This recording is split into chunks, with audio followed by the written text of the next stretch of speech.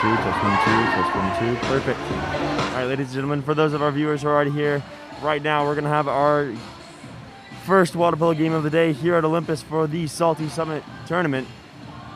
Right here, we're going to have Olympus in the dark caps and Diablo in the white caps.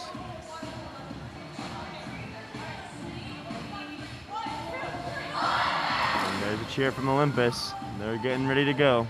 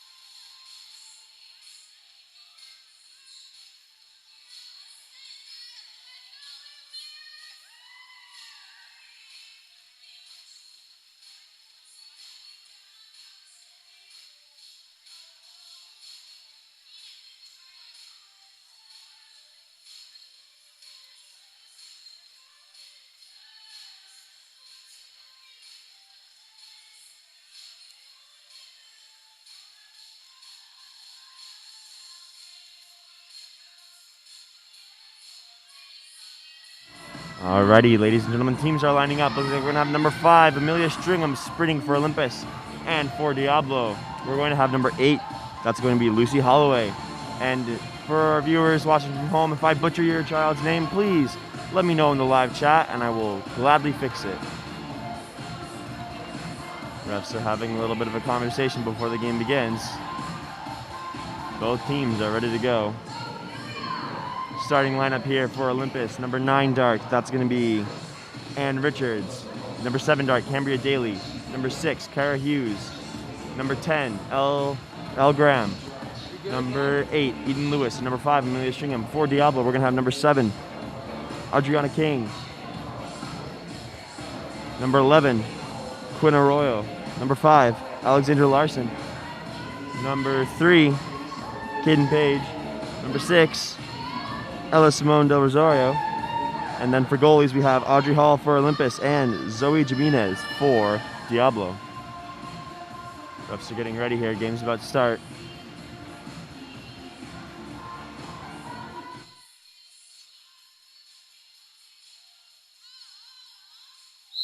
And there's the whistle, and they're off.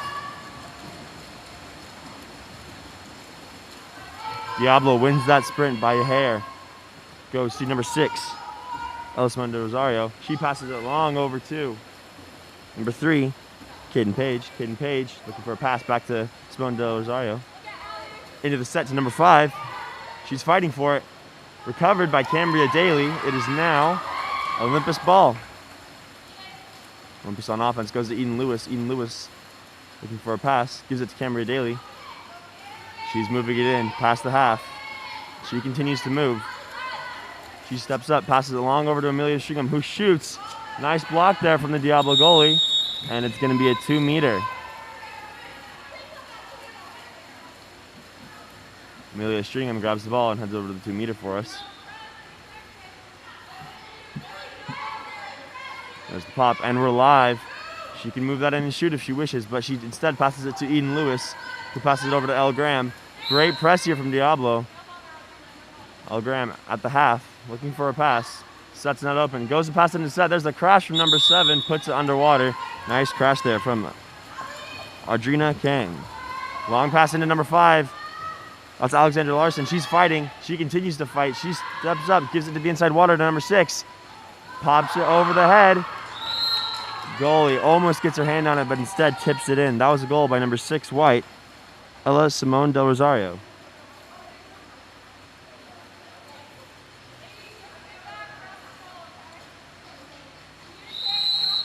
There's the whistle. Olympus ball. Ball goes to Eden Lewis. To Elle Graham. She wasn't quite ready for it. Almost gets it stolen.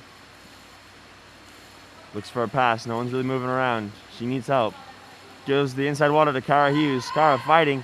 She pops it out to Elle Graham, who continues to fight for it. She goes over to Eden Lewis. They're running out of time. They've got about 7 seconds left on the shot clock. Back into Kara Hughes. 4 seconds left. She's fighting. There's a crash from Diablo, shutting her down. Long pass over to number 3. That is Caden Page, but it's stolen by Olympus. Pass was a little bit short there. Olympus on offense once again. Goes to Elle Graham, but she was not paying attention. Recovered by Cambria Daly. Taken away by number 8, Lily Holloway. It's a continuing fight for the ball. Olympus wins, resetting.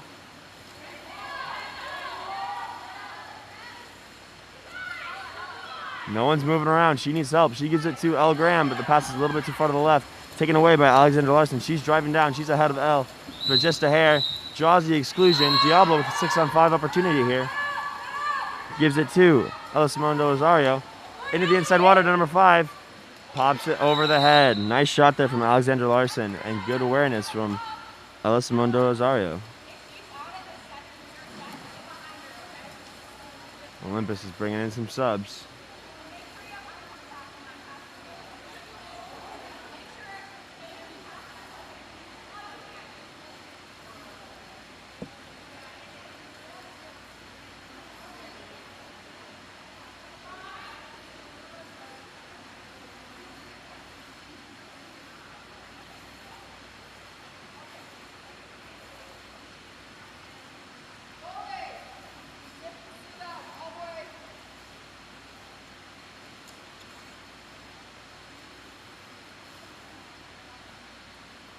Call from the ref asking the Diablo goalie to zip her suit up all the way.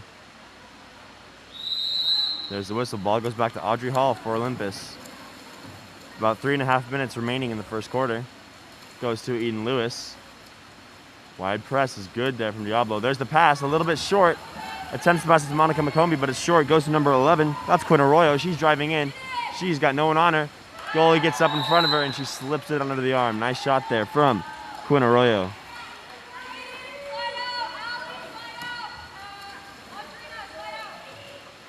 Now we've got Diablo calling in some subs.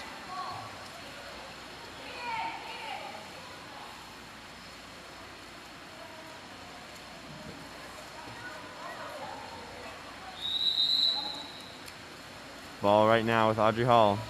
Olympus, you're seeing him pass it back to the goalie, then pass it back to the center defense, something you don't see very often. The pass goes to Ann Richards, but there's a beautiful steal there from number 6, White, Elisimondo Rosario. She's looking, gets the look over to number 8. That's Lily Holloway. She's driving down ahead of her defense, Amelia Stringham. She's going in. She gets up, waits for the goalie to drop. Beautiful top corner there from Lily Holloway. Olympus calling a full reset, pulling everyone that's in the water out.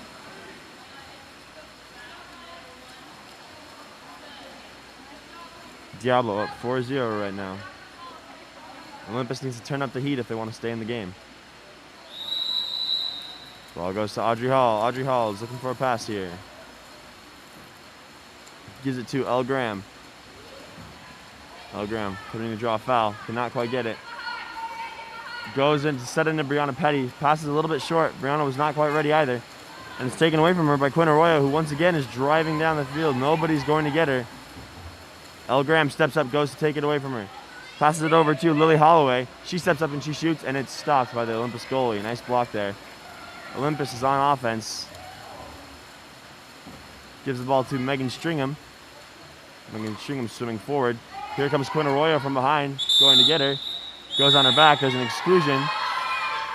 New rules are a lot more heavy on exclusions than the 5 meters. She passes it out to Elle Graham, who passes it long over to Ava Ransom. Ava Ransom to Ellie Steffens. Getting pressed here from, and nice steal there from Diablo, taking away the opportunity of the 6-on-5 for Olympus. Brianna Petty goes for the ball. Goalie protects. She gives the ball to Quinn Arroyo, back in the water. Megan Stringham going to press. Long pass into the set there, nice set. Ordinary foul. She gives it to, it's number 9, Ainsley Swan. Ainsley to Lily Holloway, from Lily Holloway. Quinn Arroyo driving in to the set. There's the crash from Olympus, cannot quite get there in time. Nice shot there from Quinn Arroyo with 2 seconds left on the shot clock.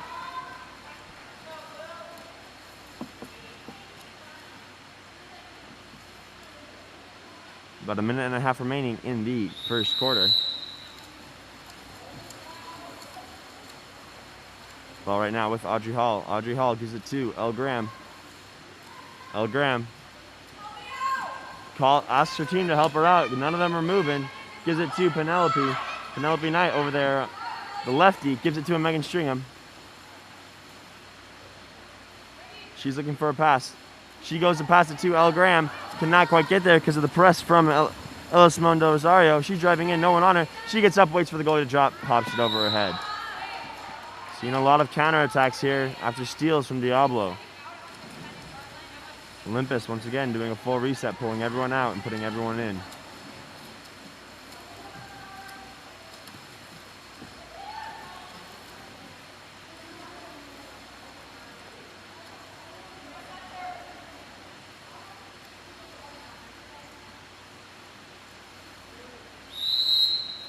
Ball goes back to Eden Lewis, passes it back to the goalie, Audrey Hall. Audrey Hall moving forward, gives it to Monica McCombie.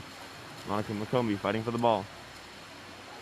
Camaria Daly in center, passes it over to Ainsley Marsh. Camaria Daly's open and set, she puts it into her. A little bit of a high pass, Camaria Daly fights, goes for the step out, cannot quite keep control of the ball. She gets recover, and it's a 5-meter call for Olympus. Looks like Camaria Daly is going to be taking that for us today. I couldn't quite tell what happened to cause a 5-meter. Possibly a ball under on the goalie. She moves forward. The whistle. Here she steps up. Beautiful shot there from Camaria Daly, putting Olympus on the board. Nice job, Olympus.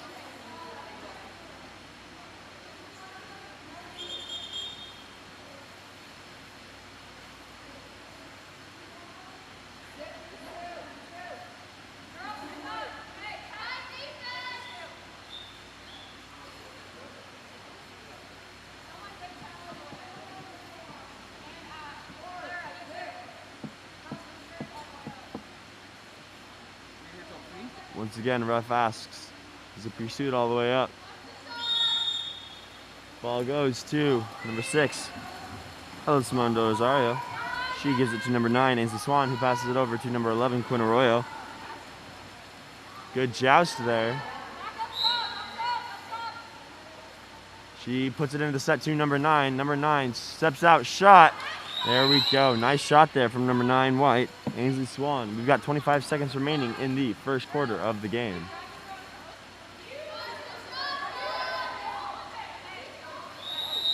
Olympus ref calling out to her players, use all the shot clock.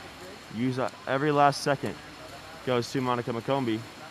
Beautiful press here from Diablo from number 8, Lily Holloway. She fights, ordinary foul. She gives it to Ainsley Marsh. Ainsley Marsh looking for a pass.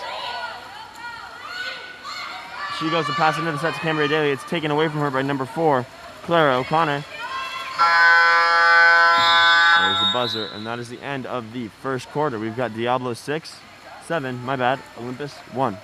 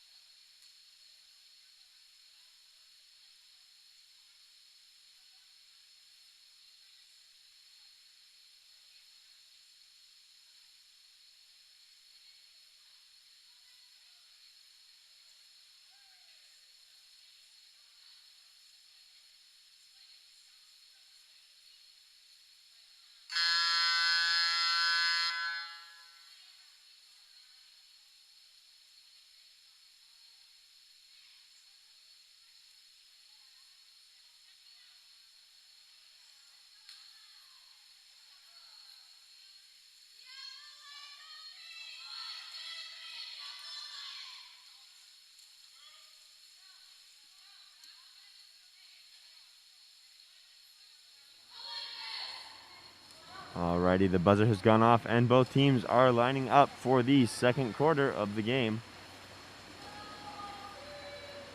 Diablo pulled away that first quarter. Olympus needs to turn up the heat and get back in it.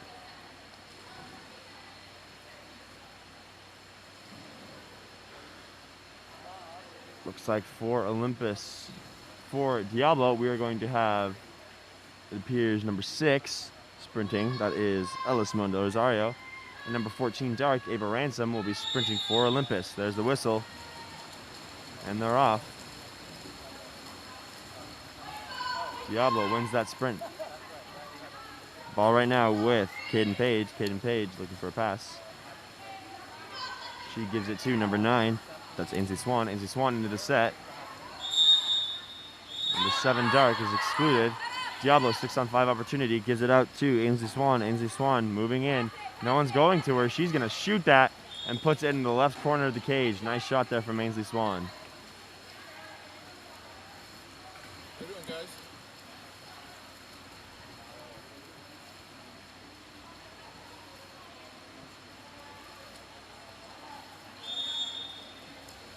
Ball goes to Audrey Hall. Cambria Daly releasing. Gives it to Eden Lewis instead.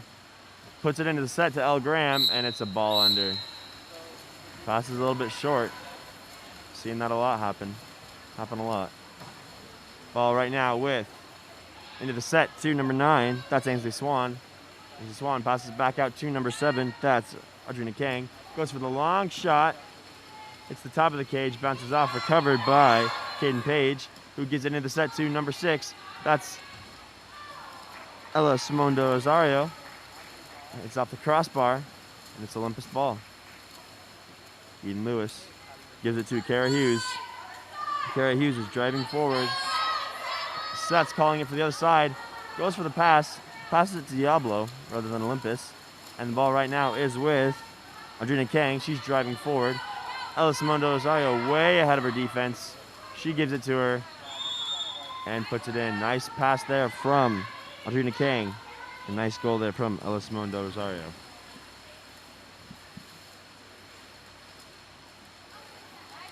Subs coming in for Olympus.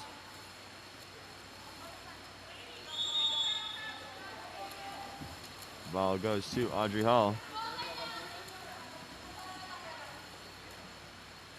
She gives it to Ava Ransom. Ava Ransom looking for a pass. She long pass over to Ann Richards. And moving forward, she's got lots of open water to fill in. Long pass to Cambria Daly. She's got about 7 seconds left. She's moving forward.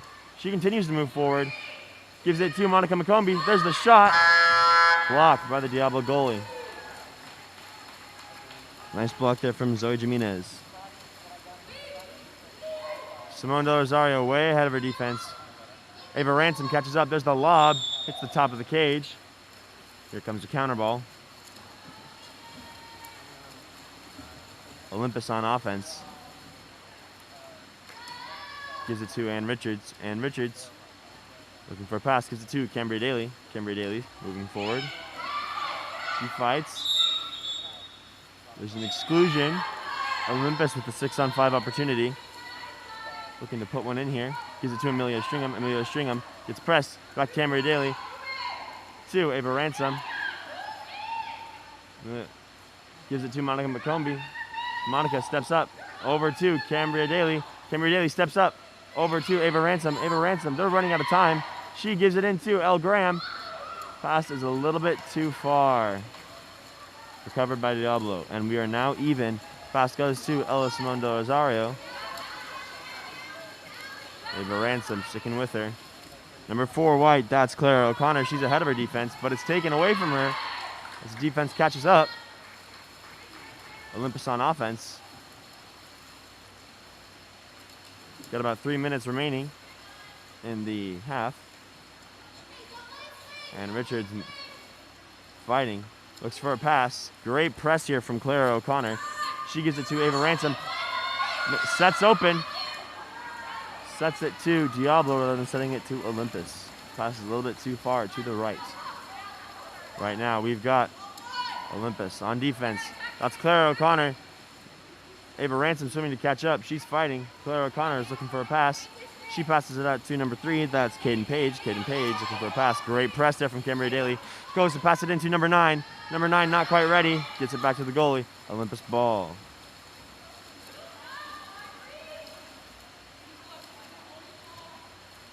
Cambria Daly set up in the set. Whole team's calling for a set. However, Diablo heard that and figured out what was going on. Ball at the goalie right now for Diablo. She tells number 9 to wing out. That's Angie Swan. Angie Swan puts it into the set. Here's the crash from Elle Graham. Before she can get it, there's an exclusion on number 9. And Richards, number 5, moving it in. No one's going to go to her. She's going to shoot and put that in. That was number 5, Alexandra Larson.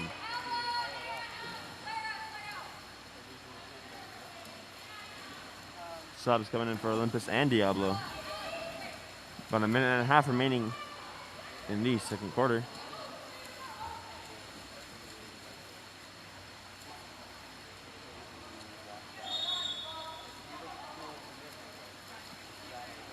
Audrey Hall with the ball. She moves forward. There's an exclusion on number 8. Olympus has a 6-on-5 opportunity here. Teammates calling for her to set up. Monica McCombie's moving forward. No one's going to go to her. She chooses to pass it to Isabella Ferroni. There's another exclusion. We have a 6-on-4 now. Timeout called for Olympus. Amelia String was over there screaming for the ball before the timeout was called.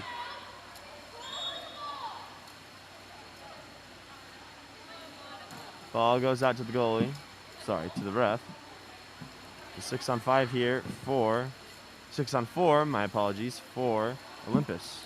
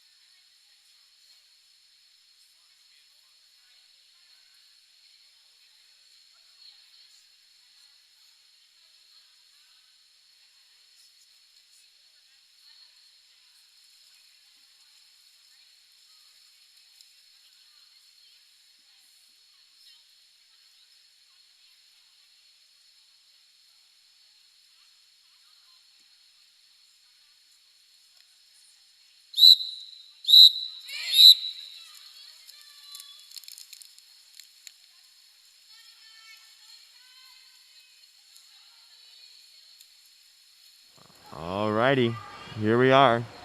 We got about a minute and 14 seconds left in the quarter. Olympus with the 6-on-4 right now.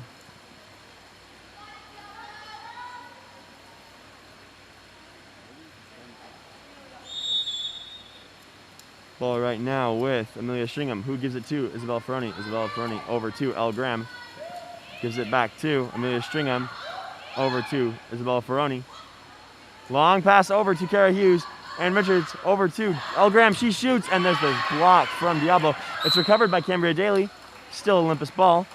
Out to Bella Ferroni. Bella Ferroni moving in. Long pass over to Elle Graham. She a little bit too high. There's a foul. It is now Olympus ball. We're even again. Into Kara Hughes. She steps up. She shoots off the crossbar. Diablo ball.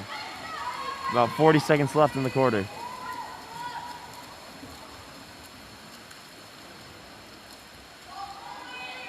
Ball right now. Way long pass over to number 11. Into number 8. Nice shot there from number 8. Lily Holloway. About 1 shot clock left. Olympus looking to make something happen here.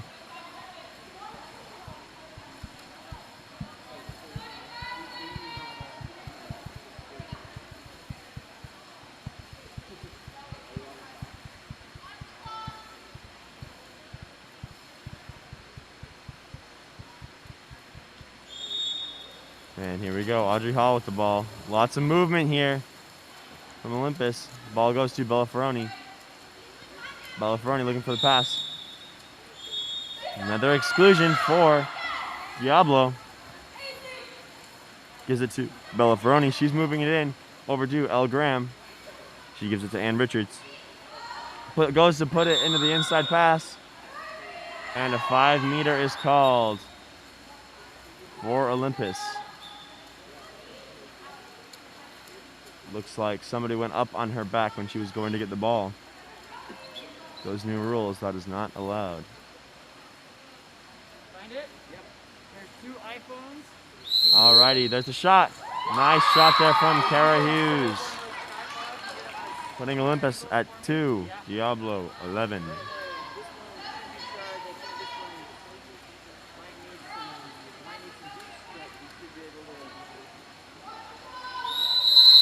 About 8 seconds left.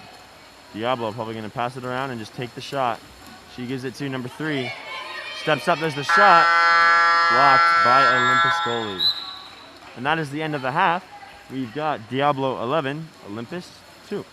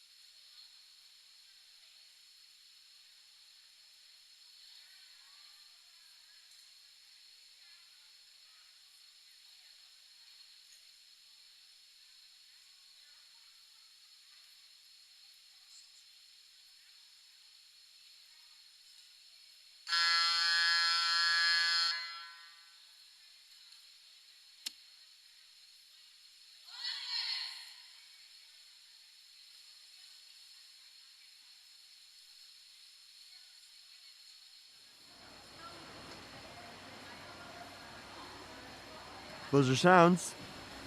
Looks like for Olympus, we're going to have number 13, Megan Stringham, sprinting. And it looks like for Diablo, as they line up here.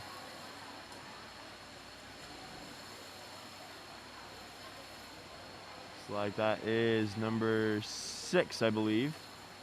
Hello, Simone Del Rosario.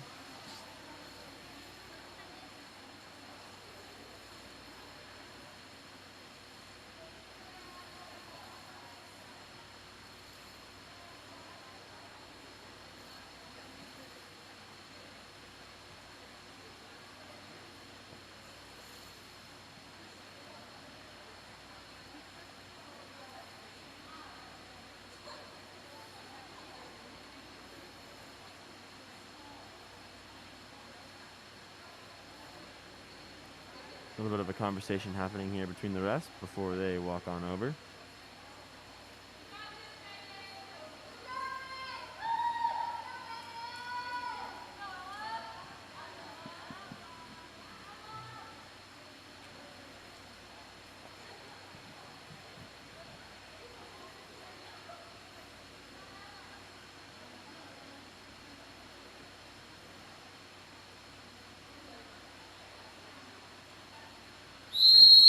The whistle is blown and they're off. Diablo wins the sprint once again, passes it back to Quinn Arroyo. Quinn Arroyo. Good press here from Amelia Stringham. She turns her, gets in front of her. Quinn Arroyo swimming with the ball. Passes it over to Ella Simone Del Rosario, who managed to sneak in front of Ellie Steffens. The goalie goes up to get it and puts it over her head.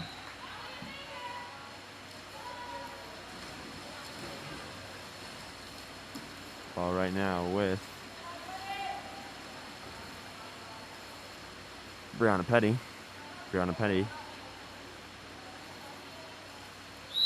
Ball goes back to Audrey Hall for Olympus. Eden Lewis with the ball. Eden Lewis moving forward. There's a lot of pressure there from Diablo. She gives it to Penelope Knight, the lefty. Set's not quite open. She gives it to Eden Lewis. Passes a little bit too far. Olympus has about 10 seconds. Gives it over to Monica McCombie. The pass skips a little bit too far. Monica McCombie fighting to get the ball. They're running out of time. And there's the shot clock. Quinn Arroyo ahead of her defense. Goalie comes out to steal it and succeeds. Olympus ball. Pass goes over to Penelope Knight. Penelope Knight to Eden Lewis. Eden Lewis. No defender on her. But here comes Quinn Arroyo from behind. But there's the shot. Nice block there from Zoe Jimenez. Quinn Arroyo is ahead of her defense. So is Ella Simone Del Rosario. And they're both swimming in. Eden Lewis catches up to Ella. Ella looking for a pass. She gives it into the set to number 3, Kaden Page. She steps out, she shoots. Contra foul is called. Olympus ball.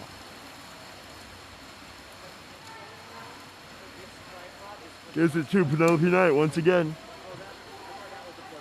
Penelope looking for a pass. Gives it to Eden Lewis. Once again, passes a little bit too far. Here it comes. Quinn Arroyo. She gives it to Amelia Stringham. She's moving in. She shoots. Off the left side. Diablo ball. She gives it to Ella Simone Del Rosario. Ahead of her defense. Waits for the goalie to drop. Puts it in. Nice shot there from Ella Simone Del Rosario.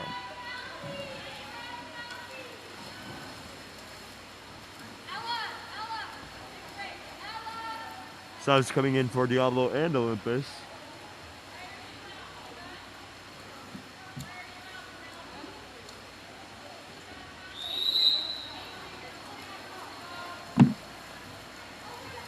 Eden Lewis with the ball. She gives it to Amelia Stringham. She gives it back to Eden Lewis.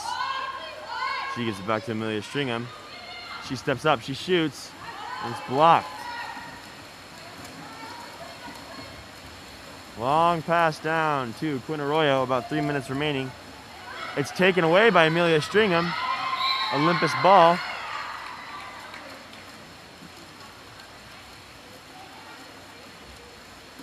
She gives it to Ainsley Marsh. Barely recovers that. Puts it into the set too. Bella Ferroni, who shoots, almost sneaks it into the corner. She takes it again. Shoots again. It's taken away. Stuffed by Diablo. She continues to fight. Contra foul is called before she gets the ball.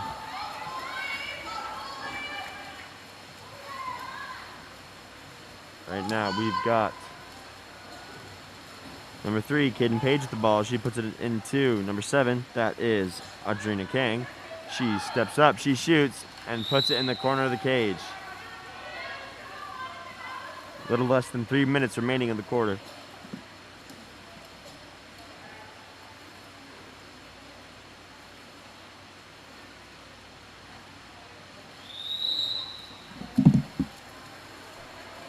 Olympus on offense. 2, Eden Lewis. Who immediately puts it in the set to Brianna Petty. She steps out, she shoots. Stuffed by number 4, Clara O'Connor.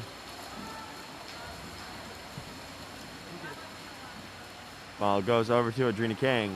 Audrina Kang looking for a pass. Good press here from Amelia Stringham. She gives it to Quinn Arroyo. Puts it in the set to number 9. Pops it back out. There's a shot from Quinn Arroyo off the crossbar. Recovered by Ainsley Marsh. Bella Ferroni ahead of her defense. Ball goes to her. Defense catches up. She continues to fight. She's ahead of the goalie. She's going all the way. And there's a 5-meter called. Called on the goalie. Looks like Polo's going to take that for us today.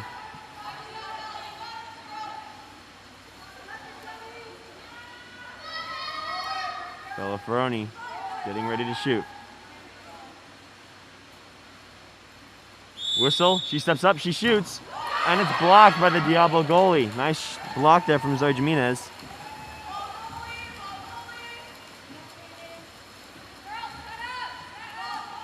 Quinn Arroyo with the ball, sets it into number 9. That is Ainsley Swan. And she steps out and puts it in. Putting us at Diablo 15, Olympus 2. About 1 minute and 50 seconds remaining in the third quarter.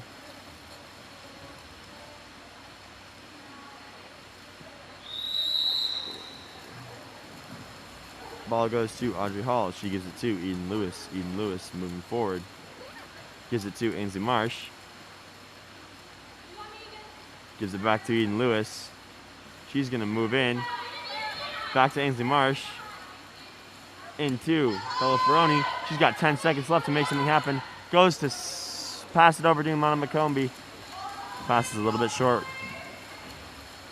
Diablo on the counterattack. Goes to Quinn Arroyo.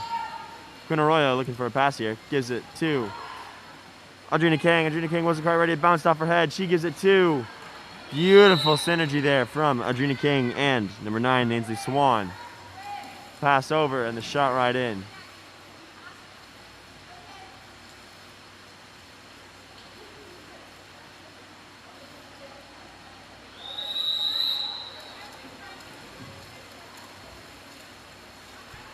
Well, it goes to Ann Richards. Ann Richards looking for a pass. No one's really moving for her. She gives it to Bella Ferroni. Passes a little short. It's recovered. Ordinary foul. Gives it to Ann Richards. Amelia Stringham calling for the ball. She's wide open. She's moving in. She steps up. She shoots. And it's blocked by the Diablo goalie. Number 2, Tess Scheimer. The head of her defense. That's the ball right now is with Ainsley Swan. She's fighting. She steps out. She shoots. Misses. Lands it on the bag. 1 shot clock remaining for Olympus.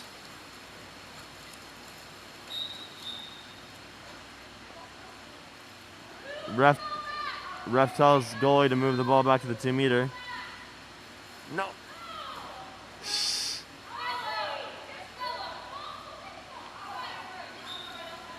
Goalie interprets that as throw the ball to the 2-meter rather than move the ball back to the 2-meter. She understands now. Picks it up, and we're live. She gives it to Ann Richards. Ann Richards looking for the pass. Gives it to Ainsley Marsh. From Ainsley Marsh back to Ann Richards, but here comes Quinn Arroyo from behind. She gives it to Amelia Stringham. She's moving in. She's going to shoot again. Once again, taken away from her by the Diablo goalie. They've got 3 seconds left. 2, 1. And that is the end of the third quarter. We've got Diablo 16, Olympus 2.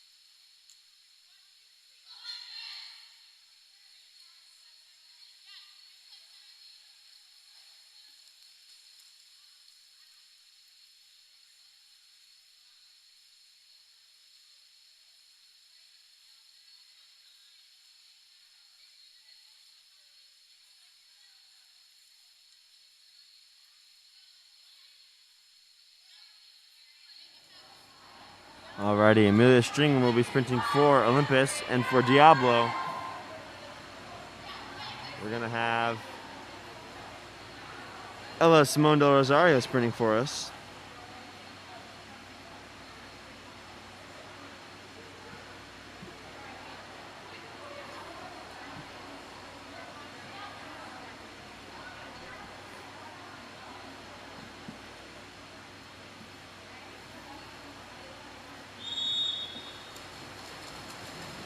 There's the whistle.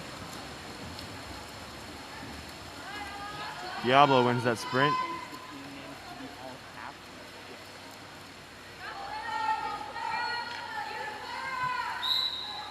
Ball right now with Quinn Arroyo. Quinn Arroyo gives it to number 4. That is Clara O'Connor. Clara O'Connor looking for a pass. Good press there for number 6. She goes to set it into Ella Simone Del Rosario.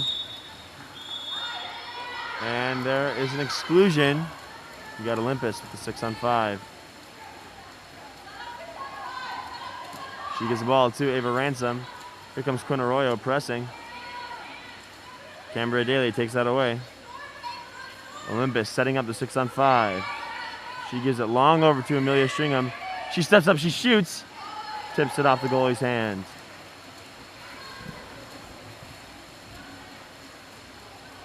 That's number 3, Kidden Page, coming out of the ejection box. Ball goes to Audrina Kang. Audrina Kang passes it to, that's number 4, Clara O'Connor. Puts it into Quinn Arroyo. She's got 4 seconds. There's the shot off the top crossbar. However, Ainsley Swan is there to recover. It's for the next game. It's just how they pronounce it. I like it. Thank you.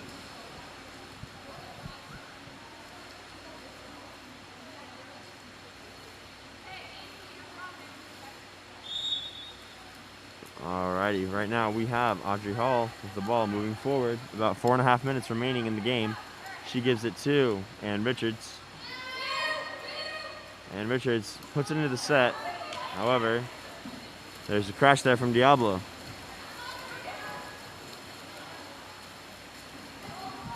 Diablo gives it to number 11, Quinn Arroyo, from number 7, Audrina Kang. Quinn Arroyo with the ball.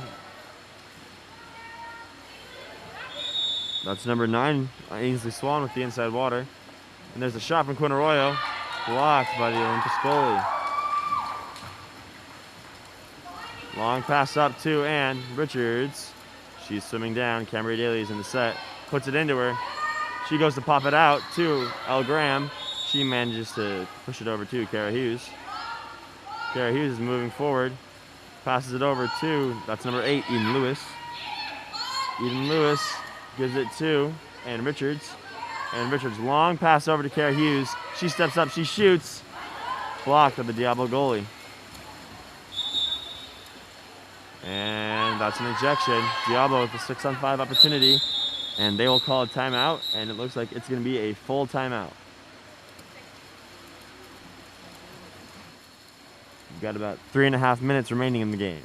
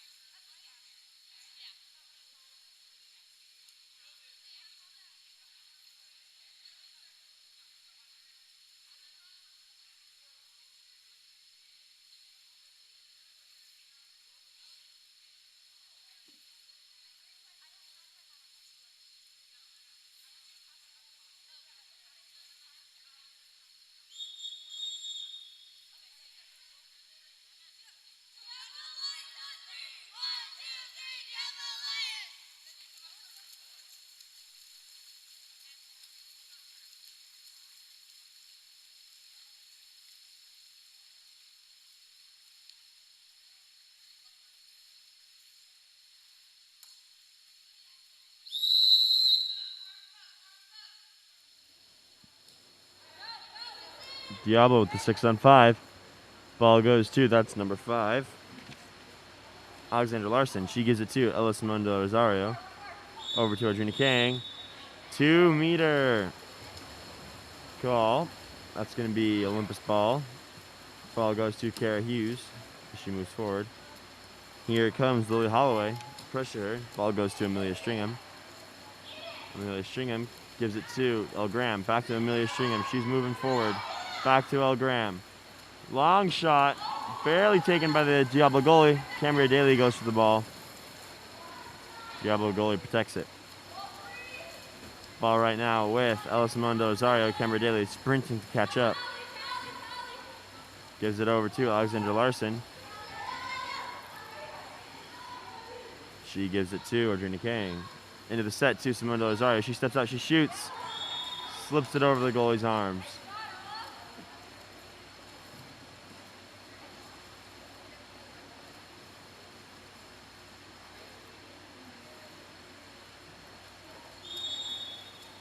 Ball goes to Audrey Hall. They've got about 2 minutes and 10 seconds.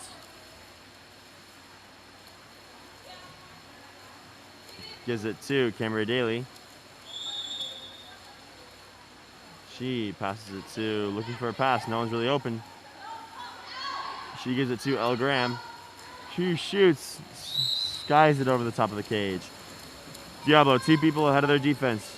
Goalie puts it to number 8. That is Lily Holloway. Lily Holloway's moving forward. She steps up. She shoots. Or passes it over. My apologies. She passes it. Looked like she was going to shoot. However, it's taken away by Olympus.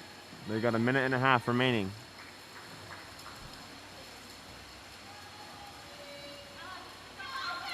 She gives it to Ann Richards. Ann Richards passes it to El Graham, who passes it to Eden Lewis. They've got about 10 seconds left. It's taken away from her by Lily Holloway, and it's now Diablo ball with about a minute and 13 seconds remaining.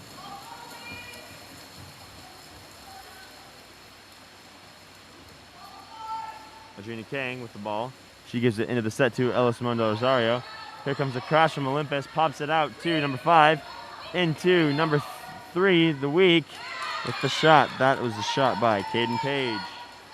Puts it in.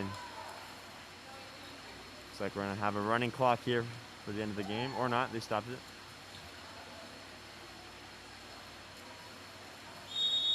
Ball right now goes to Audrey Hall.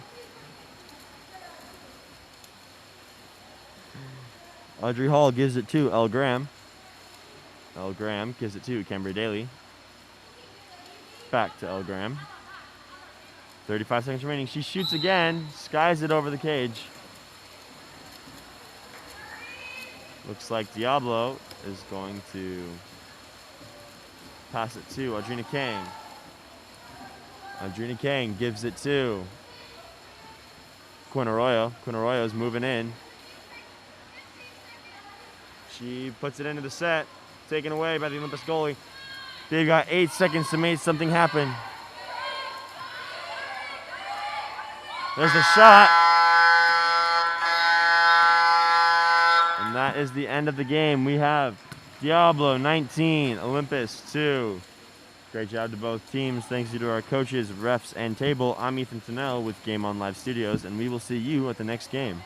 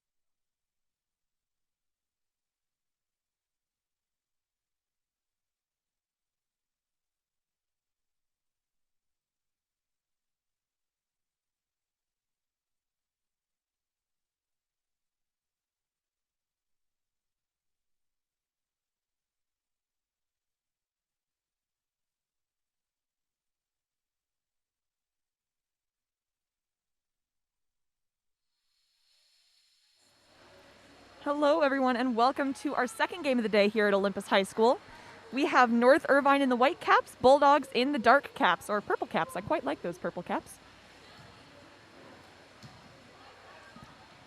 It looks as though sprinting right now, we have number 3 for the Bulldogs, Emily Maddox. And for North Irvine, we have number 2, Elise Bliss. The sprint is off, the ref throws the ball down. And by a fraction of a second, number 2 for North Irvine wins it, passes it back up to number 14.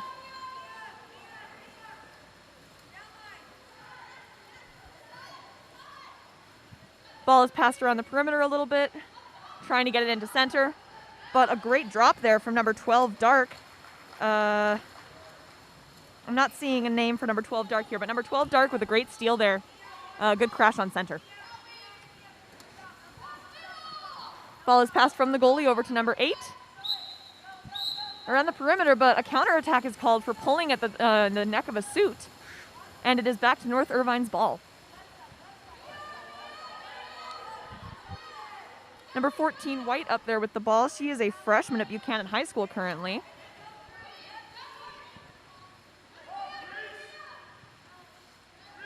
An attempt to pass to number 2. Looks like she might be being held by number 2, Dark, down there, but I'm not sure. An attempted steal by number 3, Dark. Number 2 still manages to gain that ordinary foul. Passed around the perimeter more. 5 seconds remaining on the shot clock. One last attempt to get it into center results in a nice, it was kind of a sloppy pass that number 12 stole right out of the air.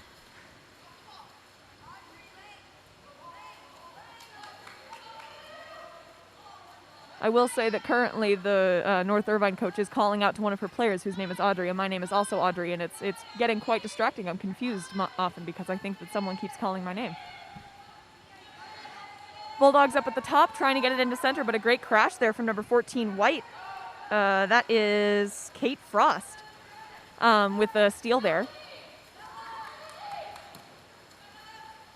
Number 2 over to number 8. Tries to earn an ordinary foul, does earn an ordinary foul. Number 3, White, with no defense on her, but she decides to pass it over to number 11, White, instead, and the ball is stolen by... Yes, the ball is stolen by number 5, Dark, Kendall Thomas. Kendall Thomas is a center player, and she's also a senior at El Capitan High School. She is committed to UC San Diego right now, so congratulations to you. Some great press defense there from North Irvine is preventing any passing from the center. They are a little bit congested in there. Not sure how they're going to end up being able to get a shot from center with all that congestion. And yet another counterattack, another contrafoul called for pulling at the suit. Lots of grabbing going on in this game. A very risky 50-50 pass up to number 11 there. Number 5 almost steals it multiple times. An attempted shot from number 11 there. 11 White is Hannah Kemp. Doesn't quite make it. But that ball protection was top-notch.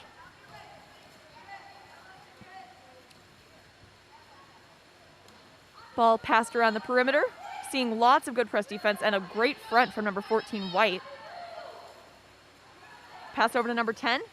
Oh, and a shot just off the right of the cage. That was number 10 Dark, Shay Hansen. Senior at Kingsburg High School.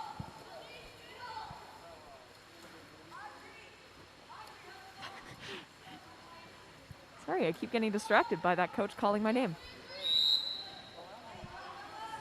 Fouls up at the top, looking for a center pass, but number 12 is doing a great job of fronting. Number 4 manages to get in front. Goes in for this shot, and number 12, Dark, ends up on her back, and that is a 5-meter call gained by number 4, Dark. Shelby Diaz. Shelby Diaz is a center player, as you could see from that play there, and she's a junior at Clovis North High School. She lines up to take the shot. And just barely posts in. That was very, very close to not making it, but she did manage to get the goal, which makes the score. It actually puts North Irvine on the board. Do I? I have no clue. Someone else wrote these.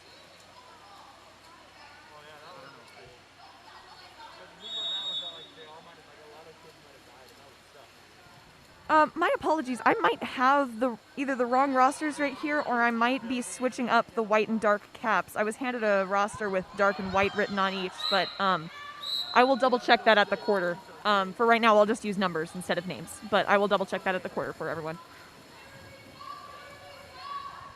The ball is back at North Irvine's goalie. It's passed into center, number 11 white there. Oh, an attempted shot just barely bounces off the post. And the the Bulldogs goalie takes it.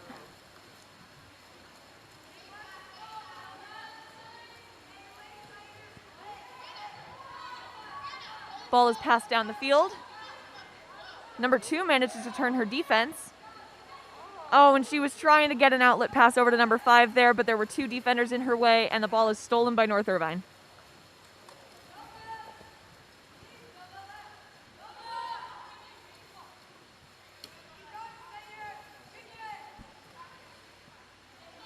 Ball is being passed around the perimeter. Number 12 for the Bulldogs, still with a great fronting defense. And a steal from the Bulldogs. That was number 5 with the steal.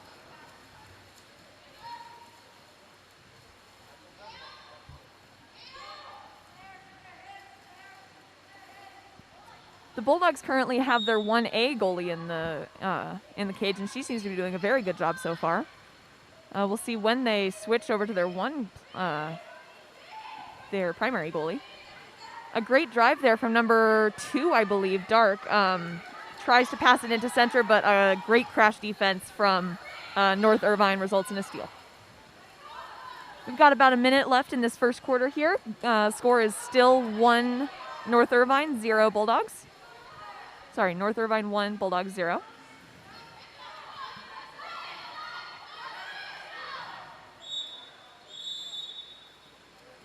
And a contrafoul called as number 15 passes it into number 11, who is inside the 2 meter at the time. That is not allowed, so the ball is heading back to the Bulldogs. Very risky pass there. Does end up in a steal for North Irvine. Number 11 is sprinting ahead of everyone, but the goalie comes out a little bit, seeing if she can get something. A little more angle. Number 2 manages to catch up to her. Number 2 from the Bulldogs there. Prevents a one-on-one happening. And an attempted shot from number 7, White. Skies over the cage just a little bit. We got about 20 seconds left. We'll see what the Bulldogs can do with this very last possession, or what will probably be the last possession.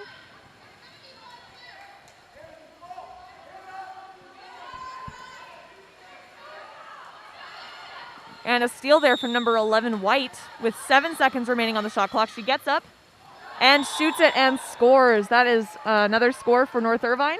5 seconds remaining on the game clock for this quarter. That puts the score at 2-0 for North Irvine. We'll see if the Bulldogs take a shot right off the bat, or if they will see if they can play it out for 5 seconds. It'll be risky if they're trying to play it out, but they also might leave North Irvine some time. Looks like they're going to take the shot. And a shot from number 2, Dark. 12. Yeah, it looks like 12 Dark with that attempted shot just over the cage there. And we will be back for quarter 2. I'll try and get that roster situation figured out.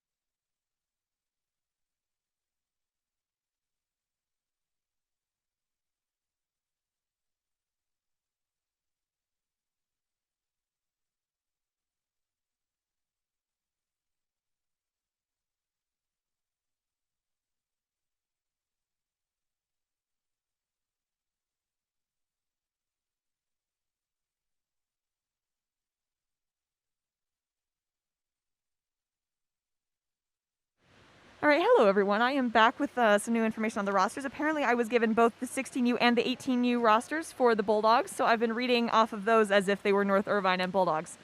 So we are now working on getting a North Irvine roster. But I do have the correct roster for the Bulldogs now. So sorry about that mix-up.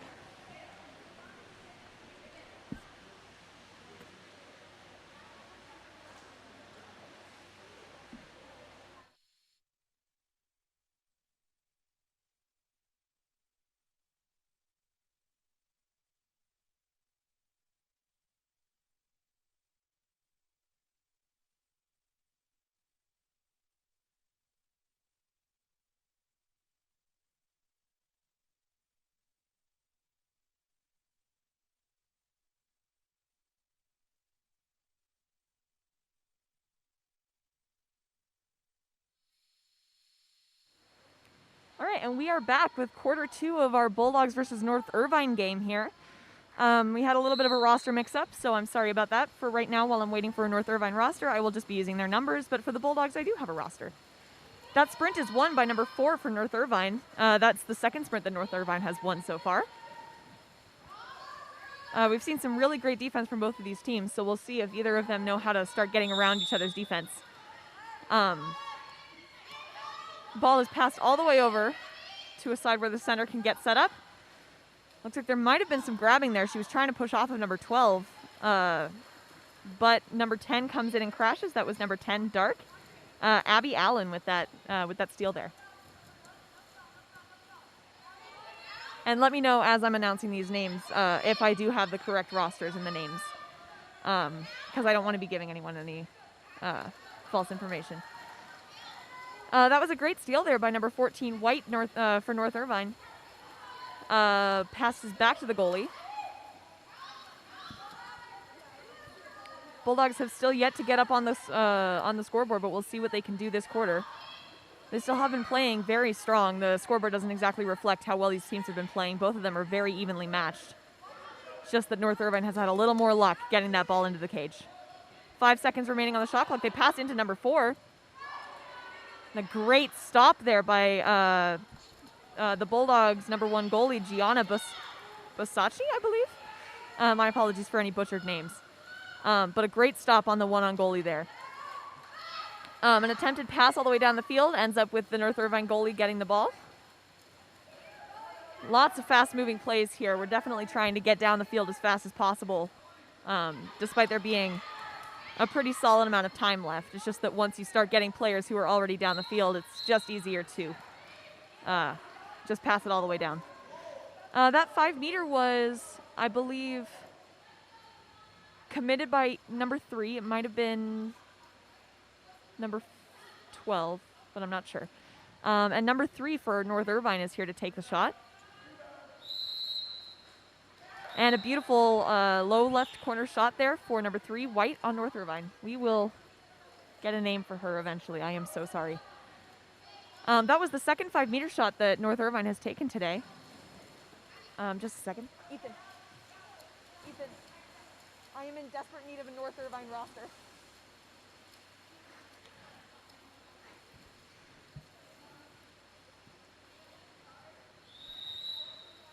Ball is passed back to number 12, Dark.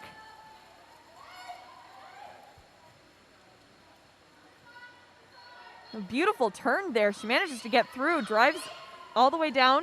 We'll see if she can get this shot. Oh, wow. Yeah, she did get a very nice shot off there. That was, wow. All right, yeah, that was some great play on both teams there. I wasn't sure who got that first shot. I'm sorry, I wasn't looking at the numbers very closely. But there were 2 attempted shots there from the Bulldogs, both really solid shots, but also the North Irvine goalie was right there, ready to jump up and take him down. And that is the third 5-meter call that North Irvine will have gained this time around. That was drawn by number 12, Dark, committed by number 12, Dark, and drawn by number 4, White, who was now taking the shot. Goalie's not quite behind the goal line like she should be. There she goes. And just off the crossbar, bounces back to number 2, Dark, Elise Bliss.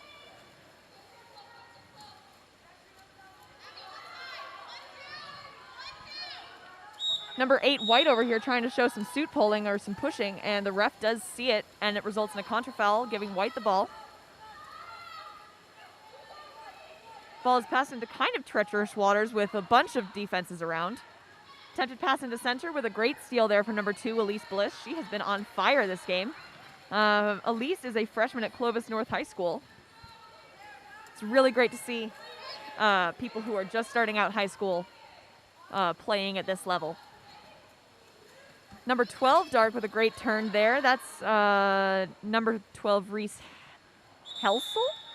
I'm so sorry if I'm pronouncing that incorrectly, but an attempted shot there goes just off to the left of the cage.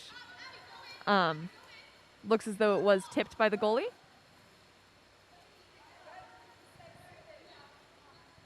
Ref is telling the... I sent you one. Oh, thank you. Ref is telling the Bulldogs coach over here to calm down. Thank you. All right, I now have a North Irvine roster, so thank you very much to my friend over here who got that for me.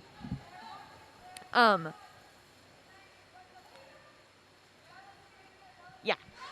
So now the Bulldogs are going into their second possession as of right now, as of this play, I guess. It's passed around the perimeter. The North Irvine team has some really great center defense going on, and the center is very congested. Number 2 still managed to get her hand on it, but it is stolen by the 3 North Irvine defenders around her, and it is passed back to the North Irvine goalie. Number 1, who is the one name that I do not have. I am so sorry about that. Oh, no, there she is. Kyla P. is her name. 10 seconds remaining on the shot clock, and they are still at the halfway point, North Irvine. 3, 2, 1. Looks as though they weren't exactly looking at the clock and more looking towards the center pass, which allows the Bulldogs to grab the ball right out of her hands once the shot clock turns over. And it is passed back to the Bulldogs goalie, Gianna Basacci. Lots of fighting going on in the center right now. North Irvine with number 4 there, Mia, with her hands up, manages to get a steal. Another drive there from Mia results in an exclusion on number 2. So that was an exclusion drawn by Mia, number 4 on White, and committed by number 2, Dark, Elise Bliss. And a great goal there by number 3, White, Callie K, right in that top corner. Love to see it.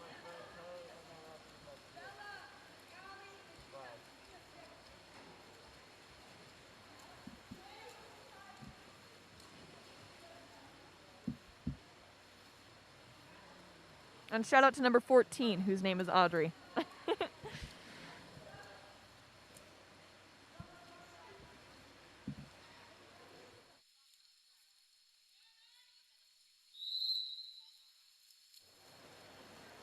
Some immediate press defense there from number 11, White. That's Michelle. Yeah, my apologies. I also don't have last names on this North Irvine roster, but that's all right. Attempted pass into center there goes a little long, stolen by the North Irvine goalie, but number 10 is still fighting for it. But Kyla, the goalie for North Irvine, comes away with the ball anyhow. Anyway. Passes into center, number 11. She's fighting for position. Lobs it over the goalie's head, but the goalie does manage to tip it. And number 7 pushes it in for the goal. That was an attempted shot by number 11, White, Michelle. And then it was finished up by number 7, White, Claire. It's those kinds of shots that the goalies really despise because they just don't have time to get there. That's when you really need to start relying on your defense.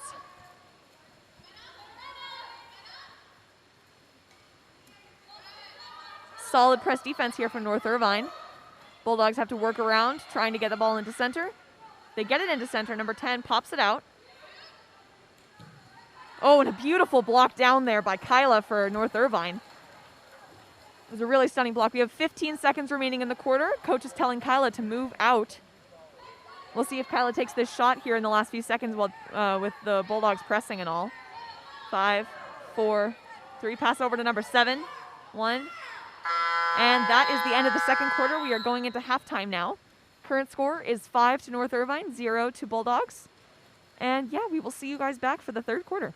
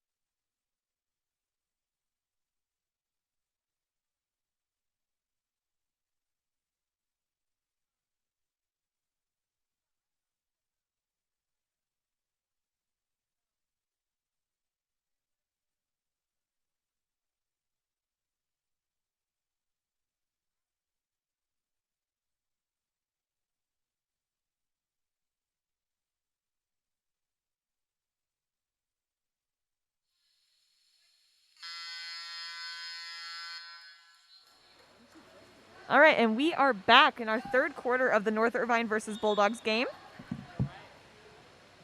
Current score is 5 to North Irvine, 0 to Bulldogs.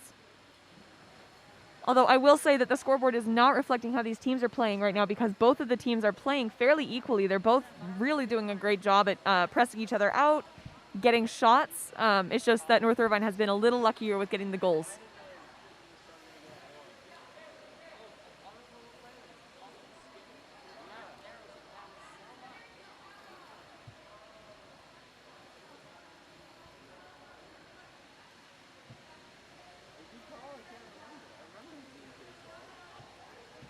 Looks like North Irvine is switching their goalies right now.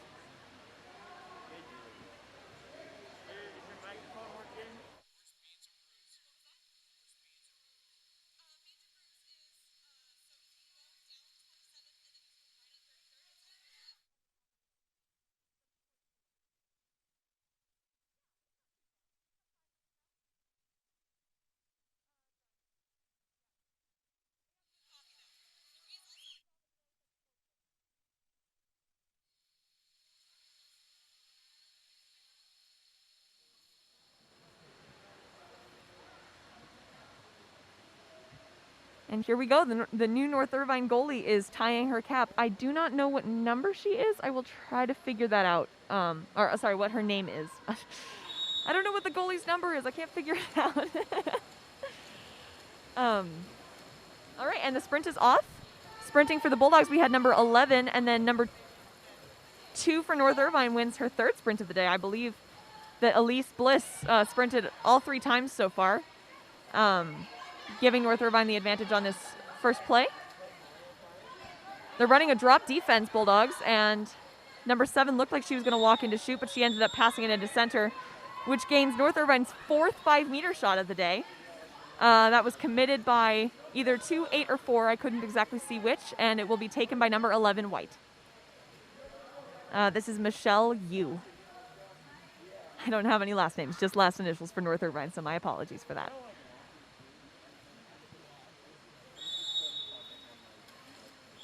Beautiful lower left-hand corner shot there. Goalie wasn't quite able to reach it. Great goal there by number 11 for White, Michelle.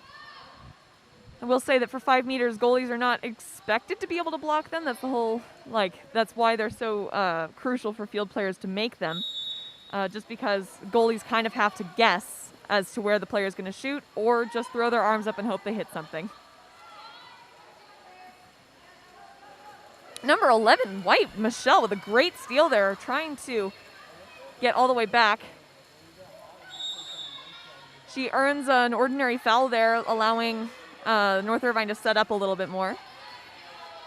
Bulldogs get a chance to get their defense in order.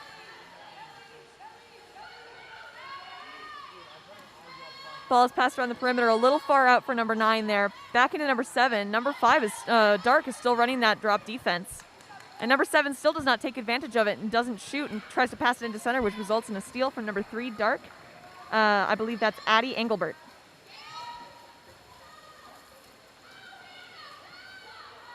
When you have all of that open water, you really should start taking advantage of the shot that you could get, because the goalie who starts thinking that you're never going to shoot will never think that you're going to shoot, and then, you know, you can have the advantage on that.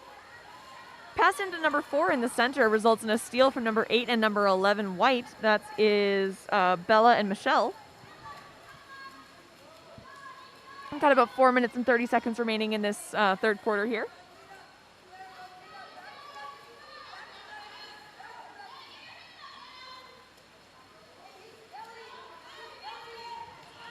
Passed around the perimeter. Number 11 still trying to get position. She does. An exclusion on number 12, Dark, drawn by number 11, White, Michelle. So that was an exclusion on Reese Helsel. I'm so sorry. Ball is being walked in. They're trying to pass it around, see what they can get. Bulldogs are doing a good job of keeping their hands up, but not everyone has them up, so we'll see if that allows North Irvine to get kind of a tunnel into the cage. Oh, and that was so close. That would have been a really, really good play to have had the pass into number 7 in center. A lot of people don't ever see that coming. I'm not entirely sure what the call was. It might have been a push-off. But otherwise, great shot there by number 7, White. That was Claire. Attempted shot from number 2, Dark. Number 5 catches the rebound and shoots it just over the cage. That was Elise Bliss and Abby Fernandez. Very risky needle threading there by the goalie. Still manages to get it into number 11, who then draws an exclusion on number 3, Dark. Quick, out and in. Just crossbars off. Really some beautiful play there. The goalie's passing has been on point today. That's Kyla. She is really doing a good job right now. Threading that needle is not easy, especially like 20 meters away.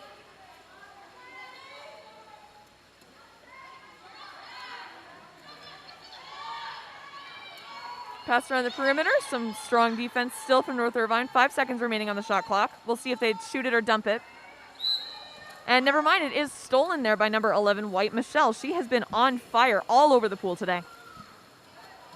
Shooting, stealing, passing, all of the above, sprinting. 2, White pulls back. Just misses off the crossbar. 12, White picks it up to try and shoot again. And it is taken down by, I believe that's, 5, Dark, Abby Fernandez, and the goalie, Gianna Basacci. No, I'm sorry, that's Rory Weaver, number 13.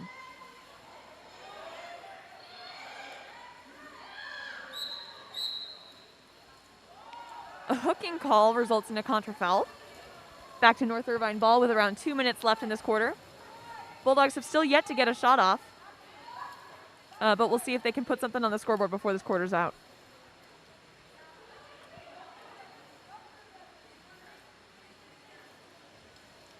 Passed into the post there for number 2, White. It's popped back out. 11 driving. Michelle pulls back. Gains an exclusion on number 11, Dark. That's Hannah Kempf, who's been excluded. And coach calls a timeout, so we will be right back after that.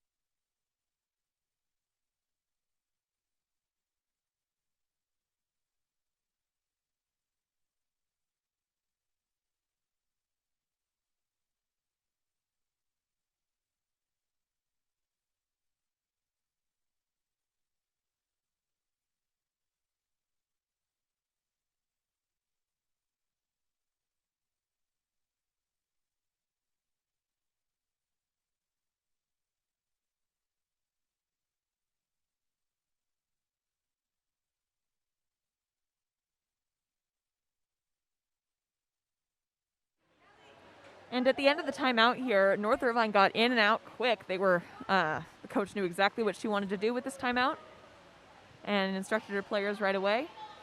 6-on-5s are a great time to call a timeout. Gives your players a chance to set up. Allows them to get some nice passes off in the first few seconds of the 6-on-5. 11 walks it in. Looks for a pass across to number 12. Pass it back to number 11. And the players get too close to the cage there, and a contra foul is called. There is a ton of congestion happening right now. They are all in one big blob swimming down this pool. Not a great way to get some passes.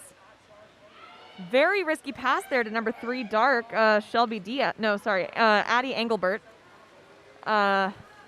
I'm sorry, I wasn't really watching. That was probably an attempted shot there. That was knocked down.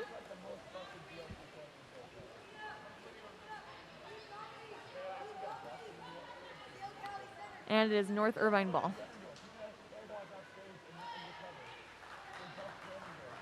Nicely done there. A steal by number 12 and 13, Reese Helsel and Rory Weaver. Rory looks for a pass, finds it with number 12.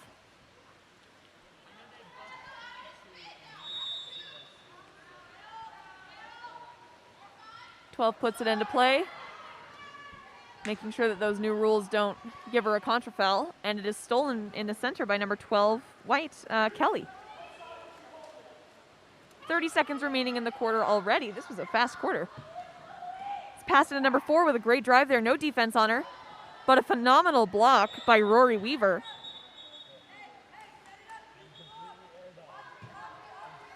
White gains an ordinary foul.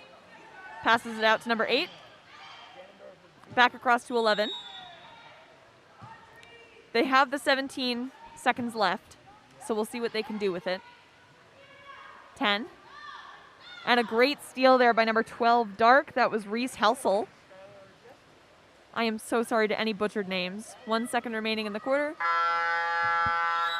And that is it for this third quarter. We have one quarter remaining. Current score is 6 North Irvine, 0 Bulldogs. We will see you back for the fourth quarter.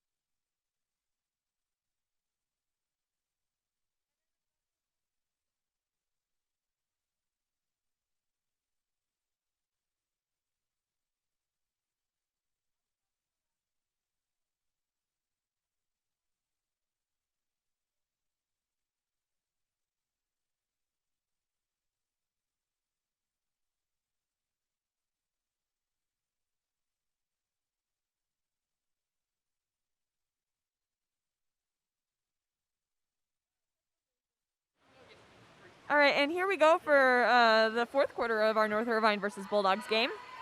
Bulldogs win their first sprint of the day. That was number 3, Dark, Addie Engelbert with the win there, so congratulations to Addie.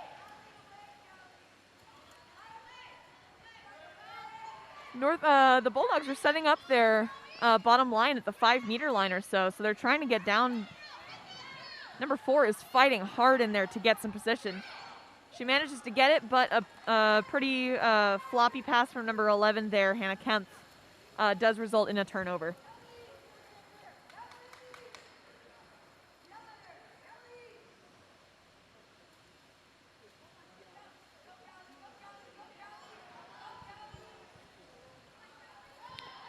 Great defense and a steal there by number 2, Elise Bliss for the Bulldogs. Ball is passed back to the goalie. Like I've said before, this scoreboard does not reflect the level of play that these teams have right now. Both of them are playing very evenly. They're both very skilled. It's just that North Irvine has made a few more goals. 10 seconds remaining. Attempted pass into center results in an exclusion on number 14, White. That was drawn by number 10, Dark, Abby Allen. And that was an exclusion on Audrey.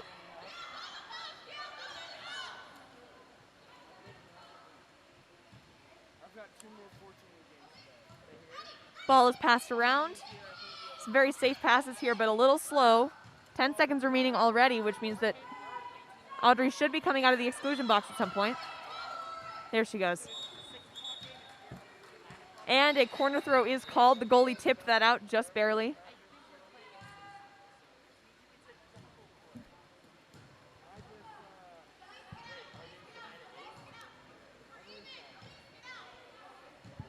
Teams are back to even, although Bulldogs are still set up in their 4-2. There we go. And number 11 did not put the ball in play there, which resulted in a turnover due to the new rules. Goalie passes it over to number 14, Audrey. Passed into center, number 4. Turn. And a 5-meter gain. That is, I believe, the 5th or 6th 5-meter gained by by North Irvine in this game. Some really phenomenal play. They know how to draw those. It's much easier to do so with the new rules, and they are taking advantage of it. That was number 4, White, Mia, who gained and will be taking the 5-meter.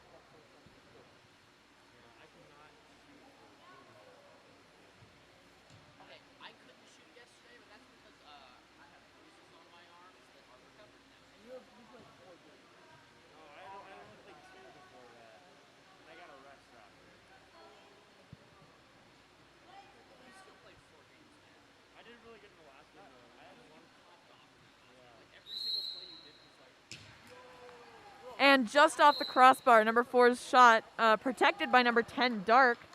That's Abby Allen, a center player for the Bulldogs. My apologies. A risky pass trying to get it over to number 11 is stolen by number 8, White, Bella. She passes across the pool. Beautiful pass right out of the way of all the defenders into open water. Number 4 drives into center. She tries to get position, gains an ordinary foul. Quick, out and in. 10 seconds remaining, and it is stolen by the goalie. That is number 1, Gianna Basacci for Bulldogs.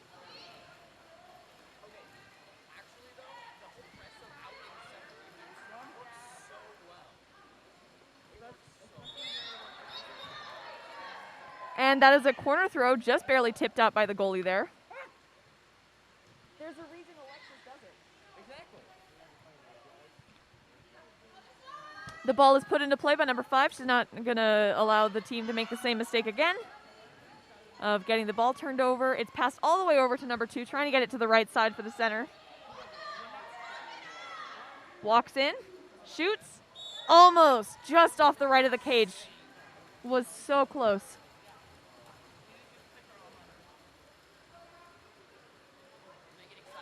And luckily for North Irvine this time, it was not tipped out by their goalie, so they just get the ball back. Lots of movement happening here, lots of driving, lots of attempted position, attempts to gain position. Number 14 pumps it in, gets it into center. And the Bulldogs take away her advantage with a drop from number 12, it looks like. That's number 12, Dark, Reese Helsel.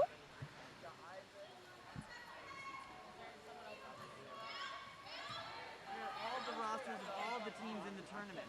Oh, wonderful, thank So- you. Use them as so you don't have to go chase them down and make all that. Thank you.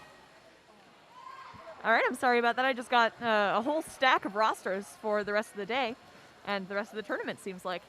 That was an attempted shot. I didn't see by whom, but the goalie did block it. Nicely done, number 1, Kyla, for North Irvine. That might be an incorrect name because they did switch goalies, but I didn't see with whom, and they don't have a secondary goalie listed here, so I'm not sure. But it is tipped out over here by the Bulldogs goalie, resulting in a 2-meter corner throw. Passed around the perimeter and caught there by number 2, Dark, Elise Bliss. She has been on fire today. Bulldogs scan, looking for an outlet pass.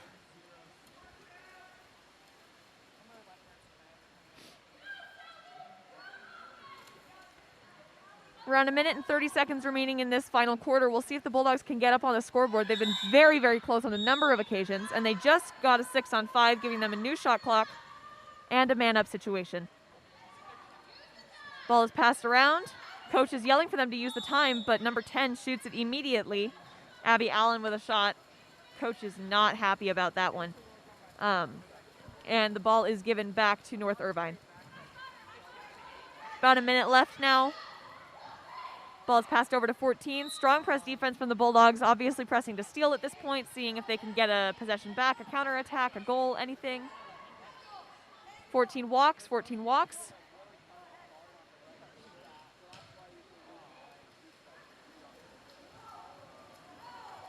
It's interesting when you see field players pump fake just that much, because honestly, at that point, it doesn't really become all that convincing, and you know when she's actually going to shoot. But she does seem to have a very powerful shot otherwise. 35 seconds remaining in the game, and 12 seconds left on the shot clock for the Bulldogs. Passed over and stolen by number 6, White. Great steal by Hamana Pecan. I think it's Pecan, probably. I am so sorry for mispronunciations. Passed over by North Irvine. Doesn't look like they're going to be trying to hold it out too much. They might be trying to get another goal here. 10 seconds remaining in the game. Shot just off the crossbar. That was an attempted shot by, I believe, number 6.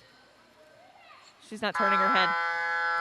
Oh, sorry, number 12. That last shot was an attempted shot by Reese Helsel.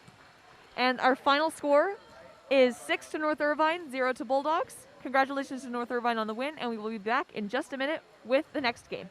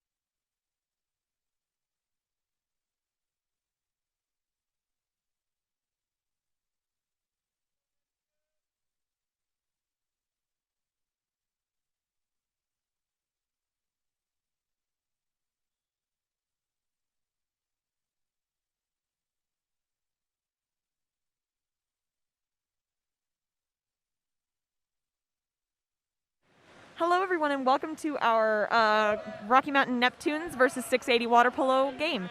I'm sorry to be late here, but I was hunting down a roster. Whoa, and right off the bat, 680 with a great goal there by number 10, Karsten Peters.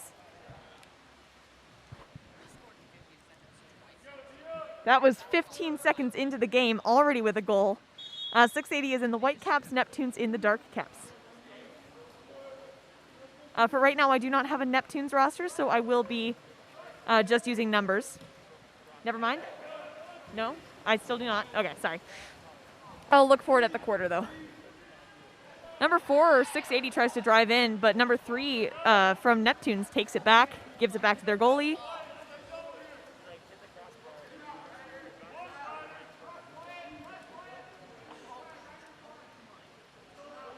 Number 2 with trying to get an outlet pass, but number 4, White, pressing him out really hard. Exclusion gained by number 10, Dark. Committed by 9, White, Timothy Kerr.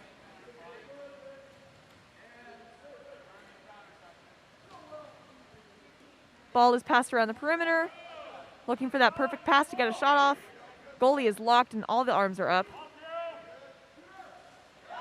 And yet number 10, Dark, still manages to get a great shot there right underneath the goalie's arm in that bottom left-hand corner. Really, really good shot there from number 10. It's hard to do that with 3 different people with their hands up plus a goalie, especially one as good as 680's goalie. 680's goalie is William McKeon.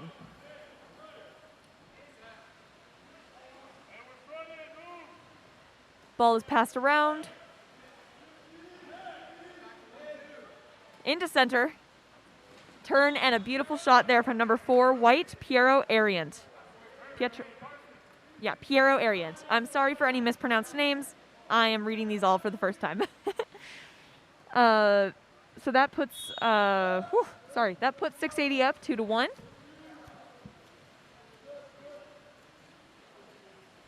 Will you double check for me? In the meantime,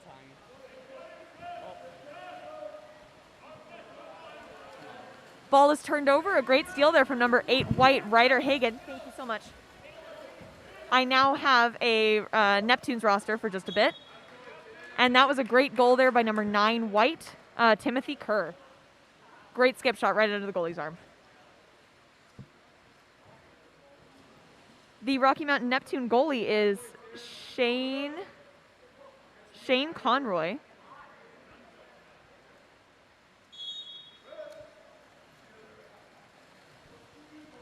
Ball is passed around.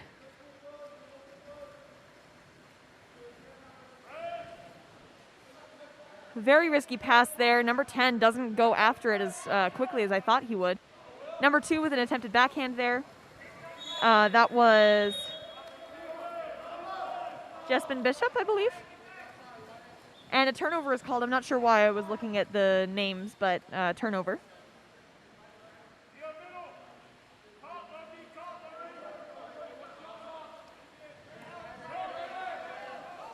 Risky pass results in a steal. That was a steal from number 8, White, Ryder Hagen, but the ball was put under by 11 and 10, Dark. Attempted shot there by number 10, Dark, Blake Wind. Goes straight into the goalie's chest and is thrown back for a counterattack. Number 2 in the center. Shot and goal by number 2, White, Wyatt Mundelius? I'm so sorry.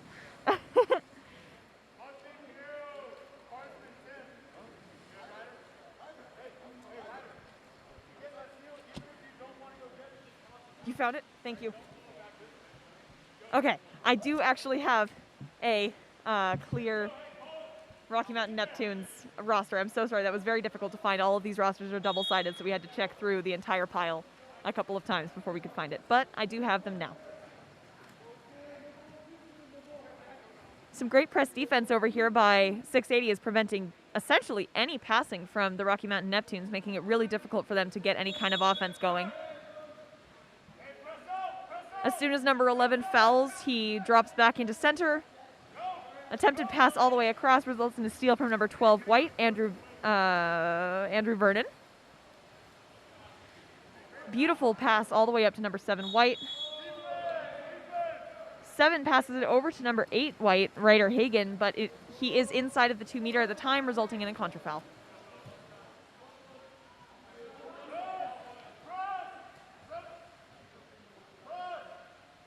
Once again, passed around the perimeter. Number 2 Wyatt from 680 with some great center defense work. Not getting excluded, but still managing to protect the ball, something that can be quite difficult sometimes in center defense. Passes back into center. Oh, and a beautiful backhand there from number 2 Dark, Jespin Bishop. Goalie tips it out just barely and results in a corner throw. Current score is 4-680, and 1 Rocky Mountain Neptunes. Neptunes pass it around. Number 3 walks in. Great shot up there to that top left-hand corner. Really super strong from number 3 Dark, Skylar Kramer. Neptunes 2, 684. Now, don't be fooled. They haven't put up 680 goals yet, but they might just by the end of this. We'll just have to see.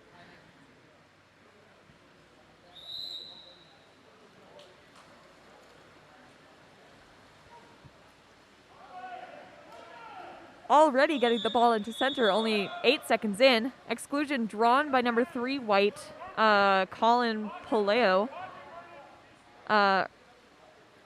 And committed by number 6 Dark, Nathaniel Starbucks.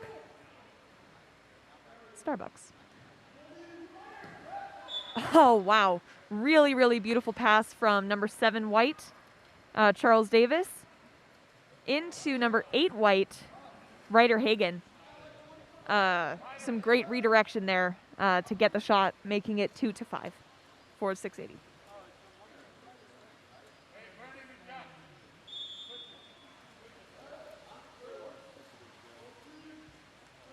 We've got about 1 minute and 45 seconds remaining in this quarter. Ordinary foul gained by number 4 Dark. Pass down to 11, who drove through.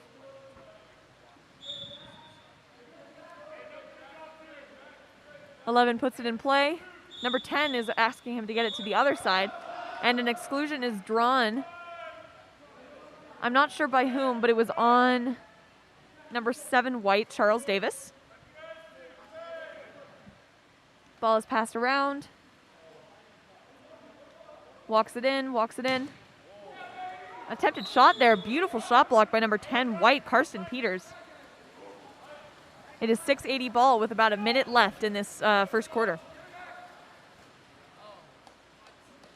Passes over to someone without a cap. I am not sure, but it's a 680 player.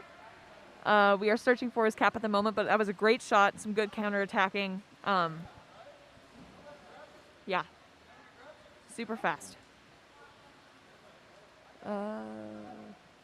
Seems we have located the cap, I believe.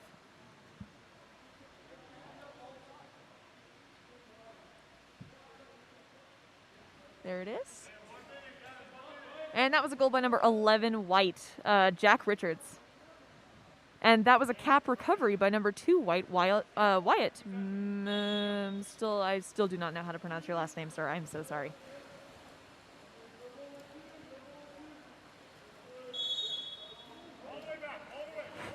It appears as though number 7, Charles Davis, is not happy about that ordinary foul call, as it wasn't called until after he had taken the ball.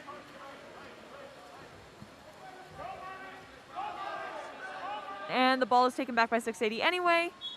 Pass from number 10 White, Karsten Peters, over to Jack Richards. Shot and goal, making the score 2-7 for 680.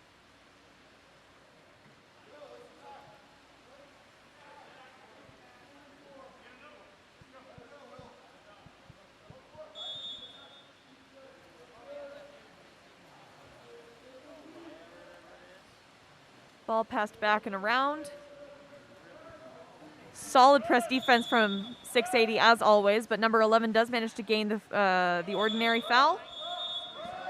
2 Dark, Jespin Bishop drives in, gains an exclusion on number 7, Charles Davis. This is the third or fourth man-up situation that Colorado has been in, and there are only 20 seconds left in this first quarter, so we'll see what they can do with it. Got to wait for that perfect pass. And a beautiful shot and goal by number 11, Dark Scott Newberger. I'm so sorry. Current score is 3-7 for 680. There are 11 seconds left in the first quarter, so we'll see if 680 tries to play it out or if they will shoot right off of the initial pass. If they shoot right off the initial pass, it'll leave the Neptunes some time, but it appears as though they're going to try and play it out. Oh, and the goalie is coming in for a 7-on-6, and there is a shot and goal by number 7, White Charles Davis. Now, the new rules do state that goalies can go past half now, which means the goalies can act as field players, and teams can use that to their advantage to try and get a man-up opportunity when there hasn't been an exclusion. And clearly it worked out for the 680 team. Neptunes, 3 seconds left. Big shot by number 10, Dark Blake Wind. Just goes over the cage. Current score at the end of the first quarter is 8-3 for 680. We will see you back for quarter 2.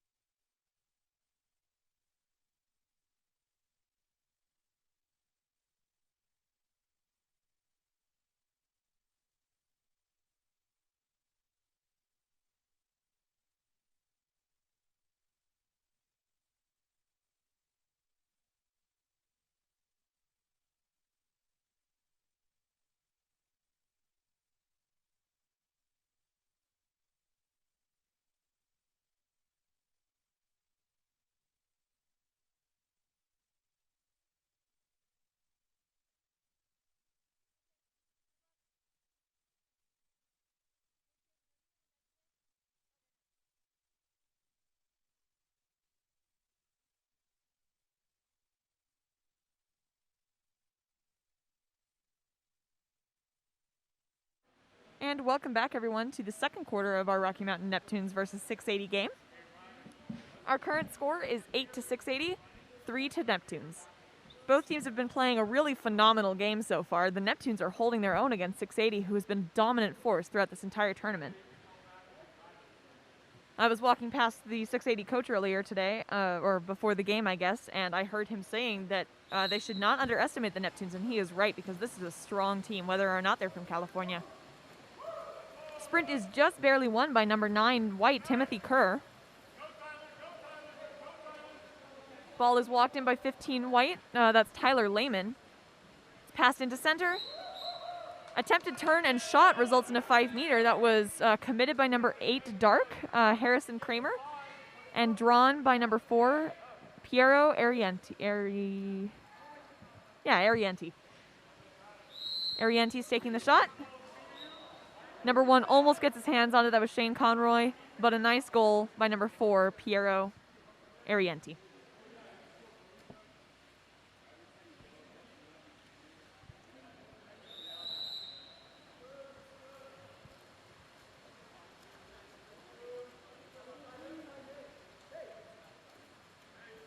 The Neptunes, 680 seems to be loosening up their defense just a little bit to allow for more room for steals. As you could see there, number 6, Wyatt Bugby, with a great steal, counter-attacking down the field. Number 9 across the way, but he has some defenders on him. and can't quite make it work. That was Shane Conroy, the goalie, with the initial steal, I guess. Although he did have some help from a couple of defenders.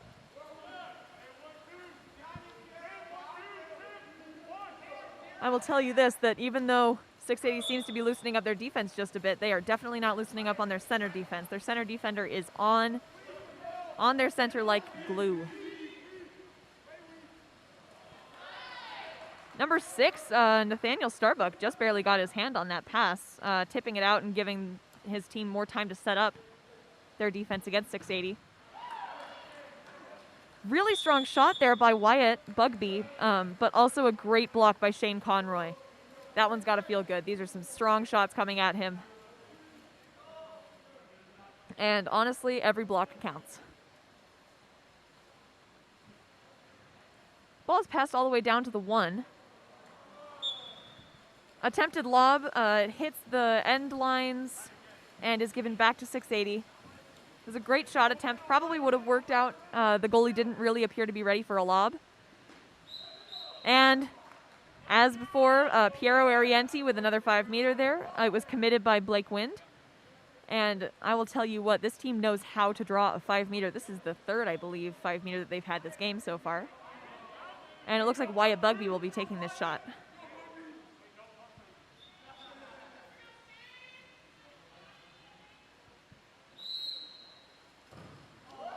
Really beautiful skip up into that top right-hand corner. Goalie appears frustrated but not angry per se. If I were in his place, I'd be frustrated too. This is a difficult game to be taken care of, especially when your center defenders keep getting on the center's back and causing those 5 meters.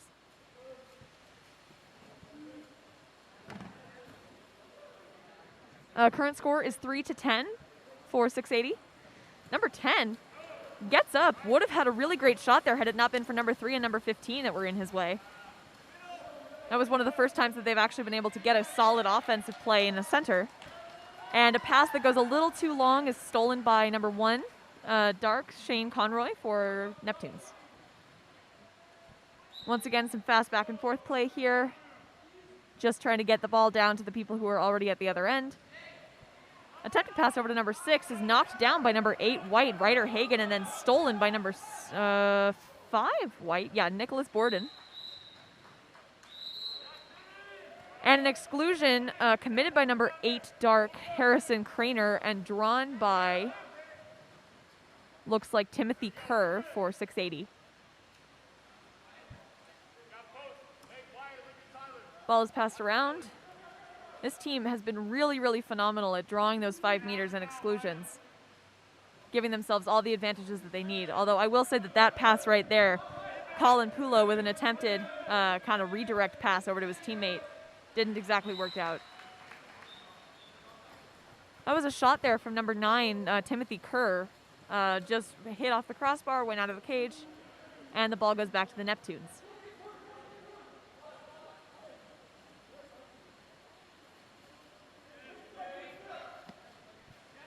Ball passed out and around. Number 10 trying to set up in the center in kind of an unorthodox way. But number 11, Dark, takes the shot. Scott Newberger. And just barely William McKeon, the goalie for 680, who's been doing a phenomenal job this game, knocks it down. That was a beautiful, basically one-on-nobody block by Shane Conroy. He's got to feel good about that one. That one was heard throughout the pool. One of the best things about being a goalie is hearing that noise when you block something solid.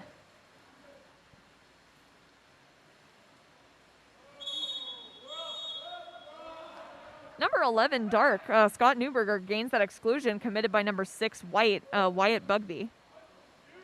Ball is passed around. It appears as though 680 is covering the center positions on the post pretty well, so I don't think they're going to be able to get a shot off of those.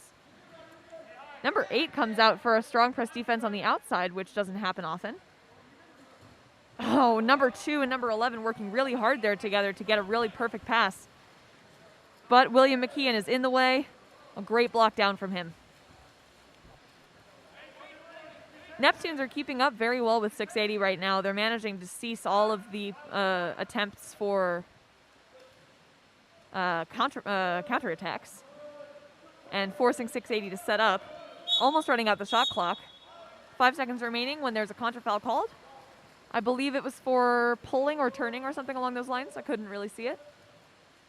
But the ball is passed back to the Neptune goalie. We've got around 1 minute and 10 seconds remaining in this quarter, remaining in the half.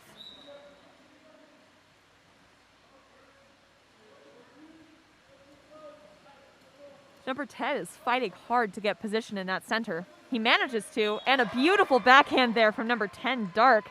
That is Blake Wind with a great shot from center. Backhands like that don't always work out, but when they do, they are probably one of the most beautiful shots that a center could have.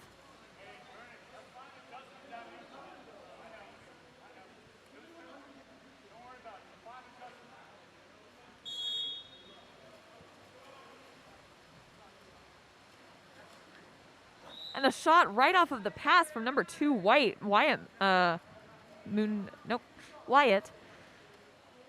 Skips up into the top corner. Goalie did not see that one coming. You always got to be ready for a shot, whether you've got 56 seconds left or 2 seconds left. Yeah, just a little bit ago. I'm going to bring this up to him once it's happened. Here. Earns an ordinary foul. Number 10 fighting for position still. He's doing a really great job in not allowing 680 to front him, although 680 is definitely trying their hardest to. Neptune's run a interesting driving drill. Number 10 ignores all of the drivers and just decides to shoot it right under the goalie's left arm there. Beautiful skip shot into the cage from number 10, Dark, Blake Wind. There's around 32 seconds left in this quarter, which is also remaining in the half. Our current score is 11-6 for 680. Neptunes are having a comeback. They are really doing a phenomenal job this quarter of getting their scores in. However, back with 680's great way of drawing exclusions. Number 3 draws an exclusion on number 7, Dark. An attempted redirect pass and shot into number 3, White, is stolen by all of those Neptune players around him. We got 10 seconds remaining in this quarter. We'll see what Neptune can do with it. Goalie passes over to number 4. 5, 4, 3, into center, and that is the quarter. All right, our score at the half is 11-5 for 680, and we will see you back for the next quarter. A huge shout out to all of our refs. You guys are doing a phenomenal job. We are streaming here from Game On Live Studios at Olympus High School. We are going to be streaming all day today, so just go ahead and keep an eye out for all of our live streams going on. We've got some really exciting stuff here, and we're super fortunate to be playing water polo despite all that's happened in the past 12 months. So thank you all so much for tuning in.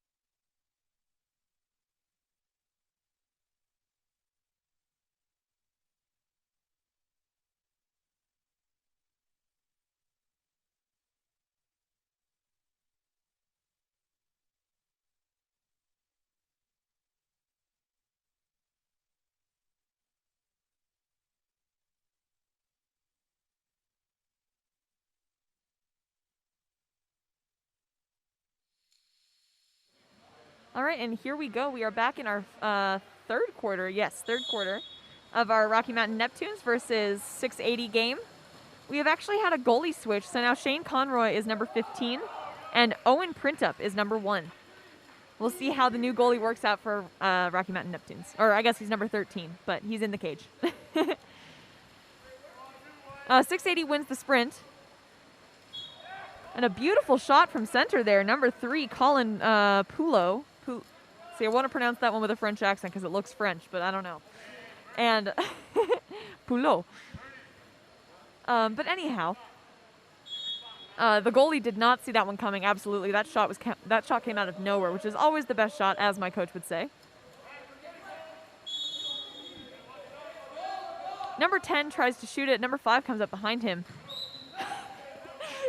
That shot went right over the cage, and 14U team, who's warming up behind them, flinched away, making sure that they weren't hit by that 50-mile-an-hour shot that just happened.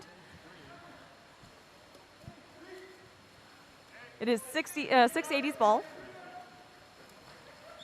A beautiful shot and goal there from Wyatt, number 2. Wyatt has been on fire this game, and it makes me feel bad because he's been doing really, really well, but I can't pronounce his last name, so my apologies, Wyatt. Yeah, I mean, it's not. I can do it.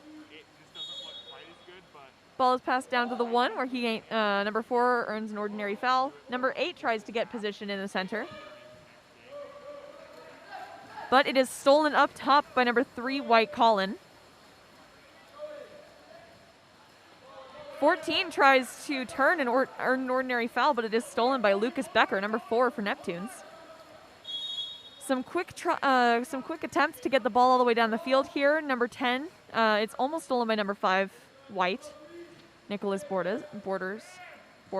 I can read. And that was a really beautiful shot and goal by number 4, Dark, Lucas Becker. That brings the Neptune score up to 6, and 680 is at 13 goals currently. Got about 4 minutes left, about 5 minutes left in this quarter. Which means that the Neptunes are not out of this game yet. If they just step up their level of play, keep getting some shots in, and keep preventing 680 from scoring, which has proven to be difficult, but I think it's possible. Then they might be able to catch up. I was about to say just like that, and then they drew another 5-meter. Well, so number 3, White, Colin, drawing that 5-meter on number 6, Dark, Nathaniel Starbuck. Number 2 is going to be taking it, Wyatt. I think this is the second or third time that he's taking a shot. What time is it?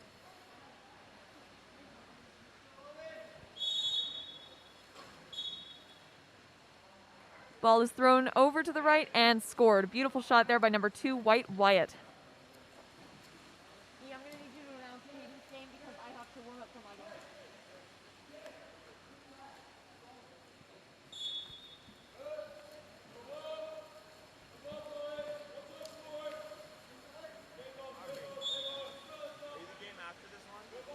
No, so Jaden's game is out of this one, then I'm the one after. I'm playing at 1. 680 is doing a great job of pressing the defense out here, not really allowing anything to go into center. As you can see, number 10's center defense is really phenomenal right now. Number 9 tries to turn into the cage, try to get a little bit closer. Number 12 is doing a great job of guarding him. No foul. 5, 4. Gains an ordinary foul. Oh, and a very last second shot by number 3, Dark, Skylar Kramer. Really beautiful. I don't think even he expected to make that, judging by his face afterwards. And even right now, he still looks pretty shocked.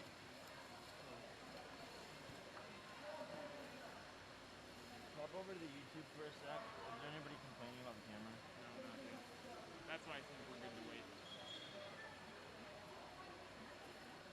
How many viewers do we have? Nice. Number 2 manages to turn into his defense. Number 10 stays with him, though, pretty well. Very, very close call there. It hit the back of the goalie's head after bouncing off the crossbar. Tries to get it up to number 4, but number 13 is right there waiting for him. That was number 13, Trevor Alamalo. I'm so sorry. And 680 gets it back and shoots it anyway. Number 2, Wyatt with the goal. Some really great teamwork there on the Neptunes' part. They almost made that happen. And the score is currently 7-15 for 680. Got about 3 minutes and 35 seconds left in this quarter. Got 2 quarters left in this game. Neptunes are not out of it yet. They are fighting hard, keeping up with them. They're not getting beat all that often on counterattacks, which is fairly impressive considering how fast of a team 680 is, although clearly Neptunes are just as fast.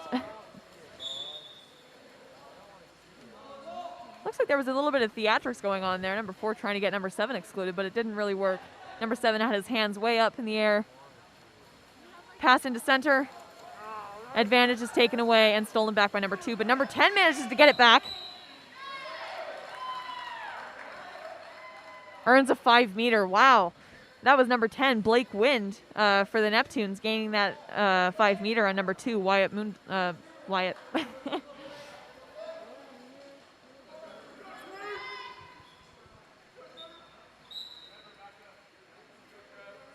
Asking the goalie to move back. A beautiful skip shot into that top right-hand corner there for number 10, Dark, Blake Wind. Makes the score 8-15 for 680. I don't know why I said 360.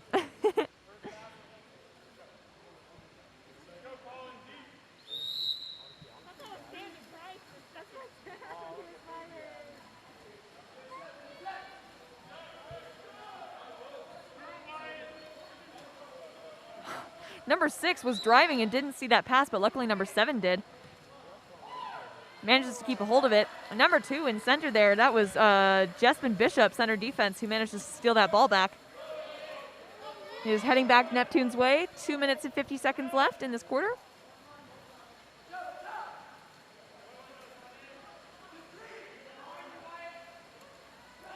Passes into center, big crash. But a 5-meter is gained. Coach is not happy about that call on 680.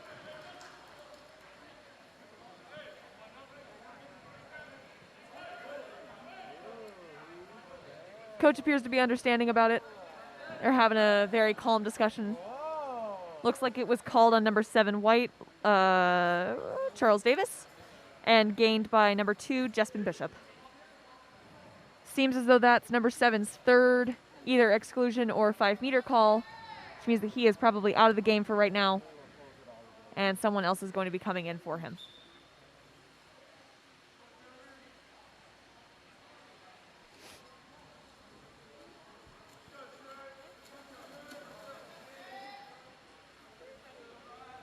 Refs making sure everyone's lined up, and a great shot down to the bottom left-hand corner. Goalie is gesturing that he did, in fact, touch it just a little bit.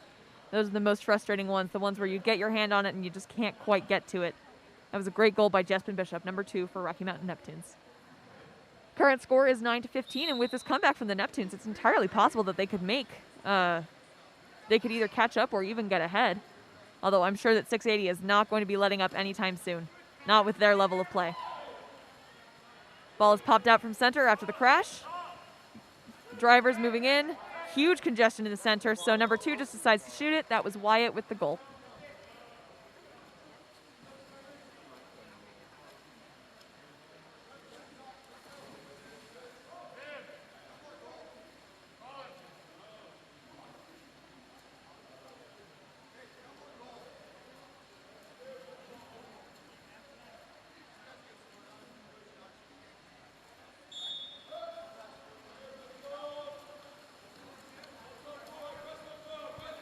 And they're off.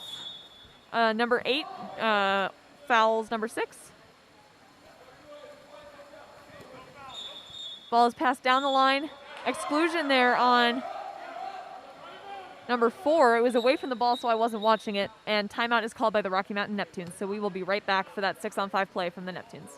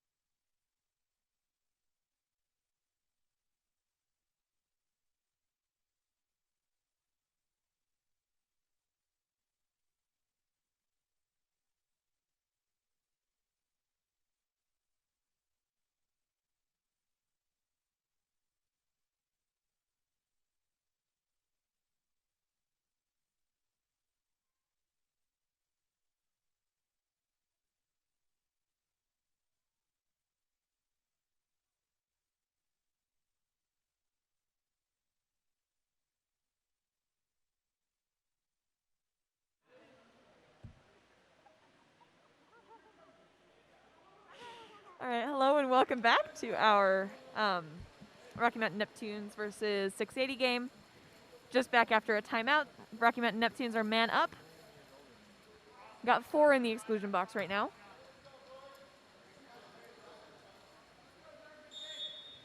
Go Rocky Mountain!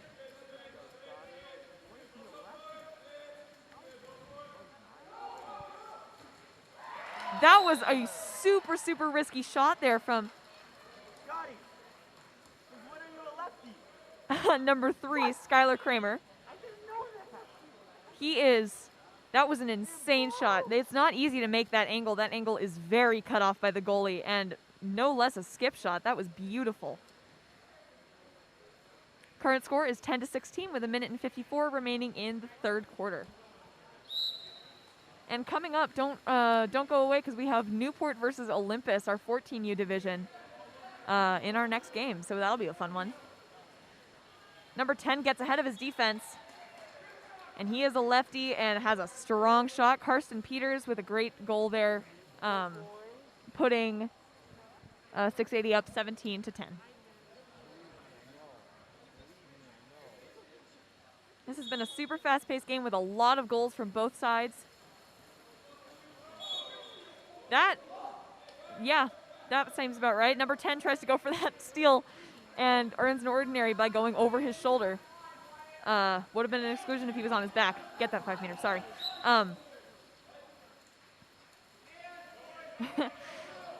Number 2 drives in. He's thwarted by a couple of white defenders. Number 8 takes an attempted shot, and it is knocked down and passed out by the 680 goalie.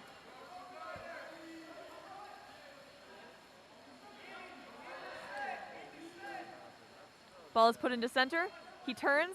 He's got a bunch of crash defenders on him, but he tries to shoot it just before any of them can get to him and draws a 5 meter. That was drawn by number 4 white, Piero Arienti. Yep.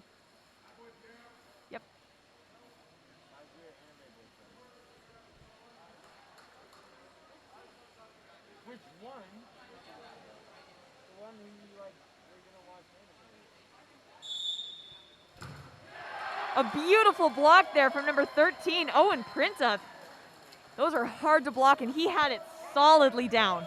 That was beautiful. It's always nice to see goalies get 5 meter blocks. It's not an easy thing to do. 10 looks for a pass, puts it live instead. Number 8 goes back to pressing and does another ordinary foul. Ref calls for the ball.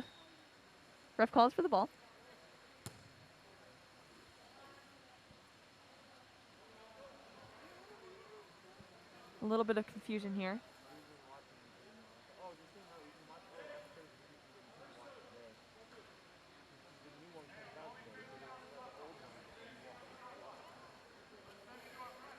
Seems as though possibly number 8 had 3 exclusions and was not supposed to be playing.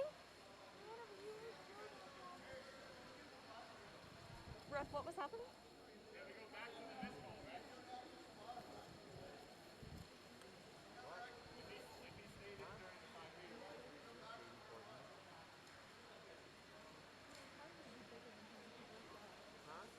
Looks as though we're discussing the possibility of doing a reshoot on the 5 meter since he was in during the 5 meter.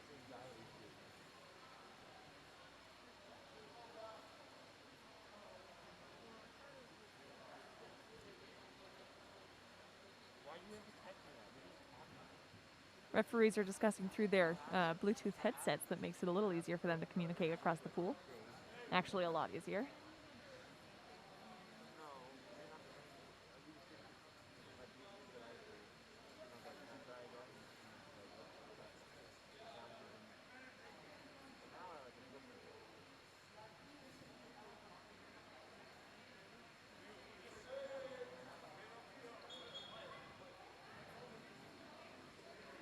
Looks like they're going to be doing a reshoot on the 5 meter. Either a reshoot or they're just going to be doing another 5 meter as they had someone in who had already been excluded 3 times and should have been out of the water.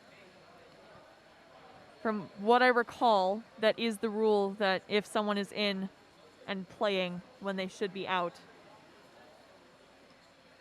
then it's a 5 meter for the other team, but I'm not sure. Coach is not happy about that call. I wouldn't be either after my goalie had such a great block on the first 5 meter. Number 2's got a really strong shot too.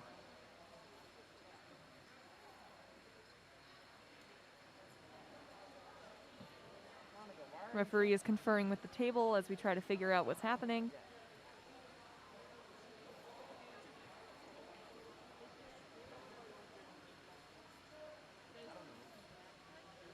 I think we're going to go silent for a little bit until we have everything figured out.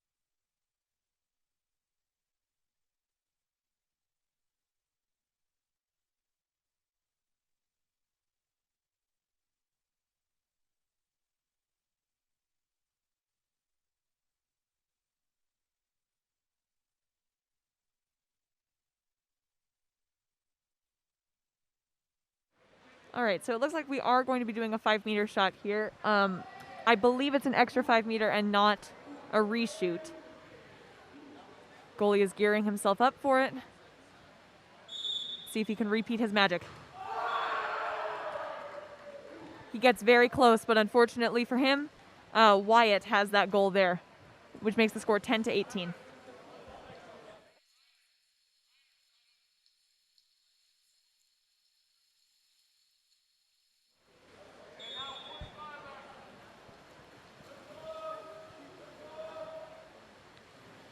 Neptunes, there's about a minute left in this quarter. Swimming through, getting position. Number 10 manages to get ahead of his defense front, but a bad pass over to number 11, White, from 4 Dark. Results in a counterattack. 10 gets up and puts it directly into a corner. Karsten Peters with a great goal there. 42 seconds left. We'll see what the Neptunes can do with it before the 4th quarter.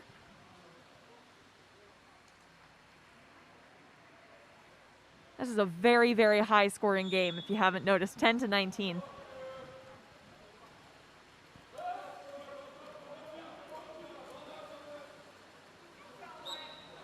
(11) gains in ordinary. Number 10 managed to get his center defense excluded. Number 2 there. Neptunes try to figure out who's going to be up top and who's going to be on the bottom for this 6-on-5 play. They have 24 seconds left in the quarter. Hopefully they'll use at least most of the time so that 680 can't get another counterattack on them. Number 11 has had some really great shots today, but it doesn't look like he's going to have this one. Number 2 is fighting for the ball with the goalie, but number 2, White, takes it. Number 2, Dark, still fighting. And the goalie takes it. 3-2. And number 13 there, Owen, with a really great block for that last second shot. That will lead the score after the 3rd quarter, 10-19. And we will see you back for the 4th quarter.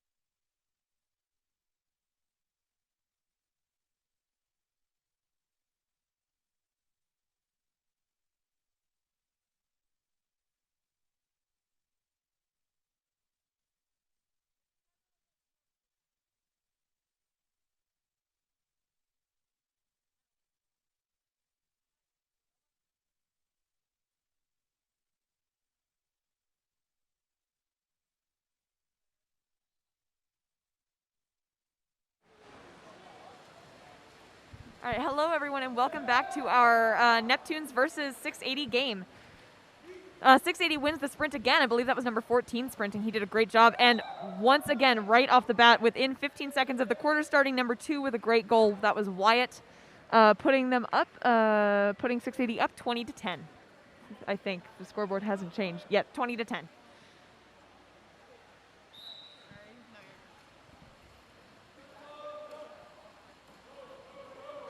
An attempted pass over there, not a very great pass over to number 3. It's stolen by number 10, but number 9 isn't able to make the shot. Some very fast play here, trying to get it all the way down the pool, again and again and again.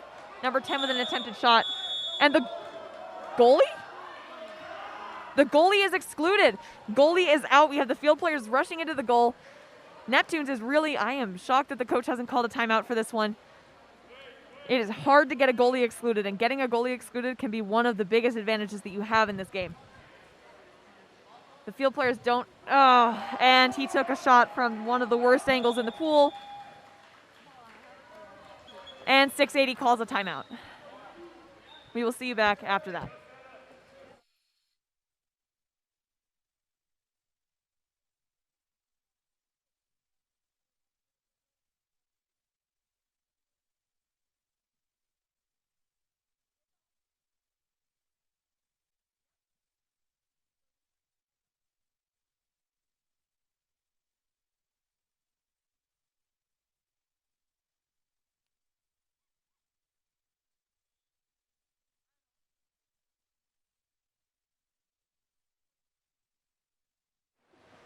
All right, and we are back after this timeout.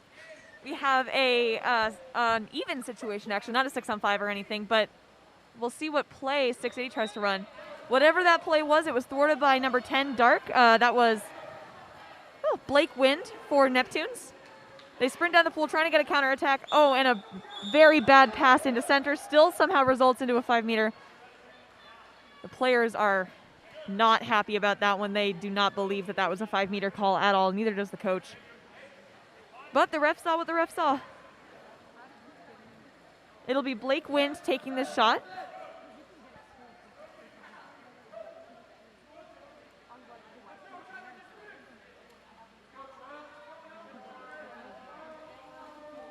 He's very ready. The ref is not quite ready to let him take the shot. He's ready. There we go.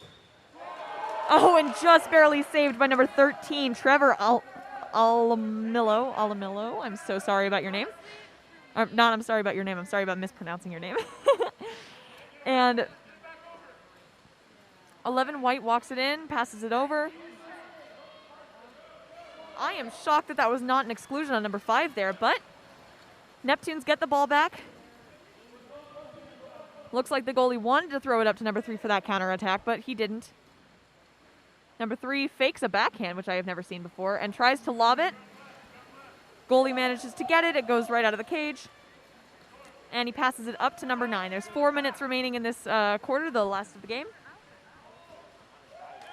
And despite the attempt on center defense from number 2 and number 10, we have a great shot and goal there by number 11, Jack Richards.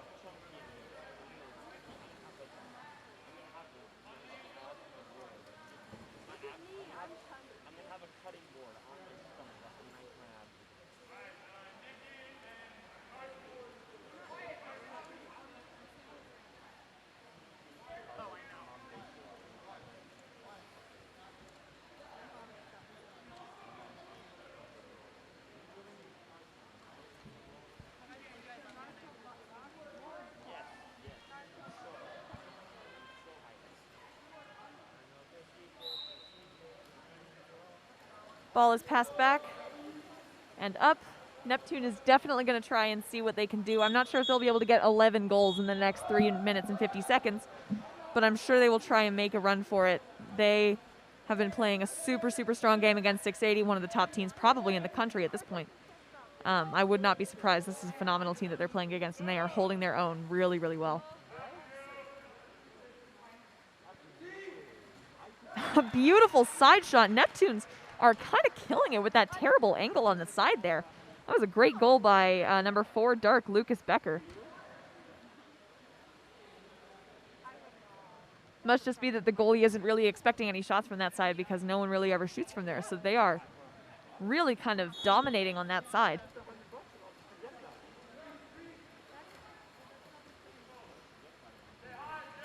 Pass into center. Number 2's trying not to get excluded and manages to get a steal. That was number 2, Dark. Jepson Bishop with the steal. Jespin. Passes all the way over number 6, who manages to draw an ordinary foul. Looks like he was probably looking for an exclusion there, but an ordinary foul works just fine.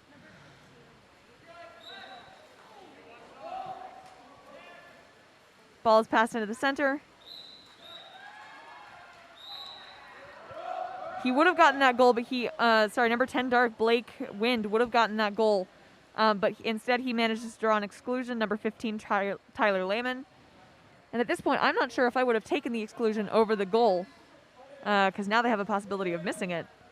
But we'll see what happens. 11's been pretty dominant on this, but he's not in a great position for it. Although, I mean, I've said that with a few people here, and they have managed to score anyhow.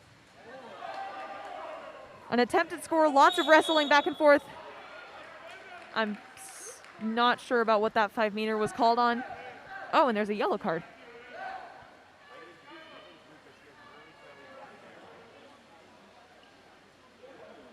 Okay. So what happened there was an attempted pass into the post to shoot it. The goalie blocked it. There was a scuffle, and then a 5-meter was called, and a yellow card was thrown out. I'm not sure what the yellow card was for. I will ask once I get the chance. Number 3 lines up to take this shot. That's Skylar Kramer.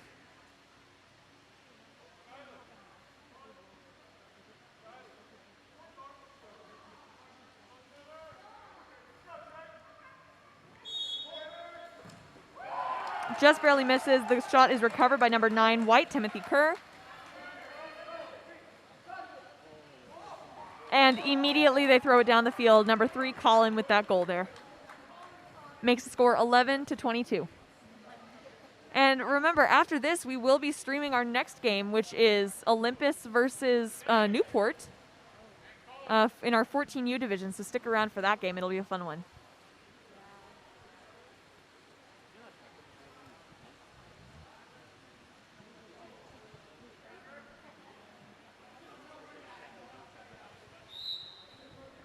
About 2 minutes and 40 seconds left in this quarter, left in the game, really. Got a pass into center. They're doing a double set right now on the Neptunes. There's an exclusion on number 6.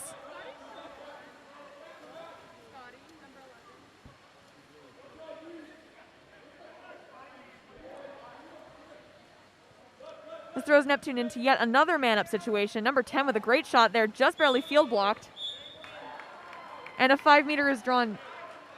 I'm not sure how. The goalie is pissed. He, honestly, having taken as many 5-meter shots as he has today, I would also be pretty upset. I'm not sure if I'd be upset at the ref, but probably at my players for continuing to draw them.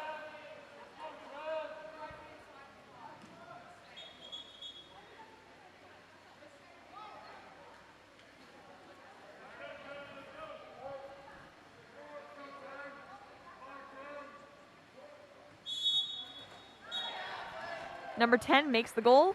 That was Blake Wind with the goal there.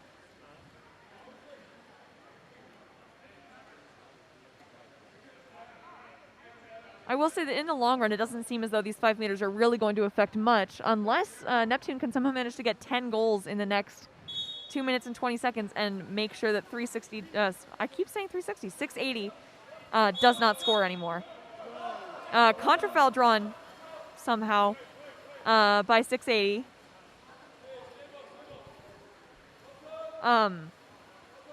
Makes it Neptune's ball again.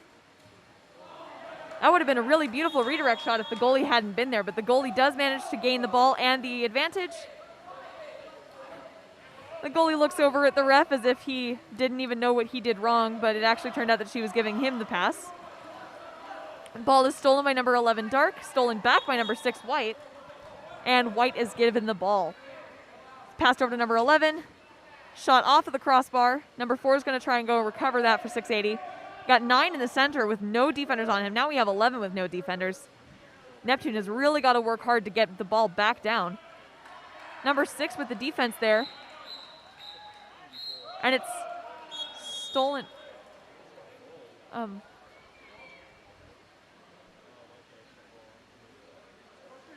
So the ball is stolen by Neptune. Ref.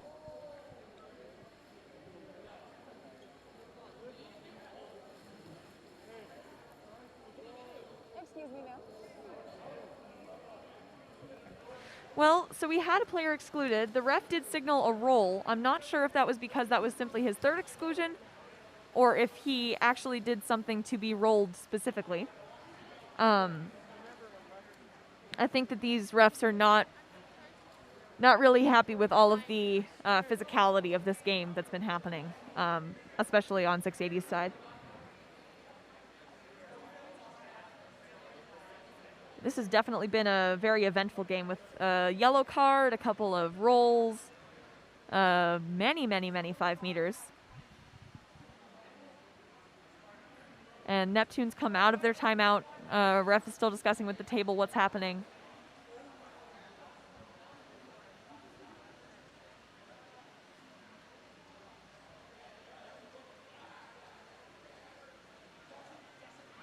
It'll definitely be interesting to see what's going on.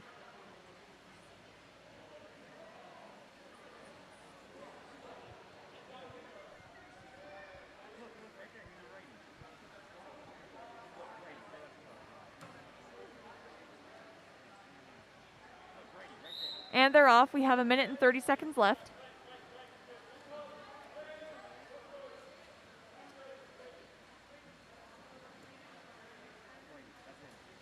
Ball's passed around. Looks like the center is trying to get open, but 680 is doing a great job of covering them after a couple of redirect passes that have resulted in shots. 10 seconds remaining, which means that someone should be coming out of the exclusion box. And a beautiful shot and goal there by number 4, Dark, Lewis Becker. Number 3 comes blasting out of the exclusion box. Didn't hear the whistle, didn't see the goal. Laughs it off.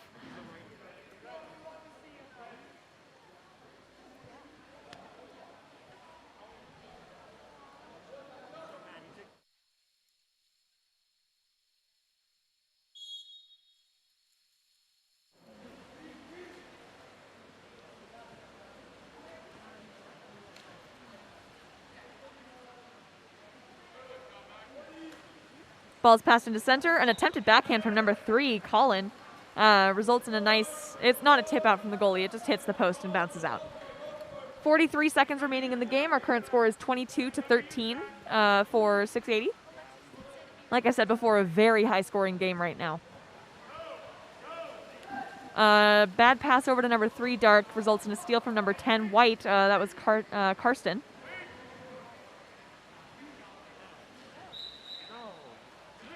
And number 4 draws a 5-meter penalty on number 9, White, Timothy Kerr. Timothy will be taking the 5-meter.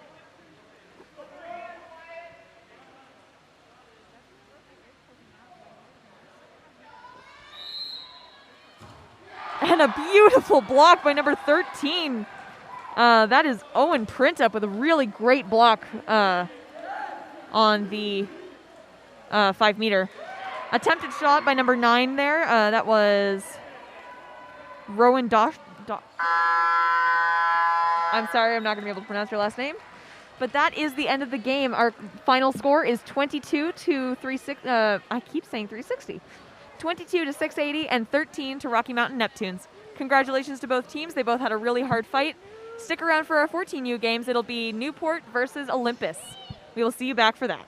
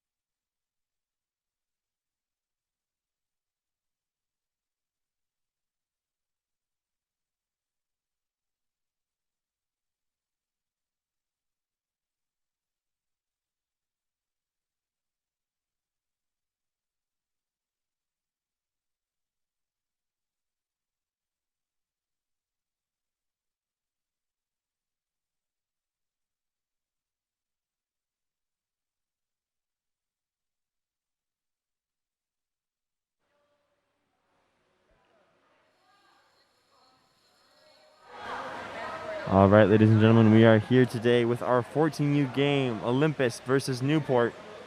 Olympus will be in the dark caps, and Newport will be in the white caps. There's a big cheer from Olympus, and they are raring to go.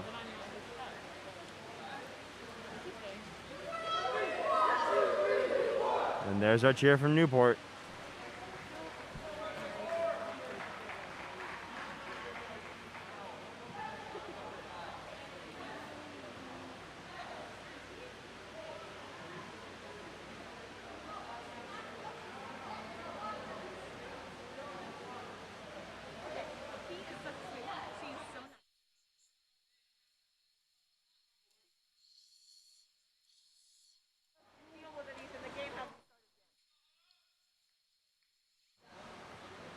Looks like for Newport, we're going to have number 6 white sprinting. That is Dylan Hunt.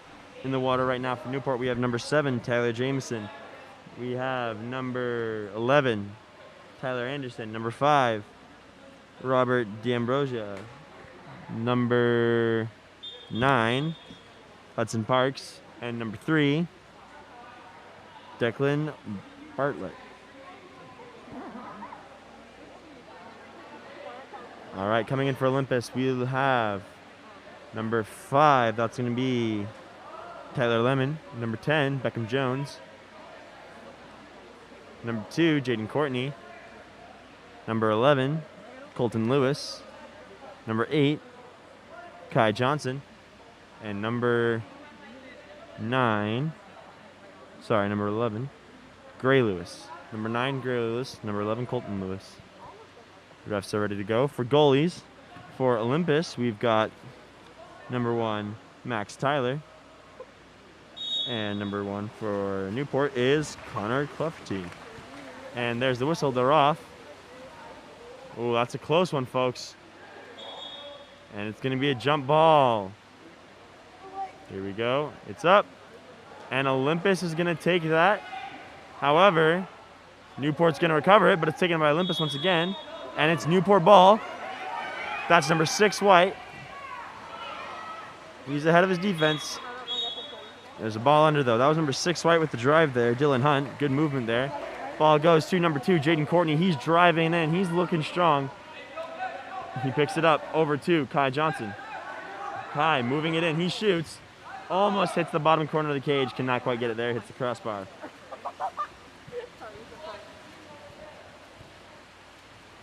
Ball goes to number 5, Robert D'Ambrosia. He's looking for a pass. Good press there from number 11, Colton Lewis. Ball goes to number 3, Declan Bartlett. He gives it into the set. 2 passes it out to number 7. That's Tyler Jameson. He picks it up. He shoots. Stuffed by Beckham Jones. And now he's driving down. Ball goes to Tyler Lemon, the lefty. He passes it over to Jaden Courtney. A little bit clogged up here and set. There's a crash from Newport. They get the ball under. That was number 11, Tyler Anderson. Newport's on offense.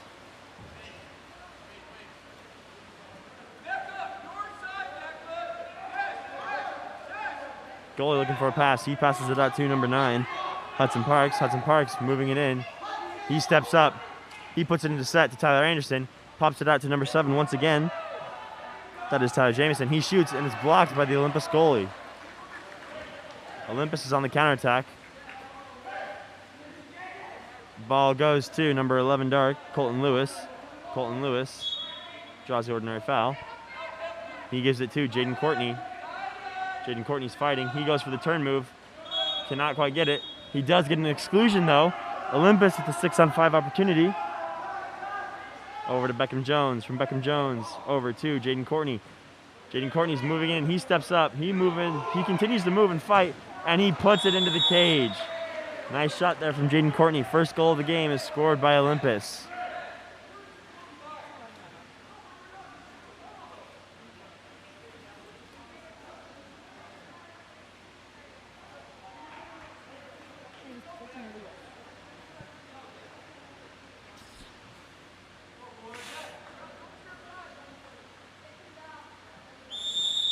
Ball goes back to number 9. That is Hudson Parks.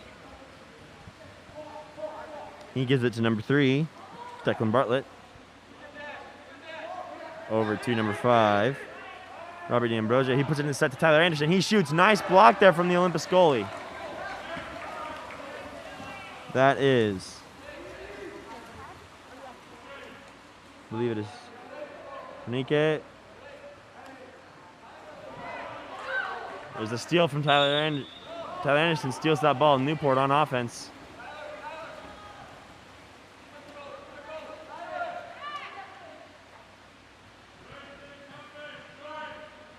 He gives it to number 9. That is Hudson Parks. Hudson Parks is moving it in over 2.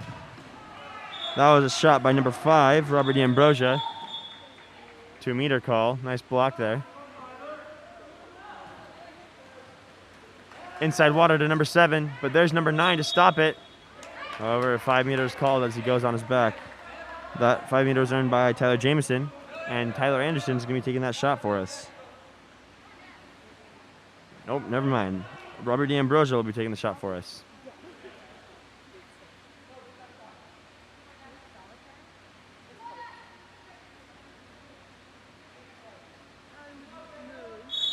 There's the whistle, there's the shot, nice top corner. Robert D'Ambrosio tying it up.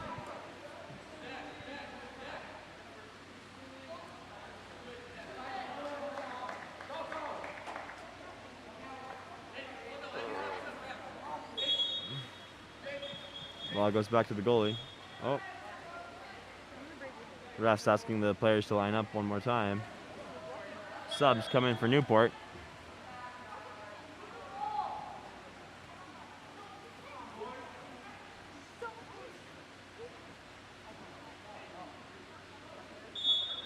Ball goes back to the Olympus goalie.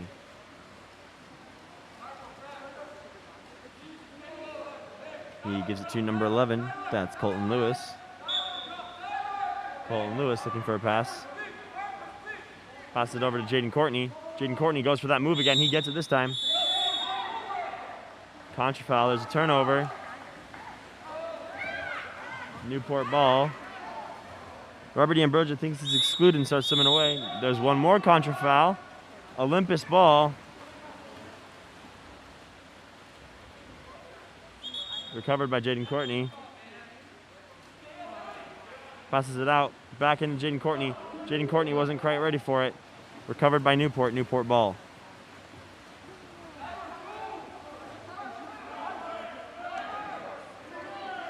Ball goes to Hudson Parks. From Hudson Parks.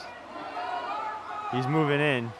Long pass over to, into the set to Tyler Anderson. Exclusion on number 8, Dark. Ball goes now to Marco Rizov. He's moving in. Long pass all the way over to that side. Can't quite tell who that is, but he's moving it in. Back over to Marco Rizov, who shoots off the crossbar. Recovered by Hudson Parks. He's moving, he's fighting. There's a crash from Olympus. Ordinary foul, passes it out to Robert D'Ambrosio. He shoots, stuffed by Jaden Courtney.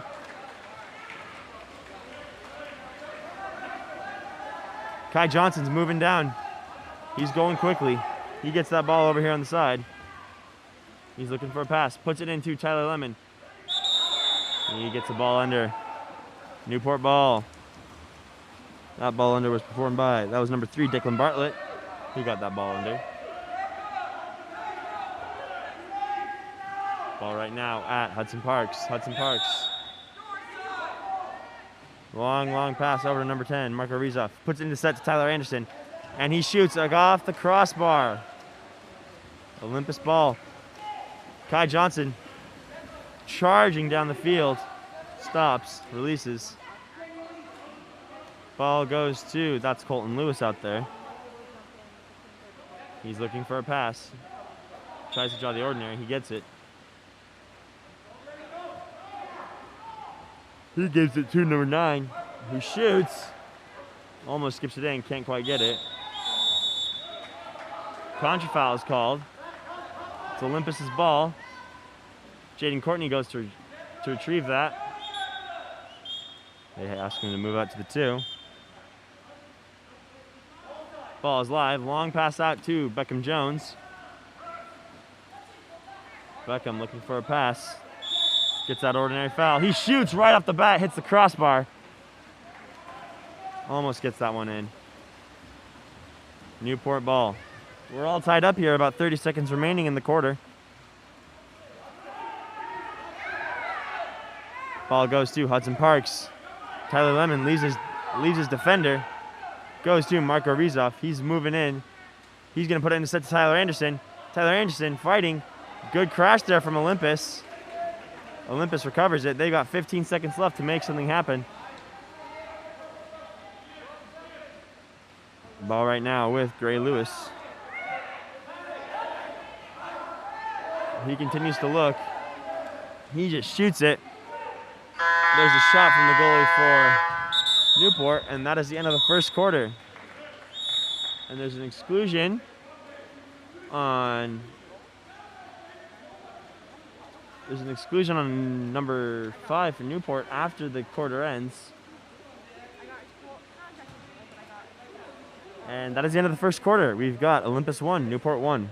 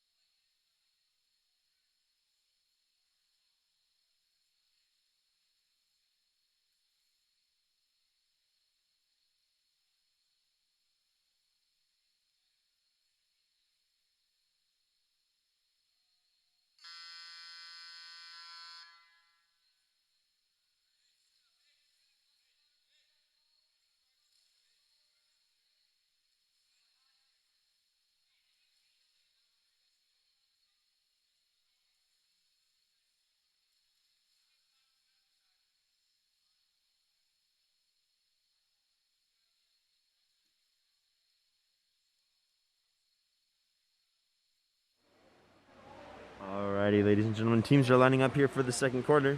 For Olympus right now, we've got number 6 dark, that is David Ball. Number 7 dark, that is William Gagnon. Number 8 dark, that is Kai Johnson. We've got 12 dark over there, and that's Noah Gagnon. Number 3, Hayden Robinson. And it looks like number 13, I believe that is Max Tyler. For Newport coming in, we have number 3, Declan Bartlett. And we have Tyler Anderson, Hudson Parks, Tyler Jameson, Marco Rizov, and number 6, Dylan Hunt. Sprinting for Olympus, looks like it is Max Tyler. Can't tell. And for Newport, it's going to be Dylan Hunt sprinting.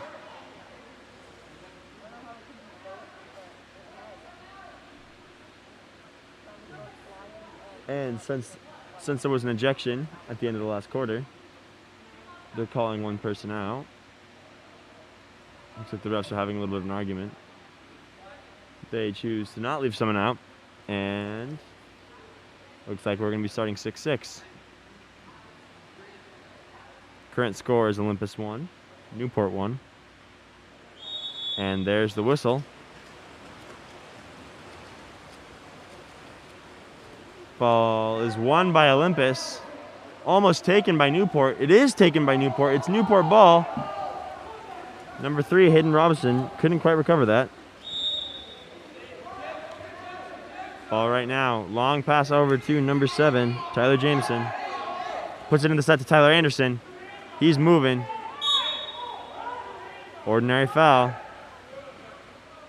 Gives it out to Dylan Hunt. From Dylan Hunt over to Marco Rizov. Gives it to Tyler Jameson. He's moving in. He's faking. He shoots off the crossbar. Recovered by Olympus. Olympus ball.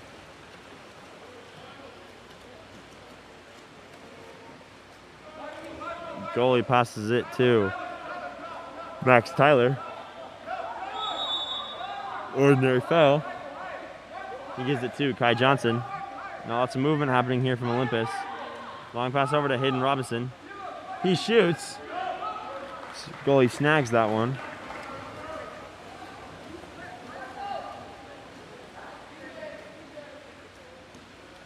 Ball right now with Tyler Jameson.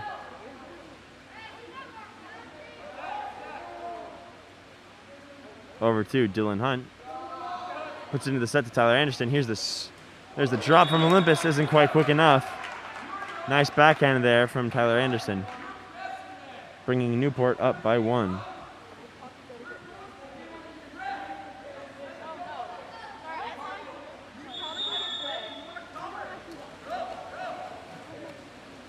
That is the Olympus ball. Goalie gives the ball to Hayden Robinson. Hayden Robinson gives it to. He did not put the ball into play. It is now Newport's ball. Number 10, that is Michael Rizov's driving down ahead of his defense. Kai Johnson catches up. Ball goes to Tyler Jamison. He gives it back to Dylan Hunt. Dylan Hunt puts it in the set to Tyler Anderson. There's an exclusion on number 8. Newport with a 6-on-5 opportunity. There's the shot off the top of the cage. It is now Olympus ball.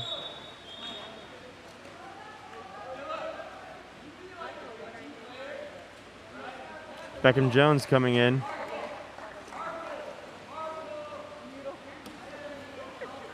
Beckham Jones gets that ball. Fights for position. He goes to pass it to number 7, William Gagnon. Almost taken from him by Tyler Anderson. William Gagnon's moving in and no one's going to him. He steps up, fakes, big fake there from him. Goes back to Beckham Jones. Goes for the turn move. Recovered by William Gagnon. He shoots and he puts it in the bottom corner of the cage. What was supposed to be a turn from Beckham Jones turns into an assist. And a nice shot there from William Gagnon. Tying it back up here. About 3 minutes and 40 seconds remaining in the quarter.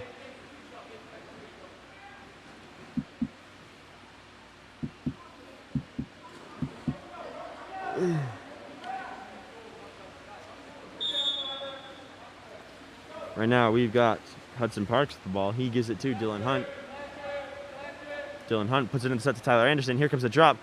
However, number 2, nice read there from number 2 White. That is Fletcher Appledorn.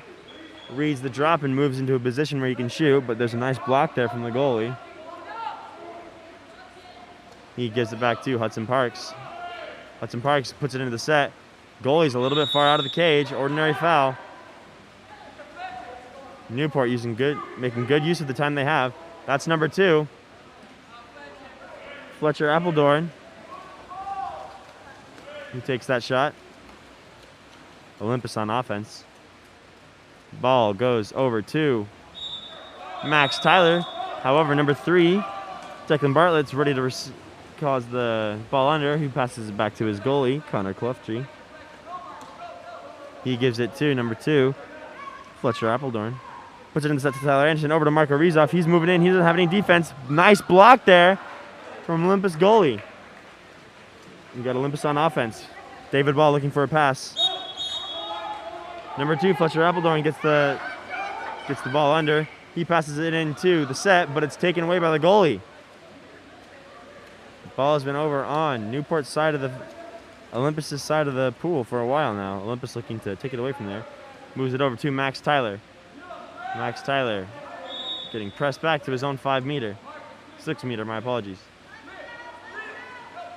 He gives it to Beckham Jones, but Tyler Anderson is there to receive it. However, Beckham Jones recovers it.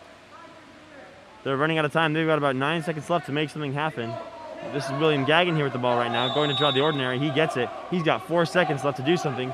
Long pass over to Hayden Robinson. Hayden Robinson's moving in. He's got 2 seconds. He shoots. Almost lobs it over the goalie's hands. However, the goalie recovers it. Marco Rizov down here on the left side. No one's on him. That's William Gagnon catching up. David Ball right here, going to get Fletcher Appledorn. Fletcher Appledorn over to Marco Rizov. Marco Rizov looking in. He puts it in the set to Tyler Anderson. That's an exclusion on number 10, Beckham Jones. Ball goes to Hudson Parks. Nobody's going to get him. He gets up. He passes it out too. Can't quite tell who that is. He moves in. He shoots. No, he passes over to Michael Rizov, who goes for the quick shot into. Sorry, that was so fast I couldn't quite keep up. The pass came from Declan Bartlett over to Michael Rizov, who went to shoot but dropped it. Passes it in to Tyler Anderson, who puts it in. bringing Newport up by 1. We got about a minute and a half remaining in the second quarter.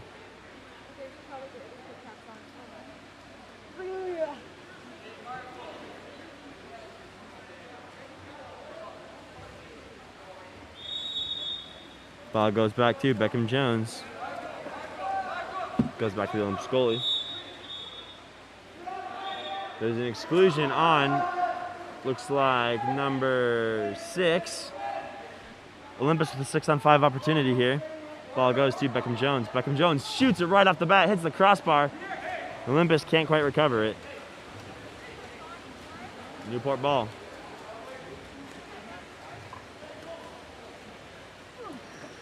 He gives the ball to Fletcher Appledorn. Isaac Swan here with the defense. Long pass over to number 9, that's Hudson Parks. He puts in the set to Tyler Anderson. He's fighting. Here comes a drop from Olympus. Ordinary foul is called.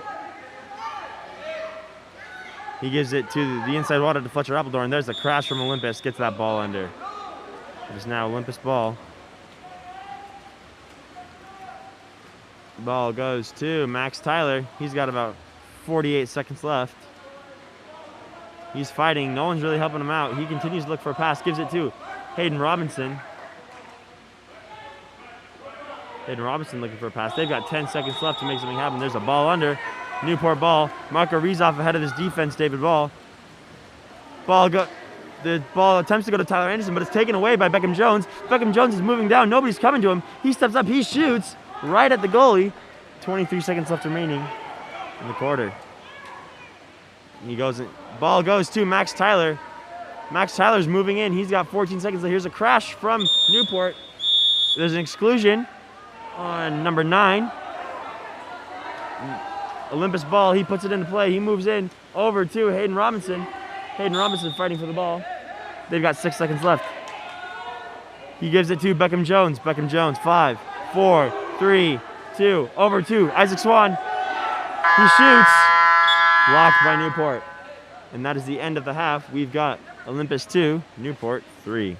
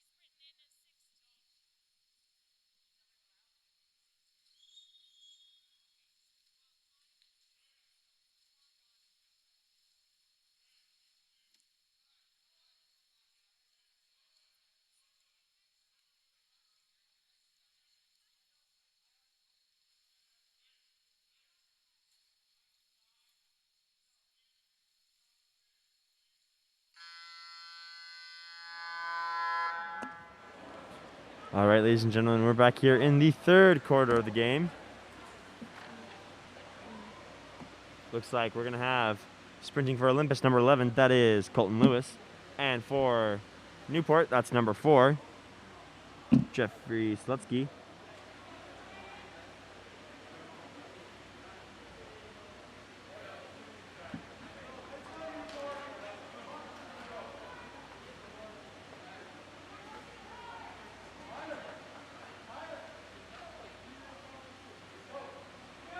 as the refs go to their sides.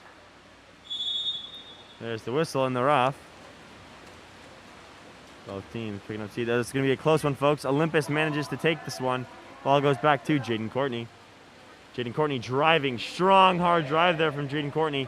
He picks it up inside water to number 9. Number 9 was not quite ready for that, and he misses. Ball goes to the goalie. Gray Lewis going to catch up to his defense, to his offense. Goes to Hudson Park. Sees the crash from Olympus. They're not going to let that happen. However, there's an exclusion on number 11. Newport with a 6-on-5 opportunity here.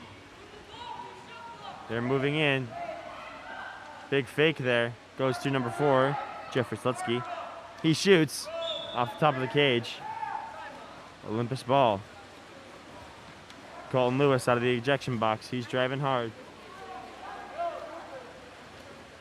He gives it to Colton Lewis.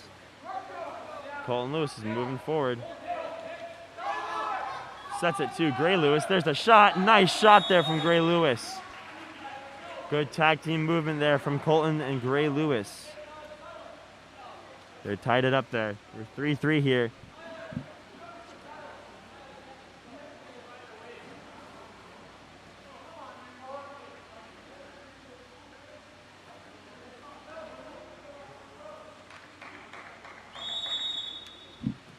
Ball goes back to number 9, Hudson Parks. Hudson Parks gives it to number 2. That is Fletcher Appledorn. There's a shot from the set from Tyler Anderson, but it's stuffed by the Olympus goalie. Right now we've got Jaden Courtney making the turn move once again, using his sheer strength to get around him. Gives it to Kai Johnson, who puts it in the set. He's going to fight for it, taken away from him by number 3, Declan Bartlett. Newport ball. Ball goes to number 2, Fletcher Appledorn. Fletcher goes to the pass over to Michael Rezoff, taken away by Colton Lewis. Olympus ball.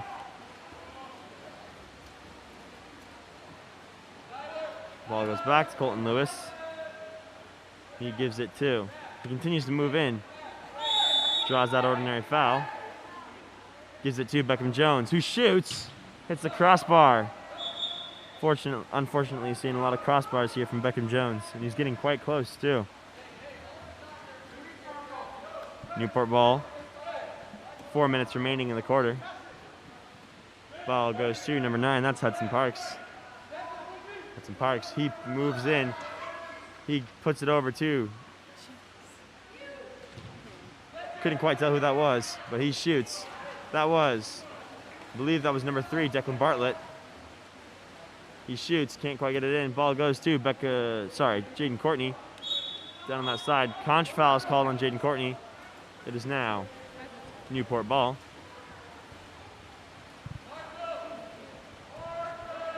Ball goes to, that's number 2, Fletcher Appledorn. He gives it over to number 10, Marco Rizov. Ordinary foul, puts it in the set to Tyler Anderson. Goalie comes out. There's an exclusion on number 10, Beckham Jones. Goalie doesn't realize this and starts swimming away. And that's number 3, Declan Bartlett, to finish it off. Newport's up by 1.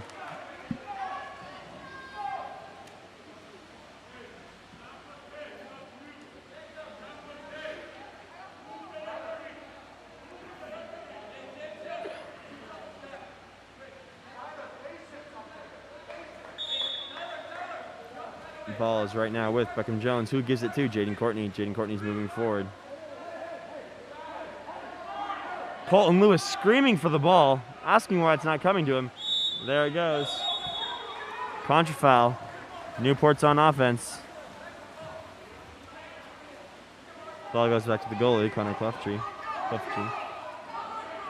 He gives it to Hudson Parks. Hudson Parks is moving forward. He continues to move forward as Gray Lewis moves back. He's moving and he shoots. And it hits the crossbar.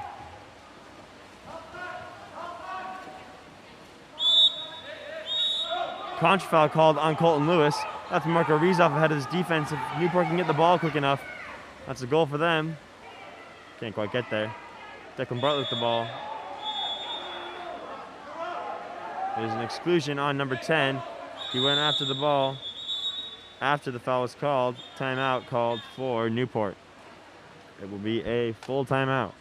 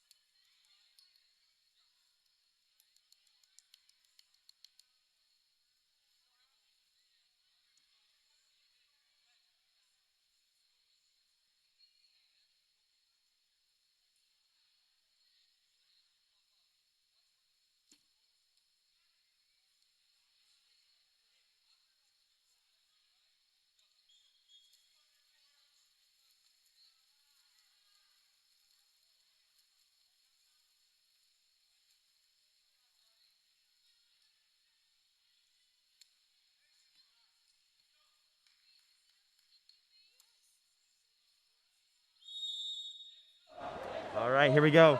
Newport with the 6-on-5, looking to bring up their lead by one more. Ball goes over to Declan Bartlett over on that side. He moves in. He gives it over to, that's number 11, Tyler Anderson up on the top.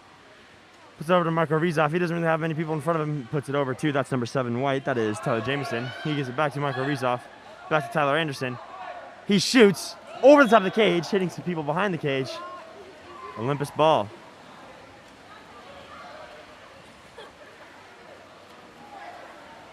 Ball right now at Kai Johnson.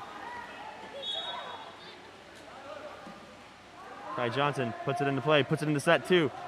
Colton Lewis, my bad, Gray Lewis, who goes to the backhand, cannot quite get it.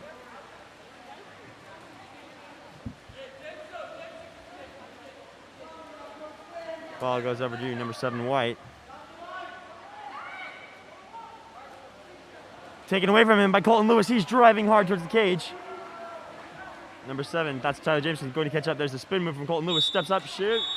Conch foul's called before he can get it in.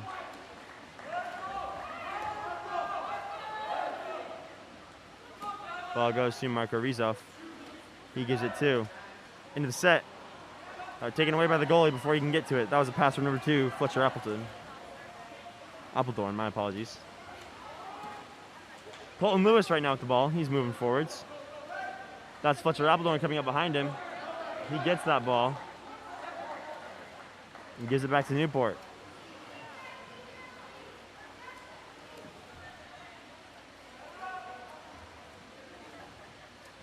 Ball right now with Fletcher Appledorn.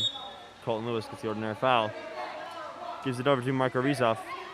He's looking. Long pass over to number, I believe, Capless Crusader. I believe is number 7. There's a shot from Hudson Parks.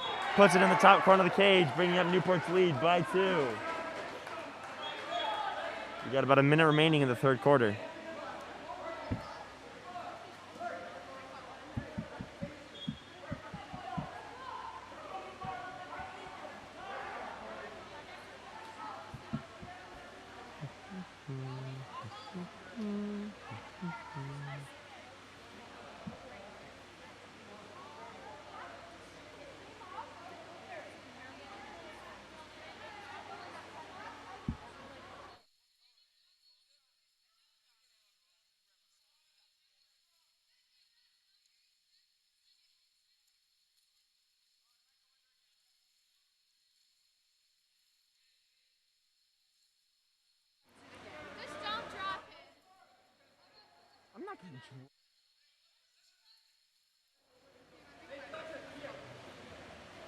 Looks like Russ telling some players to tie their caps. I believe it is Olympus ball right now. Looks like we have a little bit of an unorthodox setup here. Gives the ball to Kai Johnson. Long pass back to the goalie. He's coming forwards. He gives it to Jaden Courtney. Jaden Courtney steps up and shoots over the top of the cage. However, it tipped off the goalie's hand, and they will get a 2-meter. Colton Lewis is going to go grab that ball for us today.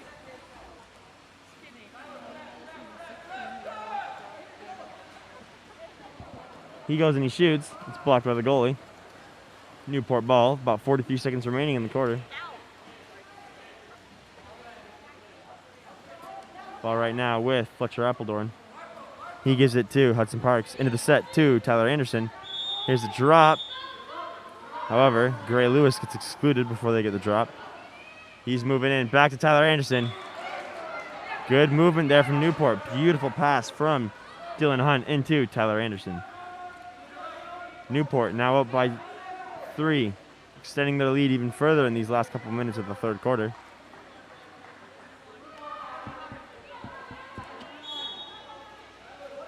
Ball goes back to the goalie.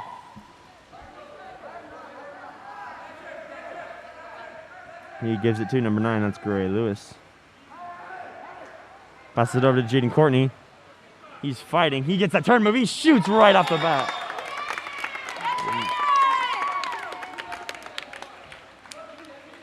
Jaden Courtney with incredible athleticism there. Moving forward, making a hard turn move, and then just smacking it in there right off the bat. Newport ball, Tyler Anderson. There's the turn move from Tyler Anderson. He shoots right off the bat too. This time it's stopped by Gray Lewis, who shoots right off the bat, and it's blocked by the goalie. We got about 1 quarter left, and then the game will be over. Right now, Newport up by 3. Olympus needs to turn up the heat so they can catch up.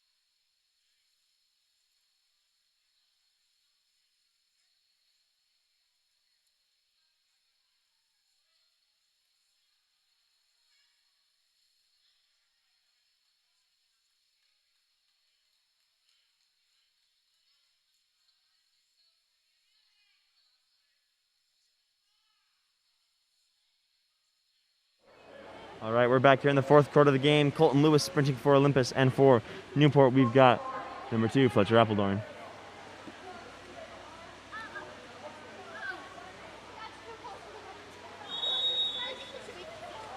And there's the whistle.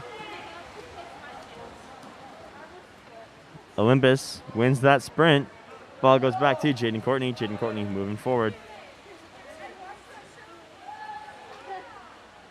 He continues to move forward. His defense isn't stopping him. Gets the turn move over to Gray Lewis. Waits for the goalie to drop. Tries to skip it into the cage.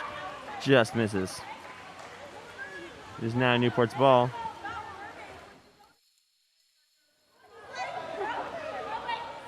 Ball right now with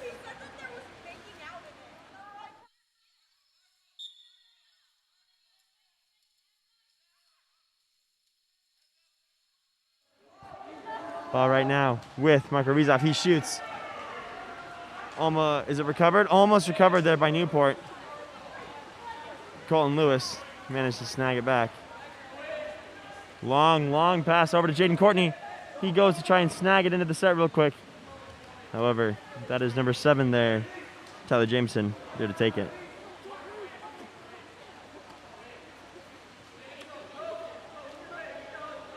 Goalie here for Newport looking for a pass. He gives it to Hudson Parks. Ordinary foul. Puts it in the set to Tyler Anderson. He backhands it. Tips it off the goalie's hand into the goal. Bringing Newport up by 4 with Olympus 4. Newport 7. My apologies, up by 3. I don't know if that goal is that. I don't know if our scoreboard here at the pool is correct right now. I think it's supposed to be Newport 8, Olympus 3. But I could be wrong. Colton Lewis with the ball right now. He is looking for a pass. He gives it to. He gave that to Gray Lewis, who goes for a backhand from probably the 8-meter mark. Marco Rizov ahead of his defense. He's going hard. Ordinary foul is called. He pops it, puts it into play. Puts it in the set to Tyler Anderson. Exclusion on number 9, Gray Lewis. Newport with 6 on 5. There's the shot, and it's good.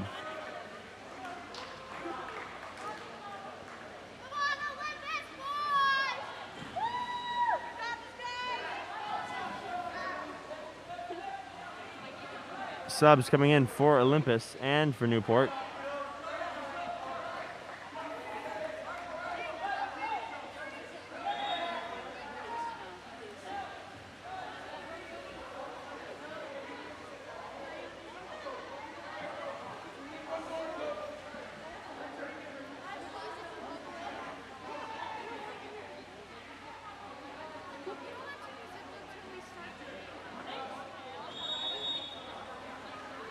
Ball goes back to the goalie for Olympus. Gives it to Colton Lewis. Colton Lewis gives it to Jaden Courtney. Jaden Courtney's driving hard. He gets control, moves forward, steps up, shoots. Another one of Jaden's shots right off the bat. It's recovered by Kai Johnson. Still Olympus ball. Ordinary foul is called. He moves out to the 2. He's looking for a pass. Doesn't really have anyone. He goes to draw the ordinary. He gets it. Puts it in play. Gives it to David Ball. David Ball looking for a pass. Goes to give it back to Kai Johnson, but he's stuffed by Tyler Anderson. Ordinary foul. Newport ball. Timeout called by Newport. It's going to be a 30-second timeout.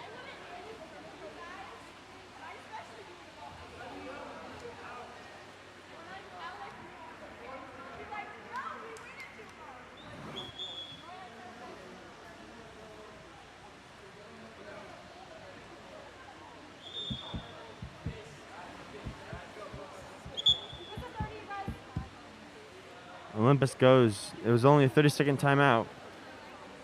Newport going to set up.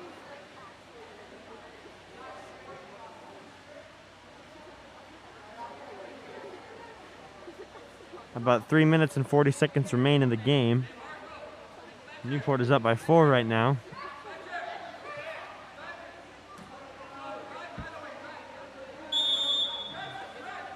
Ball goes to number 12, White. We haven't seen him yet. That's Sean Anderson. He gives it over to number 7, Tyler Jameson. He's moving forward back to Sean Anderson. Puts in the set to Tyler Anderson. However, Hayden Robinson is there to take it. He goes to pass in front of him. However, Hudson Parks is there to receive it. It is now their ball over to Tyler Jameson. He's moving forward, puts in the set to Tyler Anderson. There's the shot. Blocked by the Olympus goalie. Nice block there.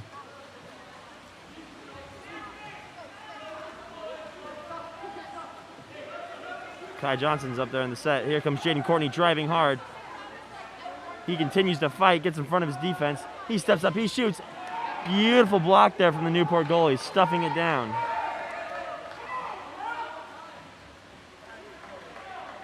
Newport coach unhappy about some calls being made. Less than 3 minutes remain in the game. 10 seconds left on the shot clock. He gives it over to Tyler Jameson. He moves forward. He shoots over the top of the cage. Counter ball comes in for Olympus. Hayden Robinson is ahead of his defense. He's driving down hard. He continues to swim. He's going to take it all the way to the goal. He's going all the way. He picks it up, pops it over the goalie's head for the lob. Cannot quite get enough power or forward momentum on that. And it lands just in front of the cage.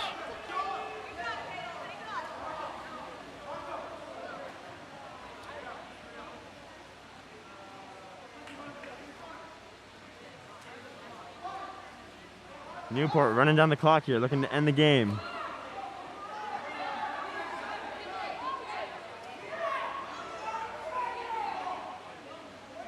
He dumps it, goes out of the pool. Counter ball coming in for Olympus.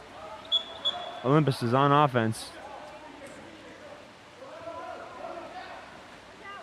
Ball goes to Colton Lewis. He gives it to Jaden Courtney. Jaden Courtney moves forward. Nice turn move there from Jaden Courtney. He's going to step up and shoot. Beautiful top right corner of the cage. He puts it in. 3-point game here. Olympus needs to go steal that ball.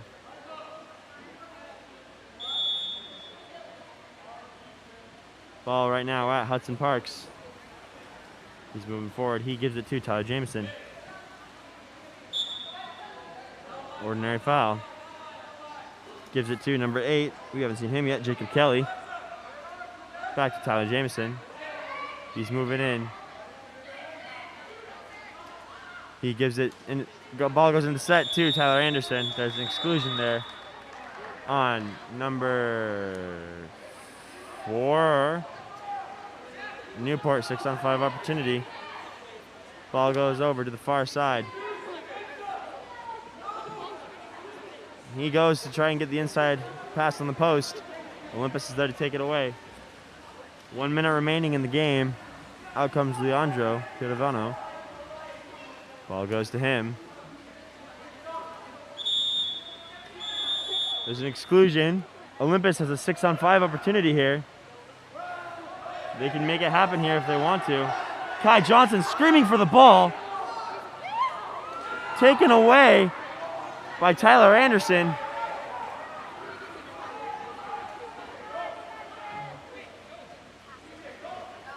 They've got 40 seconds left.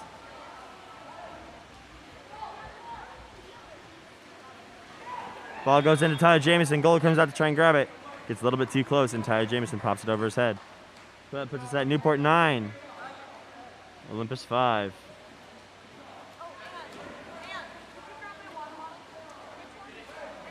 Olympus has 34 seconds to make something happen here. Can they do it?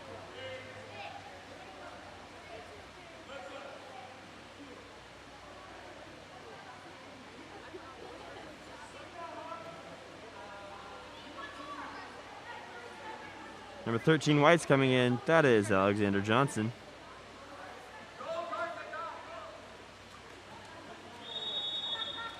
Ball goes back to Jaden Courtney. He looks for a pass. He goes for the turn move on Hudson Parks. He gets an ordinary foul. He gives it over to Colton Lewis. There's an exclusion. Olympus has a 6-on-5 opportunity once again in the last seconds of the game. Olympus calls a timeout. First one of the game. Jaden Courtney a little upset. Colton Lewis was wide open and moving in when the timeout was called.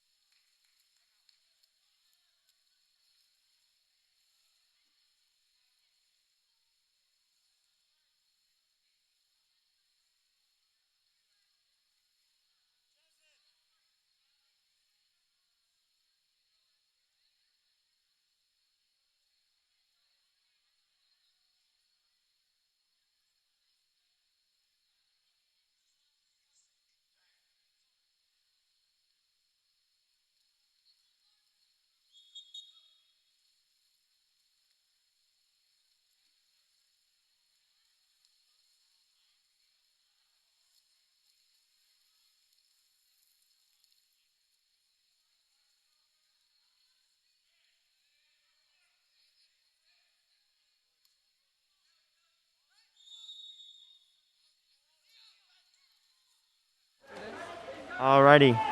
Ball right now with Leandro Piravano. He gives it over to Tyler Lemon. They've got 10 seconds left. Goes to Jaden Courtney.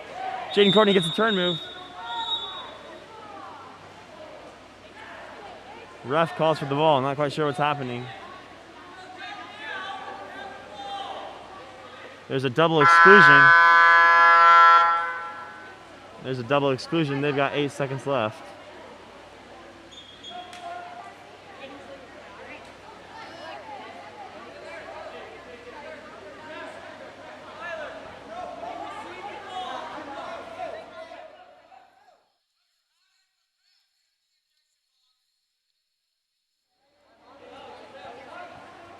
They fixed the clock. They're giving him 16 seconds left to make it happen.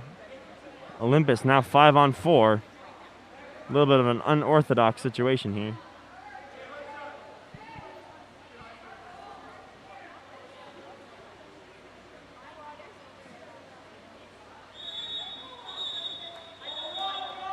Number 3 gets excluded. It's a 5-on-3 now. He gives it to Leandro Piravano. He's moving forward. He steps up. He shoots to the side of the cage. Cannot quite get it in. Newport ball.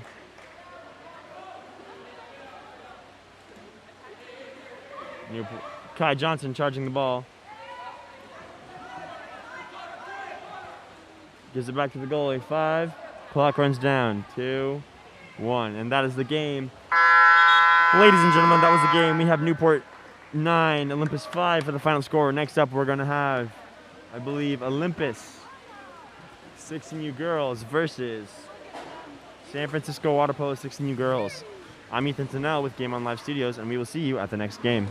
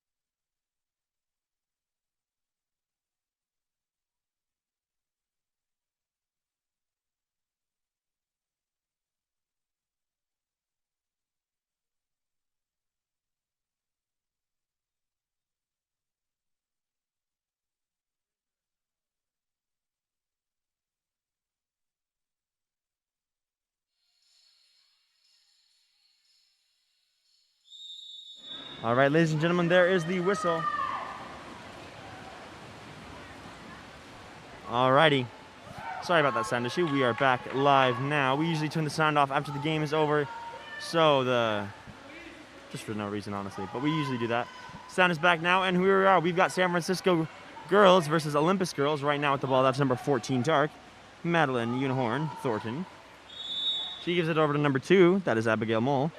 Abigail Mole looking for a pass, puts it into set 2, number 6. That is Sienna Berry. She goes for the shot, hits the crossbar, and there's a turnover. It is now Olympus ball. Audrey Hall, Olympus goalie with the ball right now.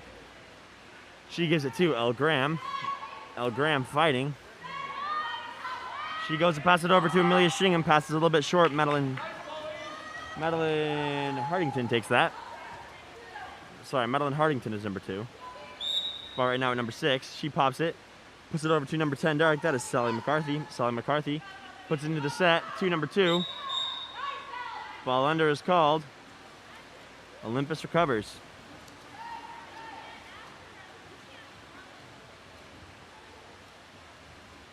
From Audrey Hall to Elle Graham once again. Elle Graham puts it in the set to Kara Hughes. Kara Hughes going to fight. Ordinary foul is called. She gives it to the drive. That's Ann Richards driving in. She continues to drive. Here's a crash from San Francisco. Pops it out to Kara Hughes. There's the shot. Nice block there from the San Francisco goalie. That is Sophia Hamner. Number 10, Dark with the ball. That is Sally McCarthy. Sally looking for a pass. Continues to look for the pass. Passes it over to number 6. That is Sienna Berry. Sienna Berry gives it to number 12, Avery Payne. They're running out of time on the shot clock. They've got about 5 seconds left. And Richards steals that ball. It's recovered. Over the shot clock violation. Turns it over. Ball goes to Audrey Hall. She's moving forward. Ava Ransom over here on the left side ahead of her defense. Gives it to Amelia Stringham. From Amelia over to Monica McCombie. And there's the nice steal from San Francisco by number 6, Sienna Berry.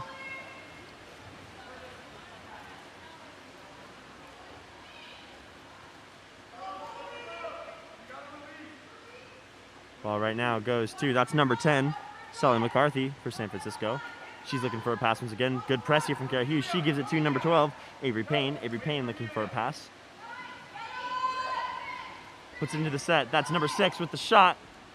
Nice shot there from number 6, Sienna Berry. Olympus goalie takes that away. Olympus is on offense. So far, we're still scoreless here in the first quarter of the game.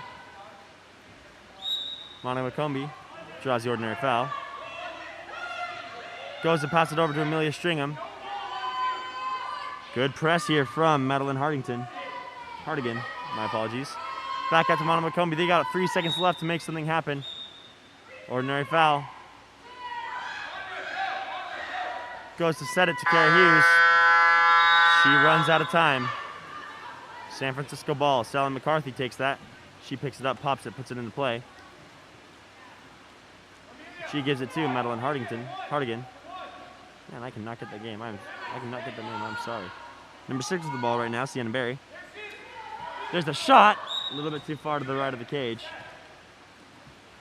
Ball bounces back in the water. Ava Ransom slightly ahead of her defender. Ball goes to Elle Graham. Good defense there from number 14, Madeline Unicorn Thornton. Elle Graham pops it, puts it into play. Puts it to the inside water to Kara Hughes. She backhands it a little bit too high.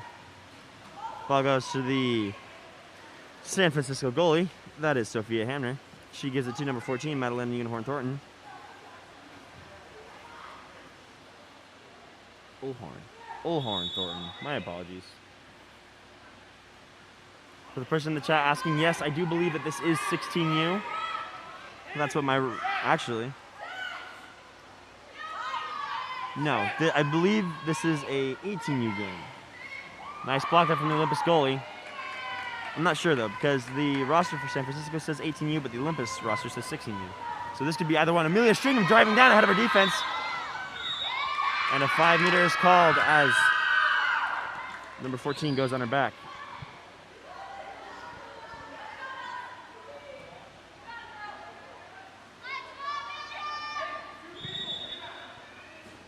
There's the shot. Nice block there from Sophia Hamner. She manages to stop that. Ball goes to Madeline Ulhor-Thornton.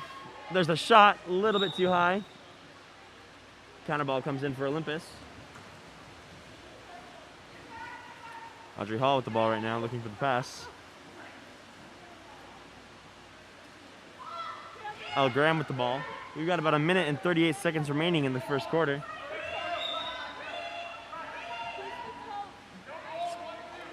It appears that I am using the wrong roster. I deeply apologize for San Francisco.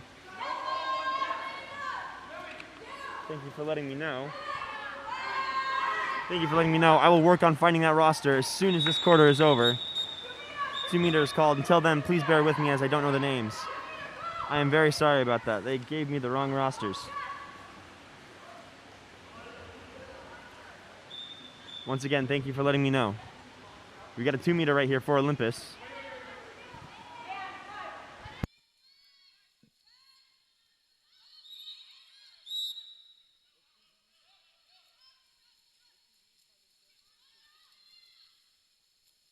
San Francisco on offense right now. That's number 14, Dark with the ball.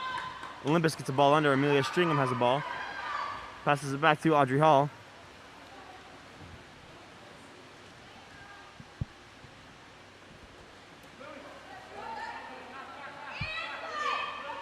That is Ava Ransom with the ball. She passes it over to Ann Richards, who puts it in the set to Kara Hughes. Kara Hughes has inside water. She's moving forward. And a 5 meter is called. Olympus has a chance to get on the board here. Looks like Kara Hughes is going to be taking the shot for us.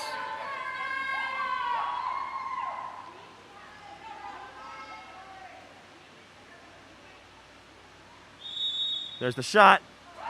She puts it in. First goal of the game from Olympus, Kara Hughes. We got about 51 seconds remaining in the game.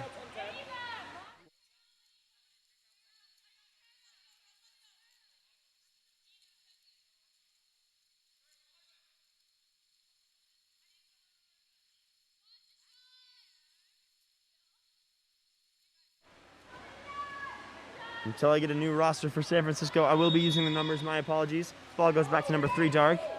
She's moving forward. She gives it to number 14. Number 14 looking for the pass. She goes to pass it over to number 2. Number 2 goes for the turn move. Number 11, Dark, all the way over here. No defense on her. She picks it up and she shoots. Almost is able to get it in. There's a 2 meter here.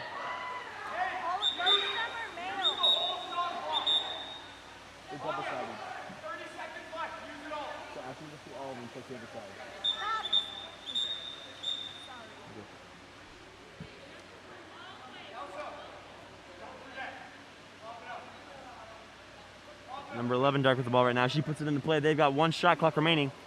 Ball goes over to number 12, Dark. Number 12, Dark with the ball. Puts it into play. Over to number 14. She puts it into the set to number 6. Here's the shot.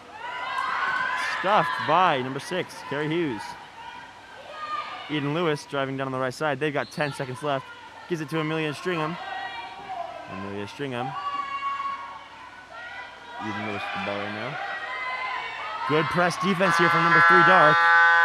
And that is the end of the first quarter. We've got Olympus 1, San Francisco 0. And I will go look for that roster.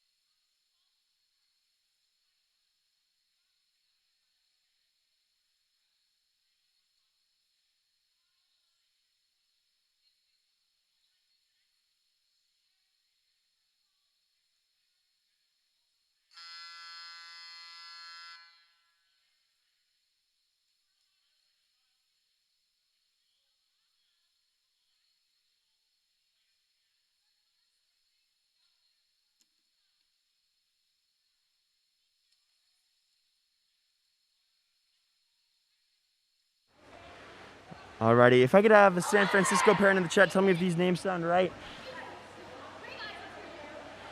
Number 2, Pauline Ludorf. Number 3, Mia Colabianchi. Number 4, Madison Farrell. Number 5, Brooke Gavney. Number 6, Amelia Murphy. Number 7, Marie Varshavsky. Number 8, Katrina Dumas. Number 9, Sophia Hagen. Number 10, Elizabeth Harlow. Number 11, Elsa Holscher. Number 12, Lily Wall. Number 14, Anna Frey. If that sounds right, could a San Francisco parent in the chat let me know, and I will keep using this roster that was given to me now.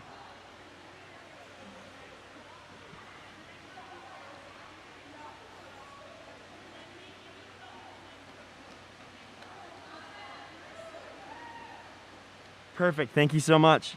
If I am saying any names wrong or anything like that, please let me know how to say them and I will gladly fix that. Thanks for looking.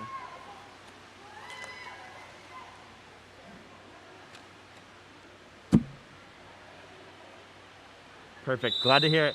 All right, right now sprinting for San Francisco, we have number 3, Mia Colabianchi. And for number 5, Amelia Stringham for Olympus. Ball goes back to number 14, that is Anna Frey. Long pass into the set to number 6. That's Amelia Murphy. She steps up, she shoots, and it's blocked by the Olympus goalie.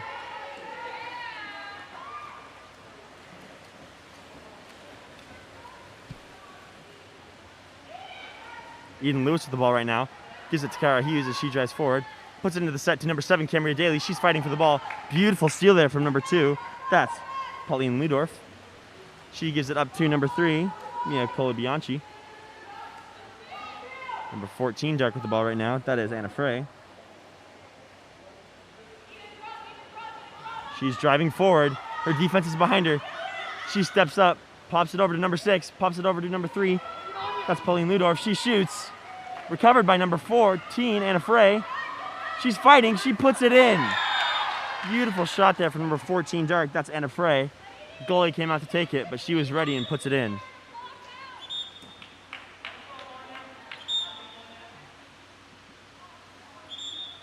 Ref calls for the ball, not quite sure why.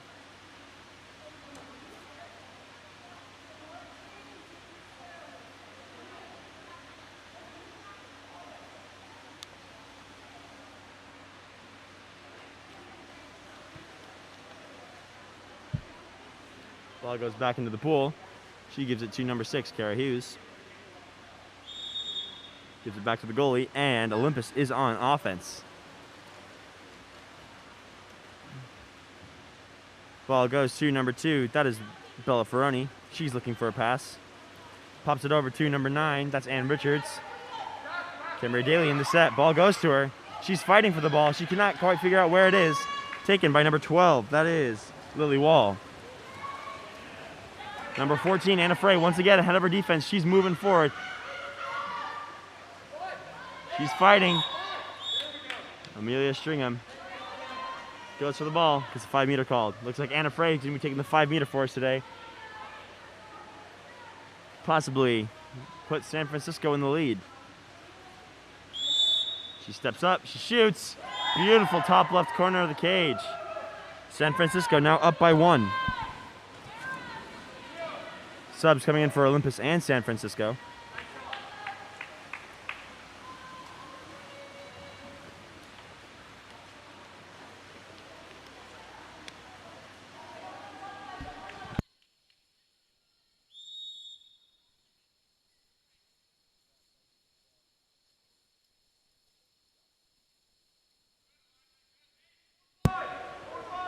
Audrey Hall with the ball right now. She passes it over to number 3.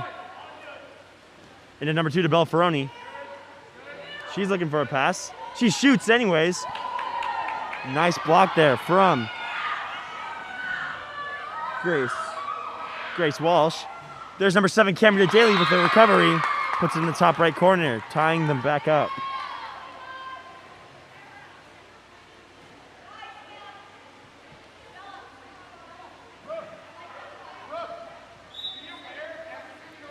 Right now, number 10 has the ball. That is Elizabeth Harlow. She gives it to number 14, Anna Frey. Goes into the set to number 6. Here's the crash from Olympus, taken away by Eden Lewis. Pops it back to the goalie. Number 2, Bella Ferroni is slightly ahead of her defense. Ball goes to her, a little bit too far to the left. She continues to drive. Puts it into the set to Cambria Daly. Here's a crash from San Francisco. She takes it away. Not quite. Cambria Daly gets it. Sorry, I can't quite tell what's going on.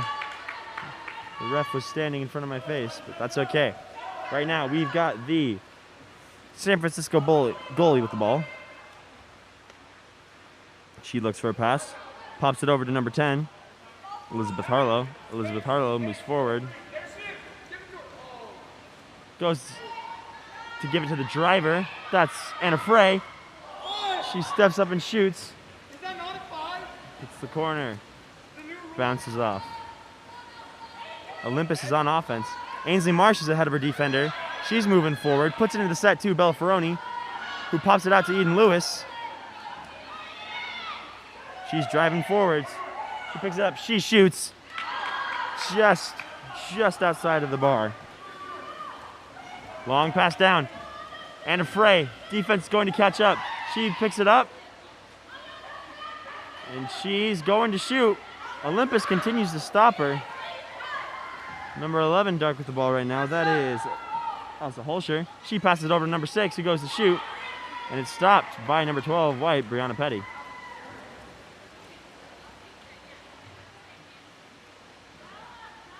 Goalie looking for a pass. That's Audrey Hall. She gives it to Bella Ferroni.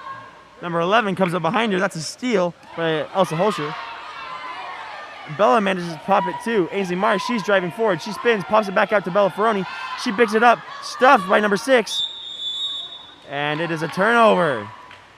San Francisco doing a great job of stopping that opportunity. There's a turnover. It's white ball once again. I'm not so sure why. She gives it to Cambria Daly. Pass goes a little bit too far and is taken away by the San Francisco goalie. About a minute and 50 seconds remaining in the second quarter. Long pass out to number 6. That is Amelia Murphy. She gives it to number 5, Brooke Gabney. Brooke Gabney back to Amelia Murphy. Ordinary foul.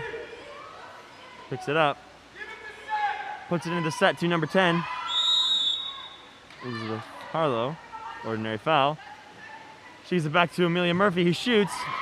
Nice block there from the Olympus goalie. We're still tied up here, about a minute and a half remaining. Ainsley Marsh is ahead of her defense. She's charging down the pool. However, number 11, that's Elsa Holscher. She's catching up. She shoots. Stuffed by Elsa Holscher. Nice stop there. Ball goes up to number 12, Lily Wall. She goes to pass it. No one was there to receive. Taken away by Audrey Hall. She gives the ball to Eden Lewis. Eden Lewis with the ball now.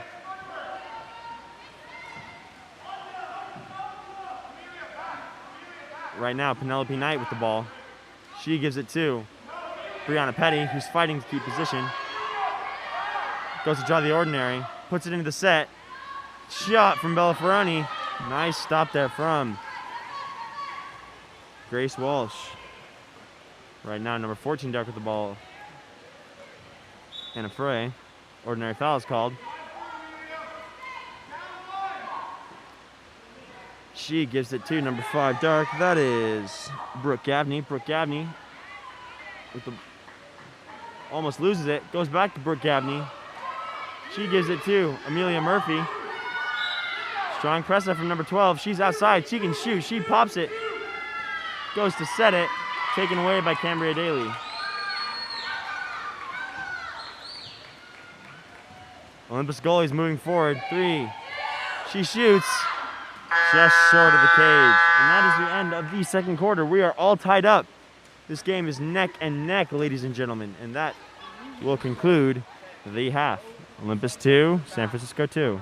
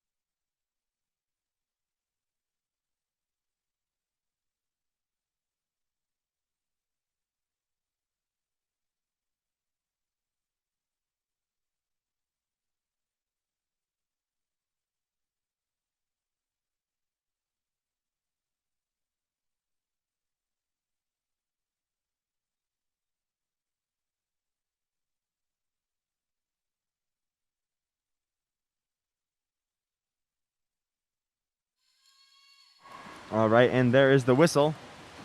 Number 3 sprinting for San Francisco. Passes it back to number 7. That is Marie Varshavsky. Ball goes into the set to number 10, Elizabeth Harlow. She shoots a little bit too high. Counter ball comes in for Olympus. Olympus ball.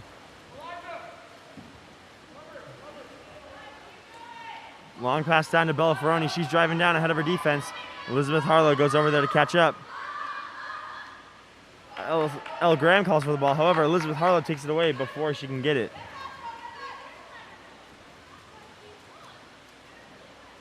Number 3 dark with the ball right now. That is Mia Colabianchi. She gives it to number 7, Marie Varshavsky. Puts it in play. Back to number 3.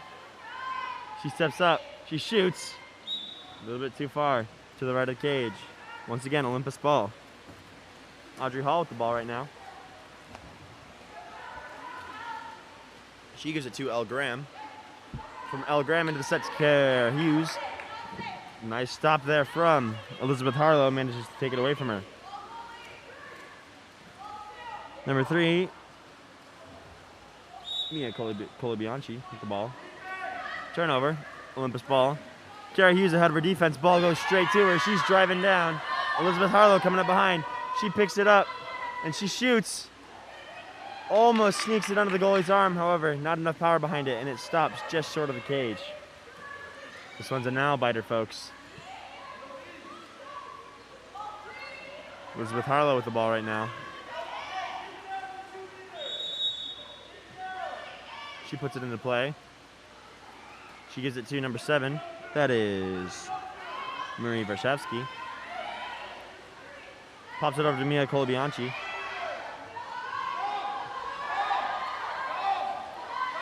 She goes to put it in the set.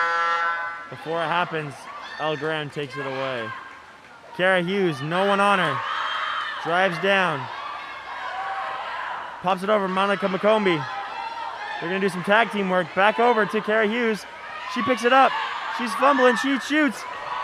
Beautiful block there from the San Francisco goalie. Managing to stop the 2-on-1.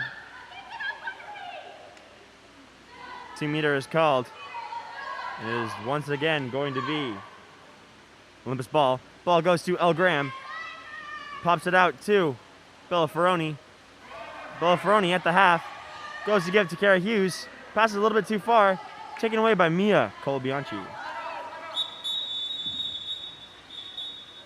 And there is a timeout called. There is a timeout called. One of the sponsors today.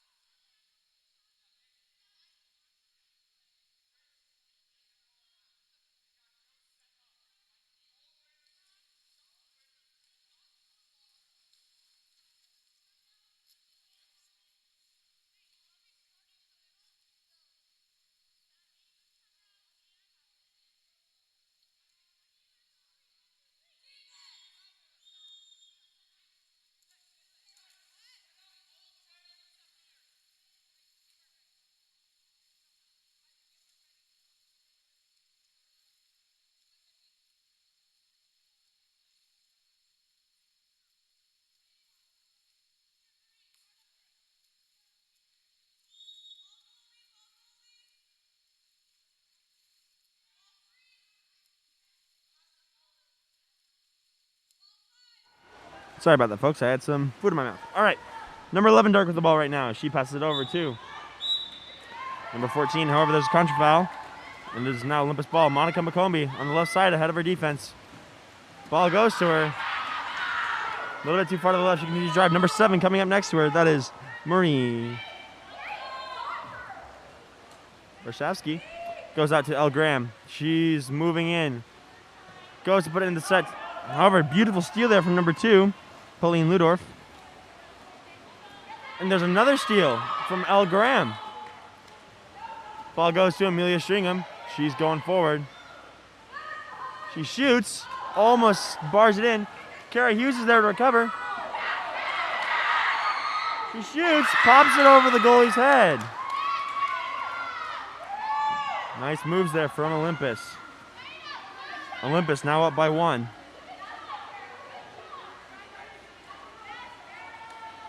Eden Lewis comes in for Olympus.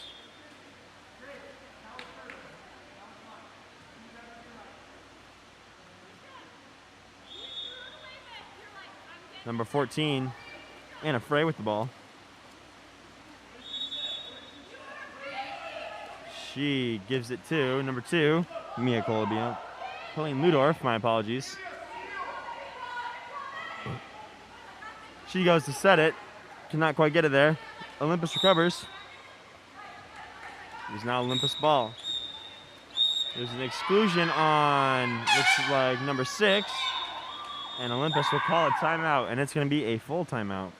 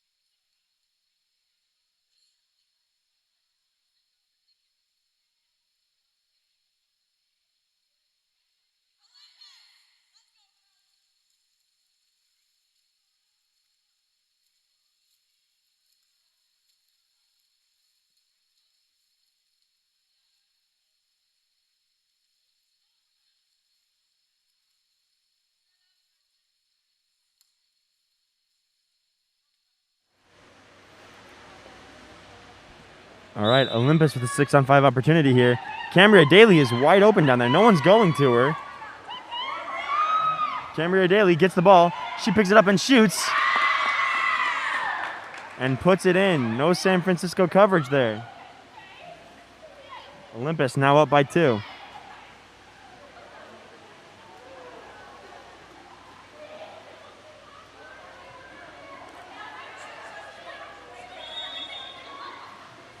Ball goes to number 14. And that's Anna Frey. She gives it to number 11. Sorry, let me pull out my roster. I put it away. Not sure why. Ball back to number 3, Mia Colabianchi. She gives it to number 7, who puts it into the set to number 6. Ordinary foul is called. Ball goes to number 2. That is Pauline Ludorf. Ordinary foul once again. She's outside. She can shoot if she wishes. Instead, she passes it over to number 3, Mia Colabianchi. Puts it in the set to number 7. She steps out and she shoots and slips it under the goalie's arm. Beautiful shot there from number 7, Marie Warshawski.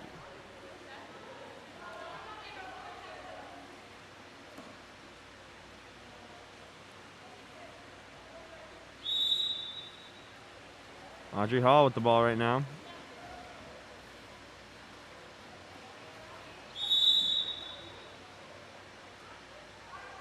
She gives it to Amelia Stringham, who passes it to Eden Lewis. Eden Lewis back to Amelia Stringham. Ordinary foul. Olympus is a little bit clogged and set. Ball goes to Ann Richards. She's not quite ready for it. Beautiful steal there from Mia Colabianchi.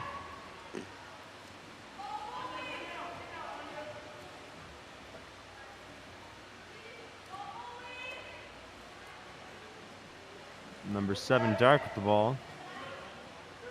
That is Marie Varshavsky. She gives it to number 6, Amelia Murphy. Amelia Murphy fighting for position, passes it out to number 3, Mia Colabianchi. She steps up, puts it in the set to number 14, Anna Frey. She's fighting. They're running out of time on the shot clock. Ordinary foul. She's outside. Is she outside? I can't quite tell. And time runs out. It is now Olympus ball. 1 minute remaining in the quarter. Number 6 the ball right now. Gives it over to number 9, Ann Richards. She's looking for a pass. She needs help. Gives it to Cambria Daly. Ball is live. She can shoot if she wants. She picks it up, waits for the goalie to drop, and puts it in. Nice pass there from Ann Richards, and nice shot from number 7, Cambria Daly.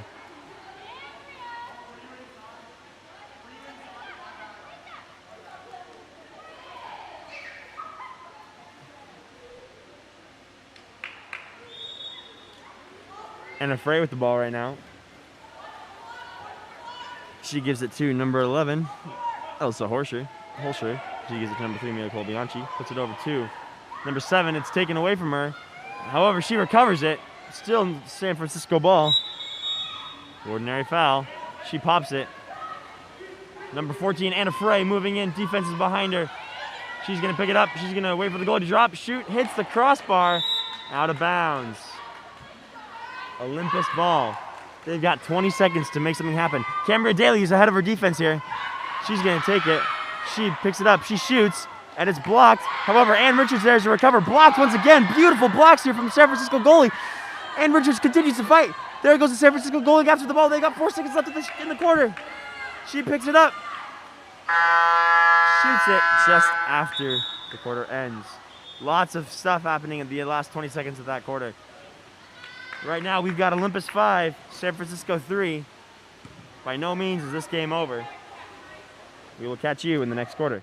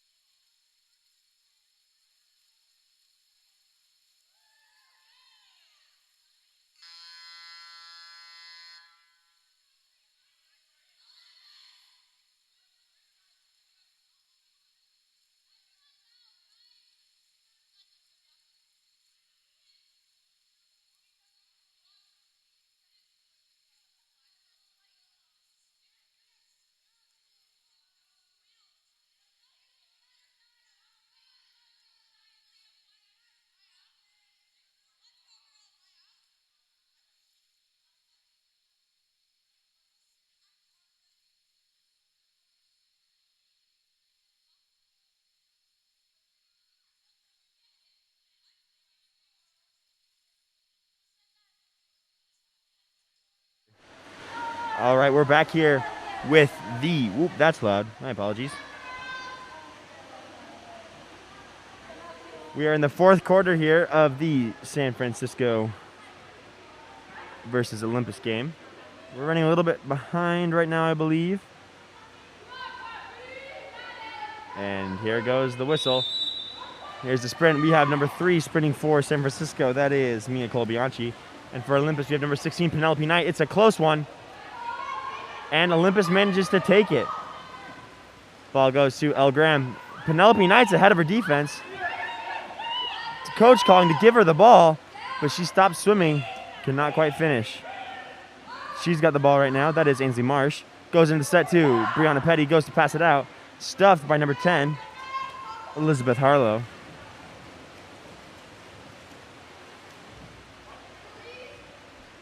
goalie calling for someone to release, looking for some help.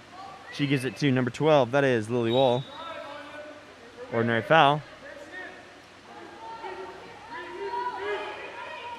She gives it to number 2. However, it's an ordinary foul, and she gets excluded for throwing the ball after the call.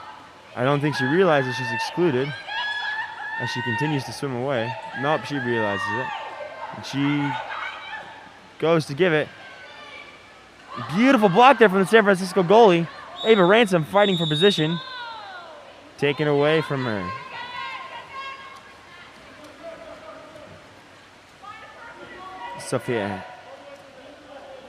Grace Walsh gives it to Anna Frey. Anna Frey calling to Elsa Holscher to look for the release. Good press here from Ainsley Marsh.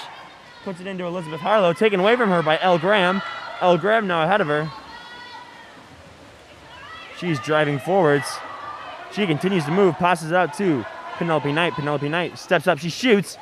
Once again, another block there from the San Francisco goalie. Elle Graham goes up, puts it under the water, getting a 5-meter.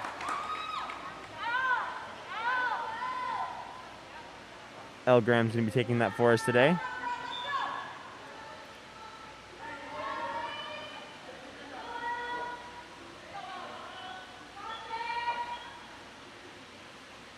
There's the whistle, there's the shot. Puts it in the corner of the cage. Nice shot there from Elle Graham. Olympus now up by 3.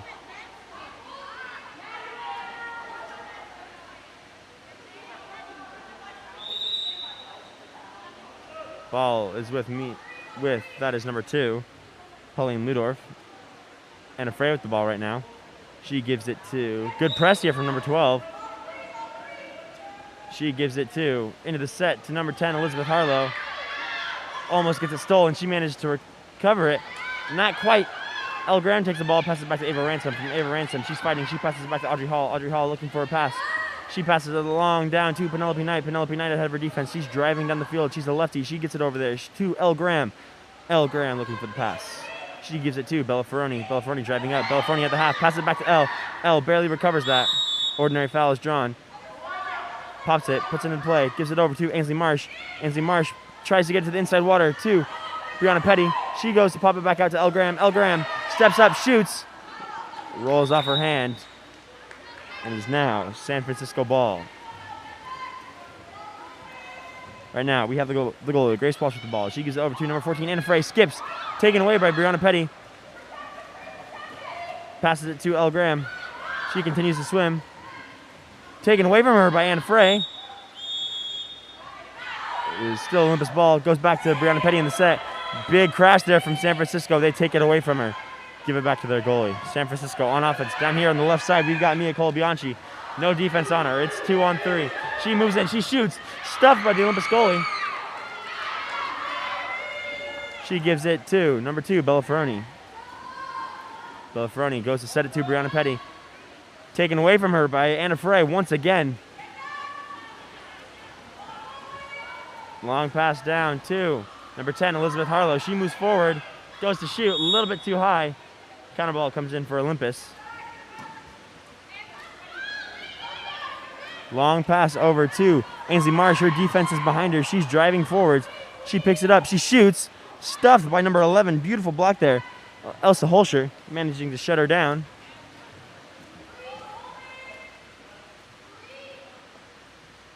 Ball goes to number 2. That is Pauline Ludorf. Pauline Ludorf looking for the pass. She puts it in the set to Elizabeth Harlow. Elizabeth Harlow steps out, passes it over to number 12. The lefty, she steps up, she shoots.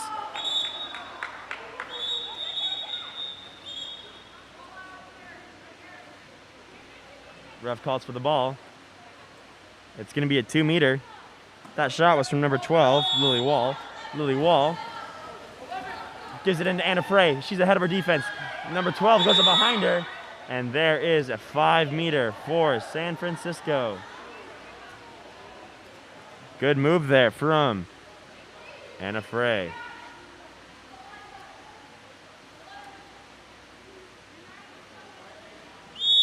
She steps up, she shoots, puts it in the top corner of the cage. Nice shot there from Anna Frey.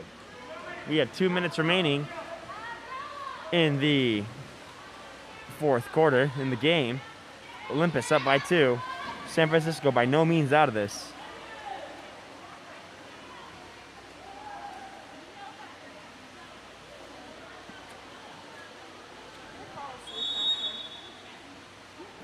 Audrey Hall with the ball right now.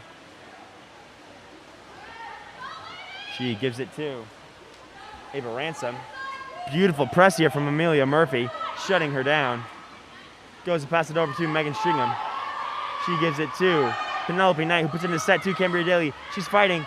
She cannot quite keep up, and it's taken from her by Elizabeth Harlow.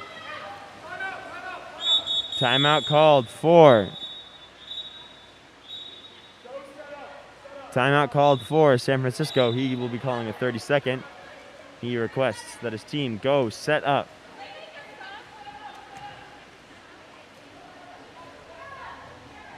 He just tells them, go set up.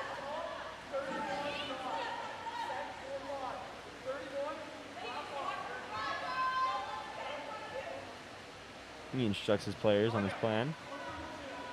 They've got 1 minute and 41 seconds remaining in the game.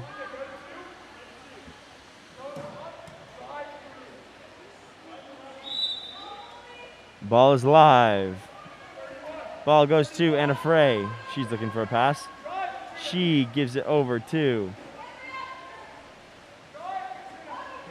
Amelia Murphy. Taken away from her by Elle Graham. And there we go. Cambria Daly's ahead of the defense. Recognizes that play was not going to work out. She moves in. She steps up. Waits for the goal to drop. Bounces it off her arm into the cage. Almost taken away by the San Francisco goalie. However, Cambria Daly managed to put it in, putting Olympus up by 3 with 1 minute 15 in the game.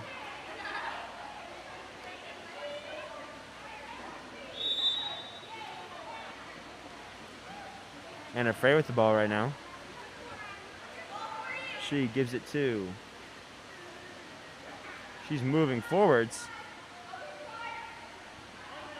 She continues to move forwards.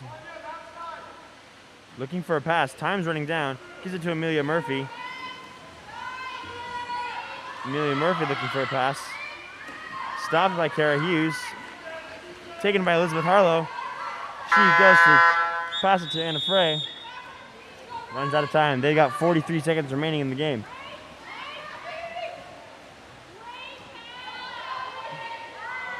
Ball right now with Penelope Knight. She shoots, slips it out of the goalie's arm, and that puts Olympus up by 4. San Francisco has 1 more shot clock to make things happen.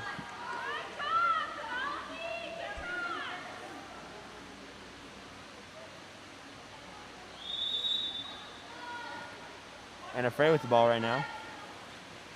Pass from Elizabeth Harlow.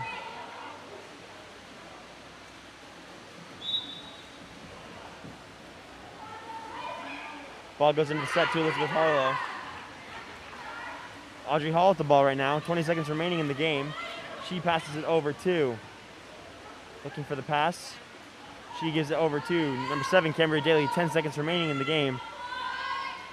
Goes to pass it to number 6, Kara Hughes. Taken away by San Francisco. They've got 5 seconds to make something happen. Recovered by Olympus. And that is the end of the game. We have Olympus 8, San Francisco 4. Thank you to the refs, the coaches, and to you, our viewers, for showing up. And we will see you in the next game.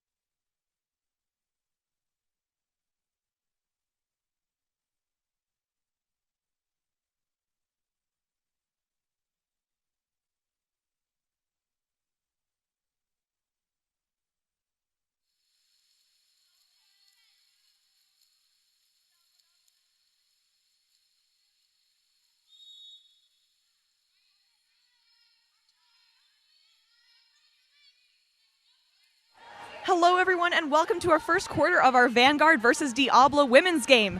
This is going to be a very exciting game for us. These are two very, very good California teams. And, I mean, this is already evident by the fact that Diablo has already almost run out Vanguard's shot clock. Let me try and find some rosters real quick. Sorry, I just got out of the game myself, so I'm not 100% prepared, unfortunately. We have number 8 up top, passing down to number 11. They're definitely going to try and work it into the center, but I don't think that Vanguard is going to make it easy on them. Yeah, definitely not. We have a bunch of crash defense from Vanguard and a steal there from number 6 Dark, whose name I do not have yet. Rosters? Vanguard and Diablo. I think this is 16U. So sorry, I have someone looking for rosters for me. For right now, I will just be using numbers. Number 14 here with trying to get the ball down, but number 6 with a great press defense from Diablo. Diablo red? Yes. I do have a roster here for Diablo. If it is not the correct one, please let us know in the chat. Number 2, we have Tesh Shermer. Number 3, Caden Page. Number 4, Clara O'Connor. Number 5, Alexander Larson. Number 6, Ella Simone Del Rosario. Just let me know if that's the correct one. I have 2 Diablo reds.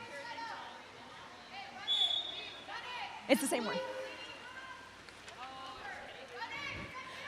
Number 7 gets excluded, sending Vanguard into their first man-up, woman-up opportunity. Number 3 shoots the ball, and it skies just over the cage. Ball is passed back to the Diablo goalie, Zoe Benisek. No, sorry. Zoe Jimenez.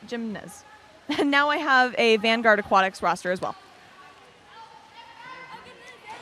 Number 7, White. That would be Audrina with an attempted shot at the cage, but a really great block down by Sunny Brown, the Vanguard goalie.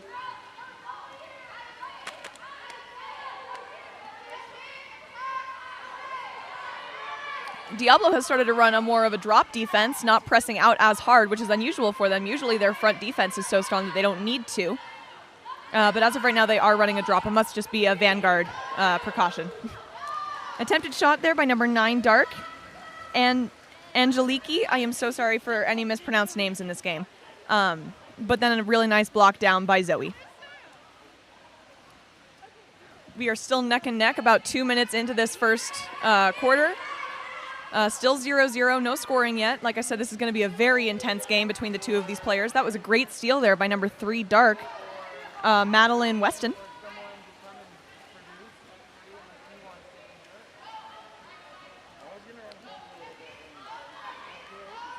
We love to see all of that support for our players in the chat. Thank you so much for all of your love and for watching this stream.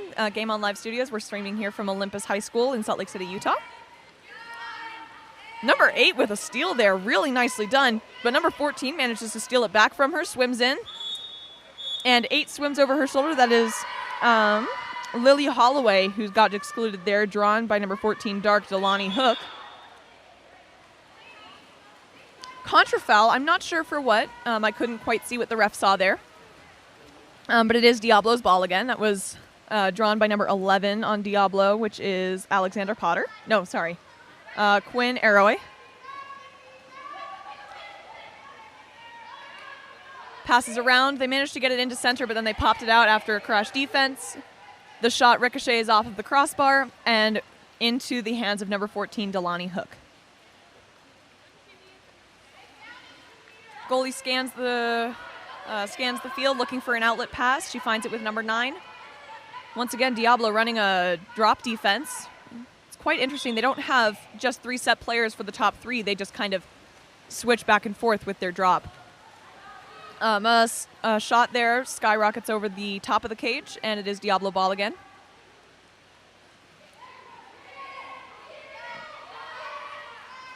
Ball passes into set, and an attempted shot there from number 6 is recovered again by number 6. Popped out to 7. Over to 3, walks.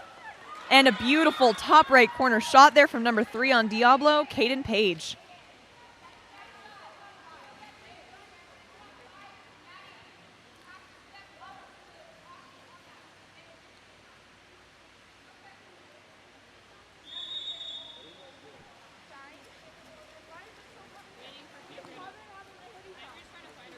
Ball passes back to number 12, over to number 9. Diablo is using some really strong press defense there just in the beginning to get Vanguard pushed back past the half. Always a disadvantage to a team as they already have only 10 seconds left on their shot clock.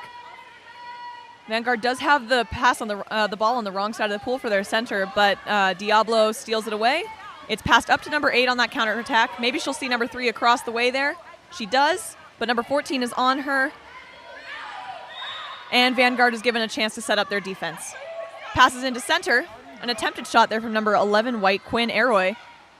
Results in a steal from number 6, Sloan Paulson, and number 9, Angeliki Arroyo. I am so sorry for mispronounced names.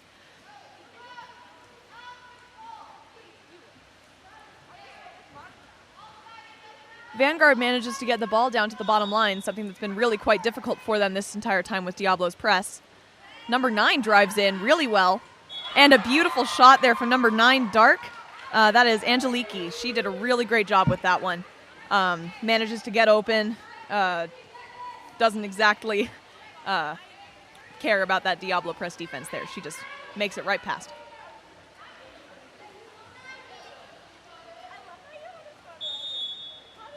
Will you go get Bella for me?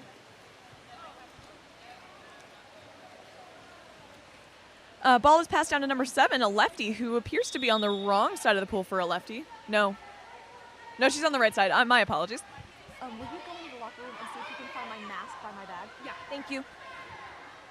Number 2 walks it in. A really great shot there up to that top left corner. She drives it directly into there. That was a shot by number 2, White, Tess Scheimer. Makes our score 2 for Diablo, 1 for Vanguard, with 14 seconds remaining in the quarter.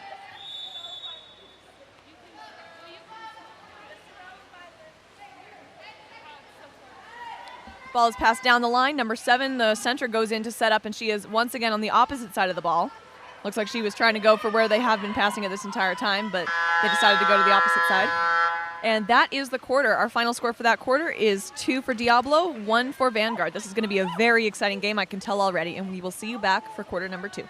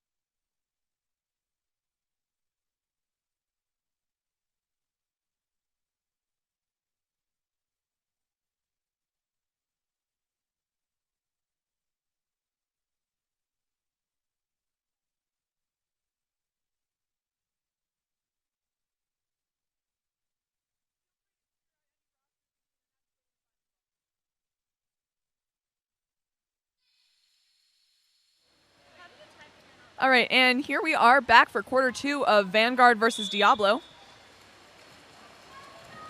The sprint is off. We have, let's see, number 6 for Diablo sprinting, who wins it. Oh, but number 3 is fighting back for it. Hey, look at that. Okay, so Diablo wins the sprint originally for number 6. Ella Simone Del Rosario.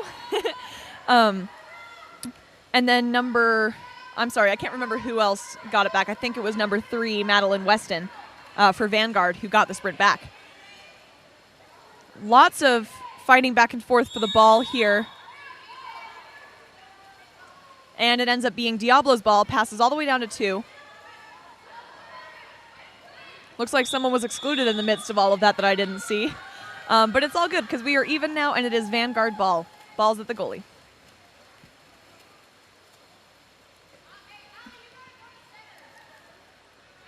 Pass down to number 11. They don't appear to have someone setting up at Vanguard right now. Number 8 might be trying to do so, but 12 drives in. They have 10 seconds remaining, and number 9 sets up, or 12 sets up in the center. She's turned around by number 11 for Diablo. That would be Quinn Arroyo. And they dump it with a few seconds left, and it is Diablo ball again.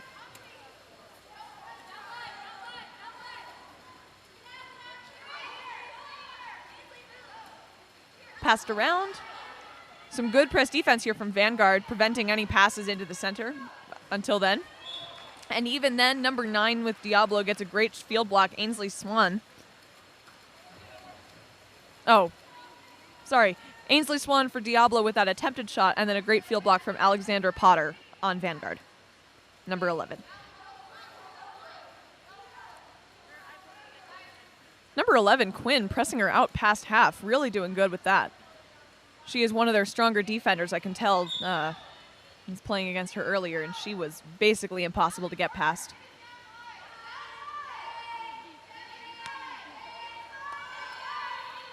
Fourteen tries to get it into the center. Never mind, she dumps it off with 2 seconds remaining on the shot clock. And Diablo is really shutting down Vanguard's offense here, making it really difficult for them to do anything.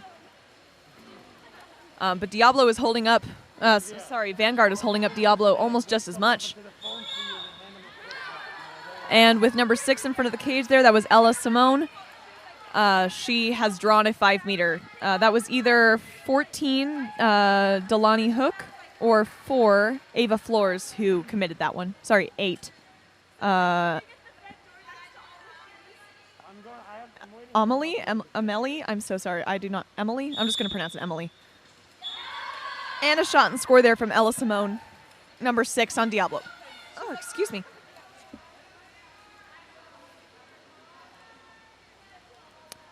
Which brings the score to 3 for Diablo, 1 for Vanguard.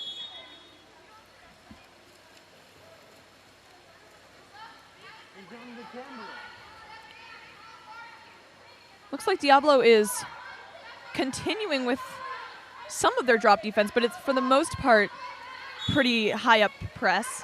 Number 6 on Vanguard drives across, hoping to get a pass off, but the player is too far away. There's only 10 seconds remaining. 12 gets the ball, tries to pass it over to 8.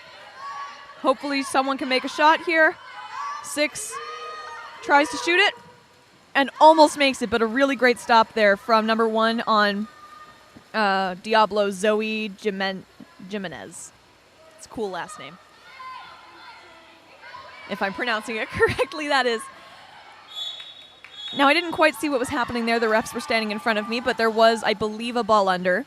That led to it being Vanguard's ball again. There's about 3 minutes left in this second quarter here. Vanguard is definitely not out of this game yet.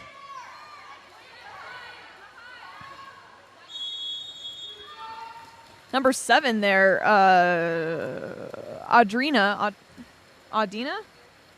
looks like, manages to steal the ball, get a foul, and pass it back to her goalie. She is, I think, one of 2 of Diablo's left-handed players. I could be wrong about that, but I think they have 2. And definitely has a strong shot, but that one sailed high over the left corner, and the ball is back to Vanguard. Ball passed into center. Number 11 was almost ready for it, not quite. Manages to get it out to 14, despite all of the defenders that crashed on her. 14 tries to make it in, and the ball is pushed under by number 2, Tess Scheimer, and it is given to Diablo. There was an exclusion away from the ball there. Number 14. Oh, that might not have been away from the ball. She might have just gone for it after the foul again. That is number 14, Delaney Hook, with the exclusion there. And number 4, Clara O'Connor, puts that in a top right corner. That brings the score to 1 for Diablo, and I believe 1 for Vanguard and 4 for Diablo.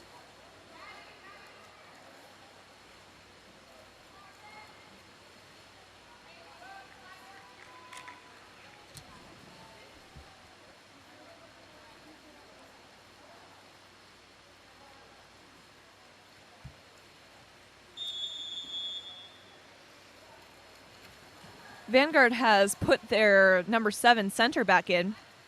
She is really a strong center player. She's had a couple of really solid shots in previous games, but Diablo's defense has just been shutting her down. 12 walks in, passes over to 5. Although number 6 was open in that top corner, number 5 passes it over to number 6 on Diablo. A sloppy pass over to number 8, who did not see it coming, results in a steal from number 12, Madison Emerson, for Vanguard. Lots of back and forth play here. About a minute and 30 seconds remaining in the half. We'll see if Vanguard can get their ball into center. They almost do, but it is stolen back by number 6, Ella Simone. Passed all the way up to number 8, who this time did know it was coming. She gets up, tries to shoot it, but number 14 interferes with her. Delaney Hook there interferes with Lily Holloway's, and she earns a 5-meter penalty. It does look as though Ella Simone is going to be taking this shot.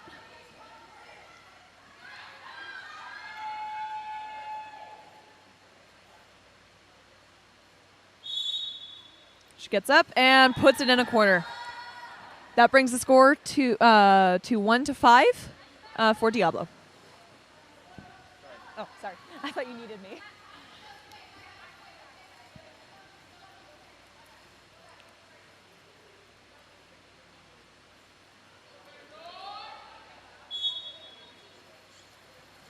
Ball is passed back to number 12.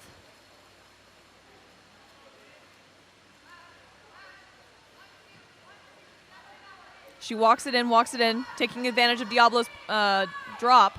Tries to get it into center there. It's a little over, and it is stolen back by Zoe. Although Zoe does actually touch it, and then it goes out onto the end lane, earning Vanguard a 2-meter corner throw. So they will get another possession here. There's about 56 seconds remaining, so we'll see what they can do with it. There'll probably only be 2 or 3 possessions left in this quarter. And it is a close game. It's not as close anymore, but they are definitely playing at equal levels. Vanguard passes it around, taking full advantage of their new shot clock. Looks like there's a center open on the opposite side, but 5 doesn't see her and passes it to number 8 on Diablo, Lily Holloway. Number 6 there, Ella Simone, is way ahead of her defense. Number 11 holding her back, holding number 14 back. An attempted redirect with 2 rebounds there. 2 rebounded shots from number 11, Quinn Arroyo.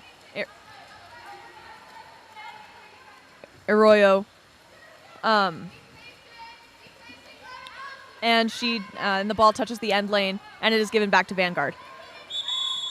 Number 3 there with a really great steal, Caden Page. Number 5, Morgan Dollander, I believe. Tried to get it back from her, but swam over her shoulder, giving the ball back to Diablo. It's passed up, 5 seconds remaining in the quarter. Oh, and just barely number 3 on Diablo, Caden Page, makes that shot. There's about 0.83 seconds remaining, so we'll see if anyone can get a shot off. I have a feeling that they're going to pass it back and the buzzer's going to go. But you never know. Current score is 1-6 for Diablo.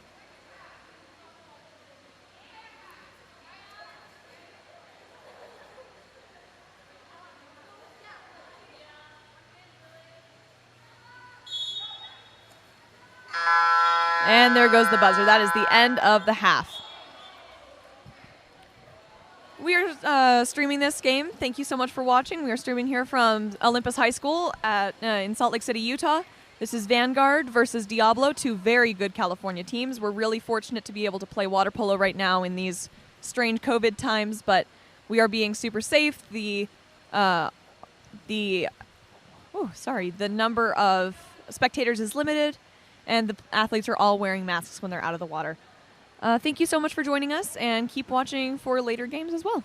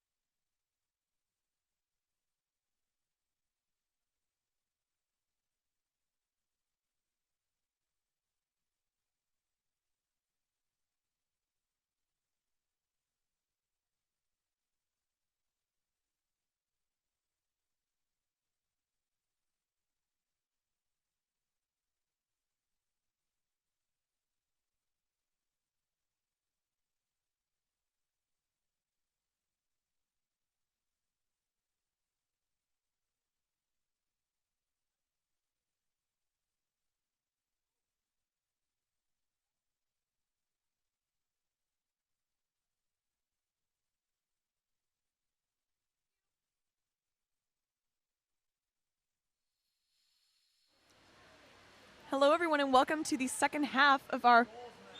Oh, can you grab it, please? It's mine, yeah. Sorry, I'm just finding my mask again. This is Diablo versus Vanguard. That was number 6 for Diablo sprinting, Ella Simone. She's been on fire today. Number 3, Madeline Weston has actually won a sprint as well in the first quarter. Thank you, Ethan. And yeah, we have some really fast people on these teams. An attempted pass into center there results in a steal from number 6 on Vanguard, Sloan Paulson.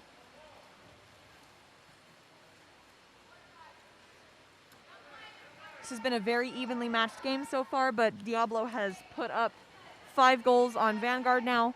Vanguard's been having difficulty getting their offense to work out with Diablo's strong press. As demonstrated there, you could see that number 7 in center was set up, but 6 and 9 crashed back on her. That was Ella Simone and Ainsley Swan, who managed to get the ball back from her.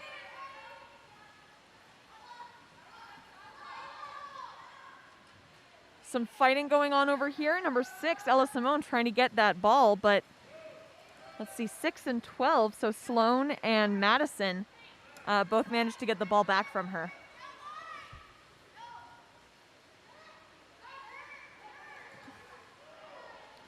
That was number 9 there, Angeliki, with an attempted shot.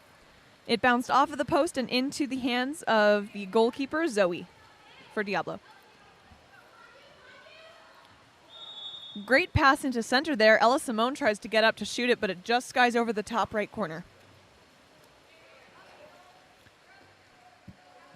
Ball is given back to Sunny Brown, the Vanguard goalie. Center calls for the ball to go to the other side, but her team doesn't seem to be listening to her. 9 takes an attempted shot there. That was Angeliki with another attempted. And it is brought down by Zoe, the Diablo goalie, who has been having a fantastic day today.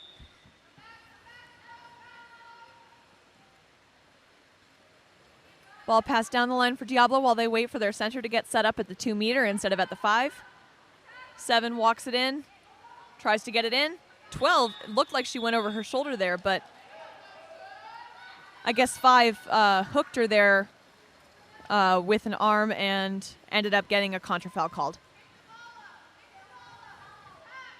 You know, these refs are really doing a marathon today. They have been doing essentially nonstop games. That was a really great kind of unexpected shot from Madison Emerson from up top. Really well done by her.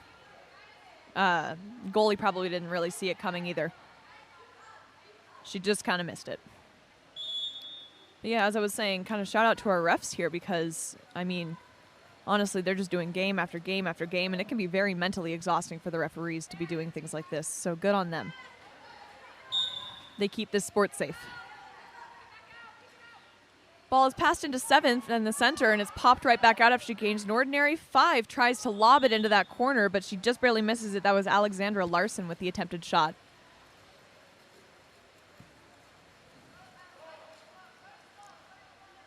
Diablo is definitely beating Vanguard down on the counterattack here. Still running that same drop defense, which appears to be working. Number 12 there with an attempted shot, Madison Emerson. And it is bounced off of the starting blocks and into the hands of Zoe. 7 with no defense on her whatsoever. Never mind, 3 is coming up. Number 3 seems to not really know what to do with the ball here. Her team isn't moving around a ton to help her out. They only have 5 seconds remaining on the shot clock. But still, number 6, Ella Simone, on fire today. Puts it in a top corner, making the score 2-7, I think it should. Yeah, 2-7 for Diablo.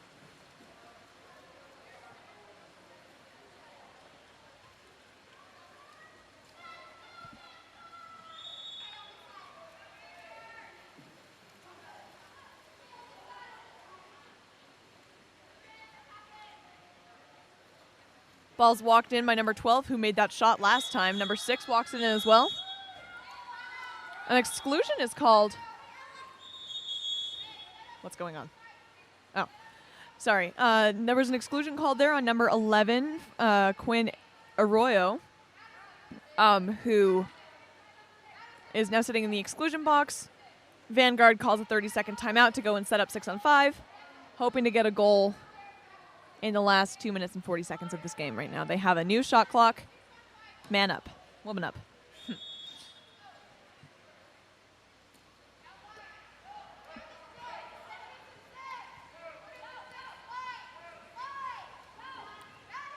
Everyone's calling to put it to 6, but as soon as they put it to 6, she immediately passes it away as Diablo comes in for a hard press. 3 with a very poor shot from her back, I might say. Unfortunately, she was not really on her legs for that shot, and it was brought down by Zoe. Number 4 there tried to recover it, Ava Flores, but she was unable to. 11 walking in. Big shot just went over the goalie's fingertips. That was a goal by number 11 White, Quinn Arroyo.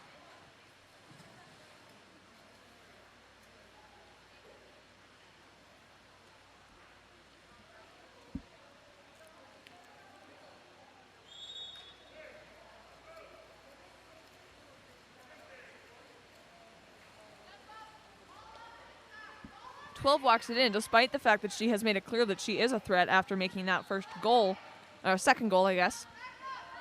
Diablo was still running their drop defense. Really good shot there, super strong by number 9, Dark Angeliki. But it is blocked up and out by the phenomenal Diablo goalie, Zoe. One thing I have noticed about this tournament so far, wow, another great block by Zoe, an attempted shot there by Madison Emerson for Vanguard. One thing I have noticed at this tournament so far is that we have had some really, really great goalie play. I can't exactly point out one goalie that I think is not a good goalie. All of them are really quite phenomenal. And that was a goal right there by number 7, Audrina for Diablo. Brings the score to 2-9 with 1 minute and 30 seconds remaining in the third quarter.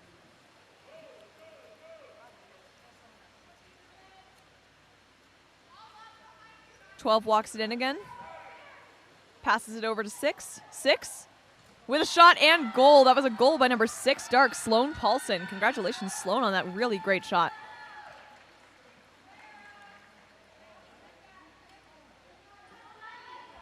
Brings the score within 6 goals. 9-3 for Diablo. Got a minute and 10 seconds in this quarter, and then we have a whole other quarter after that, so Vanguard is definitely not out of this game, as long as they keep up their really strong defense that they've had on Diablo. Not a great start for that, though. Number 12, Madison Emerson, excluded now for going over number 7, Audrina's shoulder. Diablo passes it around. Ooh, a really nice, strong shot from number 8, Lily Holloway, but then a really super solid block by the goalie for Vanguard, Sunny Brown. Sunny should be proud of that one. That was a solid block.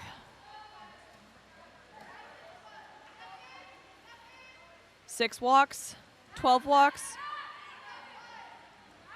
7 is sloughing off into center, even though the center isn't even set up yet. Looks like there's a hooking and grabbing call that results in a contra foul. 30 seconds remaining in the quarter. Vanguard pressing to steal.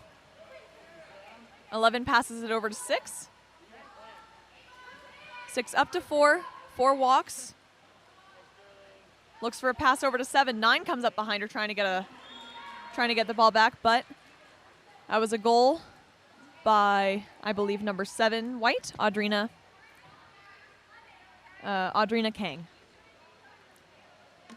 Brings the score to 3-10 with 11 seconds remaining in this quarter.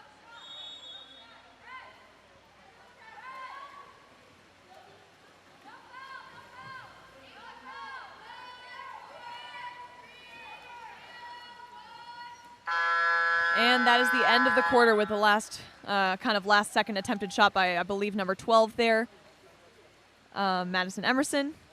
And we will see you all back for quarter number 4 in a few minutes. Good luck, Theo.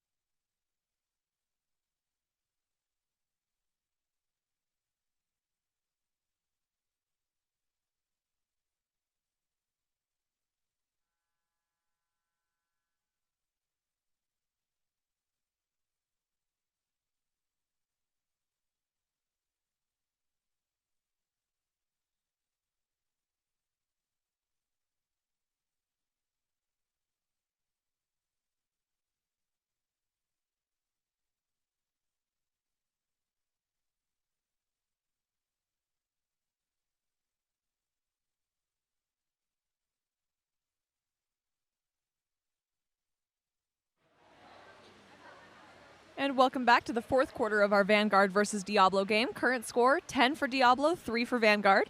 This has been a really solid play. Even though the scoreboard doesn't quite reflect it, we can tell that both of these teams are super strong in their offense and their defense. Diablo's defense just managed to shut down Vanguard. Now that sprint was won by number 6, Ella Simone from Diablo, but then number 6 from Vanguard managed to get it back, Sloan Paulson there, which makes it Vanguard's possession for the first one. Number 9 is over here calling for the ball, wide open, not a single defense on her, and she's a lefty. Gets up, super strong shot, just skies over the cage. It is Diablo's ball once more.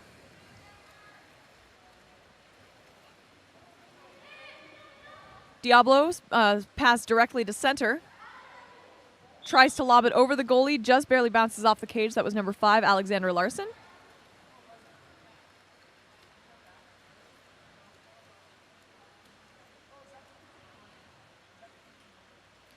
Now this time Vanguard does actually seem to be passing the ball on the side that the center is setting up on, which is always a good thing to see.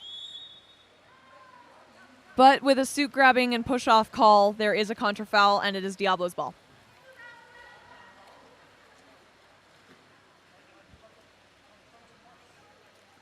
Their goalie scans for anywhere that she can pass it, but Vanguard is actually in front of most of the players at the moment, which is really good for them. They're running some good defense there. And number 7 pushes off of number 12, giving it to Vanguard, giving the ball to Vanguard.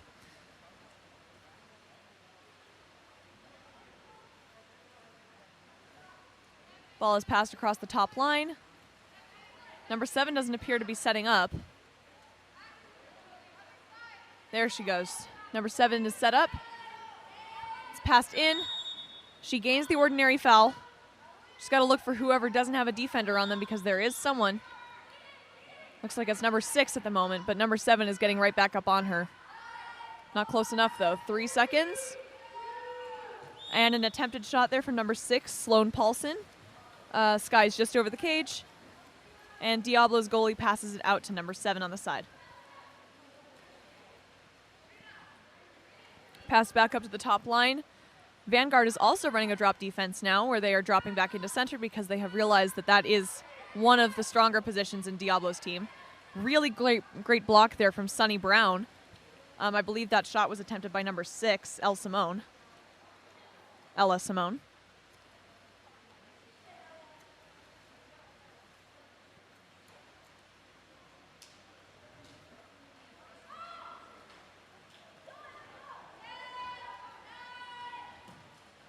And a really solid block there from the goalie, but number 7 recovers it. That was an attempted shot by number 4, Ava Flores. But then number 7 picks it up off of the cross, off of the rebound. Isabella Ochoa, I am so sorry. With a really great turn and shot there. Nice recovery goal, which brings the score within 6. It is now, I think it should be 5-10, but I'm not sure about that.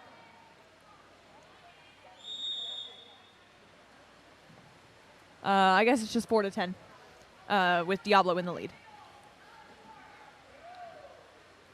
Diablo once again getting down and setting up very quickly, but number 3 is right behind number 8 there with a really great steal from a combination of number 8 and Emily Lyman and Madeline Weston. So great job for the two of them. They try to get it into center, Vanguard does, but there are 2 defenders on her back, or two defenders in front of her, 1 on her back. And there is an exclusion called on number 8, Lily Holloway. That was gained by number 11, Alexander Potter. And Vanguard calls a timeout.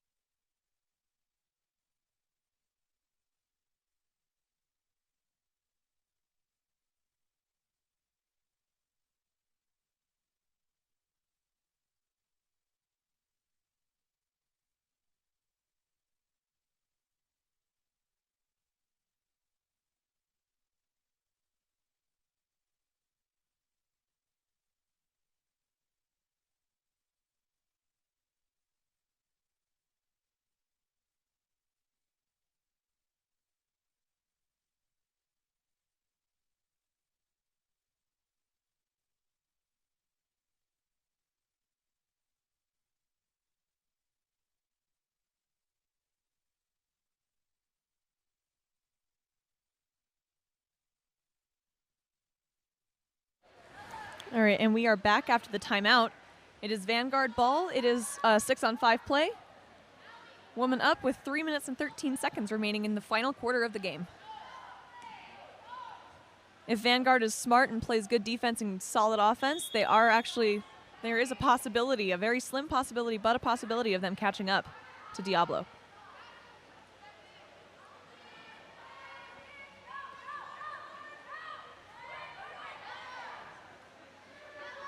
And Vanguard really needs to move in a little bit more. Oh, so unfortunate. Number 8 makes an attempted shot there, Emily Lyman. And it makes it, but unfortunately there is a player within the 2-meter line, I think, is what happened there. And it results in a contra foul and no goal. Ball is passed into set, popped out. Number 11 has a strong shot here, but it is knocked down by Sunny Brown, the goalie for Vanguard. She's had a really solid fourth quarter so far, blocked almost every goal that's come her way.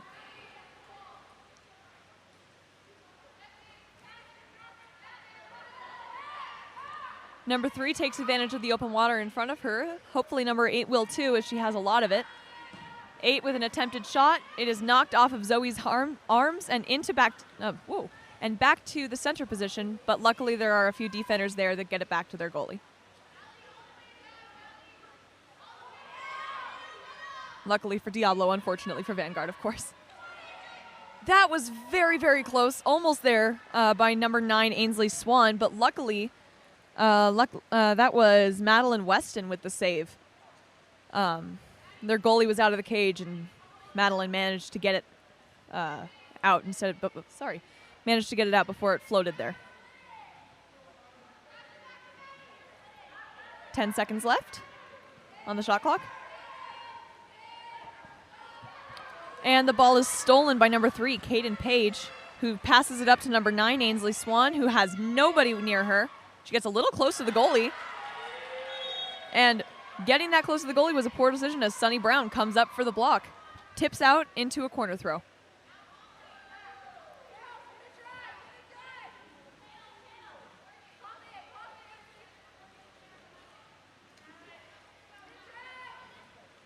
Ball is passed around the outside. Vanguard with some really good press defense here. They are preventing a ton of passes to the middle. And even when they do get a pass to the middle, number 5 is there, Morgan Dollander, to steal it and put it under. Vanguard possession with around a minute left in this final quarter. We'll see if they can make some cool stuff happen. And an absolutely stunning corner shot there from number 5, Morgan Dollander, brings the score to 5-10. Really, really super solid shot there. I don't know a lot of goalies that would have been able to get that one.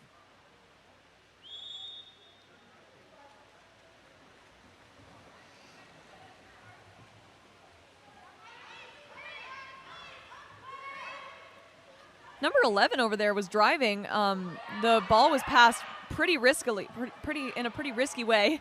I don't know if riskily is even a word. But number 11 manages to keep a hold of it. She shoots it, and it just barely goes over the cage. Luckily for Vanguard, as their goalie and all of their defenses were out of the cage at the time. Number 8 gains the ordinary foul, goes over to number 10, who doesn't have a defender on her until now. Number 4 comes up, steals that. Clara O'Connor with the steal. 20 seconds remaining in the game. Diablo is not about to let up, though. But number 2 and 3, Madeline and Ava, Brooklyn and Madeline, managed to get a ball under there. They didn't go over her back or anything. Some really smart defensive play. 5 seconds, 4, 3. Attempted shot from 8. Just barely goes over the cage. And there is the game. All right, our final score is 10 for Diablo, 5 for Vanguard. Because of that game, actually, Olympus Aquatics will be playing at Park City High School at 8 o'clock p.m. tonight against North Irvine. So tune into that one if you're interested. And a really great job to all of our players here. You all did amazing. Thank you so much to our refs. You guys are awesome. And we are here with Game On Live Studios, streaming from Salt Lake City, Utah at Olympus High School. So tune in for more games later.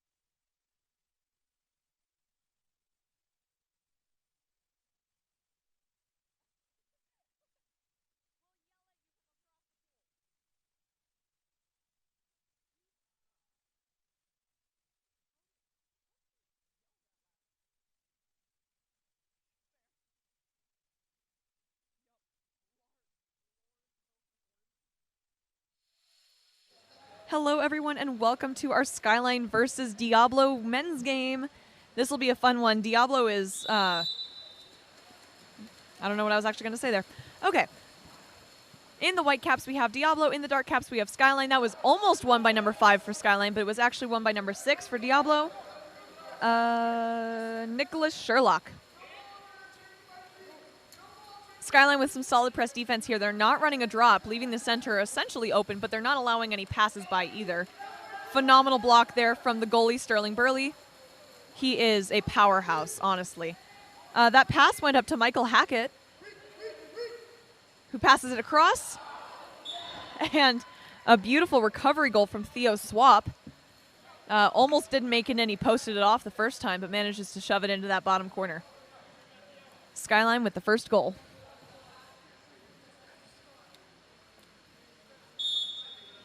You'll soon start to see that Sterling Burley is probably one of the best goalies in the country, in my opinion, at least. Ball is passed into center. Number 2 gains that ordinary foul, passes it out, but Tom Diaz comes up with a steal. Number 4 for Skyline. Sorry, that was Jake Diaz. I don't know why I said Tom. His brother Tom is sitting on the bench right now with an injured elbow.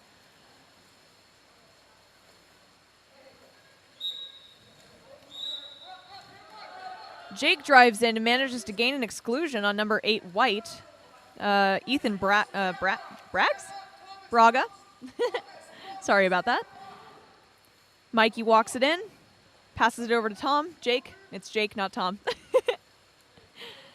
Passes all the way over to the 1, to 9, to 7.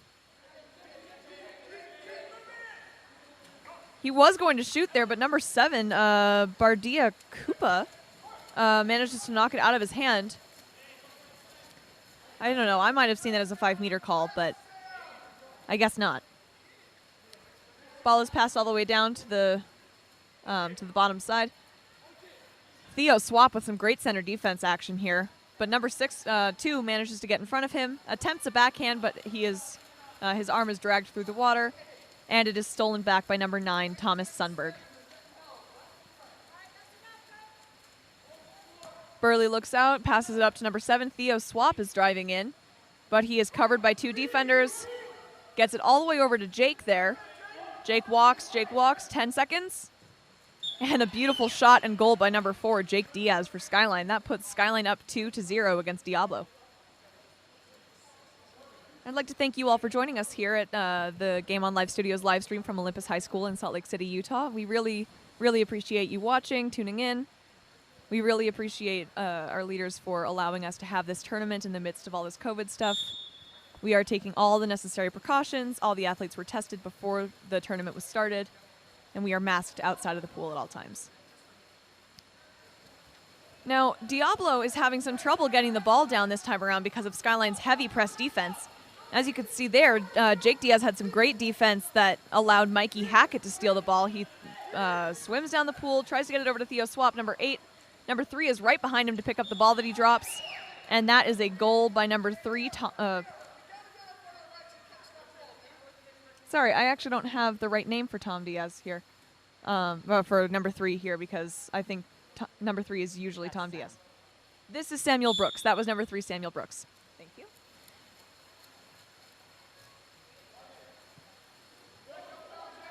Some great teamwork there from Skyline. Good ball awareness. And yet another steal from Mikey Hackett, number 5.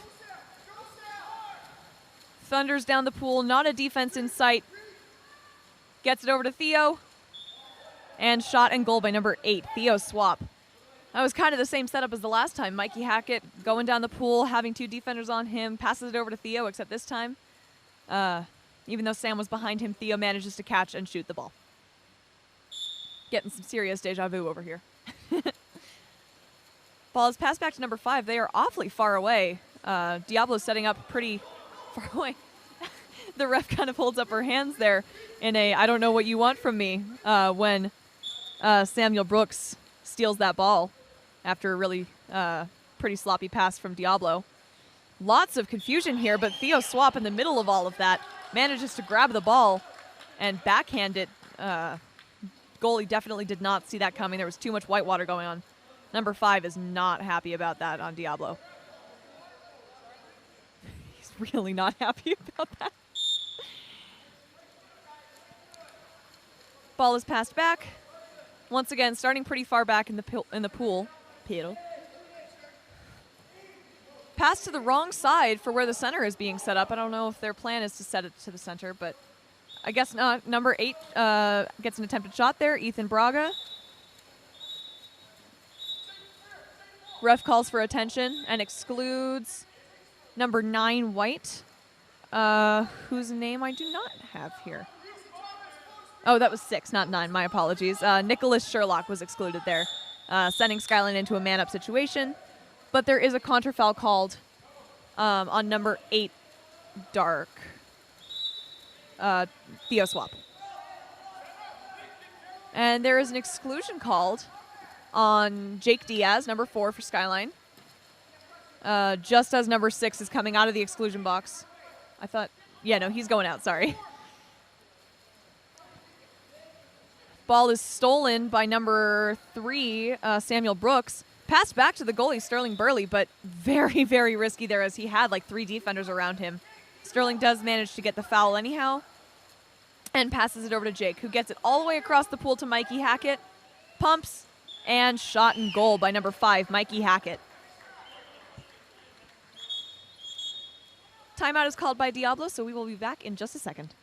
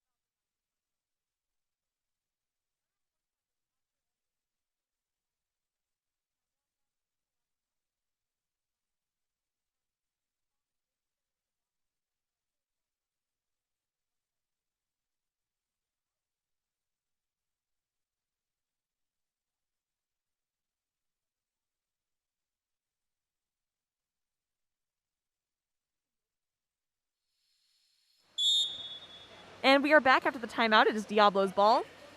They are passing it in. Ooh, that was loud. Sorry. They pass it into center. Oh, and a really beautiful sweep shot there from number 8, Ethan Braga. Puts Diablo on the board, making it 6-1 for Skyline. Skyline subbing out.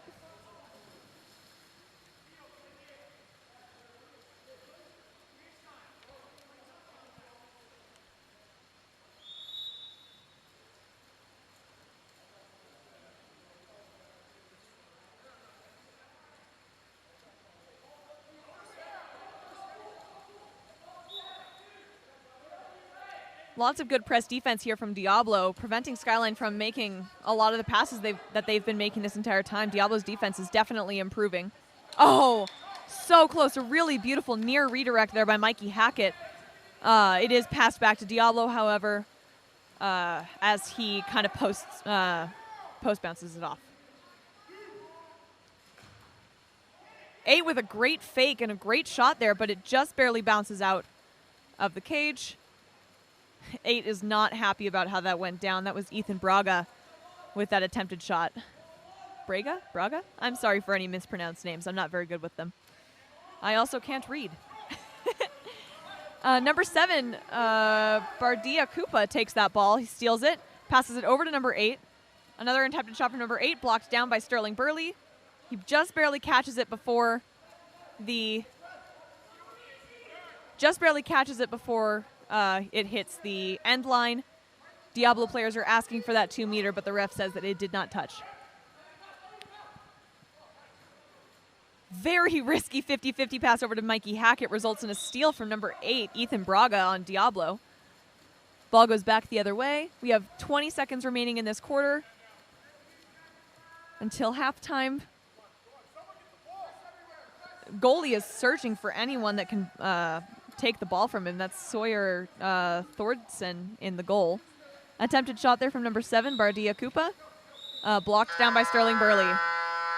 And that is the quarter, and we have an exclusion on, I believe that's number 7, White, Bardia Koopa. So we will be back after the half.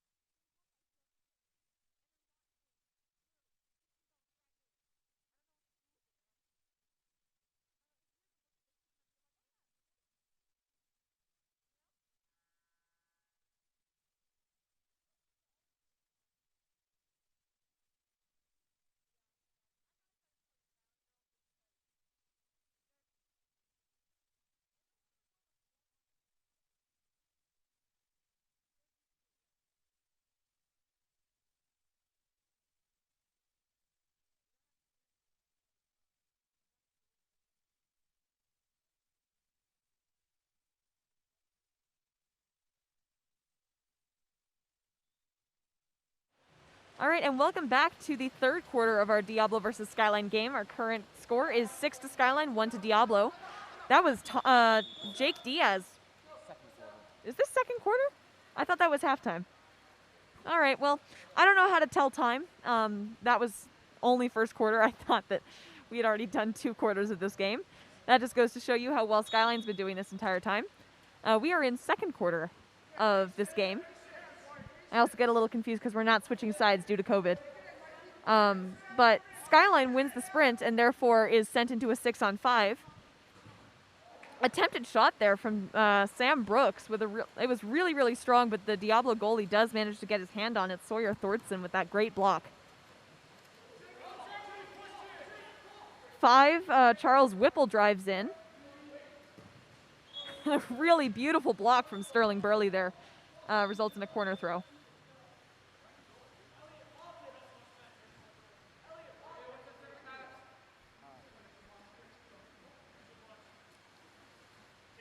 Ball starts at number 9 for Diablo, whose name I do not know because it is not on this roster, so sorry about that.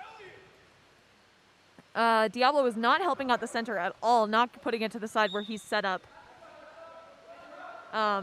Just moving it farther and farther away from him. I guess they're hoping to get a shot off of the side, although I'm not entirely sure.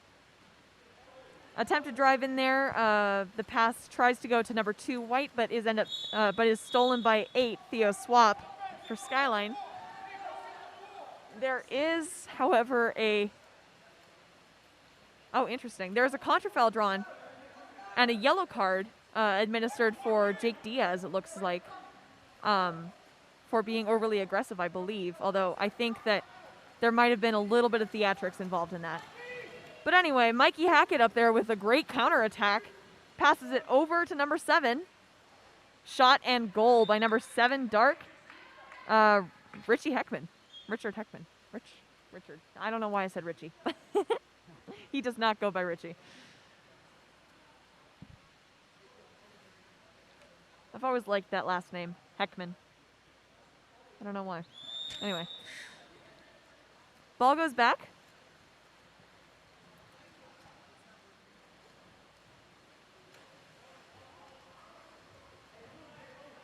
Now, I will say that the referees, having been in the referee meeting myself, that was an exclusion on number 3, Samuel Brooks for Skyline, sending Diablo into a man-up opportunity.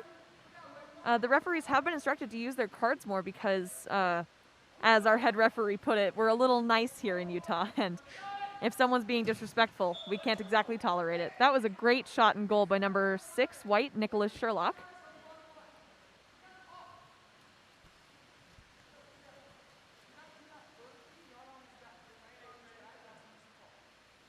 And we are really fortunate to have some referees coming in out of California.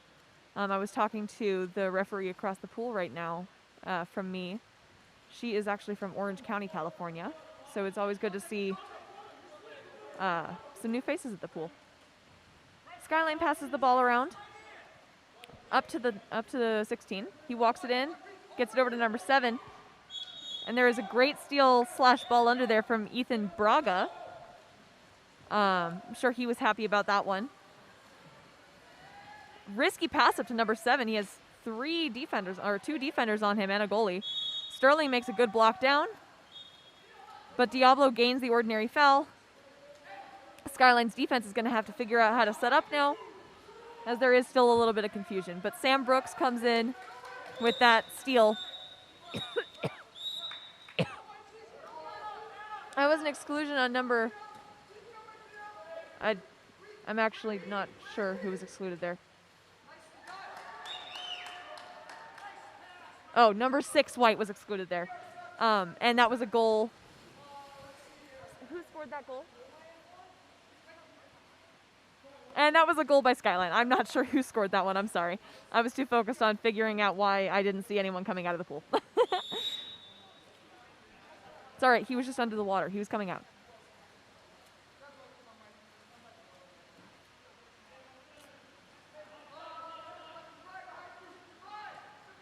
Ball is passed around the outside. They get it into center, but the phenomenal crash defense from Skyline here prevents any shot from happening. Sterling is going to try and thread that needle up to Jake, although he does have 2 defenders on him, 3 defenders now. But it does give Skyline a chance to set up their offense.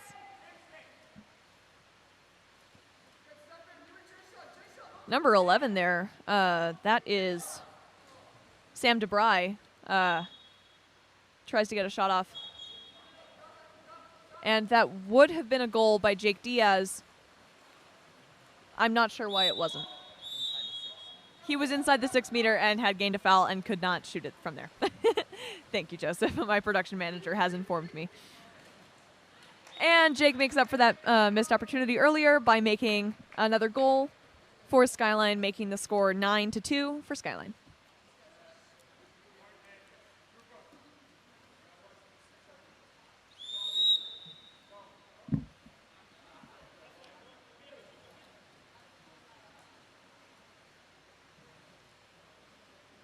Richard Heckman already up there with some pretty strong press defense. They managed to, Diablo manages to get it into center. Turn and a beautiful shot and score by number 2, white, Colin Sullivan. Skyline's crash defense has been pretty strong throughout this game, but number 2 is very clearly a good center defense. Managed to turn his defender, a center player, not a center defense. Managed to turn his defense and get that shot. That's an exclusion on number 7, white. That's Bardia Koopa. Skyline is very far out. I'm not sure why they're not moving in more. There was an attempted redirect shot there from number 16, Jayshawn Jessup. Doesn't quite make it in, and it is Diablo's ball again. Gets it up to 8, has no defense on him. 8 misses it and is very upset about missing it. I can understand why. He had a very good opportunity there, just didn't quite get it. It was a very, very strong shot, just a little bit over the cage.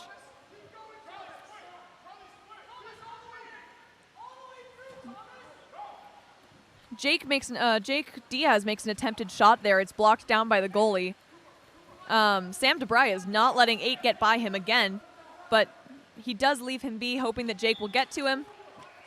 Jake does not get to him in time. The ball is passed over to number 8, and it is shot and scored by number 8, Ethan Bragas.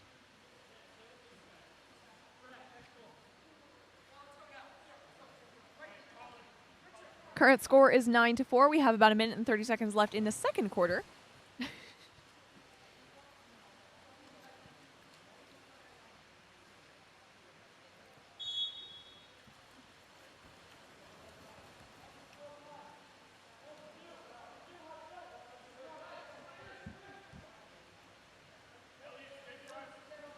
Ball's passed around the outside. There is a lot of fighting going on. I think there is very clearly some drowning going on in the center defense area, but his hands are up, so refs can't exactly call anything. We have 10 seconds remaining on the shot clock. Looks like he's going to take this shot. Just over the cage, that was a shot by Thomas Sundberg, number 9. Yeah, I think number 6 in the middle was...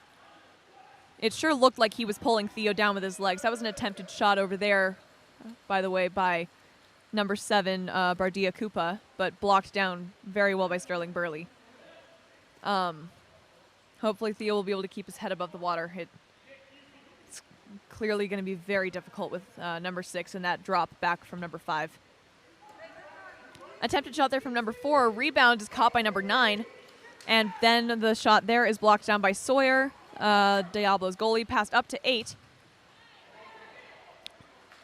Oh, and there was an attempted shot there by number 8, Ethan Bragas, that he then caught the rebound from and shot again and scored. That makes the current score 9-5. Skyline in the lead with 22 seconds remaining in the quarter. We'll see what Skyline's plan is here. Sterling might be coming out of the field. I know that he can do that. He's a very strong field player as well as a very strong goalie. Yep, here he is. We're going into a 7-on-6 play.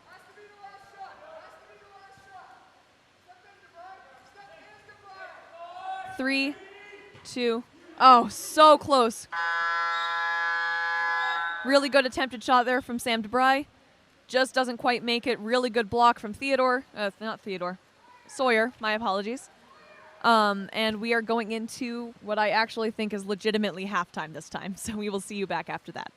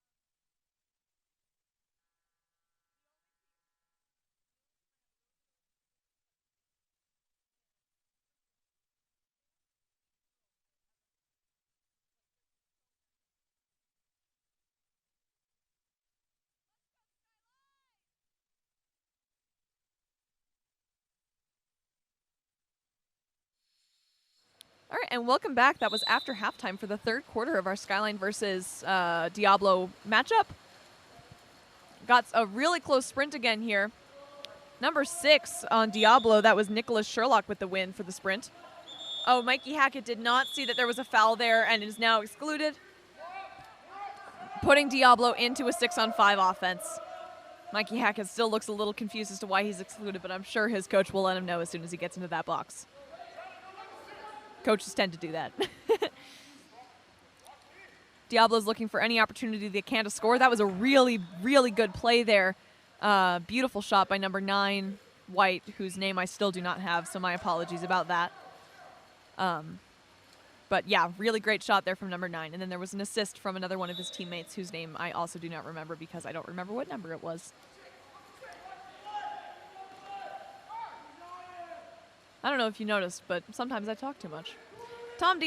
Jake Diaz pump fakes it in.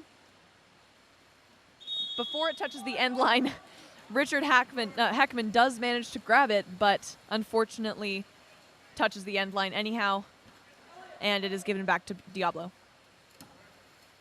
Anyway, not anyhow. 9 passes it up to 6. 6 goes up for the shot. Beautiful block and tip out by Sterling Burley. Diablo will get the 2-meter corner throw. That was an attempted shot by Nicholas Sherlock, number 6.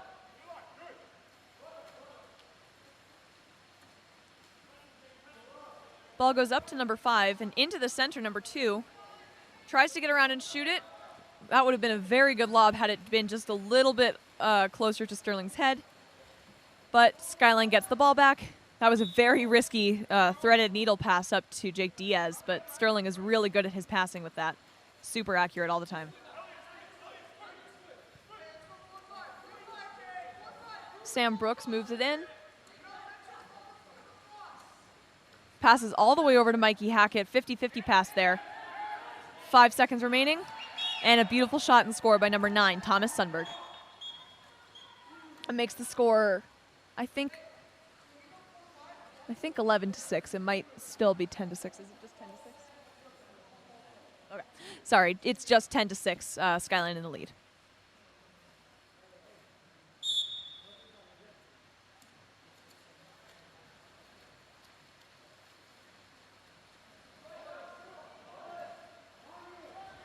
Now, yeah, so Mikey Hackett did not go over his defensive shoulder there to get that steal, and then his defense kind of pulled him back anyway, which resulted in a nice contra foul, giving Mikey Hackett the ball. That was a really beautiful pass over there to number 3, Thomas. Samuel Brooks. And a beautiful shot and score once again by Thomas Sundberg. That is his second goal in a row. He is really killing it this afternoon. What time is it?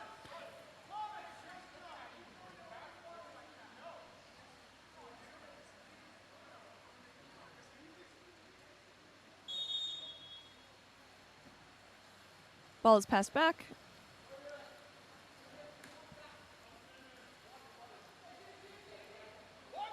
Theo Swap with a great steal there with an assist on that steal from Jake Diaz. Passes up to Jake, but the goalie comes out. Jake knows that, shoots and almost scores. Not quite. Just keeps it out of the cage after it posts off. Number 8 swimming in with a drive. Mikey Hackett was trying to be careful not to draw a 5-meter there. But unfortunately for Skyline, number 8 had a really great shot there, Ethan Braga.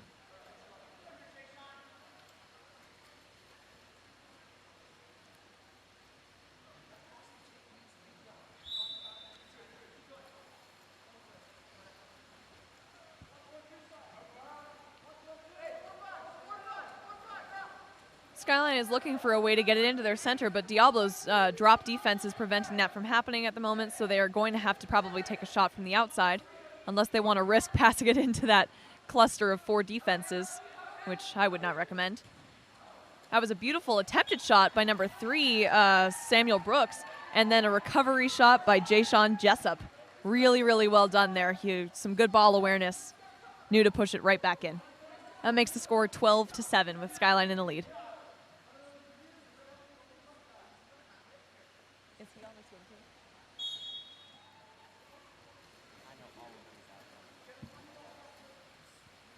I know basically all of them.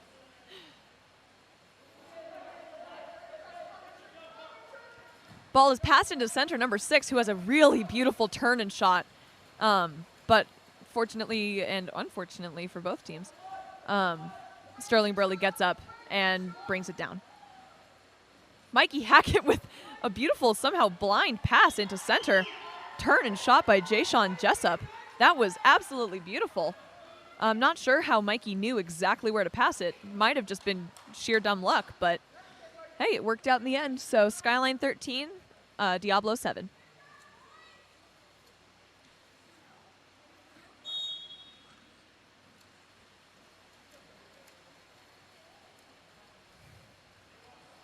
Number 5 searches for any kind of outlet pass he can find, tries to thread the needle into center, manages to get it there. Oh, and a beautiful attempted backhand there by Ethan Braga. It is Skyline's ball. Yep, Skyline's ball now. Richard Heckman took a little bit of a risk there. Number 9 was coming after him pretty heavily, but he did manage to get the ball over to Sterling Burley to secure the possession. Jake walks it in, passes over to number 9. Oh, wow, a really beautiful block there from from Sawyer, the Diablo goalie. Jake comes back in, passes it into center. Jay-Sean with an attempted turnaround there, but he did draw a contra foul, giving the ball back to Diablo. Diablo ball goes all the way up to number 8.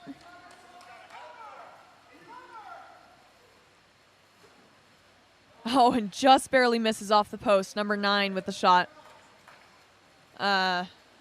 Coach tells Sterling Burley to slow the game down a little bit, make sure that they give him time and everything. We have about 1 minute and 40 seconds remaining in this third quarter here. Ball is being walked in by number 9, and a beautiful top left corner shot by number 9, Thomas Sundberg. He is on fire today. I believe that's his 3rd or 4th shot of the game, maybe more.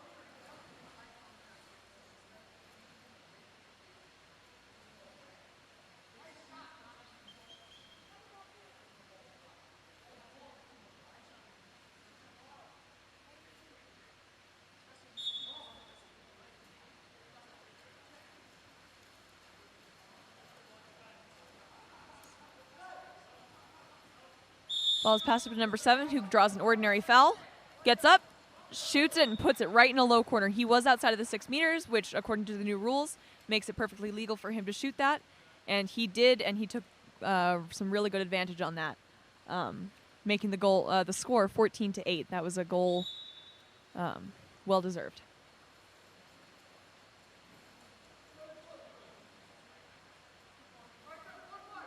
Number 9 walks it in, looking for anyone to pass it out to. Mikey Hackett getting open on the other side. Passes it into number 9. Richard Heckman coming back out. 10 seconds remaining on the shot clock. And there's a 6-on-5. There's an exclusion on number 9 Dark for holding under the water. Number 9 White for holding under the water, sending Dark into a man-up situation. They have a new shot clock. Oh, that would have been a really beautiful opportunity for a shot. The Diablo goalie is not ready. Just like that. Mikey Hackett with the goal and Sam Brooks with the assist. Really, really beautiful. That's exactly what you want to do on a 6-on-5. The goalie just doesn't have enough time to get all the way across the pool. 6-on-5's goal is to move the goalie as much as possible and put it in a corner.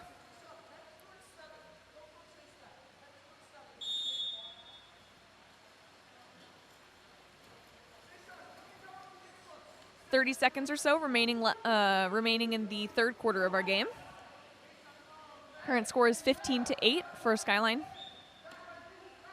Skyline High School is found here in Salt Lake City, Utah. They actually only started their club a few years ago, so seeing this level of play from all of these guys is really, really impressive. It's good to watch them grow and expand our sport. 15 seconds left. We have 4 seconds left on the shot clock. 3, 2, and a really, really strong shot from Ethan Braga there, but also a really strong block from Sterling Burley. Passes all the way up to Jake Diaz. We have 7 seconds remaining. Beautiful shot and score in the lower right-hand corner for Jake Diaz. 4 seconds remaining. We'll see if Diablo just kind of passes it back and gives him a shot, which is the most likely scenario here. We have a couple of field players dropping back to have their hands up to help shot block. Looks like they might give it back to number 5 or number 8. Or the goalie. And a good knockdown by Sterling Burley at the end of the quarter. Game? Quarter? Quarter. So this is going to be fourth quarter next. Thank you so much for joining us here at Game On Live Studios. We are here at Olympus High School in Salt Lake City, Utah. And yeah, thank you so much for being here.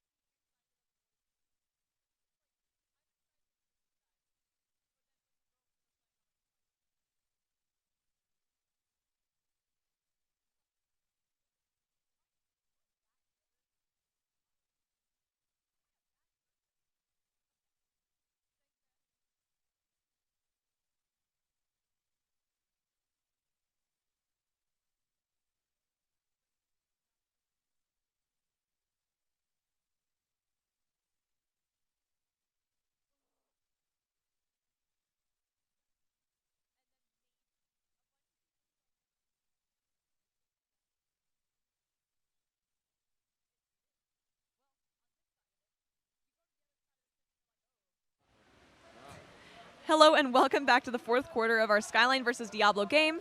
Skyline is currently leading 16-8. Some really strong play from both teams though, but Skyline has just been scoring and scoring and scoring. It's interesting because they are such a young team. And a beautiful shot right off the bat, not even 15 seconds in from Richard Heckman. I guess a little more than 15 seconds, but you know, it's fine. Still impressive. Yeah, like I was saying, this is such a young team. I knew a couple of these athletes when they were playing in 12U games, and it's only been a few years. And it's really cool to watch them progress and get to be as good as they are now. Theo Swap coming in to see if he can play some closer up defense. Number 5 is taking advantage of Theo not being there, though. Tries to drive, but he has Theo right on his tail. Hopefully Theo doesn't get excluded. Theo got excluded. He was on his back, and that is an exclusion for number 8, Dark Theo Swap. That was drawn by number 5, White, Charles Whipple. I believe that was meant to be a redirect for number 2, but Samuel DeBry was right there ready to take it from him, and Sterling Burley coming right out of the cage. No one expected that one, I don't think, especially not number 2. Sterling puts the ball under to get the turnover. Theo moves in a little bit more. Number 9 comes out to guard him. Passes over to Samuel.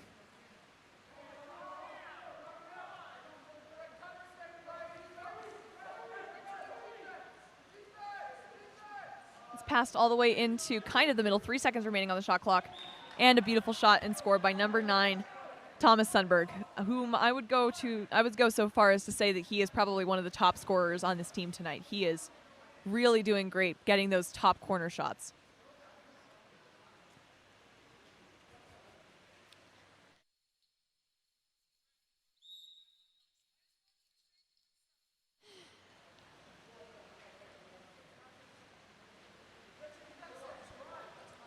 Number 5 walks in with the ball.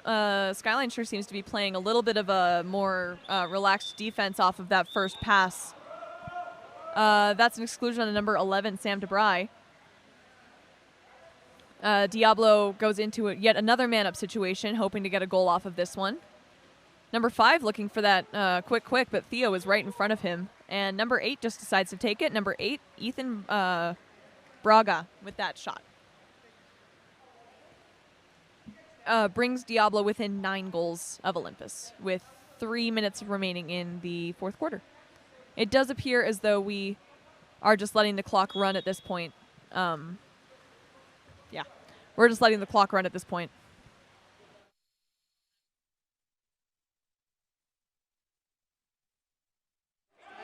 Thank you. I have actually just been informed that it is actually a decision that the refs have made that if a team gets 8 points ahead, we start running the clock. So we are now just running the clock. So that just means that anytime that we would normally stop the clock, like after a goal, or I'm assuming probably like during a 2-meter corner throw, we will not be stopping the clock and just letting the time run out a little bit more. Number 7 tries to draw that ordinary foul. He might be shooting it here. Yep, gets up, takes a shot. Oh, Sterling gets a hand on it, but just not enough. And number 7 with the goal there. That was Bardia Koopa. Great shot there, super powerful. I'd really like to see what his shooting speed is because that looked fast.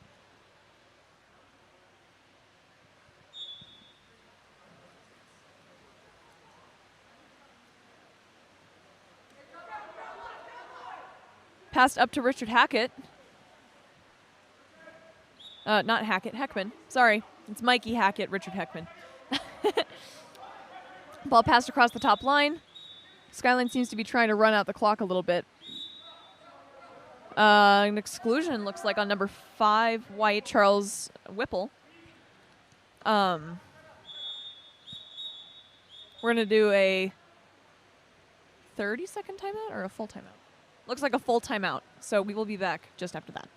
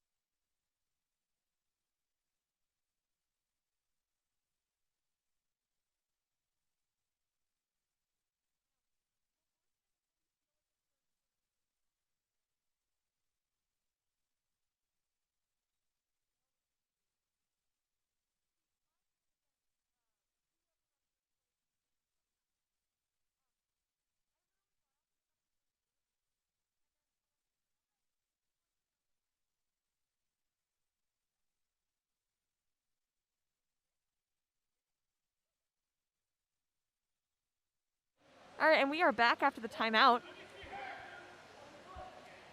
Olympus is having their man up play right now. Have about 20 seconds remaining on the shot clock. Number 5 in the exclusion box waiting to be put back in. I will say that Diablo might be having a little bit more of a rough time considering they only have 1 sub, but looking over at the Skyline bench, they also only have 2 subs. So, I don't know, they're pretty equal.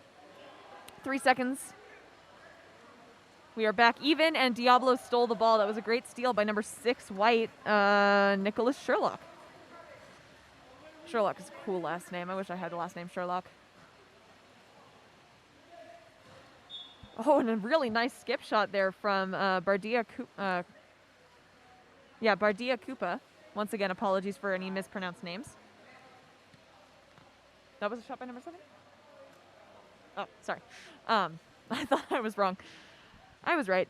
And there's about a minute left in this game. Olympus is still ahead by 7 or so, but it looks like we're not going to be stopping the clock still. Just considering there's only 40 seconds left, and I don't think that you could get seven goals in 40 seconds. Especially not when Jake Diaz makes a beautiful skip shot under the goalie's arm. Number 4, Jake Diaz. 34 seconds remaining. Oh, we are stopping it now.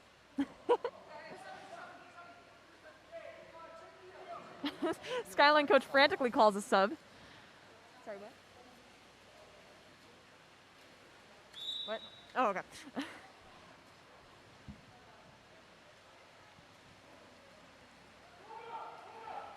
Can't quite see what's happening. The referee is standing right in front of me, which is all right. The ball is passed down to number 3. Up to number 6. Over to 7. We'll see if 7 takes a shot here. Oh, that's going to be an exclusion on Mikey Hackett with 9 seconds remaining in the game. Should not have gone for that. That was foolish. 3, 2, 1. Oh, and number 6 passes it over to number 7 as the buzzer is going. Number 7 is kind of asking him what happened, but that is the game. Our final score is 19 to Skyline, 11 to Diablo. Thank you so much to our referees for doing an amazing job. Our cameraman up there is doing awesome. Hope you all have a wonderful day, and we will be back for Colorado Water Polo versus Park City, looks like.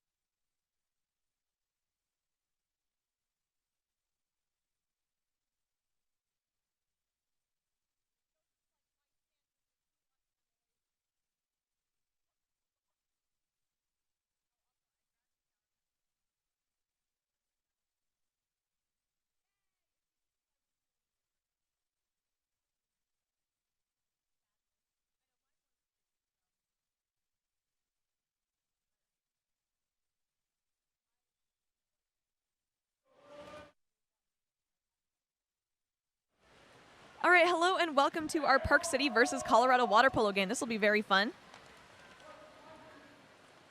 In the white caps, we have Park City, and in the dark caps, we have Colorado water polo.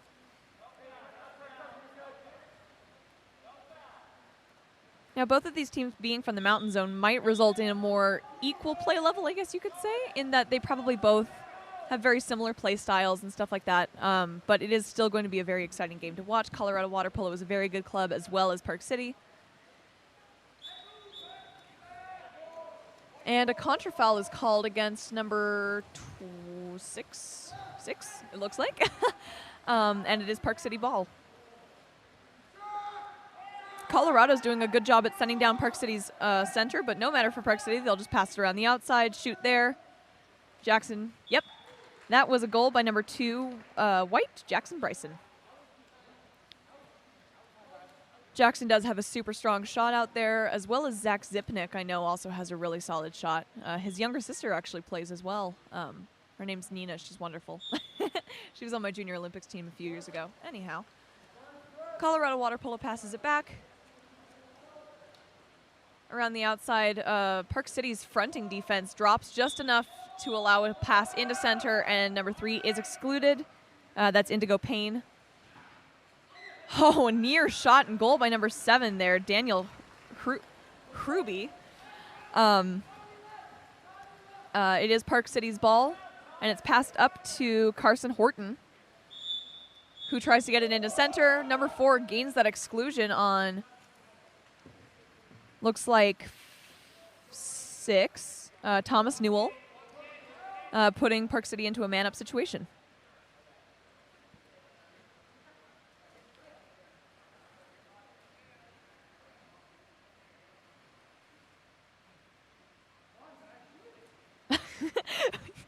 We hear a teammate from the center of the pool as Zach Zipnick is pumping the ball. Come on, Zach, just shoot it. And he decides to pass it over to Indigo, who takes an attempted shot, skies it just over the cage, and it is Colorado water polo ball again.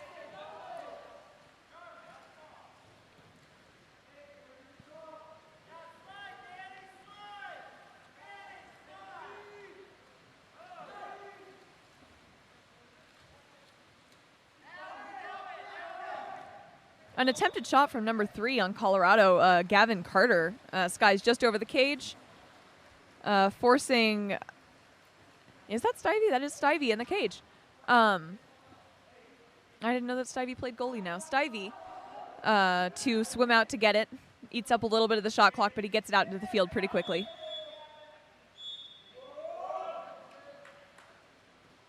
Passes into center. Only gains an ordinary. I figured that was going to be a 5-meter, but whatever works. 10 seconds remaining in the shot clock, which might, yeah, there we go. It should have been refreshed when the exclusion happened on number 7 there. Shot and goal by number 6, Zach Zipnick. Great skip shot up to that top corner.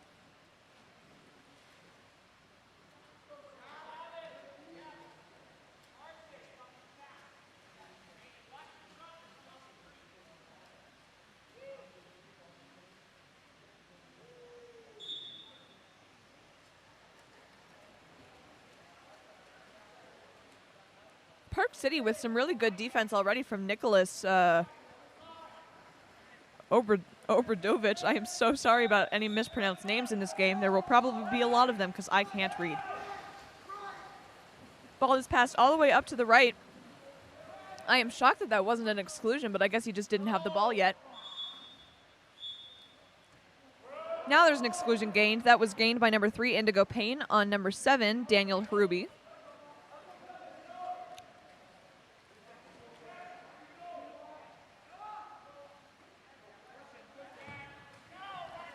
An attempted shot from Zach Zipnick, number 6. Shot right at the goalie. Goalie knocks it down. That was a great block by Joshua Warren, the Colorado water polo goalie. Oh, and number 3, Indigo Payne, just kind of snatches it over his defense's head. No call on that one. Looks like it was a clean swipe. No contact with the person at all. He just got up on his legs and just kind of yoinked it out of the way. There is a cluster of people in the middle of the offense there, but in the middle of the cluster, Number 8, Fisher Kaplan makes an attempted shot there. Coach is not happy about him missing it, but it's all right. They're up by 2 already. Colorado Water Polo passes it into center. Great center defense once again from Indigo Payne. Just kind of snatches it over his head and passes it back to his goalie, Stivey.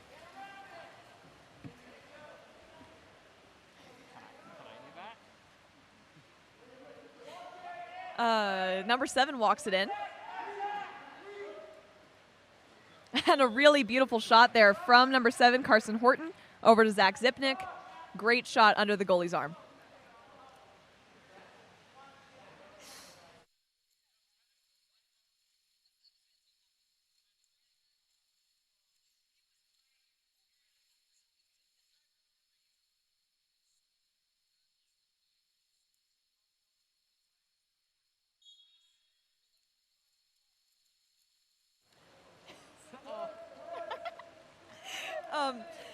The ball goes from number 6 to number 4, Colorado. They try and get it into the center, but they're doing a double set, looks like. Indigo Payne in center defense. He's been phenomenal so far and has not stopped there.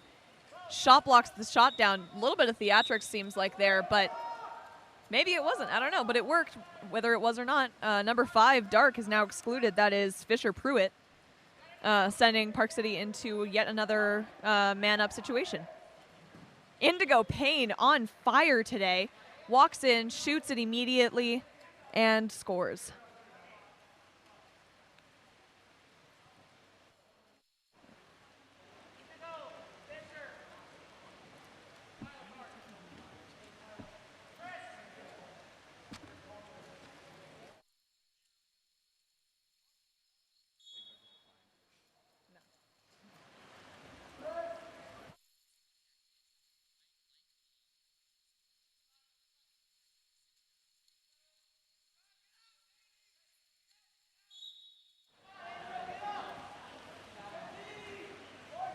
Number 4 puts the ball into play. Woo, that was loud. Number 4 puts the ball in play. 10 seconds remaining on the shot clock. Can't get a pass. Park City's defense is just a little too tight. Puts it into play. I think he's lost his opportunity to shoot it. Yeah, Stivey was completely locked on him there. Manages to knock that ball down. And the defense is going back the other way. Really great block down there by Joshua Warren. Super solid. Hear that across the pool. Those are the kind of blocks that you love. We have 20 seconds remaining in the first quarter. I had to check. I thought we had already gone through a quarter. 15 seconds. We'll see if Colorado can make a shot happen here. I can't speak today. It's good for a commentator to not be able to speak. Number 2 with a really great skip shot backhand right over Stivey's head. That was number 2, Truman Inglis. Best shot is the one that the goalie doesn't know was coming, and that goalie did not know that that shot was coming. Skip shot backhands are something difficult to do. Tyler Peabody might be taking that shot. 3 seconds, 2 seconds. Skies it just over the cage, and that is the end of our first quarter. We will see you back in just a bit.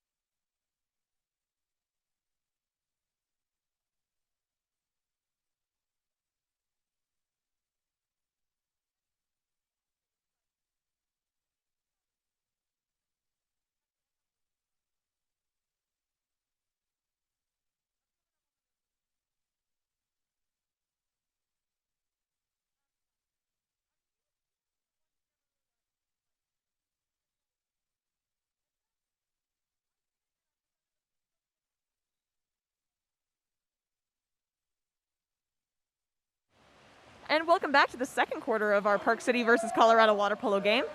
Currently, Park City is leading 4-1 against Colorado. We have Indigo Payne back into center defense. He has been doing a really fantastic job so far today. And the defense does not stop there. Number 8 out here, Fisher Kaplan, with some really good defense. And then number 7, Carson Horton, with a good steal up there. Number 4 comes after him a little bit, but he manages to get it up to number 8. Into number 4, White. Pops it out to Indigo. Indigo walks it, gets it into Zach Zipnick. Zach pushes off when he tries to turn and causes a contra foul for Colorado water polo.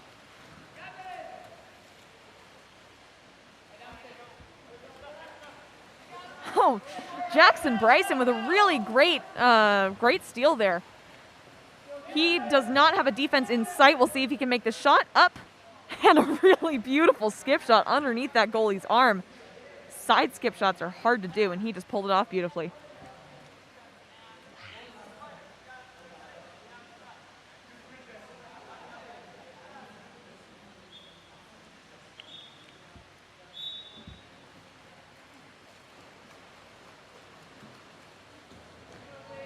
Number 4, Nicholas, with some really good press defense up here.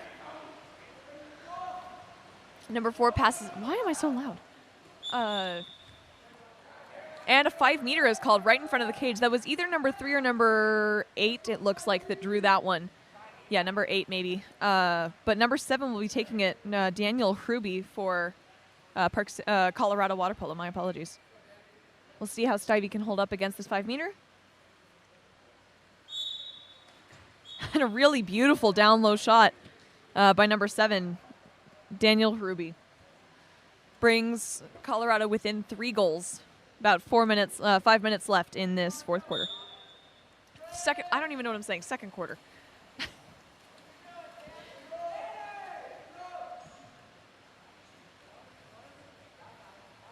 Colorado doing a really good job at keeping the ball out of the center. Number 7 tries to thread the needle there, doesn't quite make it, and it's taken back by the Colorado goalie.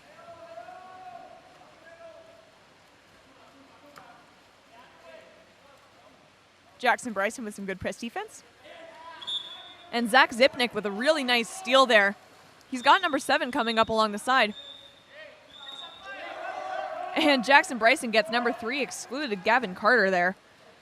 Park City's maybe 4th or 5th man-up opportunity here. They've been doing a really good job at getting these Colorado players excluded. But Colorado has also been doing a good job at playing some defense on it. That time around, however, Zach Zipnick manages to put a goal in right underneath the goalie's arm. Current score is 2-6 for Park City.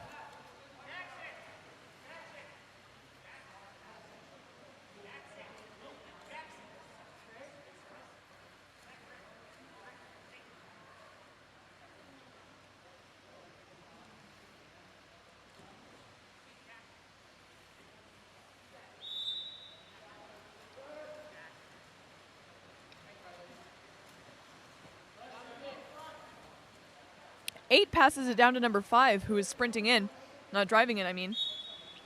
And attempts a shot, and as I expected, number 17, Barrett Petty, with his arm over number 5's, draws a 5-meter penalty shot. Looks like they're going to let number 8 take this one, Charles Wang.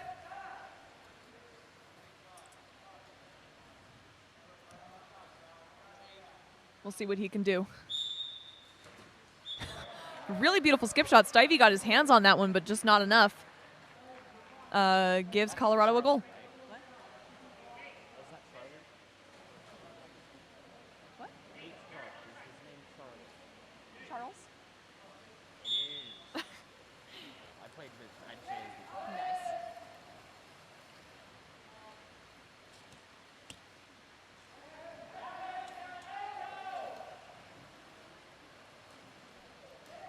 Number 4 tries to pop it out of center, ends up just kind of passing it up to number 4, Elto. Tries to get a sprint in to tries to sprint in to get a shot, and draws a 5-meter penalty instead.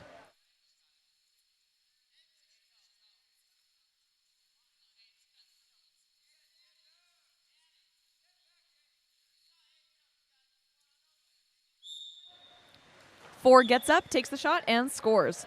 I think Colorado has made about half of their goals now just from 5 meters. Yeah, that was a really good shot there by number 4, Elto Narioka. No, that's not Elto. I'm so sorry. That's an Aito. I am so sorry.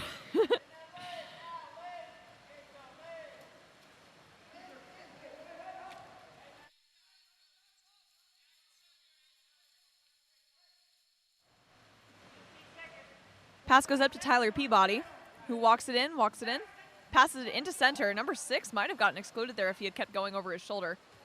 Number 4 with an attempted shot there, Nicholas. Doesn't quite make it, just makes it over the cage, and the ball is given back to Joshua Warren. Oh my gosh, excuse me.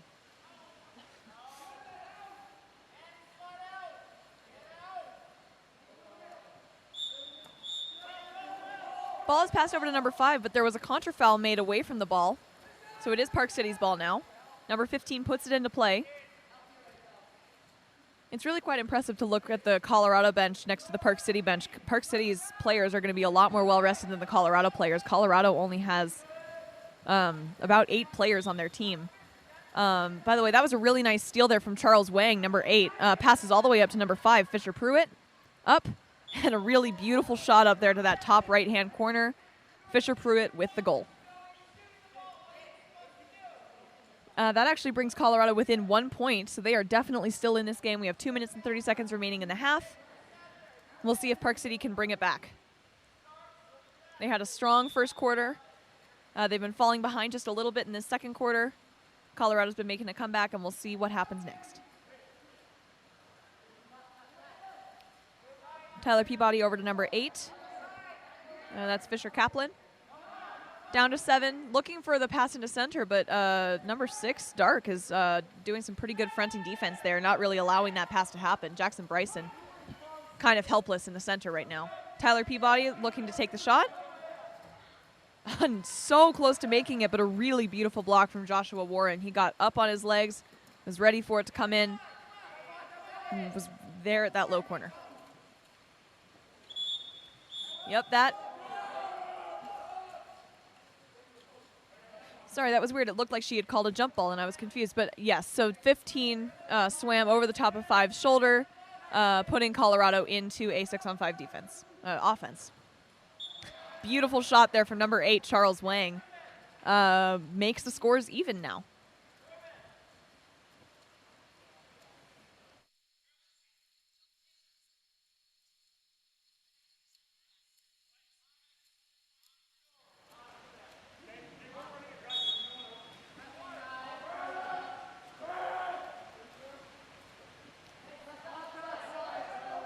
Got some aggressive communication, either coming from the stands or from one of the players. I can't exactly tell.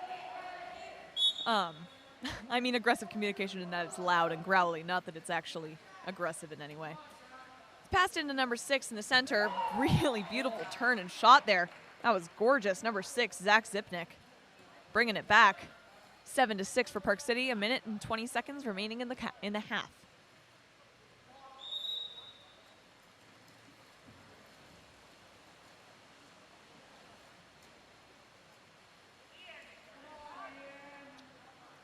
Ball is thrown into number 5, who drives in, gets up, and then waits for Stivey to get off of his legs and puts it in a corner.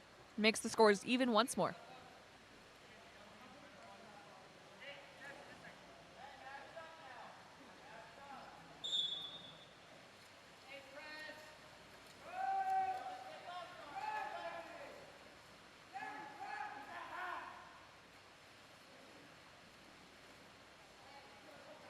Tyler Peabody looking for any sort of outlet. He finds Zach Zipnick, who pumps it, passes back to Tyler. 10 seconds remaining in their possession, 50 seconds remaining in the quarter. Back to Tyler Peabody, shoots right at the goalie, who blocks it down. They have about 10 seconds over the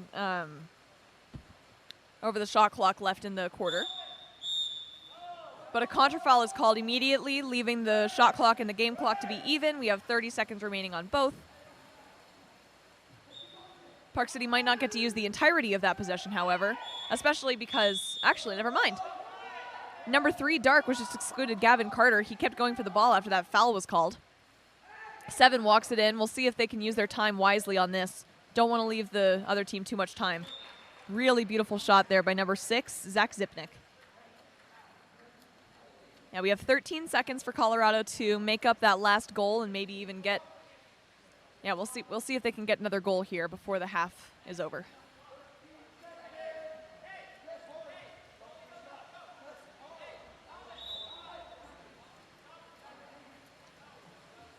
Very risky pass over to number 4, who didn't seem to know it was coming. Tries a helicopter backhand shot for some reason. Skies it to the left. Coach is a little confused as to why he did that. We got 7 seconds left. I guess Park City will be seeing if they can make another goal.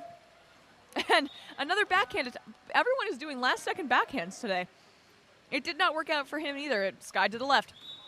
And an attempted shot from the goalie is knocked down by number 4, Nicholas, for Park City. We will see you back after the half. Current score is 8 for Park City, 7 for Colorado.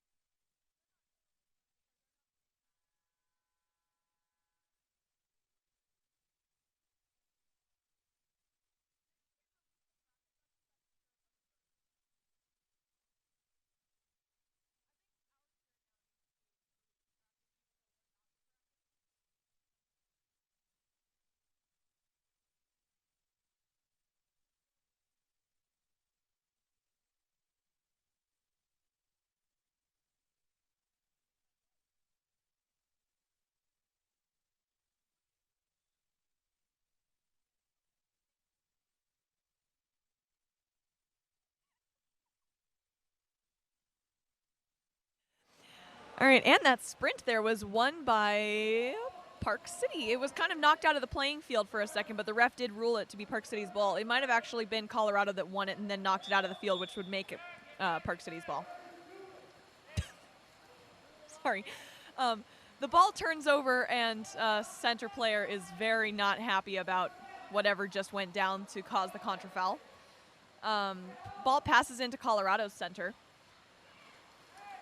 And there is definitely a crash on center there that prevents any shot from happening. Lots of back and forth just in the first minute of this game. Quarter. Third quarter. That's what it is. Indigo getting it over to number 2. Into number 4. Sweep shot attempt. Blocked beautifully by number 6, Thomas Newell. For a minute there, I thought that number 3 was guarding nobody, but Zach Zipnik was actually going after the goalie there for a second. Didn't manage to get the ball back, though.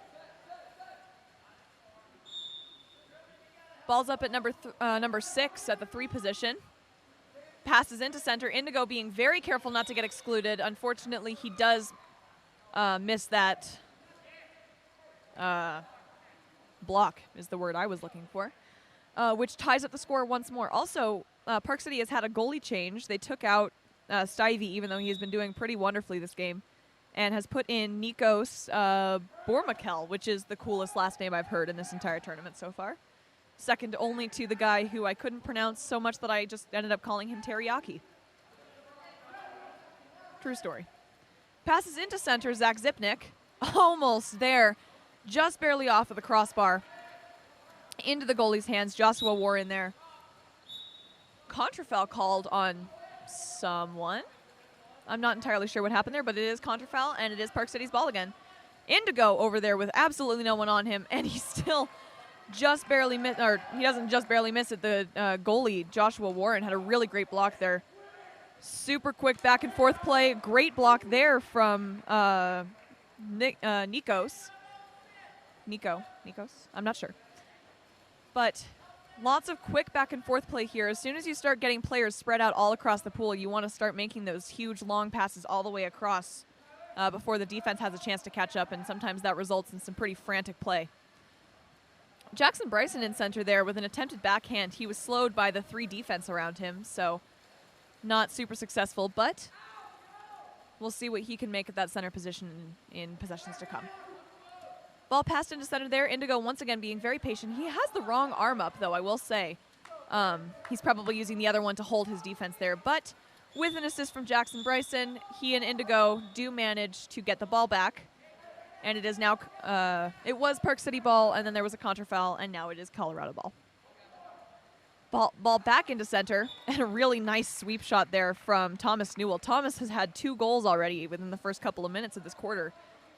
So we'll probably start seeing some pretty good things from center for Colorado.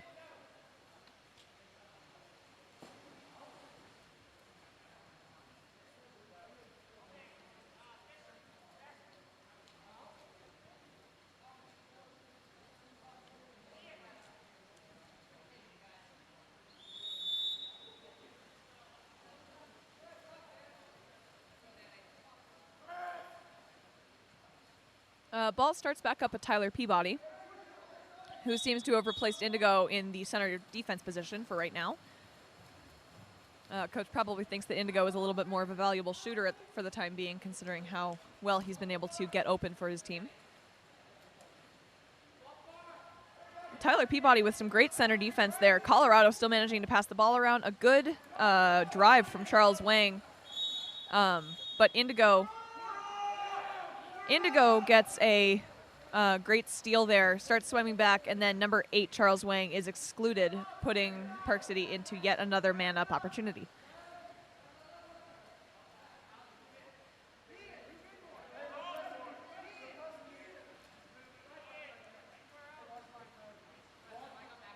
Tyler Peabody walking it in. Nicholas walking it in. Attempted skip shot there. Ref seemed to have seen the goalie hit that one. I'm not entirely sure from my angle, but it sounded like he did. Yeah, it sounded like he hit that one. So that's going to be a 2-meter corner throw. My production manager over here is nodding and pretty much just assuring me that he did indeed hit that ball. A foul up top.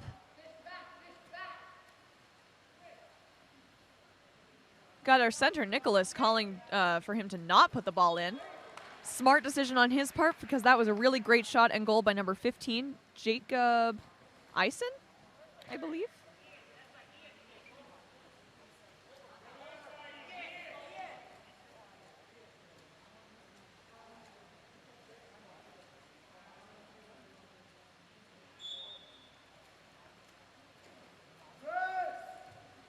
Ball passed back. We have some defensive commands coming from number 4 to press super hard, which means that they're probably not going to be running any drop defense right now with Tyler Peabody doing that great center fronting. Tyler gets behind. Number 7 gets the ball. Number 11 does some quick drop work. And the two of them together make sure that the center player, number 7, Daniel Ruby, isn't able to get a shot off. Goes back to Park City.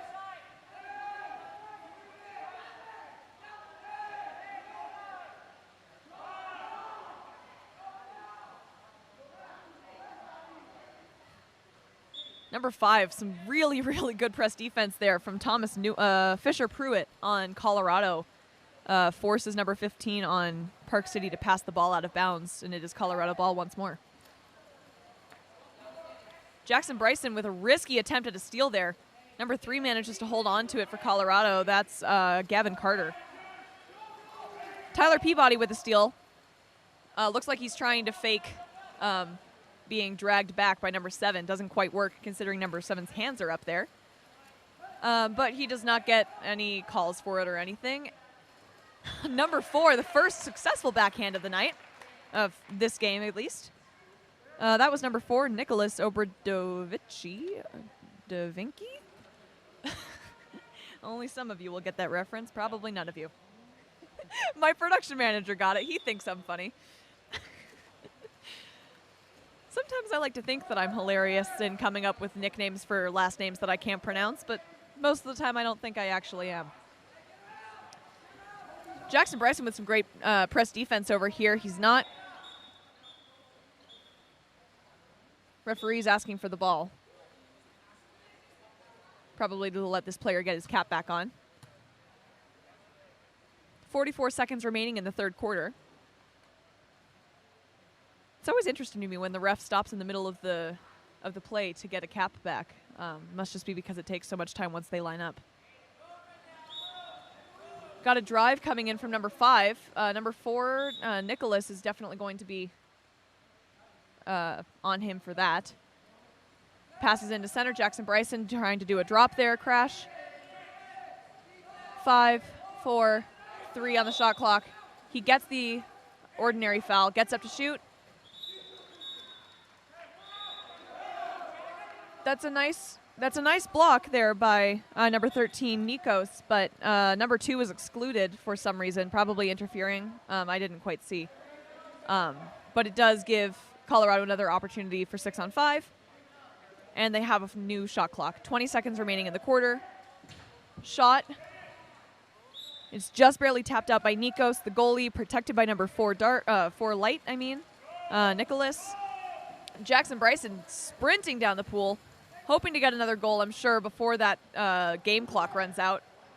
And a great shot block there by number 6, Thomas Newell, prevents that shot from happening. 5 seconds remaining in the quarter, but that goalie is going to be looking for a shot. Number 15 is guarding number 6 there. Number 8 gets up. Big shot, just barely blocked down by Indigo Payne. That is the end of the third quarter. Our score is 9-10 with Park City in the lead. We will see you back for quarter 4.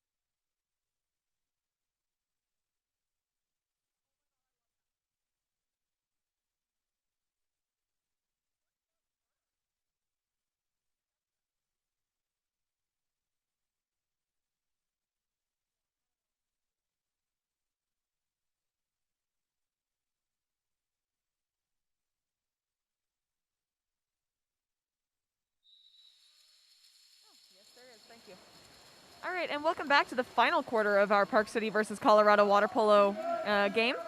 Colorado won that sprint. That was number 2, Dark, Truman Inglis. Got some strong press defense up top from Park City, though. Passes into center. Tyler Peabody with some defense there. Number 7, I don't think he was expecting to make that shot. Daniel Hruby with that goal within the first 15 seconds of the quarter.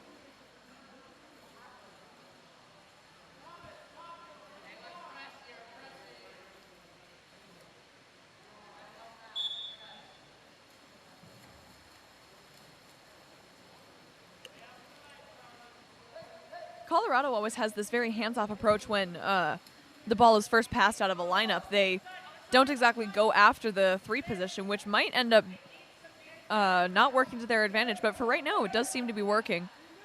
Peabody passes over to Indigo, who passes into set. And that is another attempted backhand from number 4, White, Nicholas. Colorado goalie passes all the way up. Number 7 gets position really quickly. But Tyler Peabody is right there to help him sky the ball over the cage.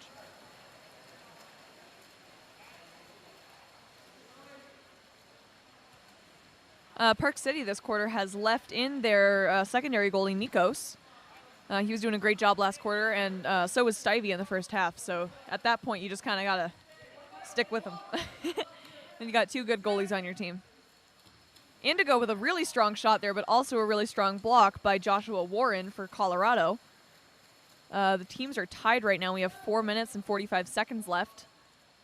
Plenty of time to make a difference, but these teams have been fairly even throughout. In the first quarter, it did seem as though Park City was going to be pulling ahead by a lot, but Colorado had a comeback in quarter 2. Zach Zipnick with that steal there passes all the way, hopefully, over to Jackson Bryson. Never mind. Park City with their counterattack kind of falls apart, so they now just go into a setup 3-3. Tyler Peabody goes wide right on that shot, and it is passed back to the goalie.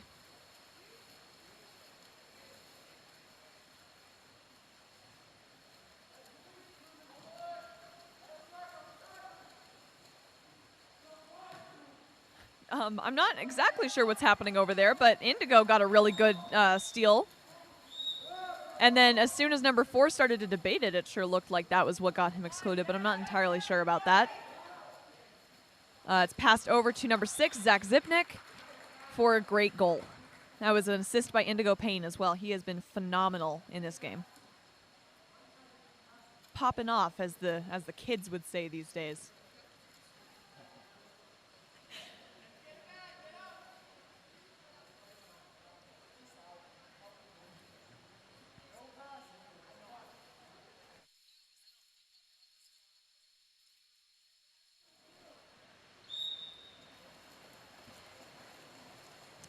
As opposed to Colorado's more laid-back approach from that 3 position, Park City manages to push out the 3 position from Colorado. Park City manages to push out the 3 position from Colorado past half, almost to their 7-meter. Goalie's got to get back in the cage for this one. Oh, and number 7 just barely skies it over the cage. That one's got to hurt. When the goalie's out of position, you really want to make that shot, but just barely got it over. Probably was on his back or just not really set up for the shot properly.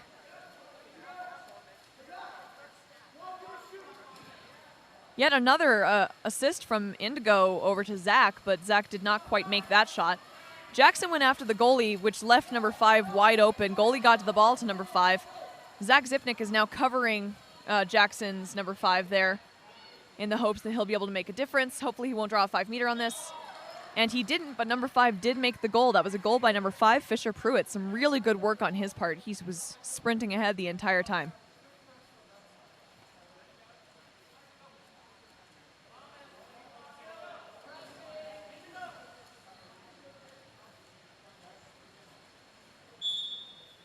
Now, I know I'm supposed to be paying attention to the game right now, but all I can really focus on is the fact that the referee's hair is so straight, and I don't know how she does it, and I kind of want her flat iron.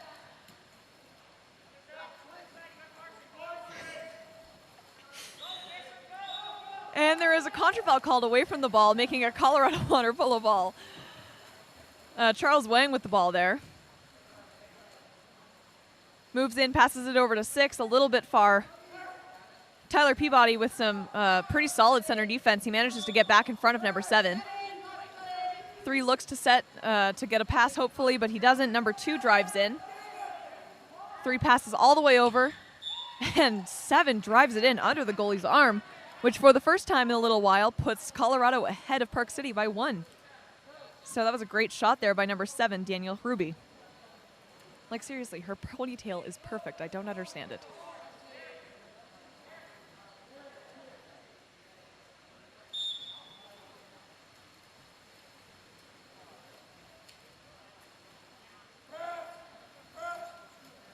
Colorado is also calling for a press defense here, but luckily the slough off that number 7 was doing there managed to get Colorado a steal. 3 moves it into center. Center gets up, and a really beautiful backhand from number 6, Thomas Newell. This might be Colorado's comeback, everyone. This is the last quarter of the game. We have 2 minutes and 6 seconds remaining. Colorado is up by 2. I was making sure it was the 4th quarter.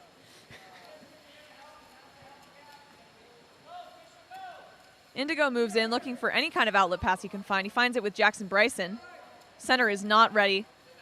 Gets it back out to Indigo. Indigo walks it in. He might be taking that shot. It's a good position for him. Just barely misses it off the post. And Park City is launched back into a defense.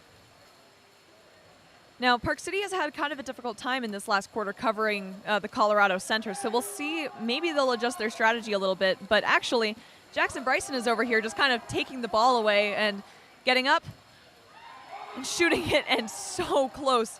Hits the goalie's arm, bounces off. Man, Joshua Warren has had a really, really good couple of quarters, basically blocking most of the shots from going in. Ball goes back down to number 11, but there is a contra foul called, so it will be Park City ball, and the coach calls a timeout, so we'll be back in a second.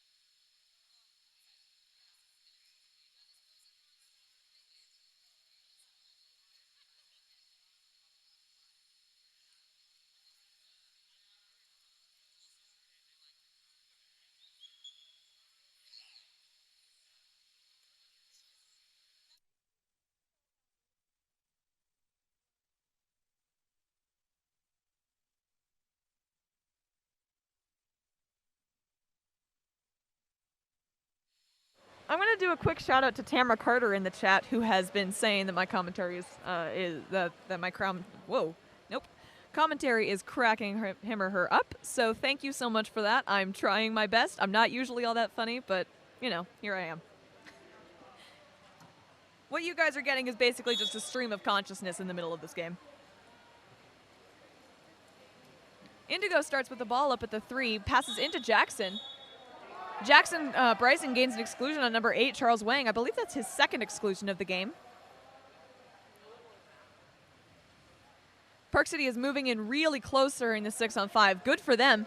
Yeah, there it is. It paid off. Number 6, White, Zach Zipnick with the goal. I believe that's his 4th or 5th goal today. He is phenomenal. We have under a minute left in the 4th quarter. And it's going to be a close game. Park City 12, Colorado 13.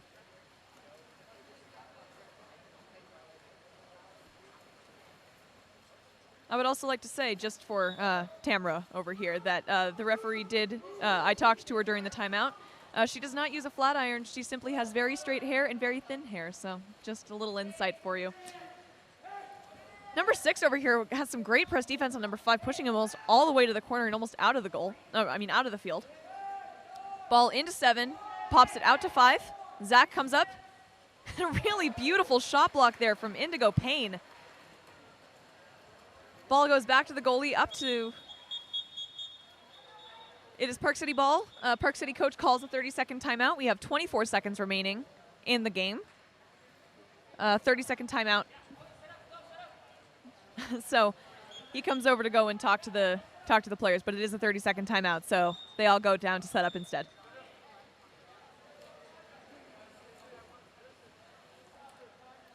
And a quick shout out to our refs for just being really awesome, being here, making this sport safe for everyone. Yeah, couldn't do it without you. 24 seconds remaining in this last quarter. Game clock is essentially shot clock. We're about a second behind from the game clock, but I'm not sure that that'll make much of a difference. Although, honestly, at this point it might. All right, so we have 10 seconds remaining. Colorado has the lead right now. Park City is pressing to steal with all the vigor in the world. They are doing their absolute best. 1 second, and that is the game. Super, super close. Congratulations to both of you guys, both of the teams. They were both really phenomenal. It was a difficult game. Both of them pushed really hard, and they only lost. Park City only lost by 1. So this is Audrey Hall with Game On Live Studios. We're streaming here in Salt Lake City, Utah, Olympus High School. Our next game, it looks like, will be the Renegades versus Rocky Mountain Neptunes. So stick around for that one.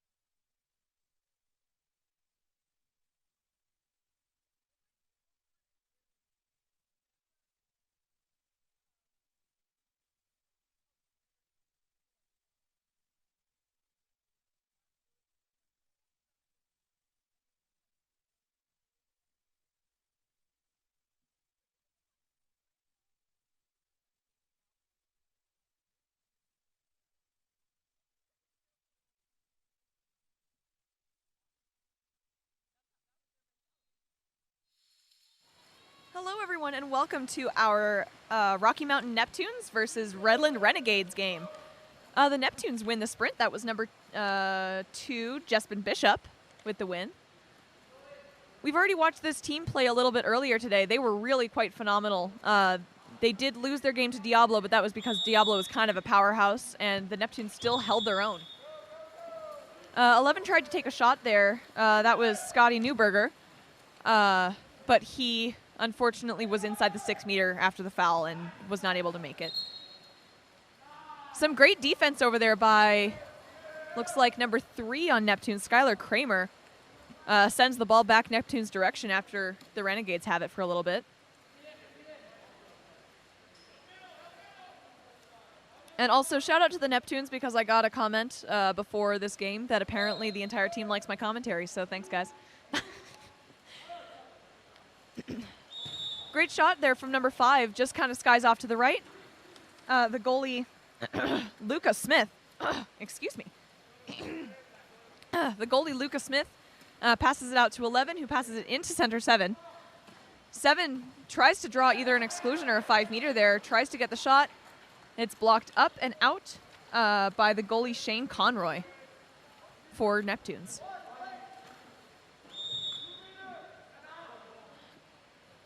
That was, in fact, not a 2 meter, as you may have heard from someone else in the stands yelling 2 meter. The goalie did not touch that one before it skipped out. The Renegades have the ball now. And that was a really great steal there by number 2, Jespin Bishop. He has 2 defenders on his back, and number 9, wow. Number 9 kind of just reaches under him and grabs it. Ethan Guerreca with that. Guerreca? I am so sorry for mispronounced names, as I say with every stream. And that was a really great shot there by number 2, Elijah Grande. Puts Renegades on the board. Score is tied. Nope. Score is 1-0.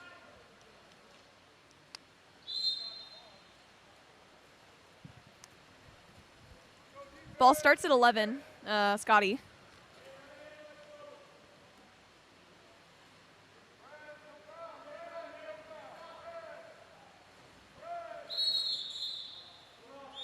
Got an exclusion away from the ball here, drawn by number 4 on the Neptunes, Lucas Becker.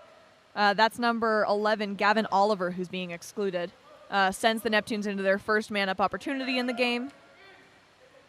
We've got 4 minutes left in this quarter. And an attempted pass into Scotty there is caught really beautifully by Nicholas Perna, I believe. Yeah, Nicholas Perna, number 4 for the Renegades. I would also like to mention that I think the Renegades is one of the coolest water polo team names that I've ever heard. Oh, that was really close. Really solid shot there from number 11, I believe that was. Number 1 for Shane Conroy for the Neptunes. Wasn't quite able to get to it, but it did bounce off the crossbar. That was a goal by number 11, Scotty Newberger. Drove it all the way in, picked it up and shot it, put it in the corner.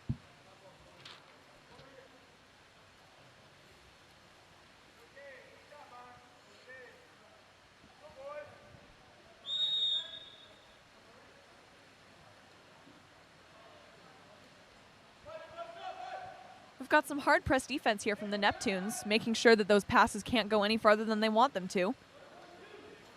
Especially not with Jespin Bishop playing on number 5 there. He got a steal. I believe that's his 2nd steal of the game so far.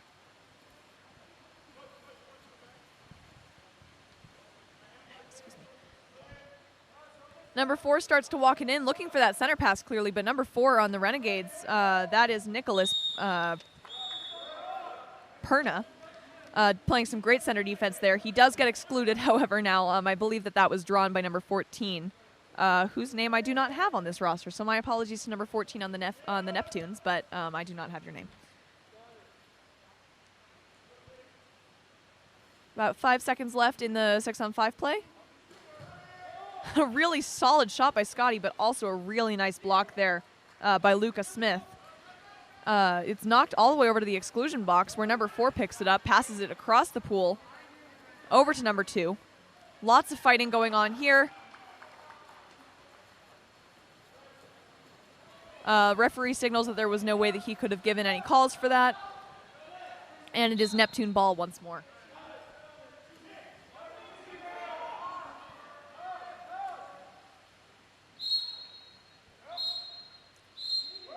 An exclusion on number 5 on the Renegades. That's Nicholas Sadowski. Ball is being passed around now. Way too far on that pass. Scotty has to go out and swim for that, which is going to eat up a lot of the time that they have for the 6-on-5 play. He makes sure to get it right back into the field of play as soon as possible. Ball's passed up to 3. Looks like he's going to shoot that one. Yep. And it was not a success. It posted off out of the field of play. Ball goes back to the Renegades goalie, Luca.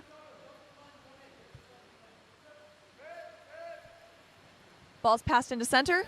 Really solid backhand there from number 2, Elijah Grande for the Renegades. We haven't seen a ton of successful backhands in this tournament here today, but that was definitely one of the few.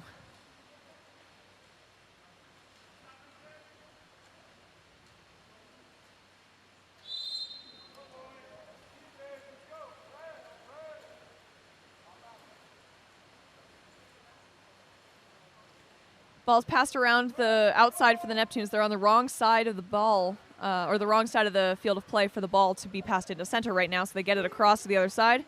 There's a drop on center, so number 4 takes that shot that was attempted by Lucas Becker, and a really nice knockdown by Lucas Smith.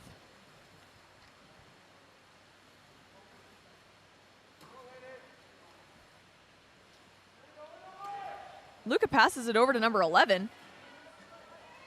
Wow, that was a really great play by number 11. 11 managed to spin his defense around, get him on his back, swim in, and then lob it over the goalie's head. Not an easy thing to do. So great job, number 11, Gavin Oliver for the Renegades. That puts the Renegades up 3-1 against the Neptunes. And there's under a minute left in this first quarter.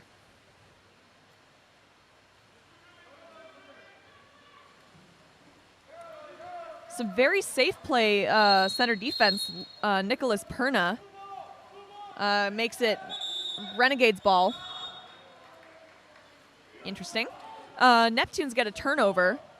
And then there is an exclusion in center on number 4 white, Nicholas Perna. I believe that's his second exclusion of the game already within the first quarter. Looking for that foul there. He's not outside of 6, though, so he cannot shoot it. Passes it over, passes it in.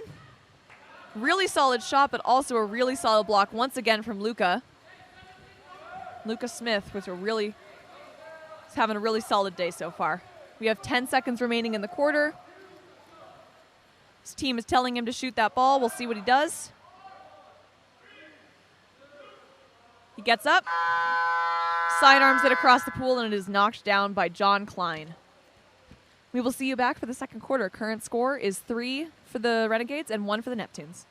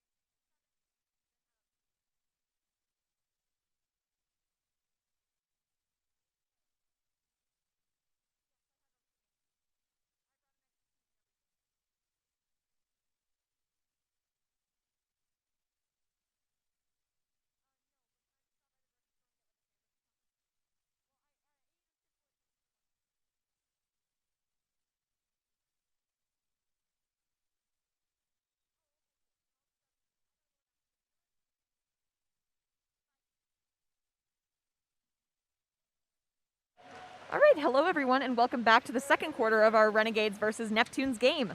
Our current score is 3-1 with Renegades in the lead, but Neptunes win the sprint and they go into their first possession. Renegades are playing a really solid crash defense to block off Neptune's center because they know that their center is a very strong player. That was an attempted shot there, I believe, by number 4, Lucas Becker. Nicely blocked down by Lucas Smith, the goalie for the Renegades. He's been having a really wonderful game so far. Ball's passed around the perimeter for the Renegades. 10 seconds remaining on the shot clock. Passes into center. Number 6 comes in for the defense there. Nathaniel Starbuck with a really great steal, helping out his buddy and Lucas Becker.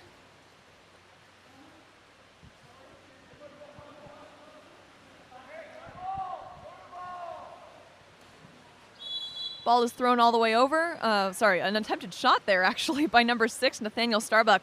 Doesn't quite make it in.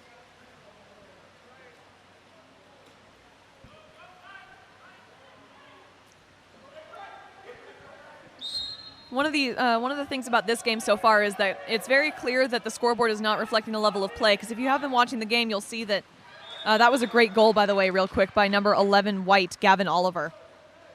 Super fast shot all the way to the right side of the cage. One of the things you'll notice about this game is that the level of play is fairly equal between the two teams. They're both really super strong. The only difference is that the Renegades have managed to put the ball into the cage a few more times. The Neptunes just keep skying the ball, so we'll see if they can correct that error over the next couple of quarters.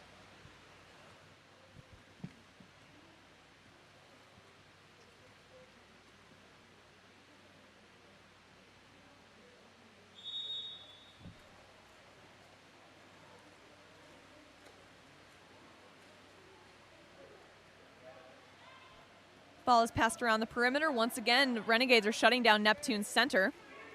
So let's see if they can figure out a way to get any solid offensive play here. 10 seconds remaining on the shot clock.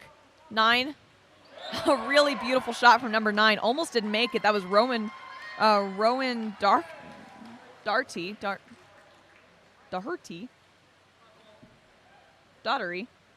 I can read. Actually, I can't. What up? I'm Audrey. I'm 17, and I never learned how to read. Once again, only some of you will get that reference.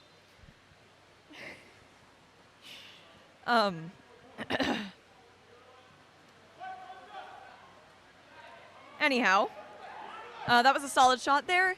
We'll see if the Neptunes can come back and start getting some goals. I will say that Lucas Smith is having a really solid game so far. He's been blocking most of the shots that have come his way. Yeah, definitely doing a good job.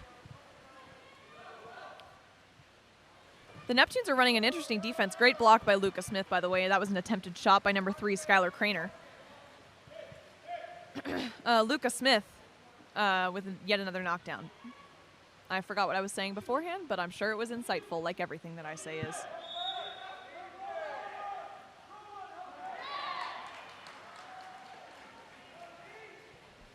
Great steal there, I believe, by number 3, Skylar Craner.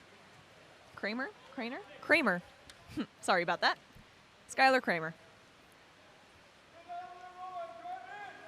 Neptunes pass it down the field. Try to actually get it into center this time. And an exclusion is gained. Number 9 is excluded. That is number 9, Ethan Guerica. Guacamole.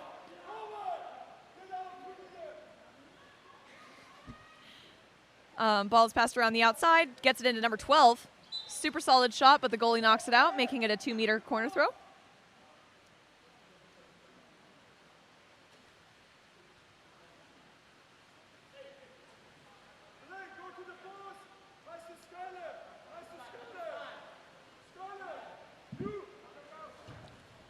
Number 3 was walking it in there, Skylar Kramer.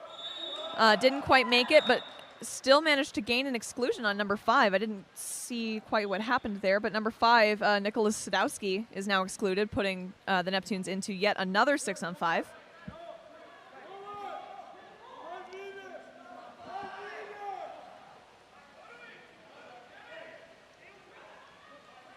.14 gets up big.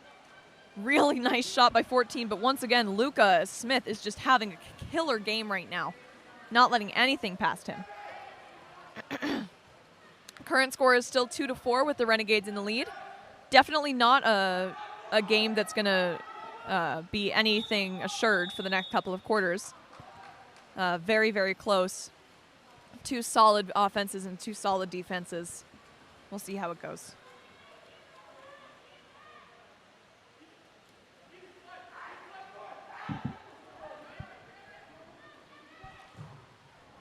Another solid shot there. I believe that was number 9, Rowan Daughtry. Daughtry? Daughtry. Daughtry. Daughter. I don't know.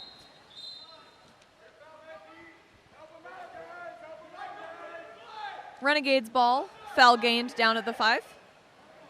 That's the 1. An exclusion called on number 3, Skylar Kramer.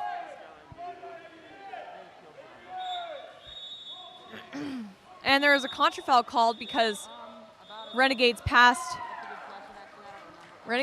the ball into someone who was within the 2-meter. We also have an exclusion being called right now on number 11, but 11 doesn't seem to know that he's excluded until just now.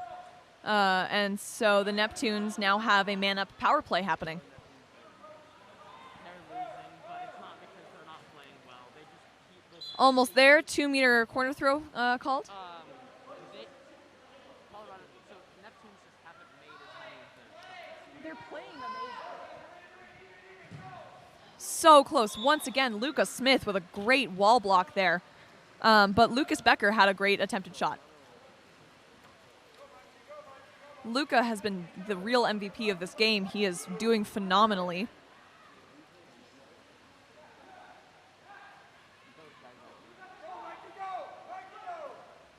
Ten seconds remaining on the shot clock. It's funny because I always refer to 10 as yellow because yellow is 10 and then red is 5. But big shot attempted by number 8. That was Michael McMillan. Great stop, though, by Shane Conroy. And as I was saying, yeah, so 10 is yellow and red is 5. And every time that I try to say that there's 10 seconds left on the shot clock, I almost end up saying that there's yellow seconds left. And I actually don't think that that would make sense to anyone, even me. 14 gains. That was actually 4 who did the other thing. Anyhow, that was a goal by number 8, Dark Harrison Kramer. Got a couple of Kramer brothers in here today. But that one call where I said that it was number 4 who did that attempted shot down at the bottom, it was actually 14. I just didn't see the one next to his name, and I do not have his name on this roster, so sorry about that. So our goal should be put up 3 or 4 more goals.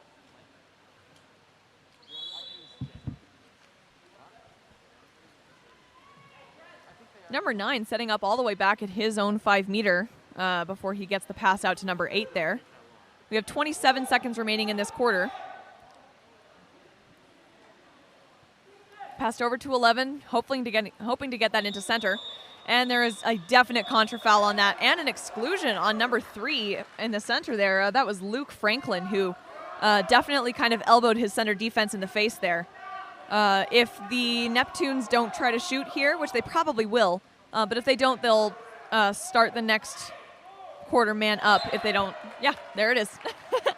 That was a goal by number 14, whose name I still do not have, but it was a really phenomenal shot, so good job to him. We have 3 seconds left. The goalie should be expecting a shot at this point as the score is tied at the end of this quarter. Shot from the goalie once again, last second. And another great field block by number 7, Dark Luke Corson. That is the end of the second quarter. We have a 4-4 score, so not a very, a very close game actually. It'll be really exciting to watch the rest of this unfold. This is Audrey Hall here with the Salty Summit tournament in Salt Lake City, Utah, streaming from Olympus High School. Thank you so much for tuning in.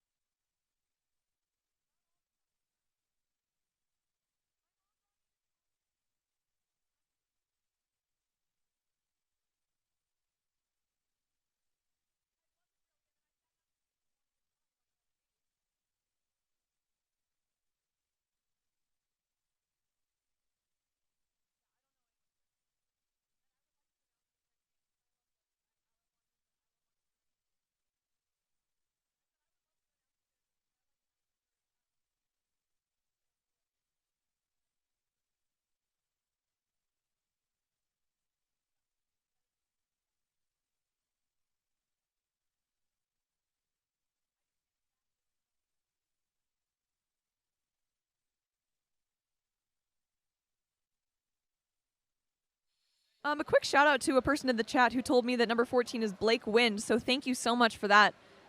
14 Blake Wind gets all of the credit for all of the things that he's done. He's had a really great game so far, so thank you so much for that.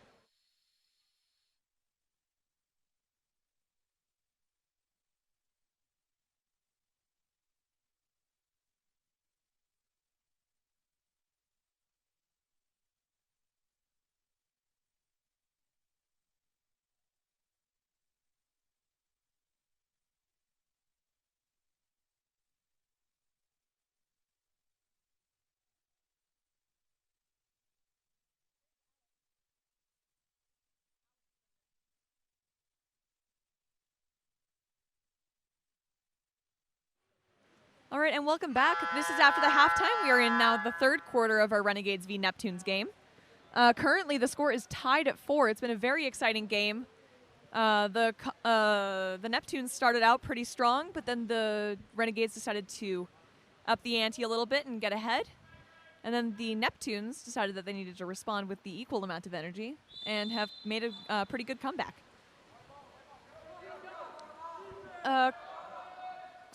Something happened, maybe a false start on the Neptune side allowed the Renegades to take the ball off the sprint. So the Renegades will be taking it off the bat. Yeah, so an attempted pass into the center there from number 5, 11. White drew that exclusion. That was Gavin Oliver, and Scotty was excluded on that one. Number 11, Dark.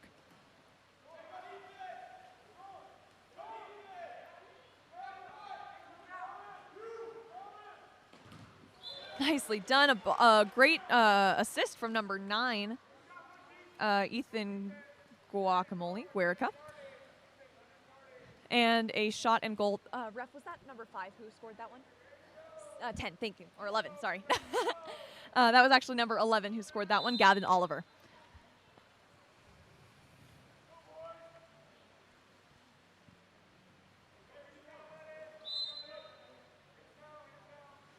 Neptunes passed the ball into center, something they haven't really been able to do so far.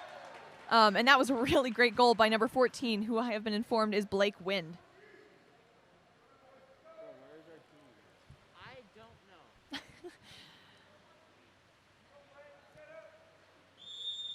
It might just be you guys against all of 680. Sounds good to me. A little bit of confusion here. Ball almost stolen by number 14, then stolen back by number 4, then stolen by number 6 for the Neptunes. And it is actually Neptune ball, stolen by Nathaniel Starbuck, number 6.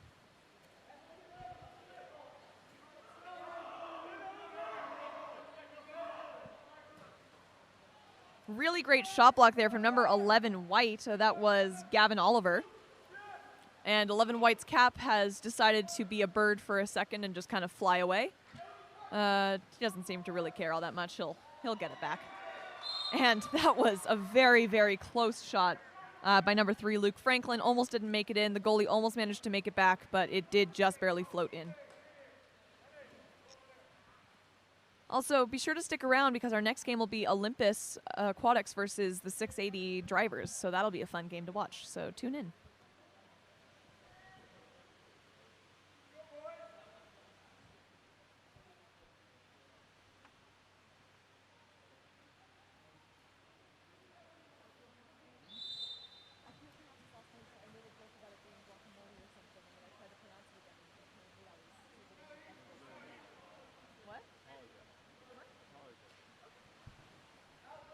My apologies for Ethan. Yeah, my apologies.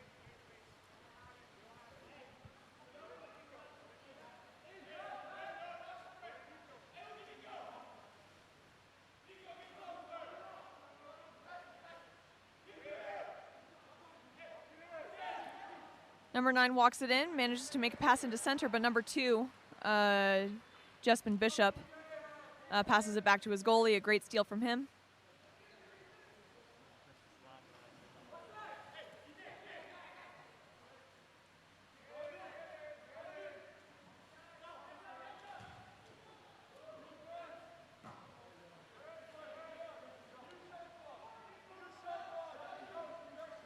Neptune did gain a new shot clock there after an attempted shot from number 11 came off of the crossbar.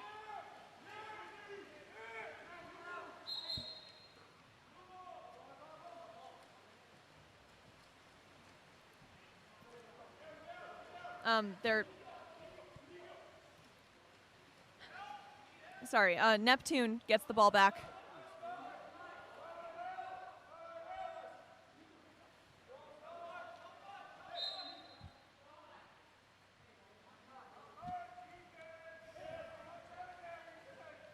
Ball is in center. Number 3 turns around. Excellent shot from number 3 on Neptune. That was Skylar Kramer. The score is even again, 6-6. Some really exciting play that we have going on here. Some really equal teams.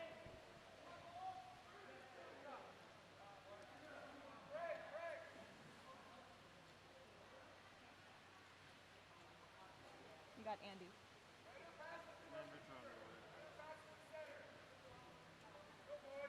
Renegades are doing some substitutions. We have about 3 minutes left in the third quarter. What quarter is it? Third quarter. Sorry about that. Number 5 walks it in, manages to get it into center, 11. Really gorgeous turn and shot by number 11, Gavin Oliver there. Still plenty of time for the Neptunes to make up ground and plenty of time for the Renegades to stretch ahead even more. Current score is 6-7 with the Renegades in the lead just by 1.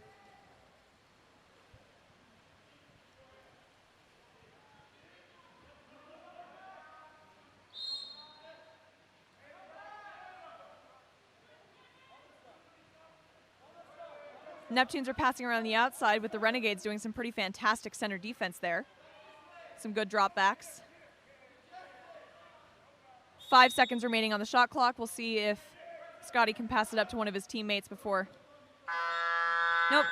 Smart decision on Scotty's part. He just decides to dump it over into the corner, making the Renegades go and fetch it. Luckily, it doesn't eat away at too much of their shot clock time. They get right back into it, passes into the center. And a great steal there by number 5, John Klein on the Neptunes.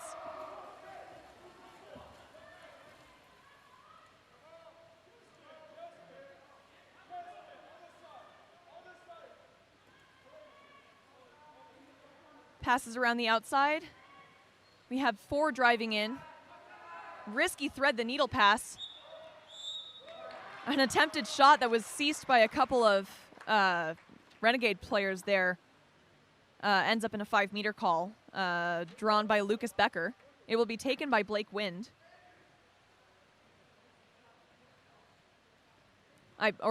Once again, who I have been told is Blake Wind. If that's not his name, I am very sorry about that. Really great block there by Lucas Smith, on fire today. He has been killing it this game. 5 meters are definitely not an easy thing to block, and he made it look easy. Ball would have been passed into center there if it weren't for Jespen Bishop that had gotten up and stolen that ball really beautifully. You got number 3 driving down into the center in the middle of 2 defenders. I'm not sure what Neptune's plan is here. There's a lot of congestion going on in the center. Number 3 turns and shoots. I was wrong. Skylar Kramer with a great shot there. That ties the score up once more at 7-7. Got about a minute left in this third quarter. Once again, plenty of time for things to change, especially with teams as high level as these two are.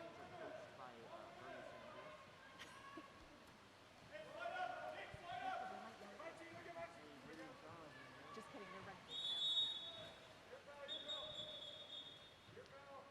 fans. 11 earns an ordinary foul. Waits for someone to drive in. 10 seconds remaining on the shot clock. There is a contra foul drawn away from the ball that the far side referee manages to see. And there's an exclusion on someone else. Exclusion on 11, maybe? Looks like exclusion on number 11. And we called it, Neptune's called a timeout, so we will be right back.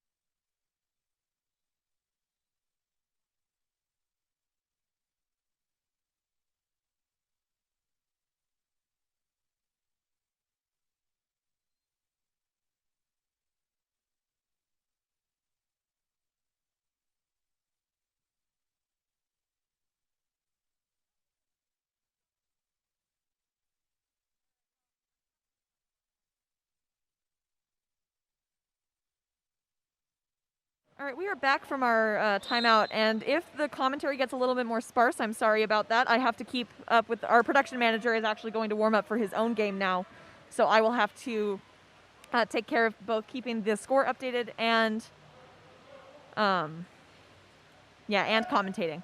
So there's 30 seconds remaining in the third quarter.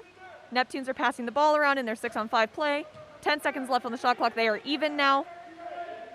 Neptune has lost their 6-on-5 opportunity. There's 5 seconds left. 14's probably going to get up and take the shot. Just barely misses it out to the right of the cage. Ball is given to the Renegades with 13 seconds remaining in the third quarter.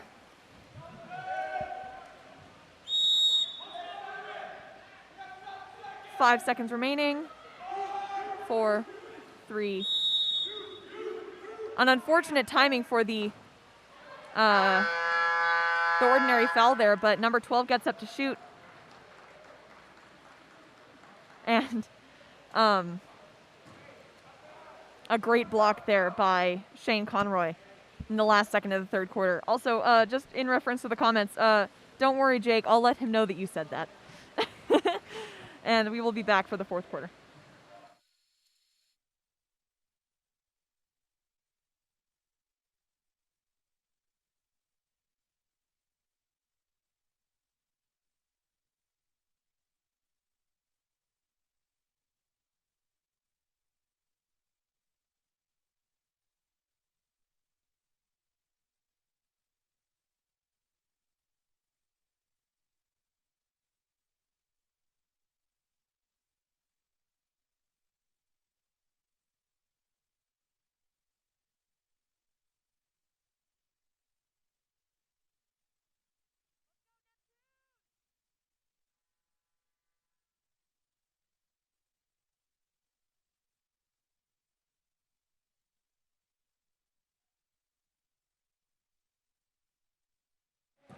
All right, and we are here in our fourth quarter. We have a couple of teams that are just warming up, getting out of the pool just now. This is Neptunes versus Renegades. Renegades are in the white and orange caps. The Neptunes are in the dark caps. This has been a really, really eventful game, super close of a game this entire time. Current score is 7-7. And we are entering our last quarter, which means that every goal is going to count. Plenty of time for everything to change. You can put that anywhere.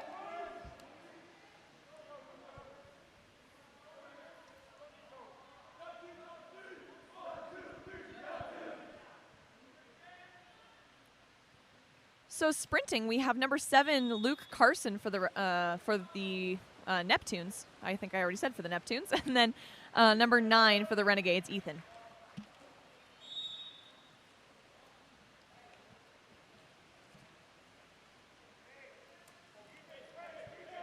The Neptunes win the sprint. And the Renegades are continuing their drop defense onto center, which is preventing lots of passes happening to the strongest position in the pool. But number 9 does not let that stop him. That is Rowan Dautre. I'm so sorry if I'm mispronouncing that. I've been mispronouncing a lot of names today. But that was a really great goal there, setting the Neptunes ahead by 1, although I'm sure that the Renegades won't let that happen for long.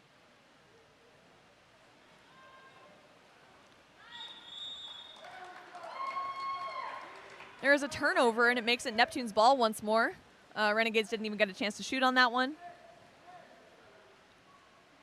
I'm not sure what the contra-foul was for. I couldn't exactly see on this side of the pool. 9 starts to walk it in. He makes it into center. Center tries to get up, but he's dragged down by the center defense.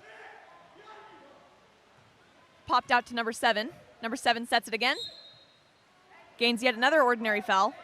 Out to 7 again. And we have an exclusion on, let's see, who was it? Number 5, Nicholas Sadowski, for holding and pulling back.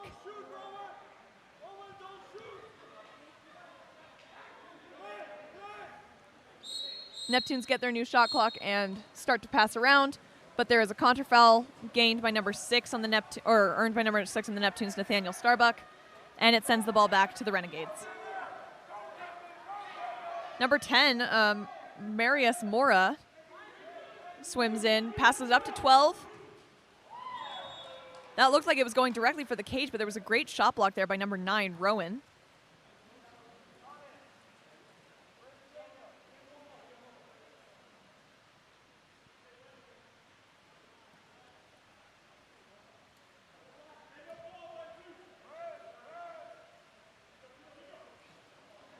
Number 14 there tries to set the ball into number 8.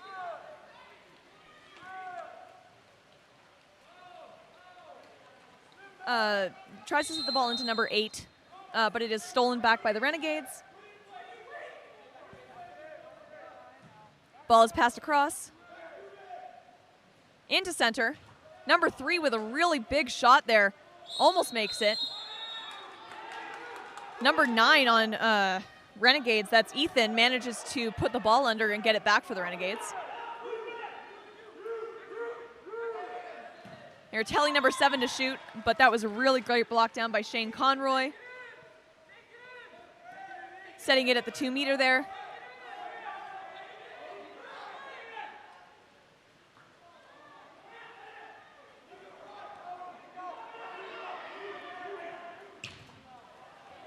An attempted shot there.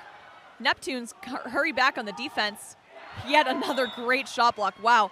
Neptune's just blocked like 4 different shots in one possession, or a couple of possessions, I guess, is back to back. And there has still not been another shot. They are definitely upping their game in this last quarter, especially while they're ahead by 1.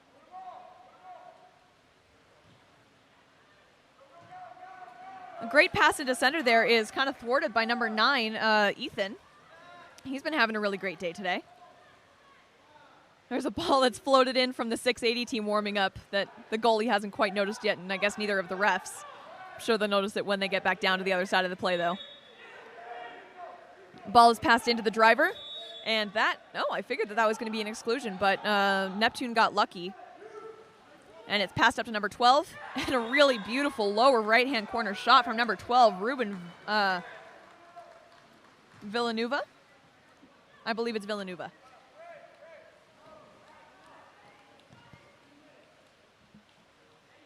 Oh wait, Villanueva might actually be how you pronounce that. I'm not sure. So now our score is tied at 7-8.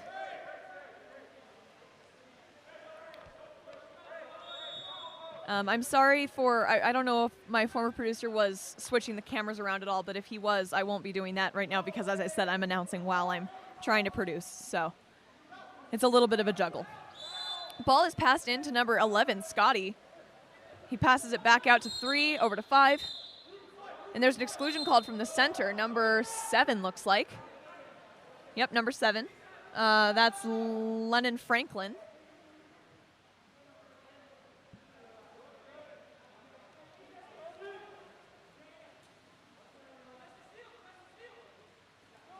Scotty passes it into the center.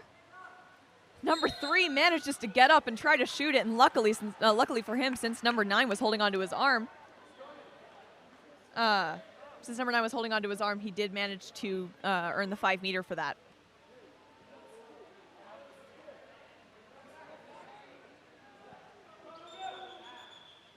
Zach. Number 11, Scotty lines up for the shot. So.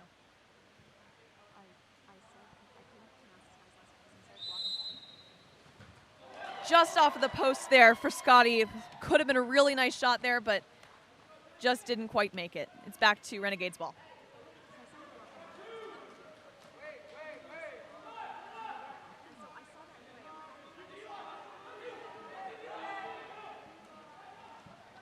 Ball is set into number 2. Oh, an attempted lob up at that top left corner. Just barely hits the crossbar and bounces down. Don't worry about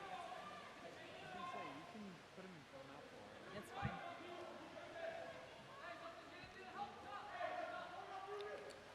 It is Neptune ball once more. We have 1 minute and 40 seconds remaining in the game. Score is tied. And there's an exclusion on number 12, White. That's Ruben Villanueva. Ref calls for the ball out.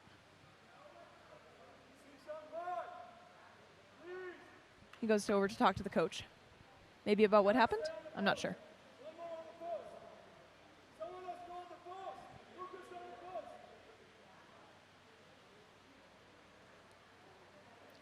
There's been a yellow card issued. I guess probably at number 12, maybe a misconduct.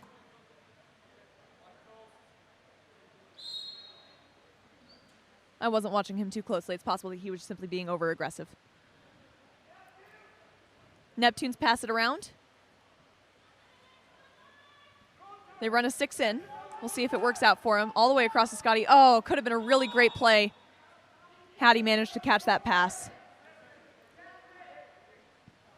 All the way back again. Once again, could have been great if he had caught it. And as the goalie is locked on him, that was another great block by Lucas Smith, who has had a fantastic game.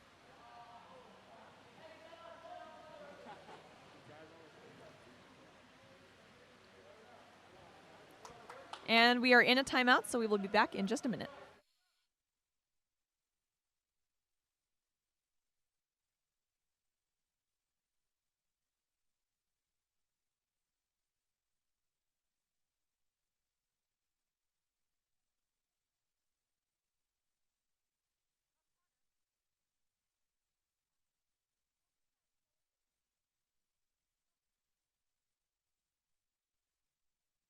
I did get an update on what the yellow card was issued for. It was the head coach. I believe that he was probably arguing a call. So just so you all know that was the yellow card on the head coach of Renegades. An attempted pass into center there, stolen back by Neptune. They have less than a minute left in this game. The game is tied. We might go into overtime in this one, unless the Neptunes or the Renegades can score another goal in the next 44 seconds.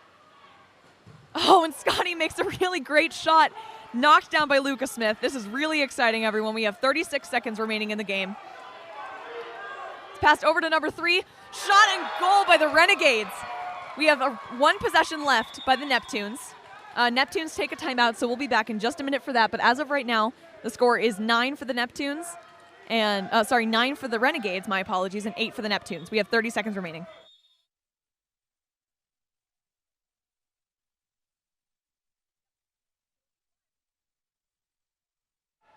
All right, and here we are back after a 30-second timeout. This will be really exciting to see if the Neptunes can score. Lucas Smith has had a really fantastic game, but the Neptunes have also had a really good shooting day. So it'll definitely be an interesting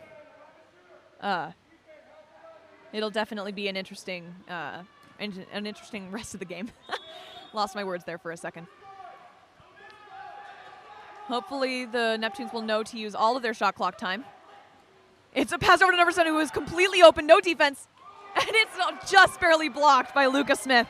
That might be the game unless the Neptunes can press hard enough to get the ball back, which they just might be able to. 10 seconds remaining. I don't think they're going to be able to get it back. Yep. All right, that is most likely the game at this point. Number 11 has just been excluded for going after the ball after there was a foul called. I am almost certain that that will be the game. Renegades are content to just spread out, pass it around, hope that they won't get it stolen, and that is the game. Final score, 9 to the Renegades, 8 to the Neptunes. It was such a close game. Both teams did a really incredible job. This is Audrey Hall signing off on this game of Neptunes versus Renegades. We are streaming from Olympus High School at Salt Lake City, Utah. This is Game On Live Studios. Our next game coming up will be an exciting one, 680 versus Olympus Aquatics. So stay tuned for that one. It'll be a fun one.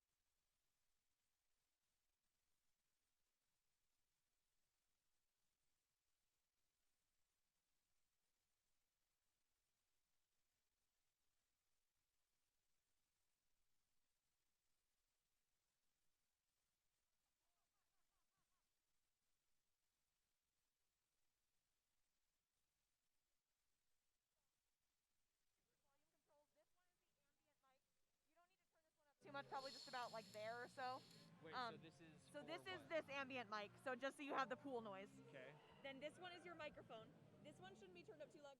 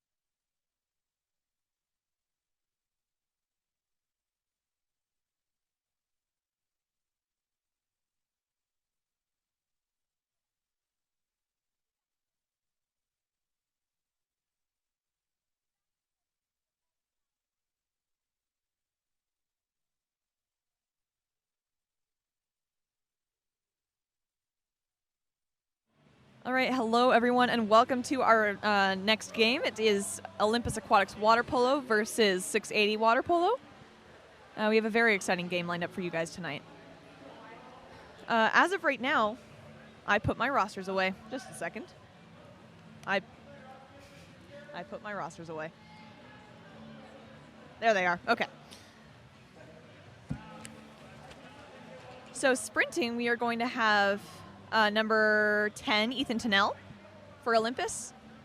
And looks like number 9, I think.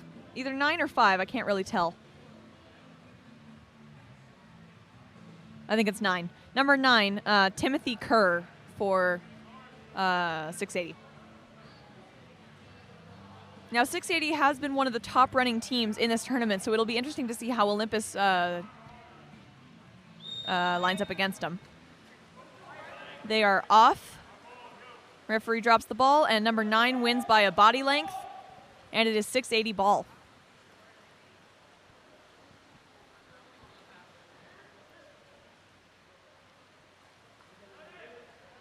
Ball is passed all the way into the center already.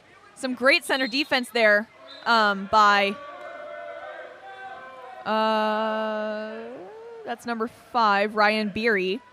He does get excluded, however, and 680 goes into their first man-up situation. Oh, near block by Zach Petty there, the goalie for Olympus, but a great goal nonetheless by number 2, Wyatt for 680. Now, my apologies just in advance for any mispronounced names. I have a history of not being able to read. That was an attempted pass to Alex Turney down there, but it was stolen really well by number 10, Karsten Peters, on 680. Pass across to number 4. And goal by Piero Arianti. I will say that those are definitely the hardest shots.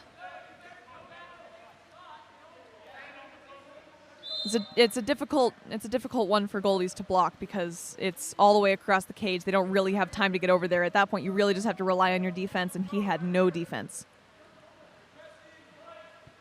Ethan Tennell starts a drive, drops it off at Alex Turney.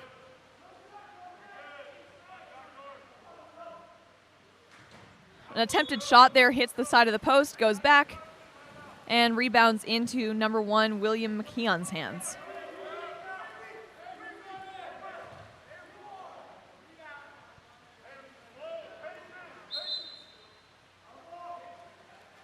And 680 passed the ball into someone who is within the 2-meter line, meaning that it is now a counterattack for Olympus. Zach Petty scanning the field, passes it over to number 4. That's Braden DiMaria. 680's fronting defense here is really good. They have number 9, Timothy Kerr, doing so. And Alex Turney drives into center, leaving number 10 into center defense. Pass was too far out, but Alex Turney manages to recover it. Ethan Tennell tries to shoot, and it is knocked down by number 9, Timothy Kerr. 680 ball. All the way up to number 4. It's a hard shot. Once again, Zach Petty had no defense on that one. And that was a great shot and goal by Piero Arianti.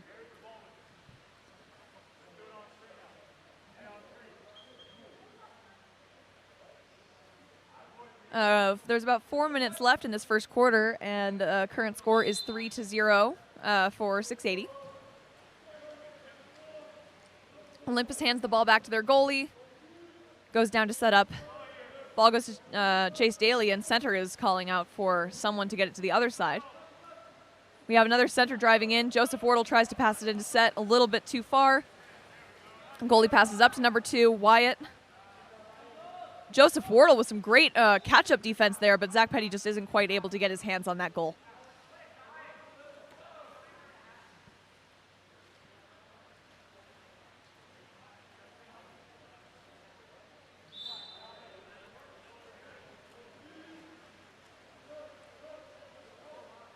This time, instead of passing it back to their goalie, they just pass it back to their 3, to their position number 3. Lots of heavy press defense from 680. Might not have been the best decision to not have the goalie out there. Ball goes into center. Alex Turney. Skip backhand shot blocked really well by William McKeon. Really beautifully done there. But there is a turnover called. I'm not sure for what. I wasn't watching. I was looking at names on the roster. But anyhow, it is caught by number 9, Timothy Kerr. Timothy drops it off, keeps swimming in, pass over, and shot and goal by number 9, Timothy Kerr.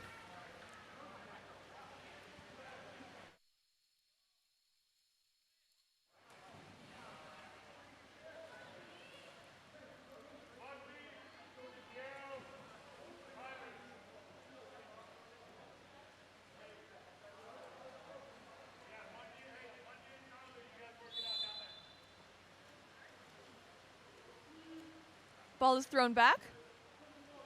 Once again, not to Zach, and it results in some really heavy press defense from number 7, White, Charles Davis. And it's definitely a name I've been saying quite a bit today. Charles Davis has been one of the MVPs of 680 so far. He's made a ton of goals, ton of steals.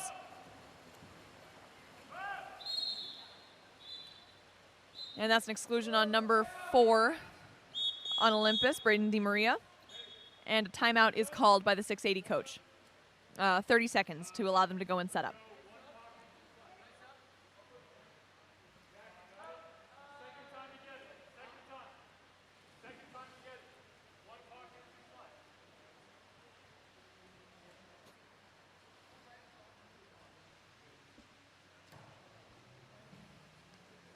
Looks like Olympus is doing some quick substitutions at this timeout.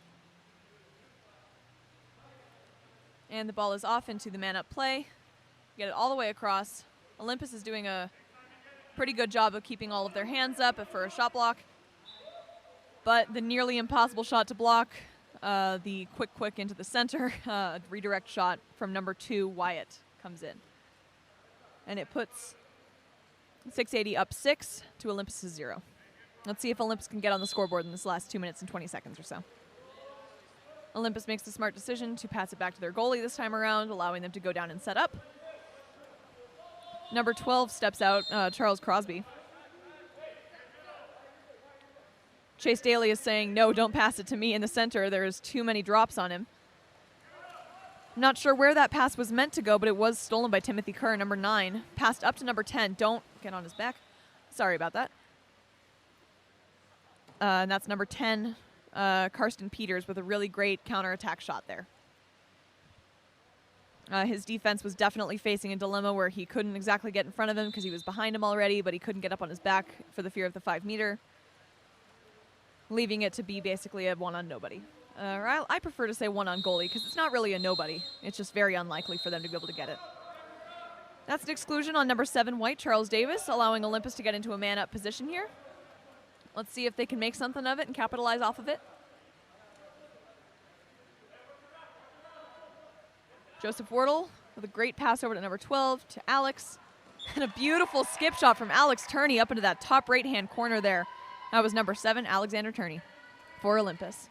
Gets Olympus on the scoreboard. We have about 1 minute and 30 seconds left in this first quarter. We'll see what they can make of it.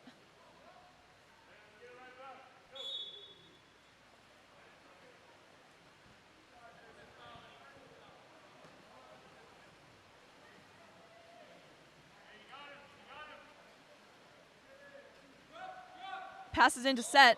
Really beautiful backhand there from number 7, White, Charles Davis.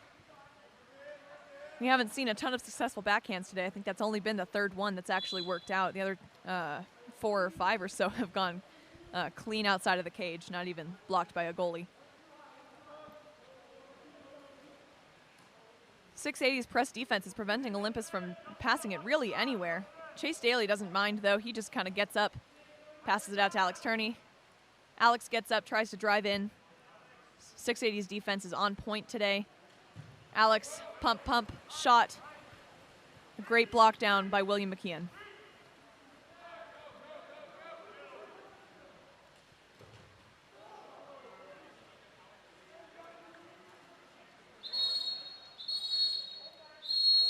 And there is an exclusion on number 7, White. There was some exciting back and forth there. That was Charles Davis that was just excluded.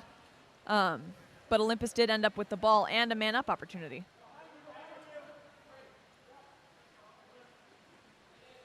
Number 4, pumping. Near skip shot, just barely bounces off the top right corner. It was very close. 34 seconds remaining in the quarter. It's passed all the way up to 11. 11 has no defense on him whatsoever. Lets go of the ball during a pump fake. Allows Joseph Wardle to get up there for defense. Olympus is set up. There's 17 seconds left on the shot clock, 20 seconds of the quarter.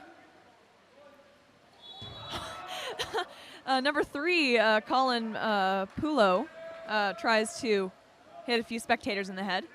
Got some girls sitting behind that cage. Might not be the best decision in an 18U game like this. 10 seconds remaining in the quarter. Alex Turney tries to turn his defense, get that shot. Gets it into center.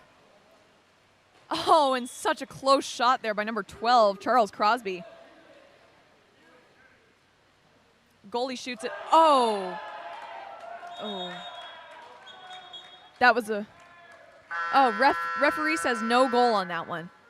Apparently the clock expired before he made the shot. And we leave off this quarter with a score of 1-9 with 680 in the lead.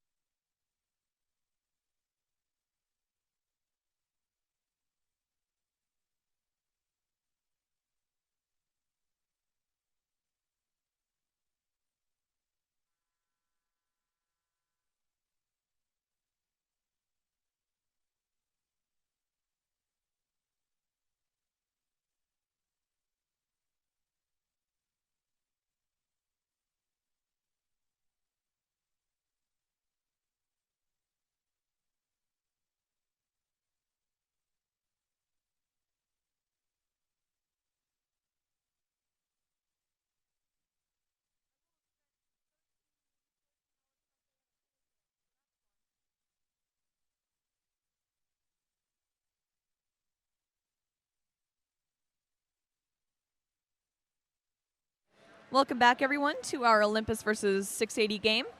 This is quarter 2. And sprinting, we have number 2 for 6-8. We have Wyatt. And then we have number 7, Alex Turney, sprinting for Olympus.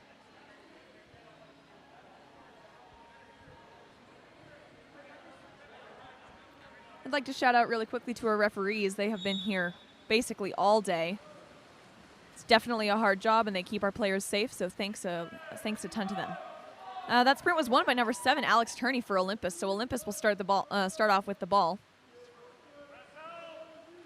Looks like they've made some changes in their setup. Chase Daly is now playing in center, but number 15, Taylor Lehman, is doing a great job of fronting him. Chase gets up, helicopter backhand, straight into the corner of the cage. Absolutely beautiful. That is the first time he's managed to nail that shot all day. I've been watching all of his games. Well, the other one of his games yesterday.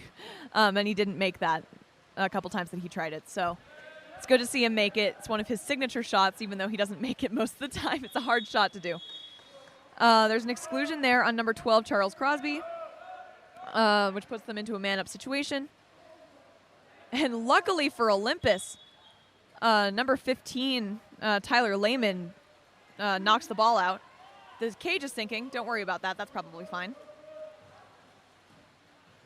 And the ball goes back to Olympus.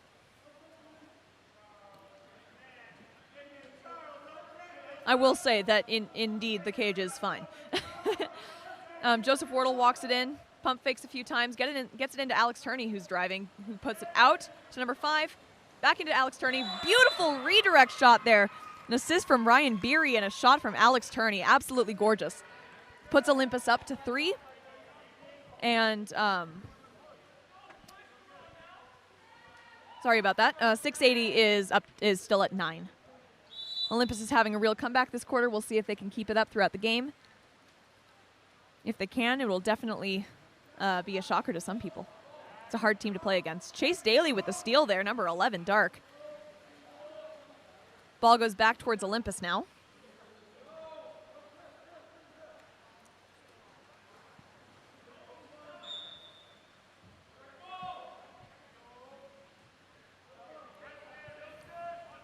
Ball's being passed around the outside. Olympus doesn't really have a center right now. 10 seconds left on the shot clock. Oh, near shot and goal by Joseph Wardle. Very, very close. Just bounced off the post, allowing William McKeon to grab it. Number 11 is driving. Number 4 is trying to keep up with him. Pass into center. 3 turns. Shoots. Beautiful top corner there for number 3, Colin Polo. If I'm mispronouncing that, please let me know. Because honestly, as a French student, I do want to say it Polo, but I do not know if that is correct. The current score is 3-10. We have 680 up. Sorry, what was that? I'm not sure. I know he's coming back to announce the next game, though. Yeah. Sorry about that. Great job, Joseph. Olympus passes around the outside. Oh, an attempted pass to Ethan Tennell almost ends up in a steal, but luckily number 12, Charles Crosby, is there to grab it. 10 seconds left. Back into Chase Daly. Gorgeous skip shot from center. Chase Daly with that goal, putting him up 4 goals.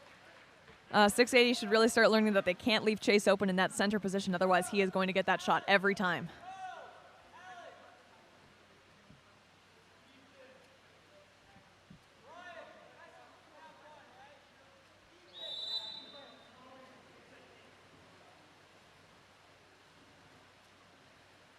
Ball is passed around the outside for 680 as well. They're trying to get it onto the right side for their center. Backhand, once again going after the spectators. Number 3, Colin Polo, might have something against him. No, it's all right. Backhands are just hard to aim. Attempted backhand up at that shot, up at that goal, I mean. Doesn't quite make it. It's Olympus's ball.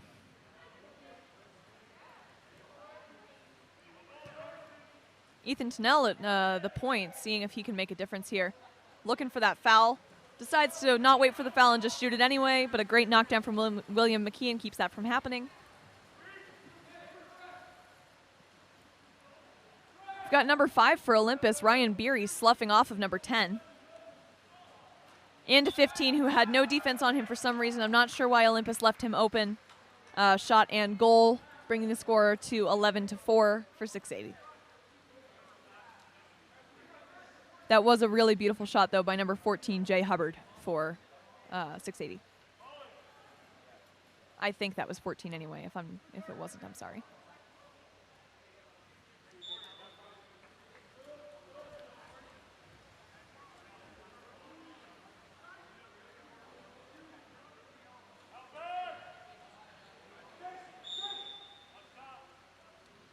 Chase draws the foul. He is not outside of the 6 meter.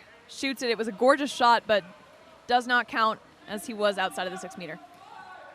Ball is passed all the way up to number 5. Thomas Lambert there trying to catch up to him. Number 4 with some great press defense tries to steal it. Goes a little too far over him, Braden DiMaria. Number 10 pumps. Gorgeous shot from that lefty, Karsten Peters. Brings the score to 4-12 for 680.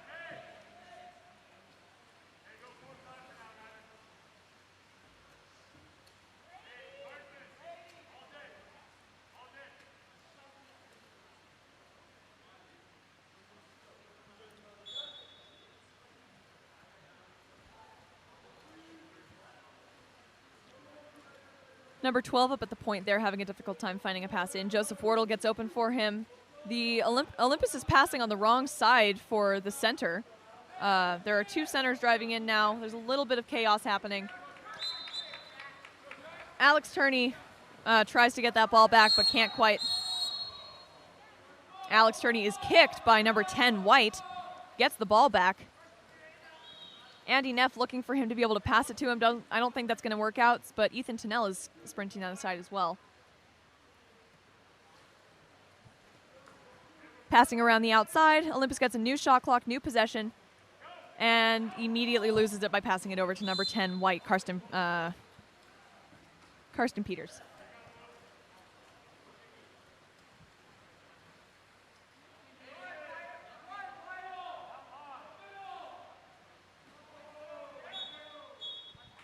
And that was a 5 meter drawn by number 4. I believe it was either committed by number 8 or number 12 there.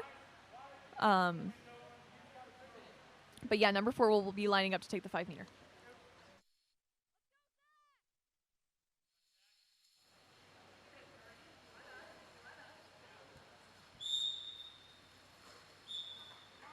Starting to give up. That was a goal by number 4, Pietro Arienti. Really beautiful shot there, lower left-hand corner. Score is 4-13. There's around 2 minutes left in this second quarter. Then we will go into halftime.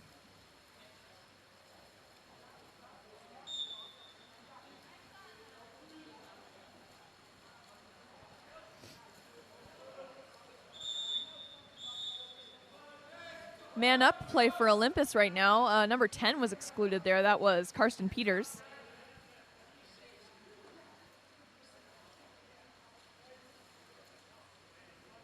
Beautiful passes from Olympus, not always caught, but they are making it pretty far. They're moving the goalie quite a bit. That pass went way too far. It's going to eat up some of their 6-on-5 time. Alex Turney with a great shot, but also a great knockdown from William McKeon. It is 680 ball.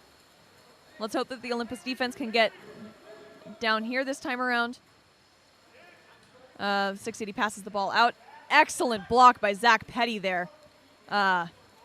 Basically just says nope to that shot. A minute left in this quarter and in the half. Thomas Lambert trying to draw that foul. Gets it up top to number 12. We are on the wrong side for the center, so we'll see what they can make of it. 5 seconds remaining on the shot clock. Gets it in. Turn. Beautiful shot, just a little over the cage for, I believe, what is number 4, Braden DiMaria. 43 seconds in the game, in the half. Some great press defense out there by Olympus is preventing shots from happening. Although this looks like it might be a shot here. Or a pass into number 8 for a great shot there.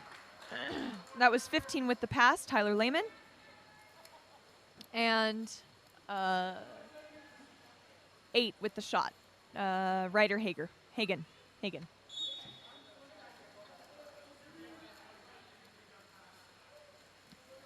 One shot clock left. Hopefully Olympus doesn't waste it too quickly.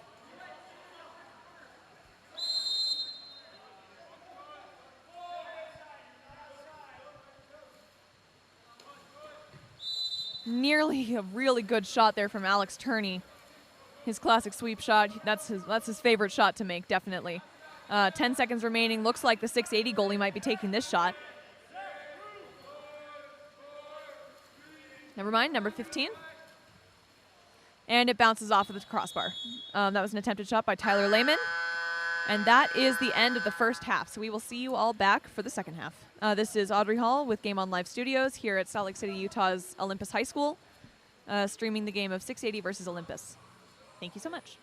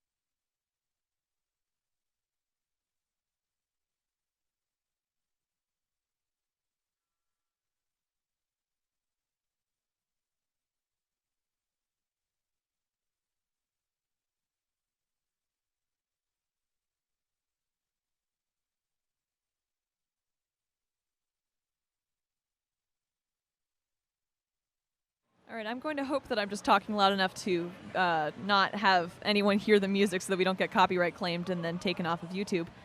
Or have this video taken off of YouTube, because that would suck. But anyhow, so welcome back, everyone, to the third quarter, second half of our 680 versus Olympus game. You will notice that we haven't changed sides. That is because of our COVID protocols. We are taking extra care to make sure that no one gets sick here, and we are very fortunate to be playing right now. 680 with the win on the sprint. Immediate shot and goal by number 7, Charles Davis. Not even 10 seconds into the first quarter. Third quarter, my apologies. And he's already making a goal. Current score is 4-15 with 680 in the lead.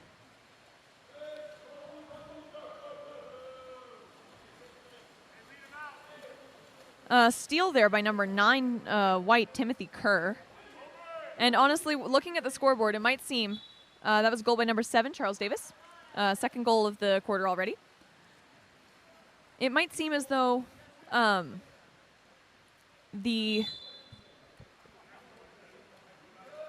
I lost my train of thought there. It might seem as though Olympus is...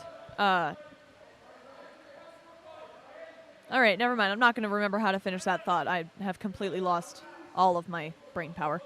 Anyhow, Joseph Wardle trying to draw that foul up top. Hoping to get some sort of a pass inward.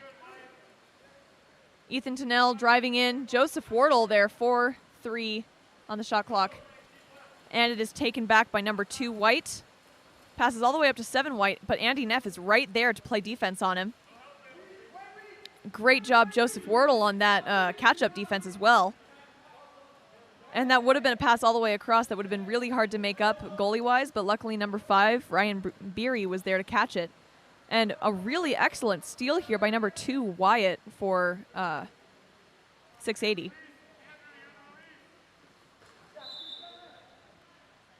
And that is a shot and goal by...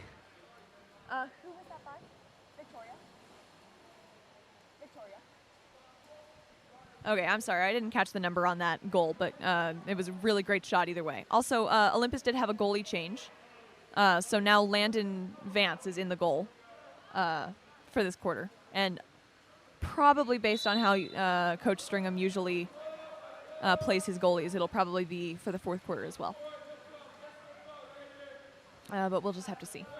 Number 4 is up top here with the ball. I think he thought he was passing to Andy Neff there, but he actually ended up passing it over to number 3, White, which gives 680 the opportunity for a counterattack. And it is now dark ball because number 3 in the center there pushed off of his defense. So Olympus gets the ball back. Little under 4 minutes here left in this third quarter.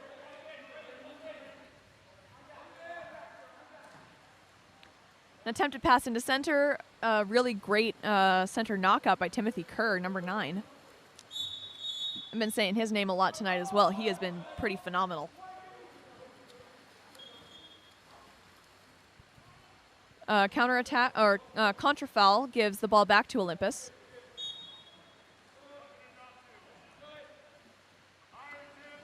Passes up to Andy Neff. It's a little bit out of the way, but with the defense situation, it's worth it. Especially when they earned that exclusion there. Number 9, Timothy Kerr, is out for right now into the exclusion box.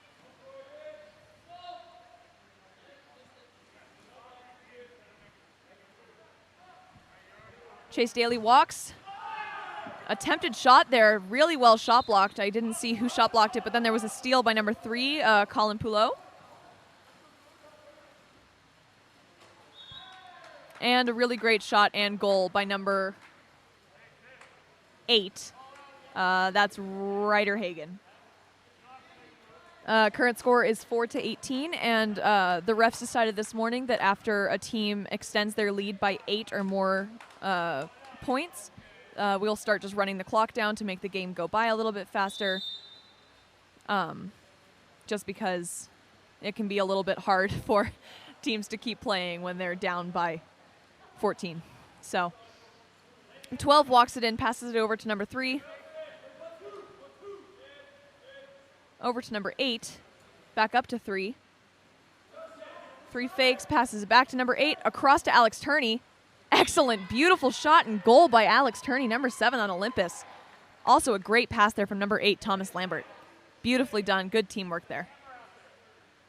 Really good ball awareness as well.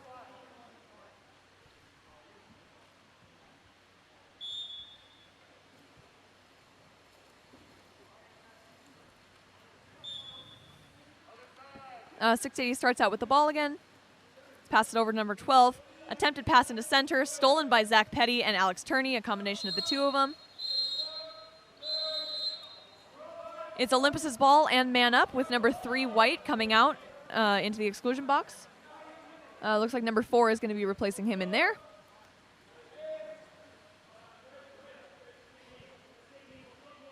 Alex Turney up top with the ball, then over to Ethan Tennell, over to Thomas Lambert, back to Tennell. 10 seconds remaining on the shot clock. We should be even by now. And under a minute remaining in the quarter. Really excellent shot there by Lambert, but also a great shot block by 12 White, Andrew Vernon. Passed up to, I can't see his number, but then stolen back by number 12, Charles Crosby. He gains an ordinary foul. Chase Daly asking for it, hoping to get that. He could make it work even with 2 defenders on him, but he gains an ordinary foul instead. We have number 8, Thomas Lambert, open on the other side. Chase does see him. Got a defender behind him, passes down to Joseph. Joseph tries to shoot. Great shot block there by number 14, Jay Hubbard. Some really good back and forth play here. We have 10 seconds remaining in the quarter. Quarters definitely do go by faster when the clock is running, so that's always nice. And that was a steal by number 10, Ethan Tennell, and a great block down there at the end by Trevor Alamillo. I'm sorry if I'm pronouncing that incorrectly. Yeah, we will see you guys back for the fourth quarter.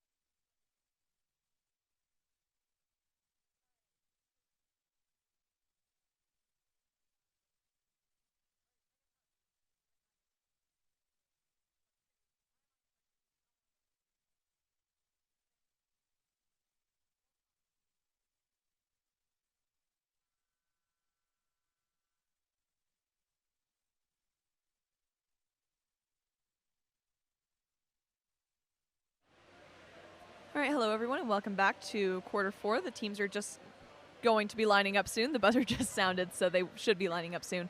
I would like to comment on the fact that I hope I'm not talking too fast for anyone. I am currently drinking a latte, even though it is 5:30 in the afternoon, evening, whatever you want to call it, and I do actually have a polo game in an hour and a half, so this will be interesting. But if I'm talking too fast for anyone, just let me know in the comments. We're watching the live chat as it goes, so. There we go. The teams are lining up now.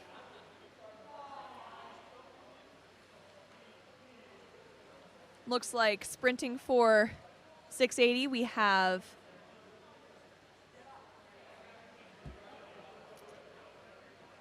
might be number 9. Yeah, looks like it's going to be number 9 again. Timothy Kerr, he's been doing a great job at those sprints so far. And then Alex Turney, number 7 for Olympus, who I believe has also won a sprint. I think he won the sprint in quarter 2. Might have been quarter 3, I can't really remember. But here we go. That was very, very close. It'll be up to the runner-ups. And it was indeed 680 who takes the ball for this one. Ball's passed in. 680 with no mercy. Throws it into that corner. Once again, not even 15 seconds into the fourth quarter, and number 4 has already scored. That was Piero Arienti. Really, really great to get shots right off of the sprint like that.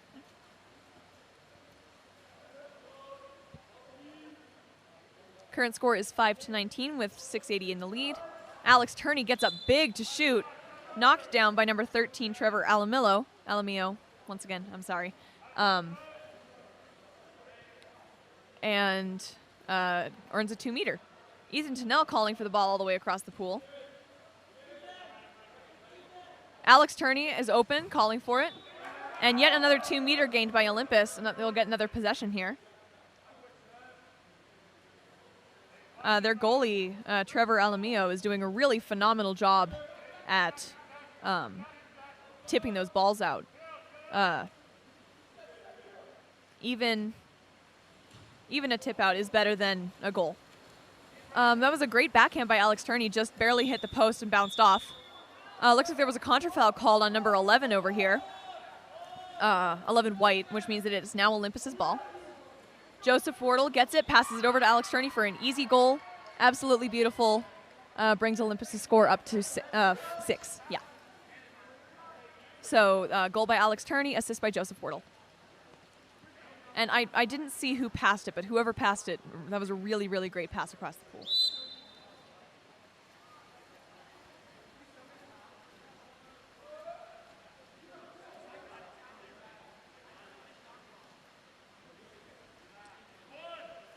Ball goes from 2 down to 8 into the center, number 4. 4 is having a great game over here, Piero Arienti. He's doing a phenomenal job. Another goal for him there, makes it 6-20.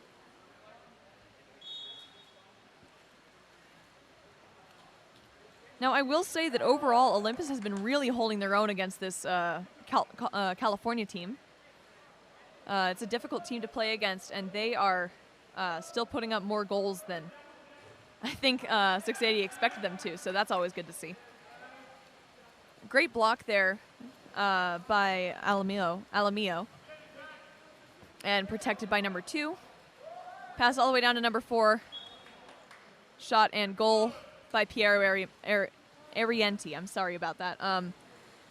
Yeah, Olympus should learn to start covering number 4 down there. He's pretty deadly with that shot, so we'll see if they can adjust their strategy just a little bit to cover him more. We've got under 3 minutes remaining in this final quarter.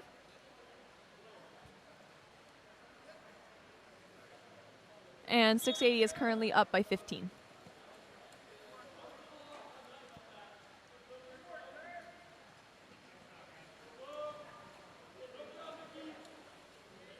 Ball is yet again passed over. Oh, sorry, excuse me. Ball is passed over to the wrong side for the center, but Alex Turney drives in, asking for the ball. Doesn't get the ball. Passed around, still passed into center. There we go. Alex with an attempted helicopter backhand there, just barely missed it and goes into the back room.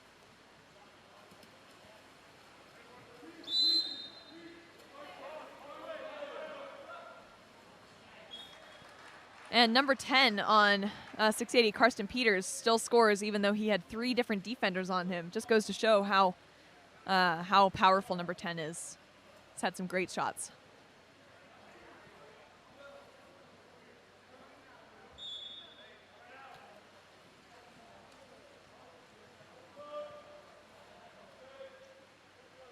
Alex Turney trying to get inside water there. Ref calls for an ordinary foul. Chase Daly is not open in center. 680 has finally learned that he is deadly when he's in set. But number 6 looks like he hit the back of Joseph Wardle's head and is now excluded, giving Olympus a man-up situation. Very close to not being seen by anyone that pass, but luckily Chase Daly was right there. One great thing about Olympus is that they're pretty unselfish when it comes to the ball. They know when they do have the shot, they know when they don't. And Alex Turney knew he had the shot there, and he skip-shotted it directly into that corner, making the score 7-22.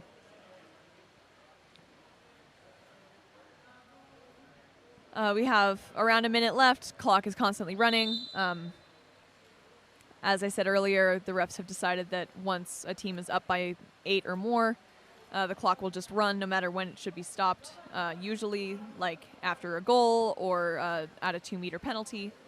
Sorry, not 2-meter penalty, 2-meter corner throw. Ball is passed into the center for 680, but Joseph Wardle and Braden DeMaria have some really great teamwork going on there and managed to get the ball back. There's 26 seconds left in the game and 20 seconds left in the shot clock, so we'll see what Olympus can do with that. Chase Daly is working his best to get open. And a really beautiful shot from Ryan Beery. Straight from the outside. He got up big for that one. Makes the score 8-22. And there are 14 seconds remaining. Looks like 680 might just be content to spread out, hold the ball, let the time run. Olympus is going to try and press them, but it won't make much of a difference, I'm sure. Oh, the goalie shoots it. Nice block there by Landon Vance to end the game. That is the game. It's 22-8 with I keep saying 360. 680 with the win. Thank you all so much for joining us at Game On Live Studios here. We are streaming from Olympus High School in Salt Lake City, Utah. We're very fortunate to be running this tournament right now. Hope you all have a fantastic evening, and this next game will be done by a new announcer, so I hope you all have a fantastic night.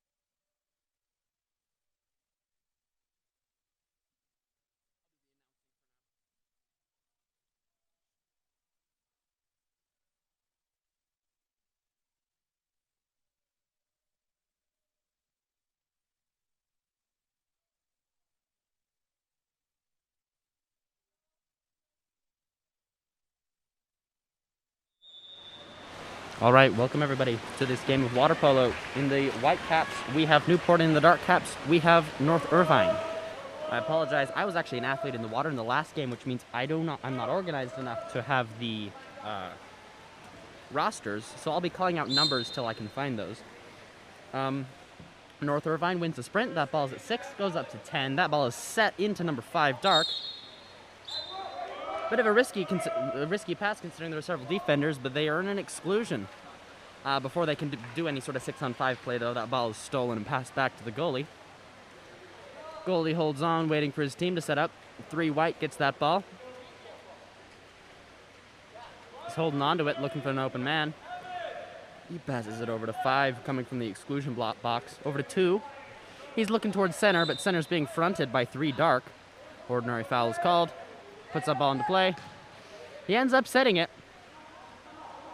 10 looking for the foul is earned by an ordinary foul. 5-meter call on 9, it looks like. Both 9 and 11 were over up on 3 whites back. Looks like 3 is going to be taking the shot.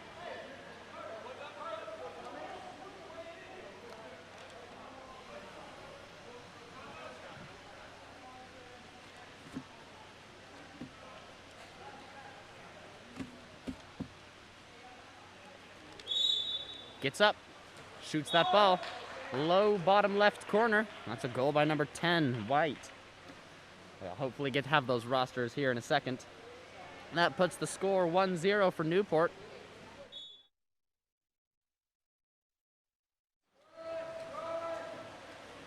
Ball's up still at the top. They've yet to move it past half. Ordinary foul's called. Passes all the way down line to 11 dark. Back up to 3, who sets it to 9. No crash. Crash happens. Ordinary foul is called before anything gets stolen. It's back up to number 3, dark. He gets up, sets it. Exclusion called on 10 dark. Up on number 9. Excuse me, that is not 10 white. I know my colors. 5 has that ball. They're swinging it around the outside, pumping. 3 gets a few big pumps in. They swing it all the way back over to position 6. Number 6, dark, gets that ball over to 3. Pump, pump, shot. Skips it off the crossbar. They recover it, of course, but it is no longer 6-on-5. They are even. He gets up, shoots it again, off the crossbar again, recovered again. Unfortunately, the defense for white gets his hand on that ball, and that's a ball under call. Newport is now swimming down on offensive. That goalie has the ball. He passes it over number 8 on the 1-2 side. Down to 2. 2 is holding on to that ball. He's looking towards center. He pumps, pumps, pumps. Sets it. Sets it a little bit too far out. Defense gets a hand on it and pops it to the goalie. North Irvine looking for the open man. Over on the 1-2 side, number 11 gets that ball. He passes it down line. Ordinary foul is called. He pops it, puts it into play. Pumping, pumping, pumping. There's no movement in that water. That is a flat pool. The ball's set. Exclusion on 4 white. Yep, that is 4. They're still set up, swinging it around the outside. 9 dark with that ball. He gets that ball, and as soon as it touches his fingers, it is in the goal. That ties up the game, 1-1.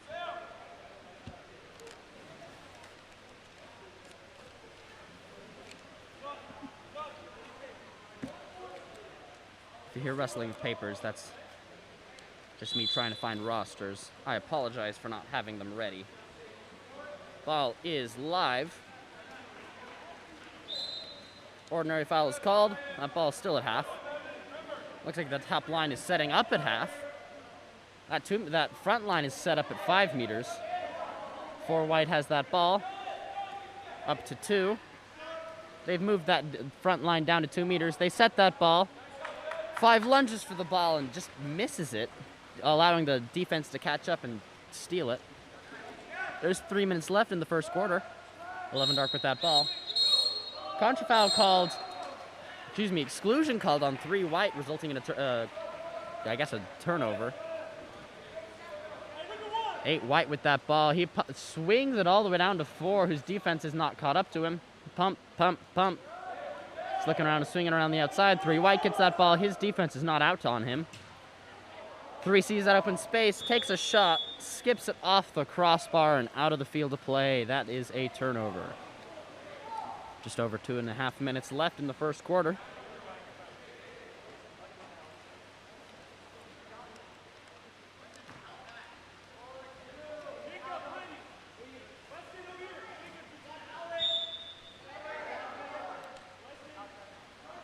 That ball's made it all the way down to 2 meters. He swings it back up to 11. Looks like they're doing a 2-4 offense. 3 dark with the ball. He pops it into play after the ordinary foul. Passes it over to 6. There's 5 seconds left on that shot clock. 3 gets that ball. He shoots it. Beautiful block. That ball was going straight for the top left corner, and the goalie gets his hand on it. Covers that ball.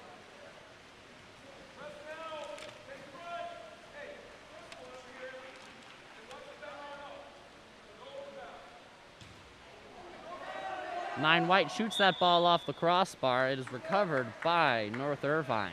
They go down on the offensive now. No one's taking that center position. It looks like 5 dark is going to swim into it. That ball's set to him. Ordinary foul is earned as he tries to turn that defender. That ball's passed out and back into 5. Attempts a sweep shot. It is blocked by the goalie and then recovered by the rebound is recovered by the defense.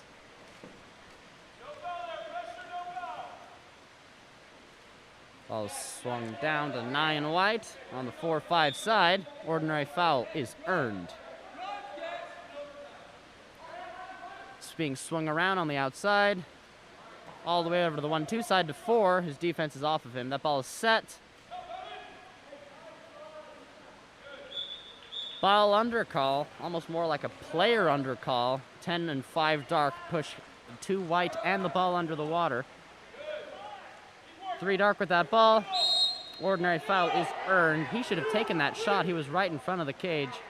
It looks like he was attempting to draw a 5 meter. He swings it over to the 1-2 side to number 12.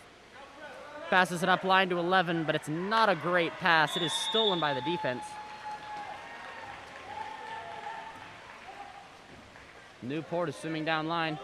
Looks like we've got some shenanigans going on in center. North Irvine center defense has lost their cap.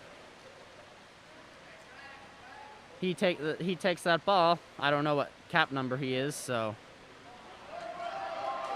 Ooh, poor pass is made over to the 1-2 side. It is stolen by Newport. 3 white with that ball. He gets up, sets it. Defense crashes, but center turns. Great turn, too. That's an exclusion on the capless player. There's 5 seconds left on the shot clock. 9 pumps. Shoots. It bounces off the crossbar, and before anyone can recover the ball, the quarter ends. That puts the score even, 1-1 for both teams at the end of the first quarter. I'm going to search for those rosters in between this quarter. Hopefully I'll be able to actually pull some names of some athletes in the next quarter, so I'll see you then.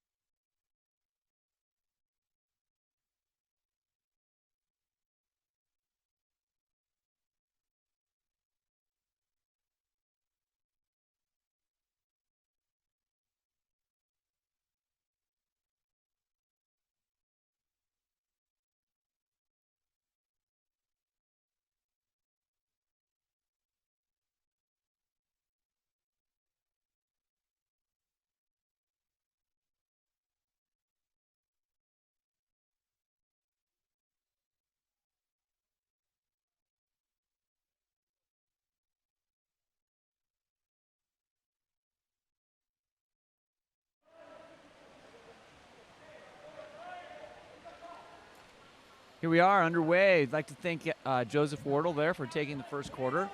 My name's Sean Stringham with Game On Live Studio. We are here live in Salt Lake City, Utah at my home pool at Olympus High School. We are thrilled to be hosting this Salty Summit weekend here. In the Whitecaps, we have Newport, and in the dark caps, we have North Irvine coming in on attack number 10.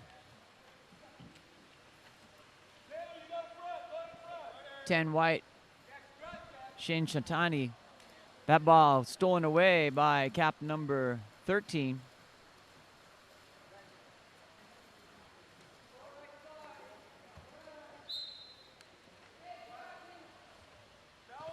Goalie in there for Newport. I believe that's Kyle. Back up to 6. I'm trying to read these names, guys. I got to get the readers out. The print on the score sheets are a little bit small, in all honesty with you. That's dumped there by number 11, Michael Unkoff. Here comes on attack Newport goalie number 1, Luke Harris. Harris moves that ball forward up to number 2, Weston Hoddle. I believe that's what it is. That ball comes around up into number 9, Carter. Carter on attack here on the legs, and big puts it up in that pinch in the nice top left corner. That brings us Newport 2, North Irvine 1. We're here in the second period with 4:34 remaining here.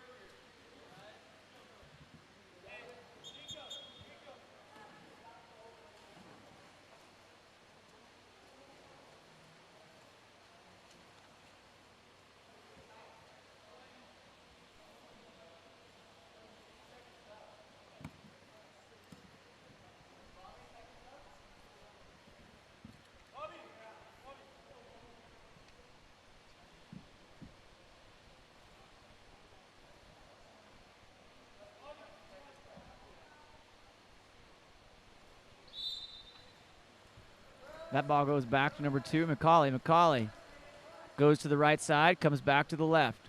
Ends up going back to that right. We've got into cap number 9, Duran. That ball is sent over to number 7, Mr. Vaughn. Vaughn goes down line, post up into cap 5. That ball put in by number 9, Sarah Durant.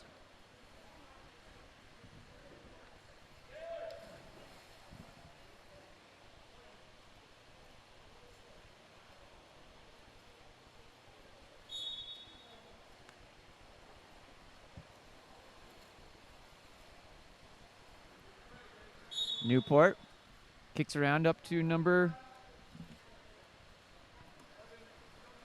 9, Carter Pence. Into cap number 10, Satoni. Satoni down line patiently here by Joe. Joe gets it into number 2, Cash Borgreave.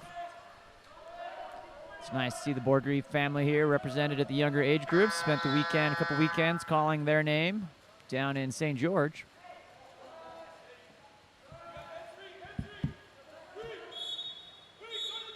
That ball earns an exclusion. Number 7, White. Gabriel Hurtley goes to the sin bin. Back to here into number 5. Capture the name of that athlete in the 5 cap. That's 6.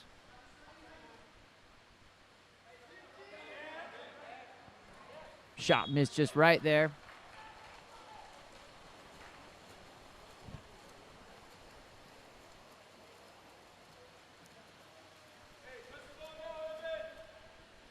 Newport comes on attack into number 11 there.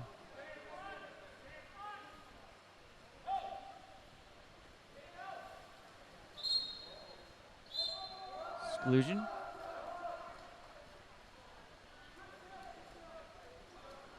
Number 9 Dark. Sire Durant.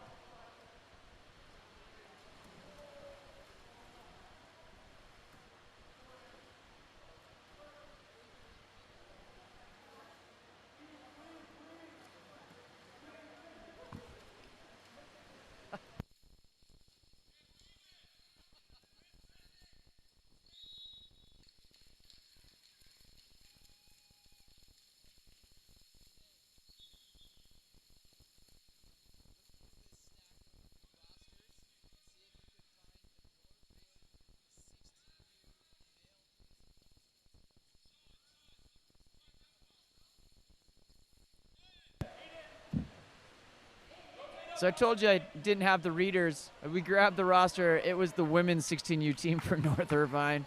That's 100% on me. Sorry about that. We're going back through the stack here to get that back out here. Hopefully you forgive me this time. Here comes North Irvine on attack. Looks nice read there. Little hitch in the stroke coming through. Ordinary foul. Excuse me. Scratch that. Exclusion. Comes to number 11. William. North Irvine being patient here. Back around up to number 2. Nice movement there. It's going to be inside the 2, and it's going to send that ball back to Newport. Newport keeper Luke Harris. Forward to number 10, Shane Satani. Satani earns an ordinary foul. That ball, 50-50 pass, ends up into the hands of North Irvine.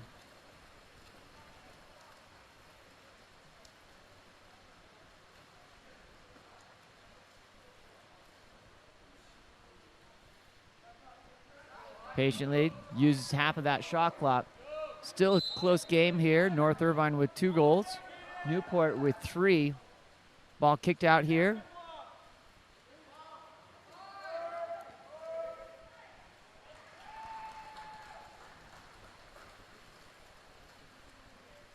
Newport goalie Luke Harris ends up with it.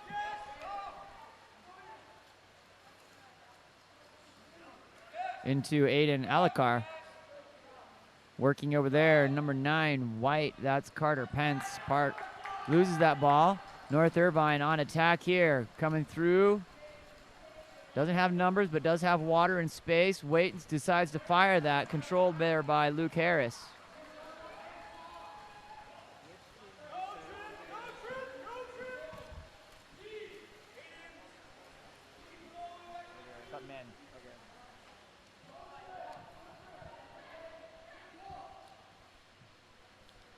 That shot misses wide to the left there by cap number 9, Carter Pence for Newport. Ball forward here without a cap.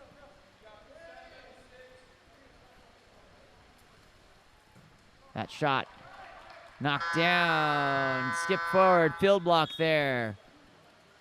At the end of the first half, we are Newport 3, North Irvine 2.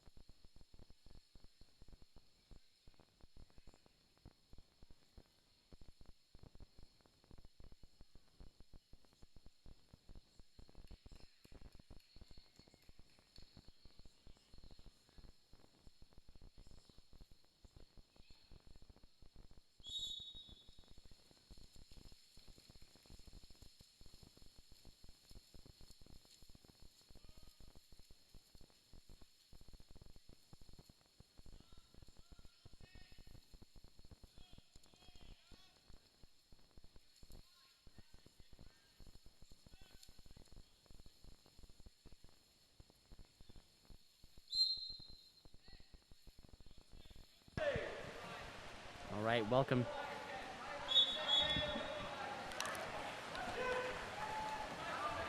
Welcome back. Our announcer is currently trying to get the correct North Irvine roster. We apologize for that. Current score is 2-2 going into the first half. Currently, Newport has that ball. He's coming back now, so I'll turn it over to him.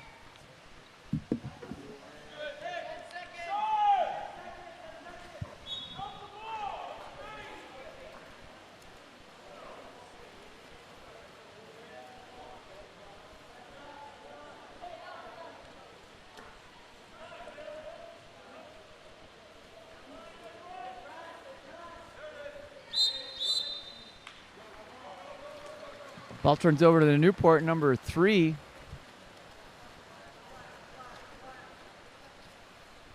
Weston. That ball moves forward up to cap 5. Whittlage, John there. Back around here. Weston looking. Contra foul. Sends the ball back. I think we've got it here, folks. That's number 11, Taylor Bell. How about that? Back to keeper Thomas Franco.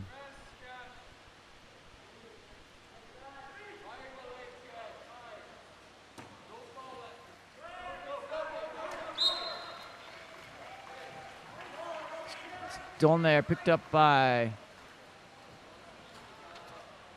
Newport. Sends the ball down to Tomas. Tomas.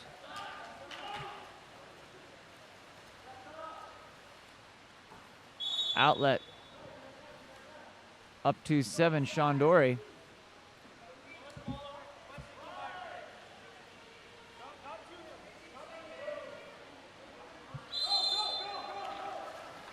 Ball goes out of bounds. Newport ball.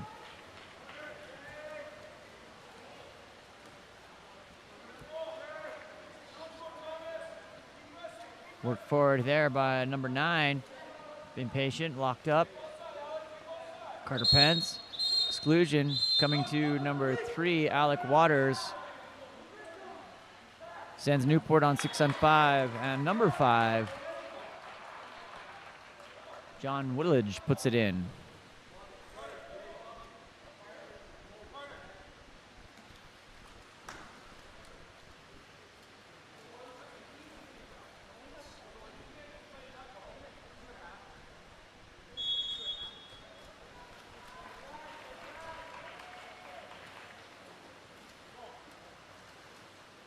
Taylor Bell moves that ball around to number 6, Stephen Early.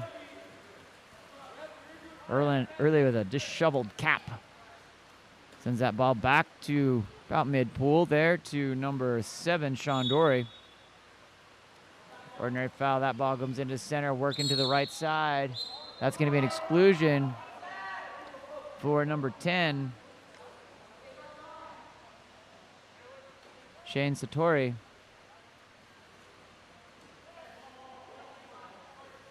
That ball goes wide here, picked up by number 6, Stephen Early. Early up to 7, Sean Dory. On their legs, working that ball up and forward. Quick shot there, controlled by cap number 13. In cage now, Riley Sereda.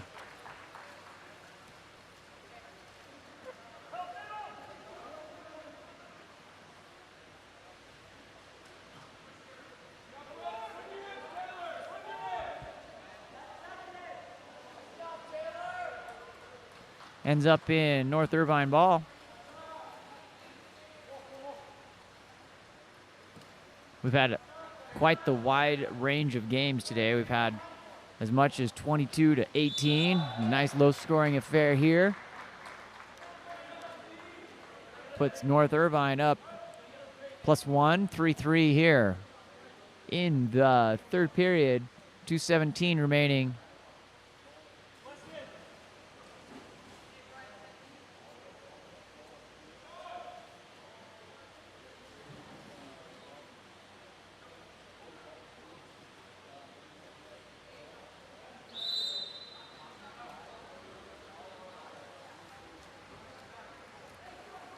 Number 2, Cash Bordery checks in here for Newport.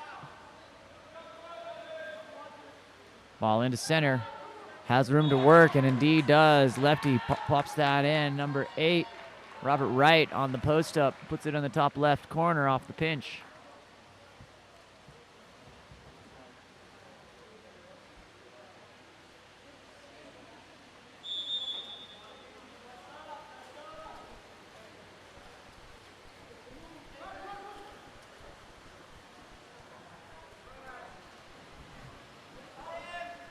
Stephen Early puts that into center, has position, and has room to work there. Number 5, Brian Barnuevo. I knew that was a Barnuevo. How did I not know that? Great to see the Barnuevo clan represented here.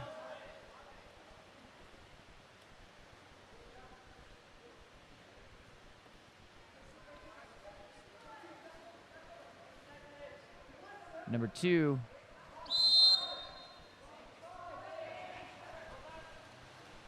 Weston working that ball back around over to number 8, Robert Wright. Wright goes down into Aiden Alcazar. That ball picked up by number 1, Luke Harris. Excuse me, scratch that. Tomas Franco working there. Evan Barunda has space and puts it in. There, goal there by number 4, Ryder Tonkovic.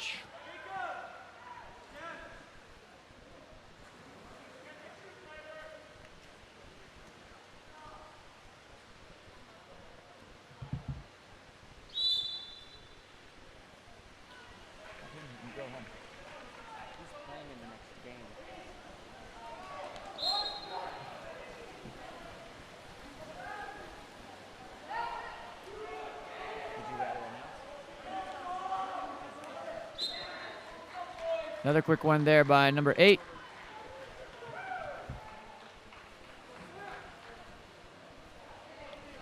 Colt Bradley.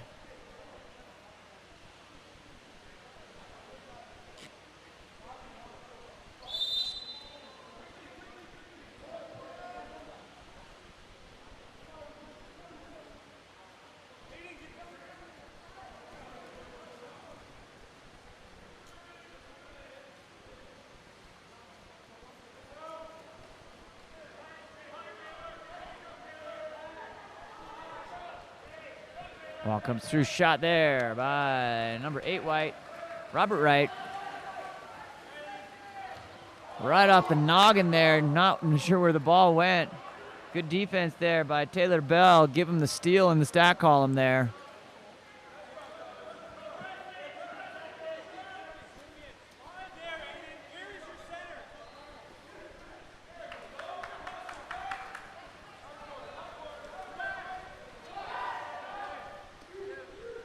Shot by Barnuevo, misses just to the right. At the end of 3, North Irvine 6, Newport 4. Thanks again for tuning in. It's great to see some familiar faces from the past several weekends. It's always great to call these teams from Southern California. Talked to some of them during the break, and they've enjoyed a little snow. It's been a beautiful day here today. 65 to 70 degrees in Salt Lake. Watched some of that snow melt off, but just came off a huge storm cycle and been nice to see a little spring.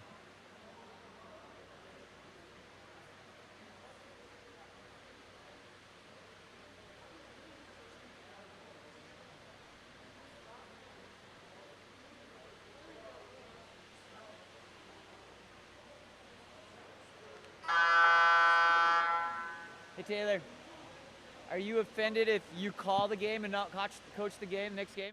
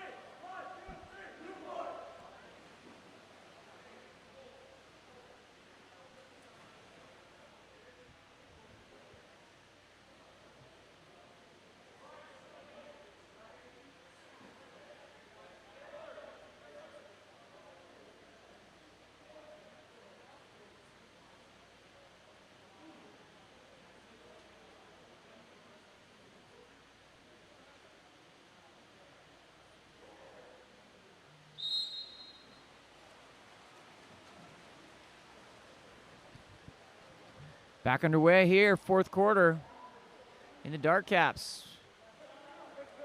We have North Irvine with a 2-goal lead, 6-4. Newport working to catch up. Nice little run here by North Irvine. Newport was out to an early lead. Number 10, Evan Barunda. Back to Barunda up on top. He's stepping forward. Barunda misses just to the right. Cap comes into 13. Riley Sereda back to Weston in cap 2.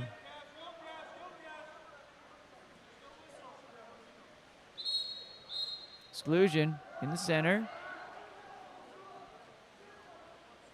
Number 10, Evan Barunda going to the exclusion box.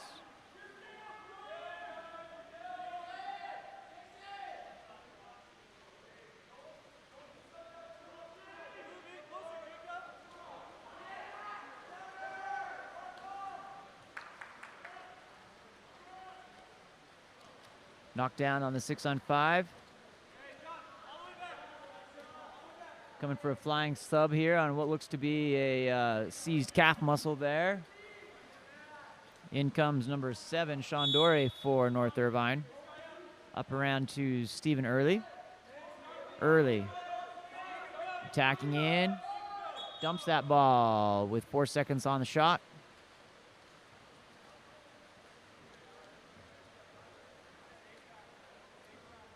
Chased down by Riley Sereda. Moved forward up to cap number 9, White, Carter Pence.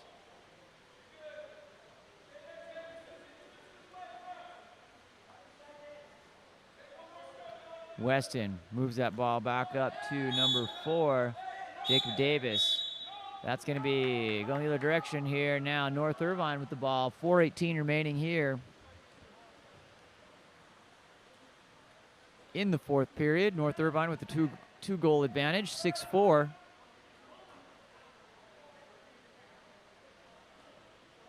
Evan Barunda working on the one side. Heavy foul there, just an ordinary. Looks to put it in play. Gets it there into Barnuevo. Barnuevo with the big turn. Ordinary foul there. Center set to the 4-5 side. Gets it in from the 3. Turns and just misses wide right.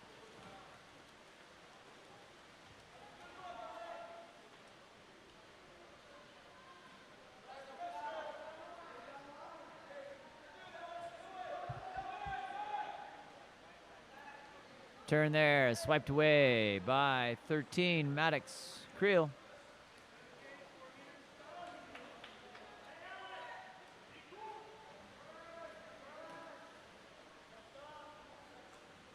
Stephen Early moves that ball into Barnuevo. Barnuevo working, stolen. Gonna give him the ordinary there on that. Comes back around to Stephen Early.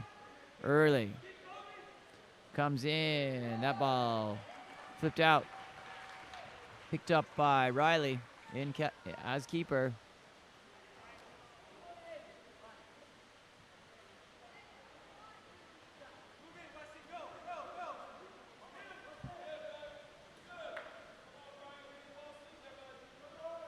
Up on the legs, in, that's number 7 swims through on that. Sean Dorey with the steal. Back to Maddox Creel.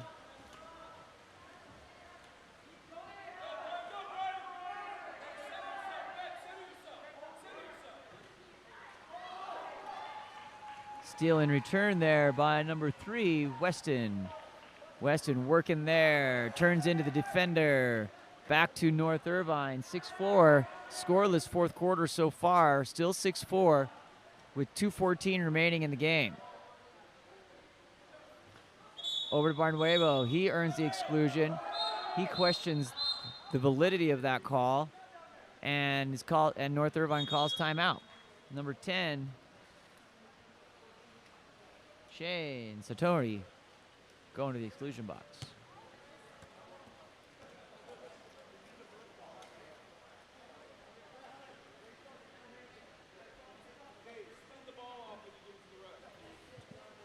Good advice there from Coach Carrera. Spin that ball before you give it to the referee.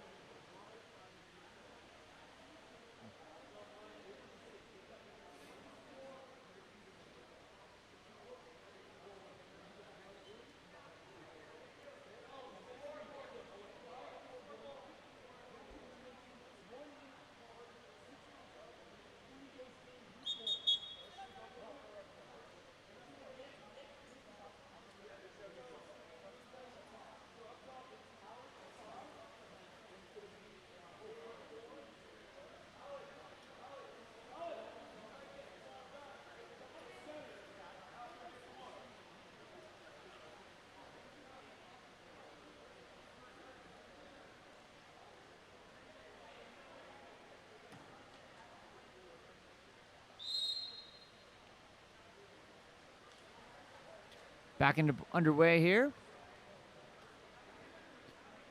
2 minutes remaining in this one. Just 2 goals separating North Irvine. North Irvine here on power play. Puts it in there with authority. Number 3, Alec Waters.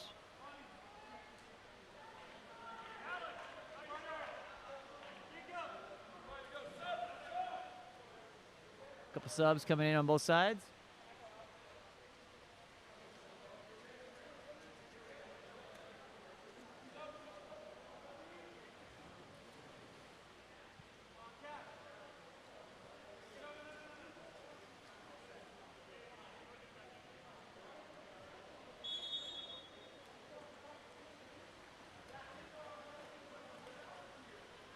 Newport with the ball.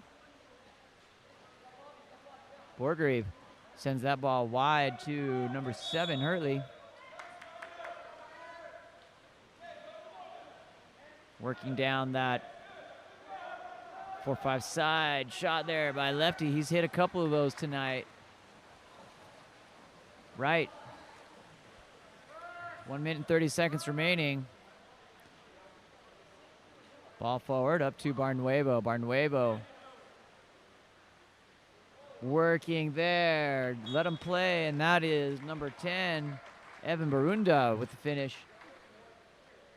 Put a little insurance on the board here. 8-4.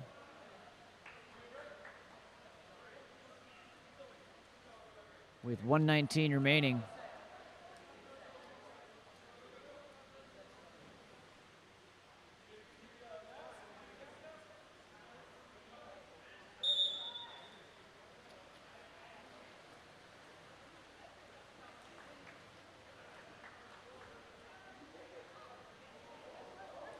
Little scrum there at the center of the pool. Number 3, Weston looking, misses wide to the left. Picked up by Barnuevo with 1 minute remaining in the game.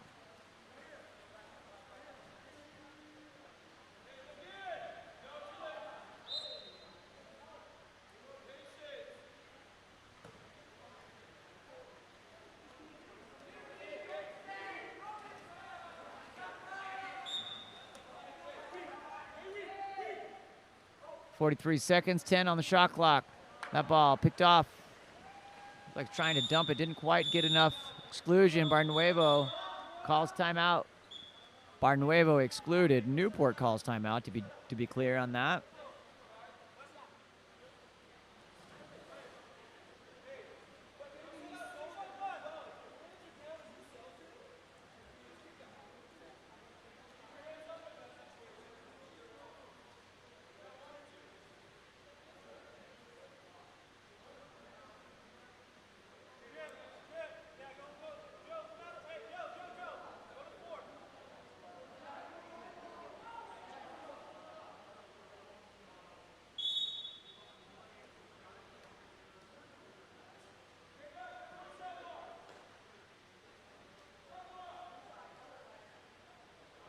29 seconds.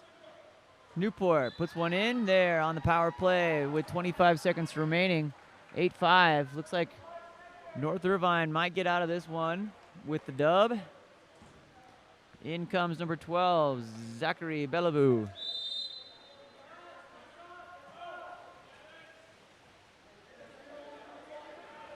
Maddox. Submarine attack there by number 8. Mr. Wright. Creative. Clear there. 8 seconds on the clock. Up next, we have Olympus will be in the dark caps, and 680 drivers will be in the white. My name's Sean String with Game On Live Studio. We're running a little bit ahead of schedule here, actually. We'll hope to continue to do that. Signing off for now, I'm going to turn over the announcing duties to Mr. Taylor Woodbury. I'm going to go coach my boys. We'll see you on the flip side.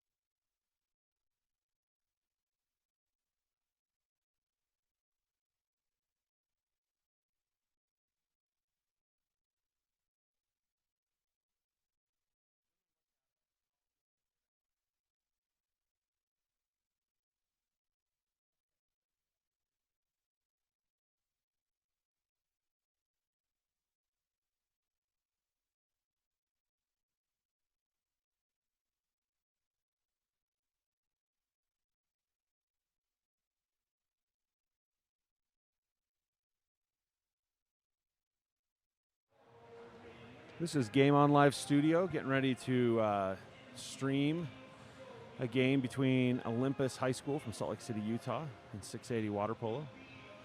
We'll stay on mute here for just a second while music's playing so we don't get in trouble with copyrights, and we'll be back live in just a second. So stay tuned with us. We'll be getting going in just a minute here.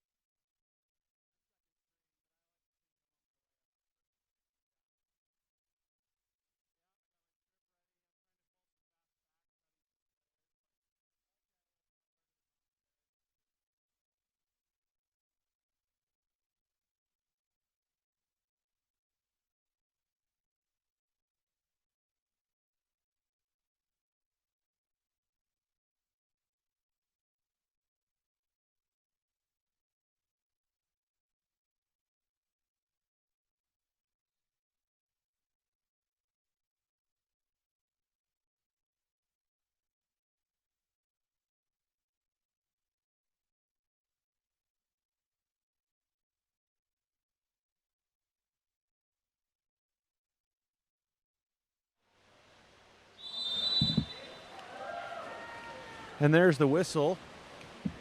And Olympus and 680 in the middle of the pool. 680 comes up easily with that first sprint.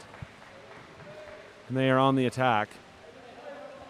680 finds center. Shot in. Landon Vance equal to the task on the first shot here. Manages to tip it just over the back, which will result in a 2-meter. Looks like Evan Hoffman out to the side to take the 2-meter for 680. Works it into Lucas Peters. Down to the right wing, looking in center. Nobody there. Olympus manages to come up with a steal. Looks like Matei Marsh came up with that first steal there.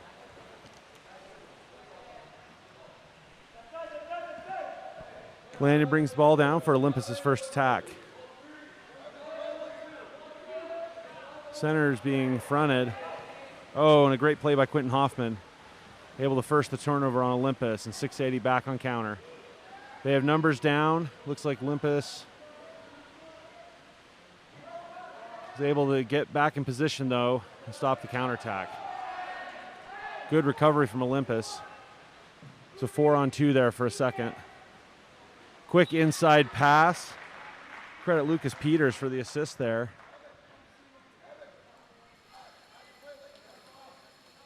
I'm just trying to see a number on who scored. It's from center. Number 11, Evan Hoffman.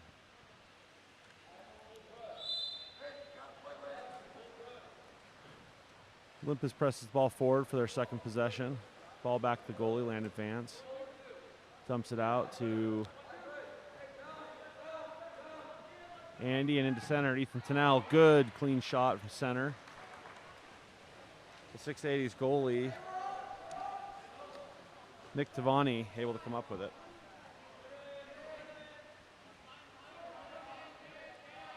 .680 back on the attack up the right-hand side. Oh, bounces off all 3 bars, it looked like, but somehow managed to stay out of the cage.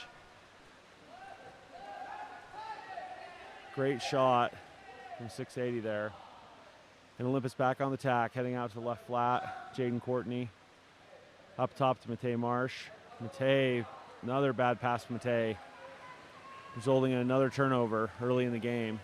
Andy Neff trying to stick with 680 on the counter. Landon Vance comes up with a big block.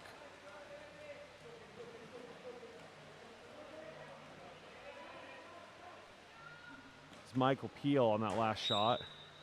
The other end, Jaden Courtney tries to go to the left-hand side of the cage, just Again, rejected by Nick Tarani, or Tavani.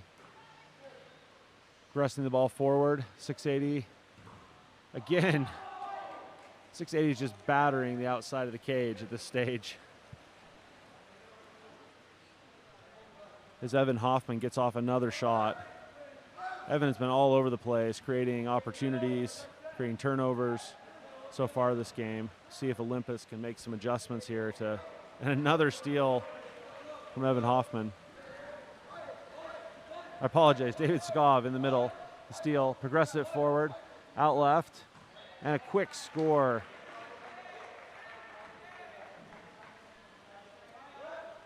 That's Donovan Swan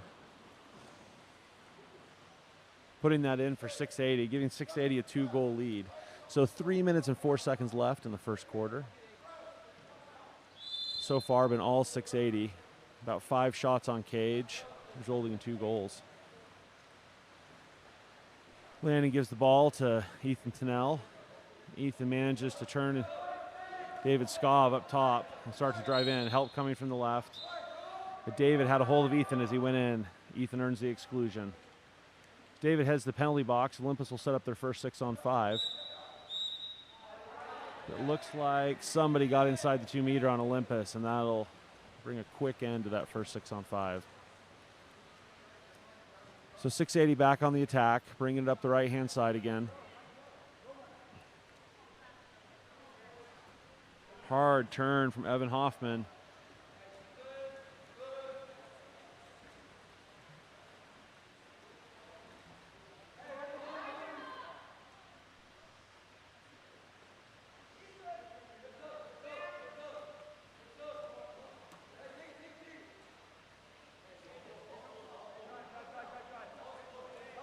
Carter McComb on the right-hand side, trying to find something. So far, there's just nothing. And Jaden Courtney manages to squeeze off a shot and heavy pressure. Michael Peel was all over Jaden on that shot, but Jaden manages to sneak it in the left-hand side of the cage. Take back one of the goals. So 2-1 for 680. 1 minute, 57 seconds left in the first quarter. 680 will go back again on the attack. Brendan Congo passes it forward, again up the left-hand side.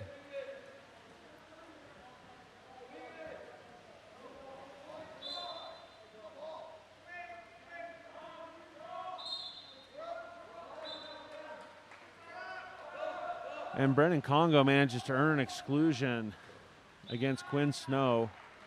Looks like Quinn had his hands on him. Leading to another 680 goal.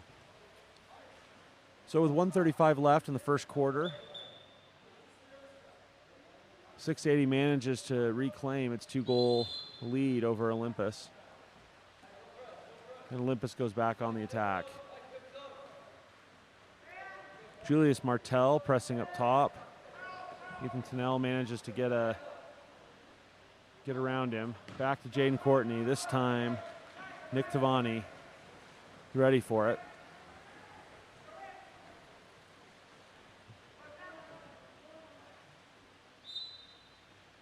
.680 looking cross cage, trying to find somebody open for the pass. Manages to go far side. Aiden Berry tosses the ball back up top. Around the horn to Braden Congo. Dumps it in the middle. And as time expires, the shot gets off, but Landon Vance manages to stop it. Ethan Tennell, a big jump on 680, coming back the other way, sneaks it past the right side. Nick Tavani was in good position there. Ethan managed to get it under his left arm.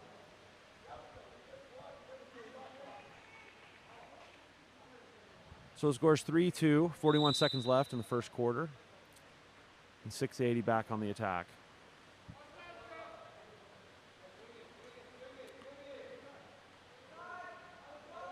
.680 once again bringing it down the right-hand side. Getting position, looking cross cage. Hard turn. Having a little trouble seeing the number for 680. It just earned that exclusion. And 680 has another 6-on-5. as Jaden Courtney is excluded.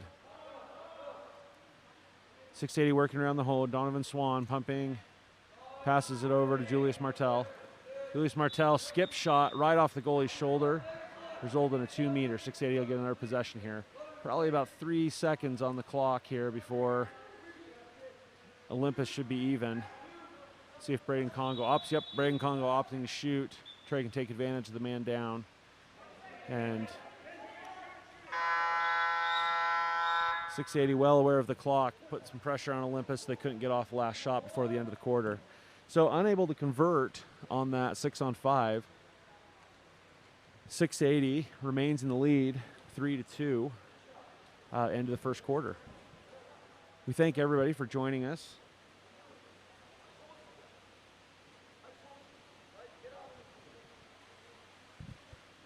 Getting some feedback from the chat world that our scores may be flipped there. Trying to get my production manager's attention to flip the scores around. Maybe a little bit of wishful thinking on Zach's part. So 680 is in the lead, 3-2.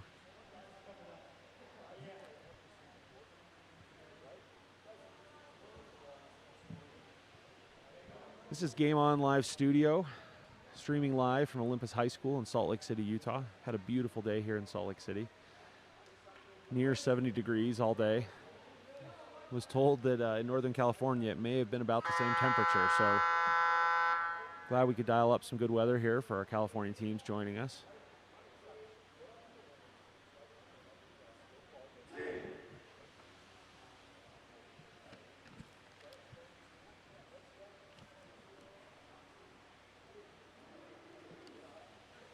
And so with that,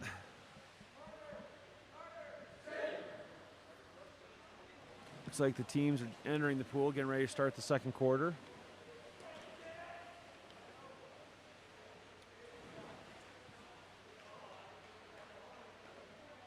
Currently 7 players in the water for 680. Oh, they worked it out. Evan Hoffman back in.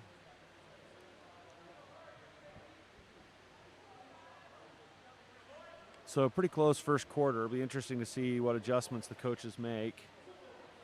680 had a number of opportunities to score early in the game. Unfortunately, just a number of bar outs. And whistle blows, ball's in the water, and 680 again easily comes up with the sprint. Hard on the attack after the sprint. 680 progresses the ball forward. Hard turn and earns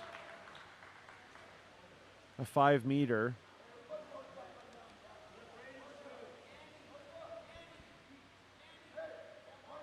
Can't quite tell. He's got to turn his head. So that was David Skov that earned that 5-meter on the hard turn.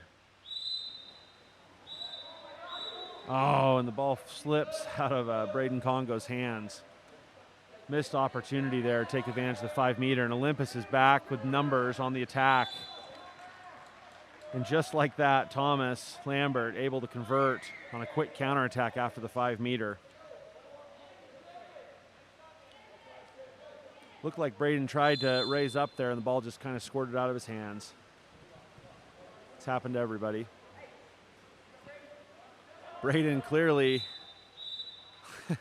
a little anxious to recover for the from that last missed 5 meters. Goes right down, turns Andy Neff, and manages to earn yet another 5-meter in the last 10 seconds. This time, holds onto the ball, manages to convert left-hand side of the cage. Underneath Land advances arm. So with the quick score from Braden Congo, that'll make the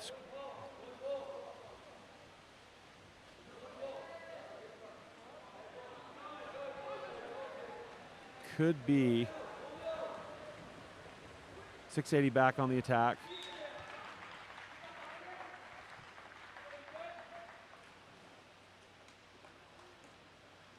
So we've got a comment that may have been Michael Peef who shot those last 2 6-meters. My eyes are still trying to adjust to the font on 680's cap, so I apologize if I got the number wrong on that. I'll try to get it correct going forward here. So Olympus back on the attack. Ethan bringing the ball inside to Quinn Snow. Quinn looking for an opportunity, dumps it off left. Hard press. 680 manages to create a turnover. Dumps it back to Nick Tavani. Far forward to Brain Congo and just off the crossbar, but 680 manages to get the putback after the shot.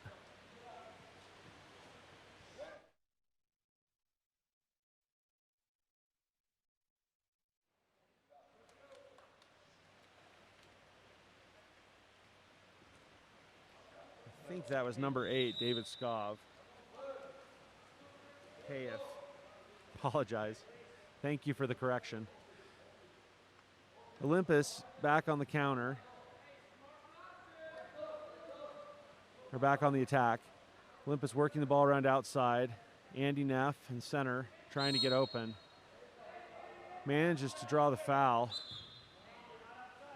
But inside 5 meters tries to take a shot and the refs call it the other direction. 680 back on the counterattack. Hard counterattack from 680 coming the other way. They have numbers. Looks like Lucas Peters is open. And yet another exclusion against Olympus.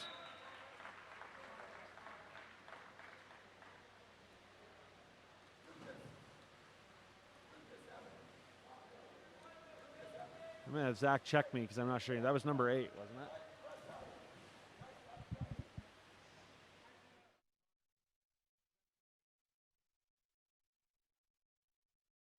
Yeah, number 8, David Skov.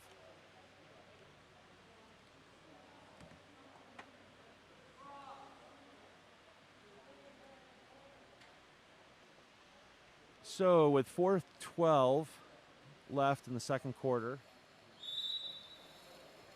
680 managing to take a lead here, 6-3 over Olympus. Outright to Carter McComb into Ethan Tennell. He manages to just sneak the ball over the top of Nick Tavani's hand as he went out and reached for it. Good assist from Carter McComb there. Give Olympus 4 goals, 686.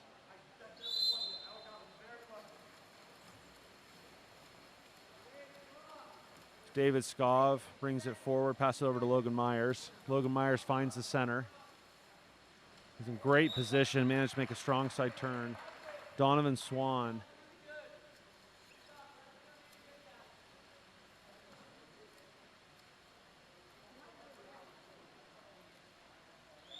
Comes up with a goal for 680.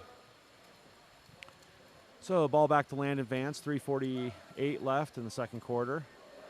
Landon makes an errant pass out to Ethan Woodbury. Ends up setting himself up for a quick counterattack from 680. Again, David Skov finding the back of the net.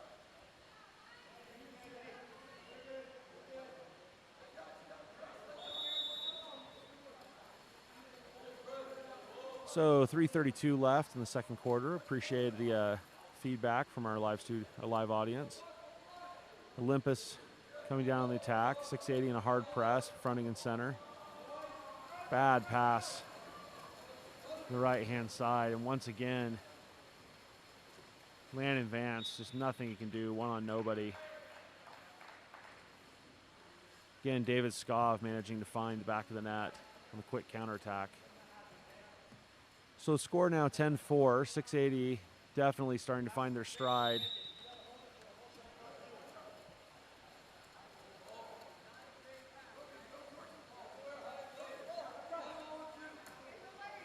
Olympus moving it forward, passing it over to Quinn Snow. Quinn trying to find Ethan, thinking he's going left, he went right.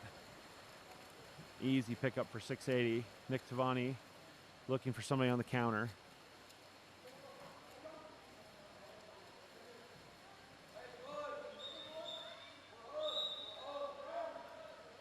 Another exclusion against Olympus.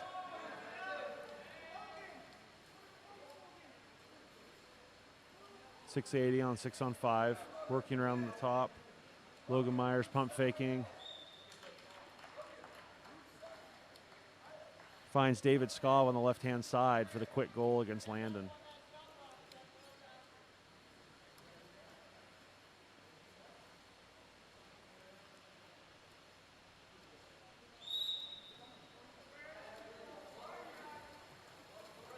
So it looks like Quinn Snow will go down into center, and Ethan Tennell is going to take point. 680 has managed to pick up 5 quick goals on Olympus here in this quarter. Still 2:18 left in the second quarter. And once again, 680 back on the counterattack, all alone. David Skaw finds the back of the net again. David calling himself out. He's had about 10 sprints in a row from end to end.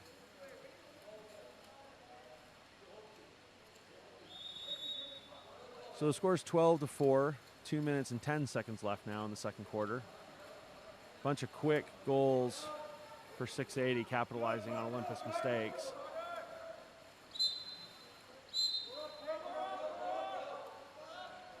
And Thomas managing to earn an exclusion. Logan Myers in the penalty box. Olympus working it around, trying to create an opportunity. Up top to Matei, around the horn, back to Thomas. Thomas pumping, sending it back up to McKay. Matei taking a shot. But Nick Tavani able to come up with it. And 680 back on the counterattack. Nick finds streaking Braden Congo down the right-hand side. Braden pump faking and burying it at the back of the net for another 680 goal.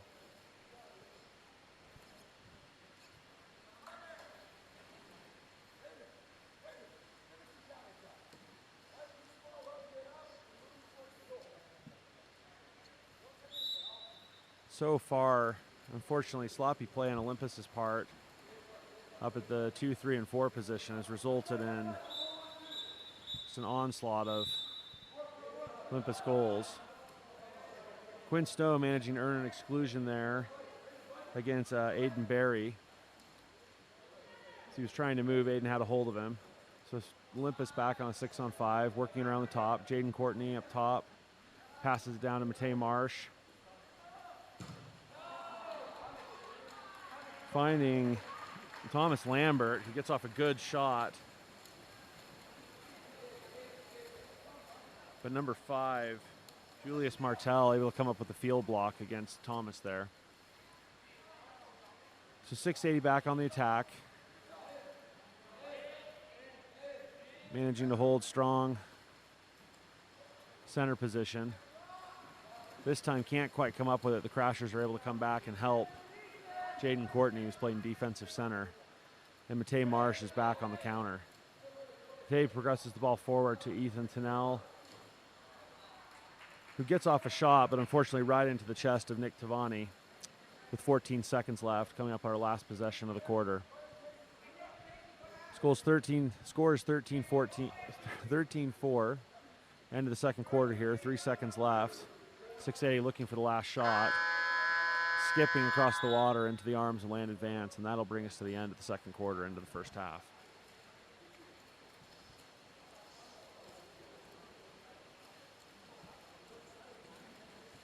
So with that,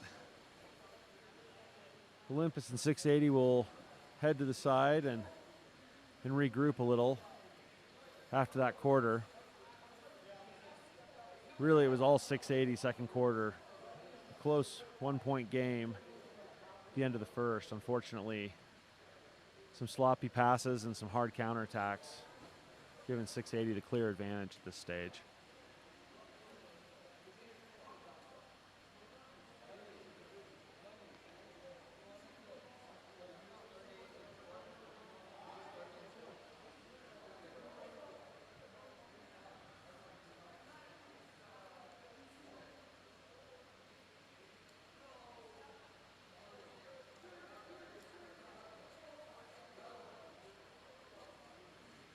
So as we get ready to start the third quarter, 680 already out and lined up, ready to go. Olympus taking their time to talk about a few things.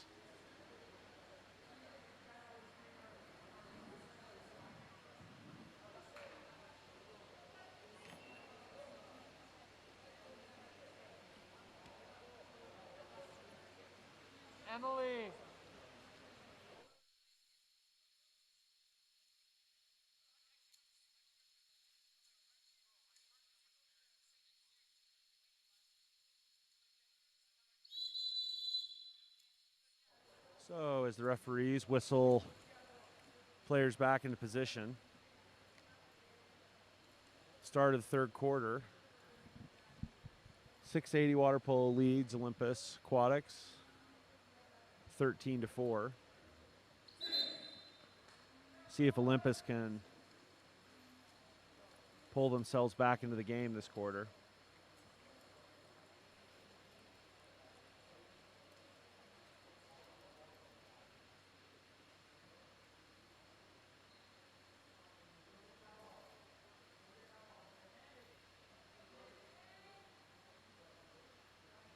So the referee checks both sides, see if they're ready, blows the whistle for the start of the third quarter.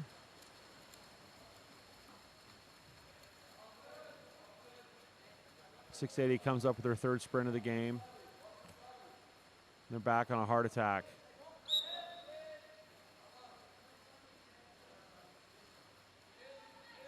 .680 working the ball around, finding the center inside.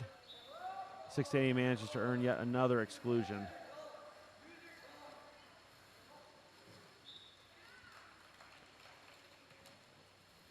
And Lucas Peters able to find his teammate on the far right-hand side of the pool.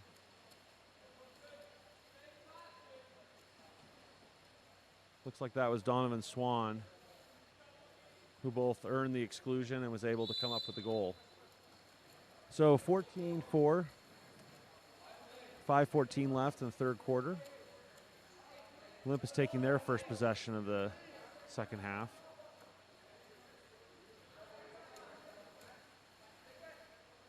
Definitely some additional movement. Ethan managing to get in position, but can't quite come up with it as the pass came in a little bit hot. Skipped into the arms of Nick Tavani. Nick pressing the ball forward, and a quick shot on the outside, .680 for another goal.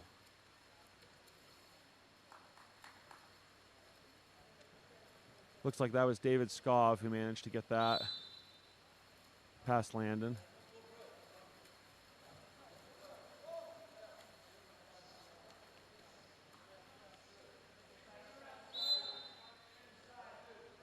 Foul on the outside.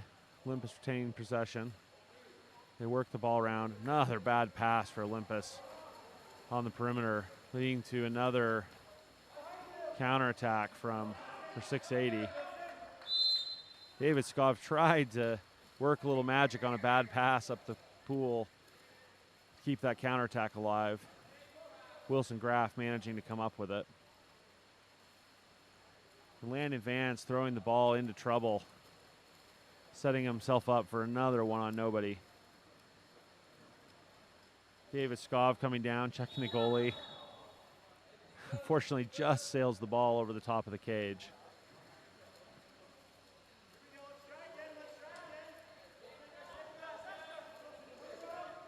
Well, with some head shaking from John DeLuca, Olympus tries to go back on the quick turnover, and back to another counterattack. They work the ball forward to Lucas Peters, who's all by himself in front of the cage, pump faking and burying the ball in the back of the net. Landon just not getting much help at this stage from his team.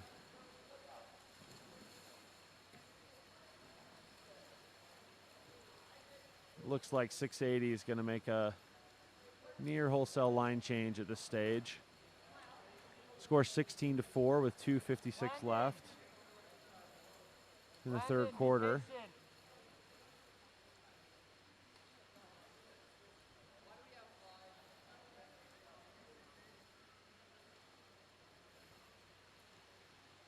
Looks like Sean needing to find one more player now in the water.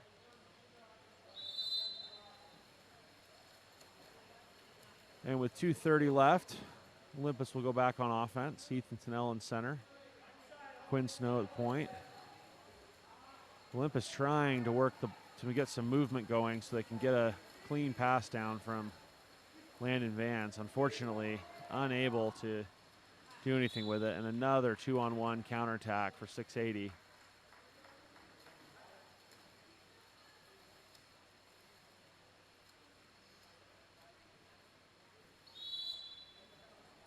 I think that was Donovan Swan that again found the back of the net. So 150 left, third quarter. Score 17-4 for 680.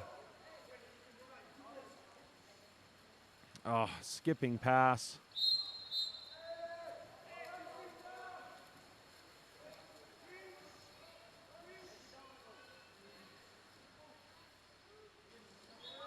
Well, at this stage, I think I'm grateful that we don't have the ability to track turnovers to have that stat for our audience, because getting a little depressing. But 680 doing a fantastic job on their perimeter press, managing to give Olympus all sorts of trouble as they're trying to progress the ball forward. Really haven't been able to get anything going in the second and third quarter. So Carter McComb on the right-hand side, controlling the ball for Olympus. Looking for somebody open, finding Matei Marsh.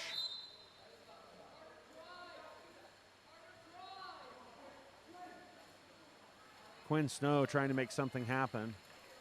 Gets inside the 5-meter line, but is unable to do anything. And 680 back on another counterattack. Ethan Woodbury managing to just nick the arm.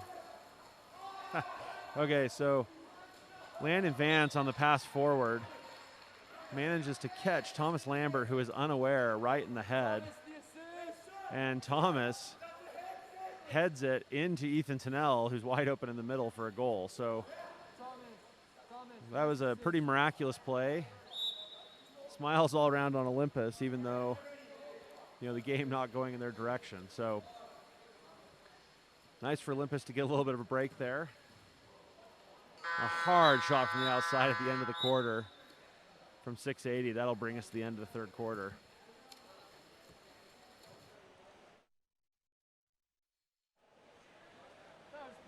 So that was a fun finish for Olympus. Haven't seen many assists in water polo go off of somebody's head before. Not sure whether to credit that assist to Thomas Lambert or to credit Landon, who managed to ricochet it off Thomas's head into the middle.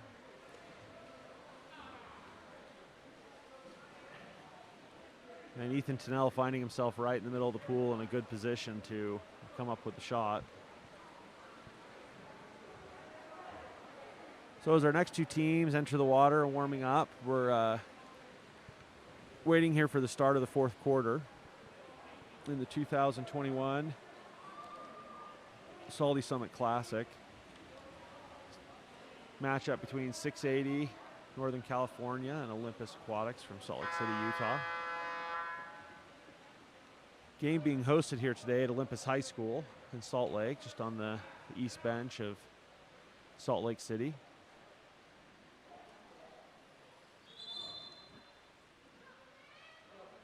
We're getting ready to, for this last game, wrap up about, I think, 13 straight hours of water polo here at Olympus High School. So it's really fun to be able to have these water polo games be able to held. We've been grateful to all of our leadership, both in the school districts here in Utah as well as in the government, who have allowed youth sports to continue in Utah. Always been felt that it's in the best interest of the physical and mental well-being of our youth athletes to let them continue to play. And after giving us safety protocols for the pandemic, been able to hold this tournament and bring clubs from around the country to join us.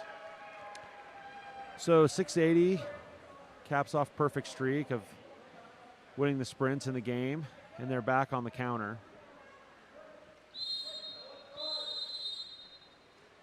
And attempted a turn over on the left-hand side.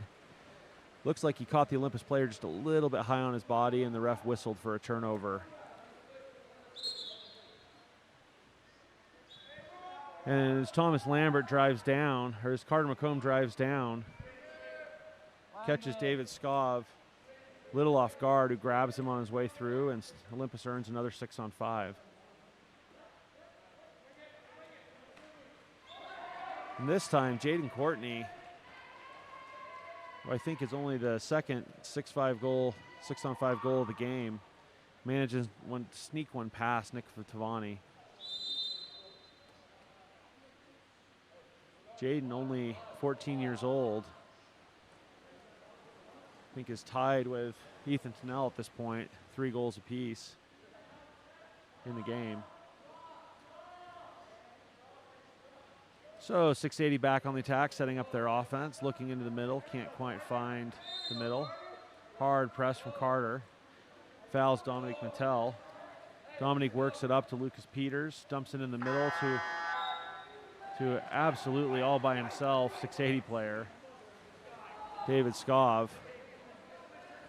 Olympus nearly commits another turnover as they try to work it forward. Carter McComb looking for an open player. Finding Quinn Snow up top, whose shot just slails wide left. And 680 back on the counter. About 4 minutes left in the fourth quarter. 680 leads 18-6. Some signs of life here late in the game from Olympus as they continue to fight. Lucas Peters has the ball up top, dumps it down to David Skov. Dave Skov looking into center. Takes a lob shot right side, just wide right of the cage.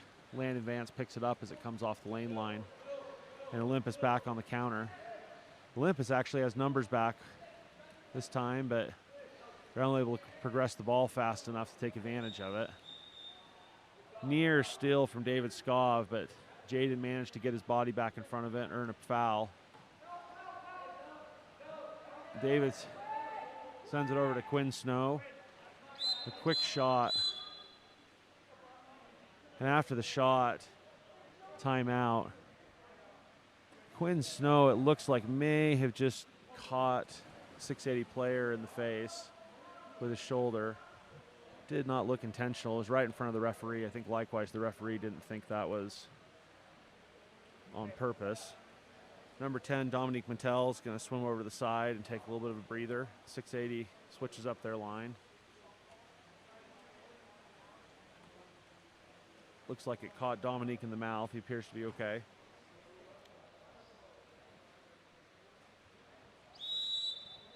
So after the timeout, about 3 minutes and 15 seconds left in the fourth quarter. 680 back on the attack. Ethan Tennell managing to come up with a steal. But Nick Tavani, about 4 meters out, 3 meters out from the cage, gets up big and stuffs Ethan on his shot.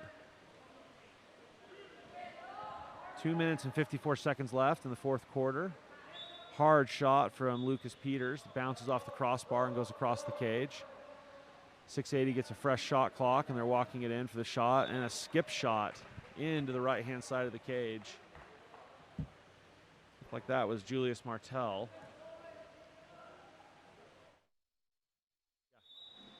So Julius Martel coming up with a goal. 19th goal of the game for 680. 2:23 left in the fourth quarter.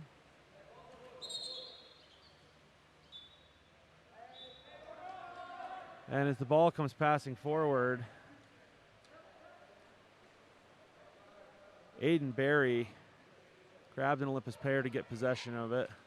The referee called an exclusion. And on the 6-on-5, Jaden Courtney with another hard shot.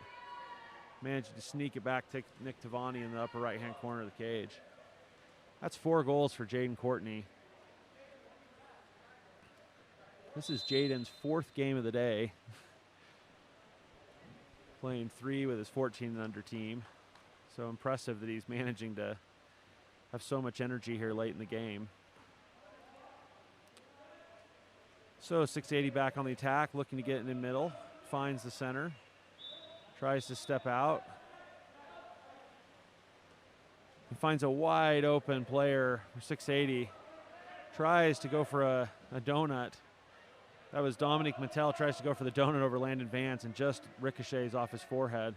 Dominique Mattel is still wide open on the far side of the cage. We'll see if his team finds him. Well, and despite the fact he was wide open, they didn't need to find him. As Julius Martel comes up with a goal. Good wet shot from Julius. Manages to skip it just under the arm and land advance. So 1:01 left in the fourth quarter. Score is 20-7 for 680. Down just the last couple of possessions here in the game. Despite the game effectively being over, both teams still showing they're going to play to the whistle. Ethan Tennell managing to get position in center. A long pass.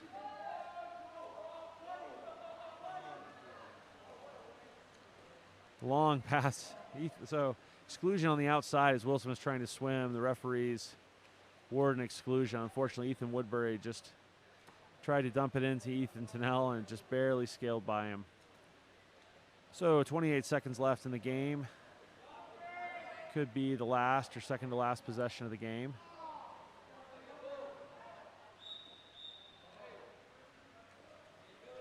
Aiden Berry gets off a good shot that just goes off the crossbar.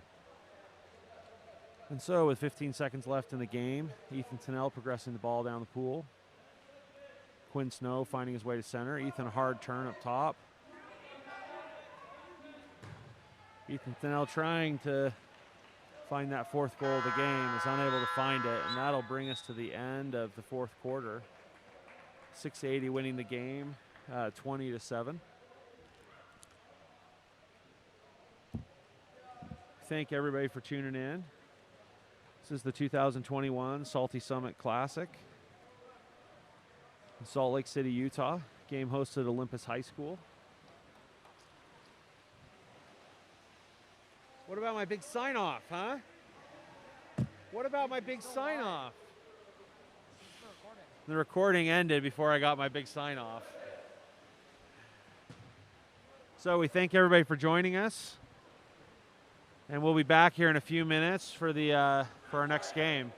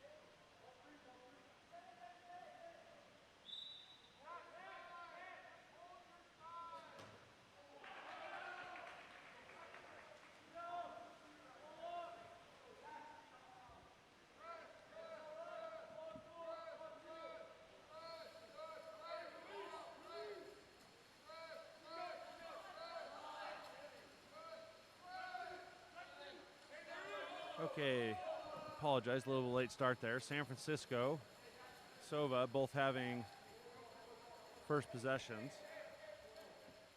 Sova back on the counterattack.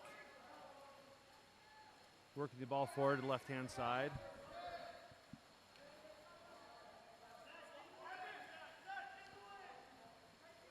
Up top to Jared Ojeda. Looks down left. Passes it over to Chase Fisher. Brings the ball forward to Jace Peterson, who almost gets the shot off before the shot clock, was unable to get it off. 4:45 left in the first quarter. San Francisco for their second possession of the game.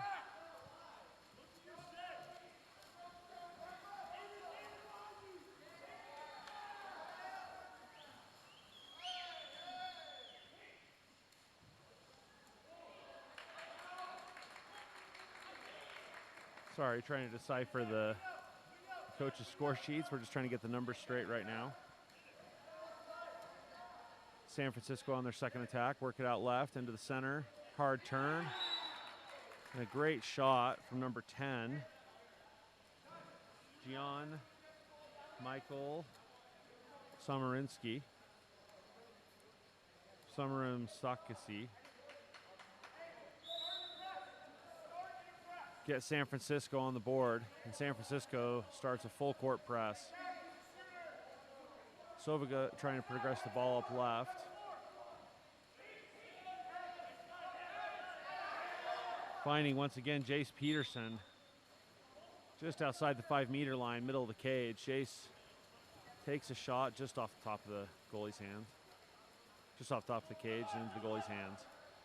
So San Francisco back on the counterattack. This time, number 7 for San Francisco, Jack Rewick.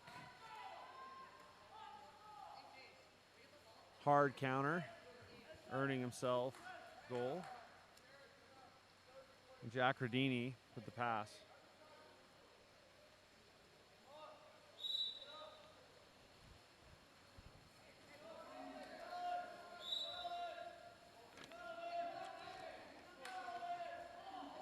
Sova working the ball out left.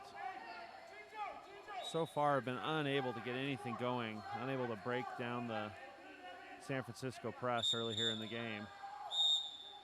Fortunately, a little bit of extracurricular activity in the middle of the pool. And Sova earns an exclusion. Good movement on Sova's part, working it around. A little bit of a confusion on positions, it looks like, on the left-hand side. Sova continuing to work it around. And a hard skipping shot just left of the cage. Cade Peterson couldn't quite put it on target.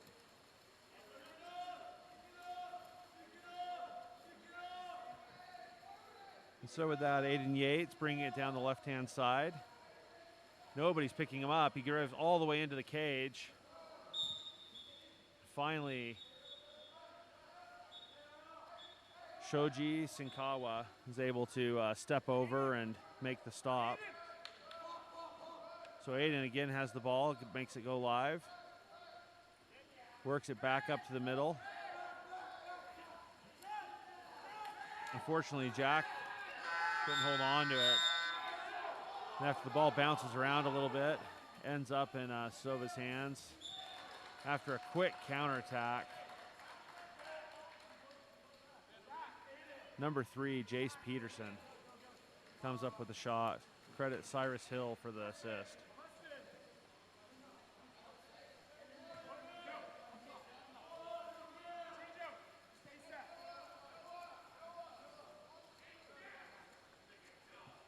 Okay, so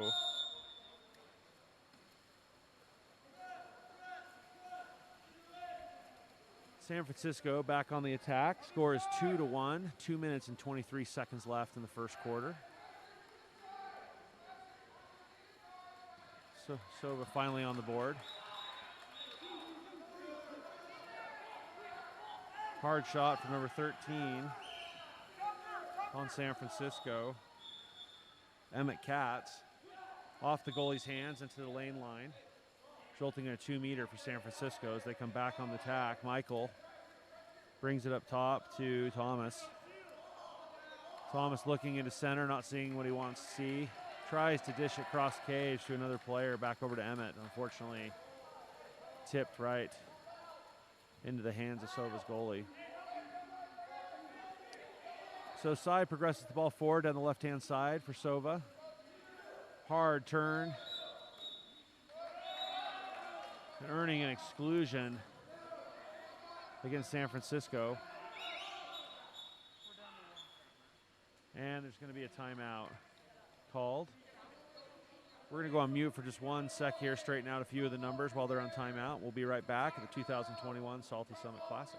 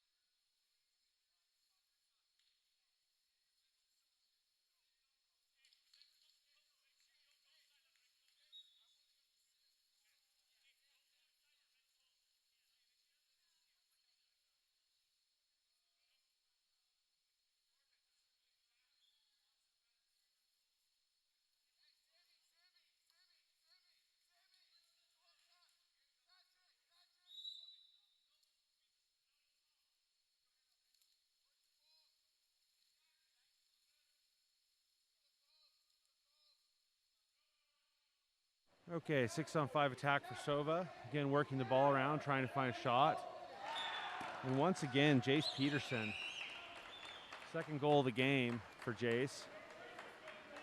Sneaks it under the arm of San Francisco's goalie, Jack Rodini. And so, with 1 minute and 28 seconds left in the game, the score is tied 2-2. After the South Valley score on the man advantage.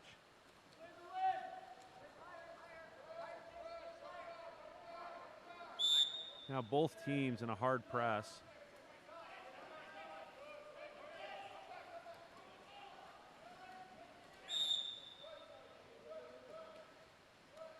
San Francisco center works his way inside. It's Michael Concannon.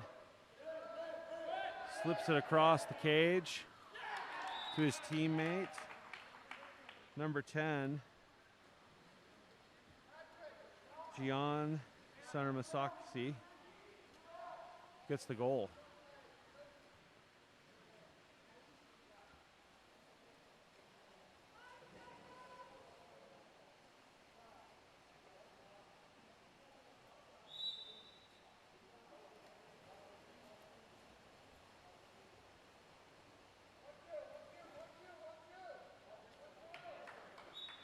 So again, hard press from both teams, making it difficult to progress the ball past half pool. Sova manages to get it into center, but the crash comes back immediately. Oh, somehow. Not 100% sure how he was able to get that shot off. Impressive shot. Looks like number 6, Jack Muth. Apologize, I think that might be number 8, Oliver Hunt. So Oliver Hunt pulls off a great backhand to give Sova first, bring the game even at 3-3. San Francisco working around, ball around outside. San Francisco's got position in center. 25 seconds left in the first quarter.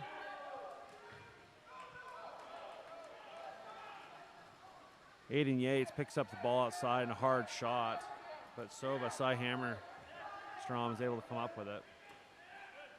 Progress the ball outright for Sova. Samuel Freibach looking to find somebody. Tough pass. But Jace Peterson able to come up with it. 2 seconds left. See if they can get the shot off. And no shot off before the end of the clock. So at the end of the first quarter, Sova 3, San Francisco 3.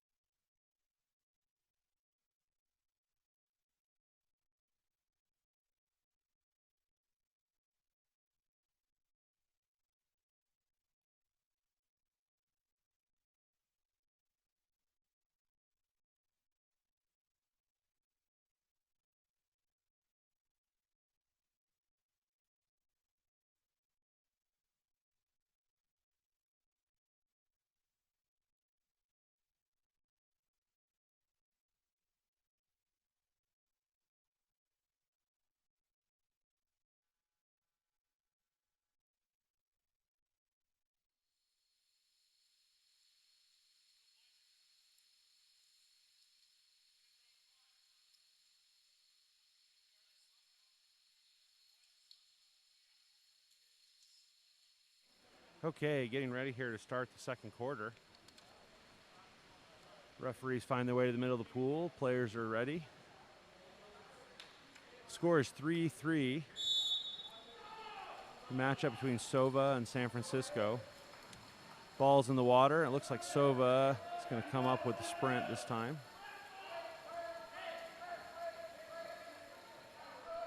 Sova trying to progress the ball forward. San Francisco again in a hard press. Center seems to have position. They dump the ball into him right as the center turns away, unfortunately, and San Francisco comes up with the easy steal. Ball back to Jack Rodini. Looks forward and finds his teammate on the right-hand side. Far side to Skylar Rewick. And Skylar earns a 5-meter. Great positioning on Skylar's part as he found his way inside. Wasn't a whole lot Chase Fisher of Sova could do. So Skylar will toss the ball off to his teammate, take the shot. And that is number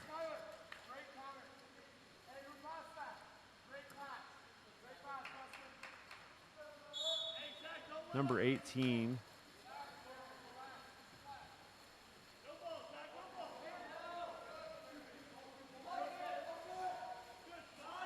Apologize, can't quite see who got that last score. Sova back on the counterattack, managing to earn yet another exclusion in center.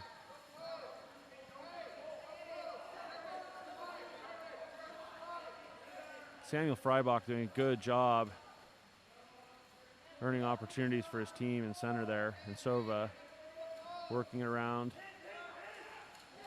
And again, Jace Peterson finds the back of the net again for another Sova goal. That'll even the score at 4-4. 4 minutes and 58 seconds left in the second quarter. San Francisco progresses the ball down.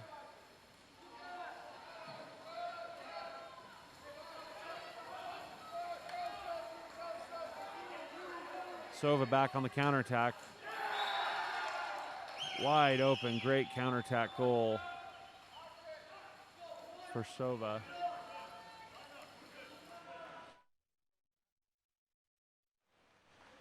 Number 2, Soji Shinkawa.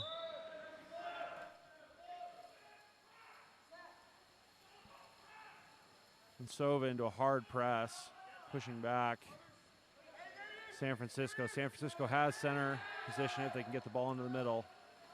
They managed to get to him. And the easy shot.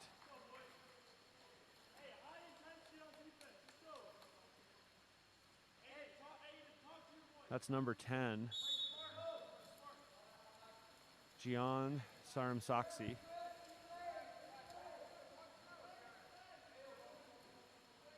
So Sova back in the offensive position. A little extracurricular activity in the middle. This time Cyrus Hill is shut down and San Francisco's able to come back on the counter. Hard counterattack on the right-hand side for San Francisco.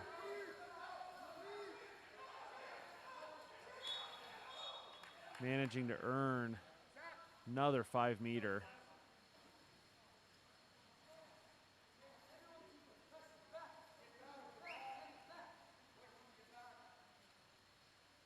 So that looked like it was Emmett Katz for San Francisco to earn that 5-meter.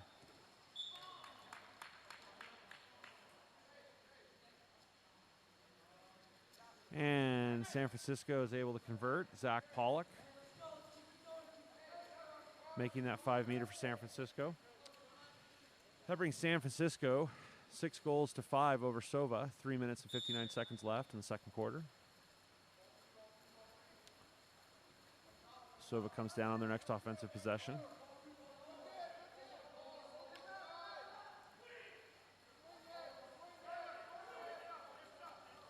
Hard turn on the left-hand side for Sova. Got a man wide open on the other side of the cage. Didn't see him. Corbin Hopper wide open, waiting for the ball, unable to get it. So San Francisco back on the attack. Finding a wide open streaking player.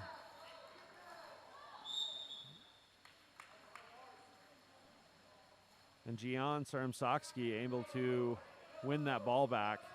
Looked like San Francisco was about to lose it. Unfortunately, a bad pass out of the middle.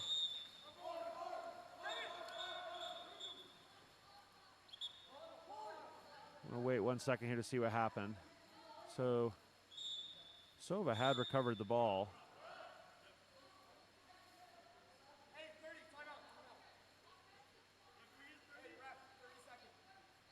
And it looks like we're gonna call a offensive foul on Cade Peterson with Sova.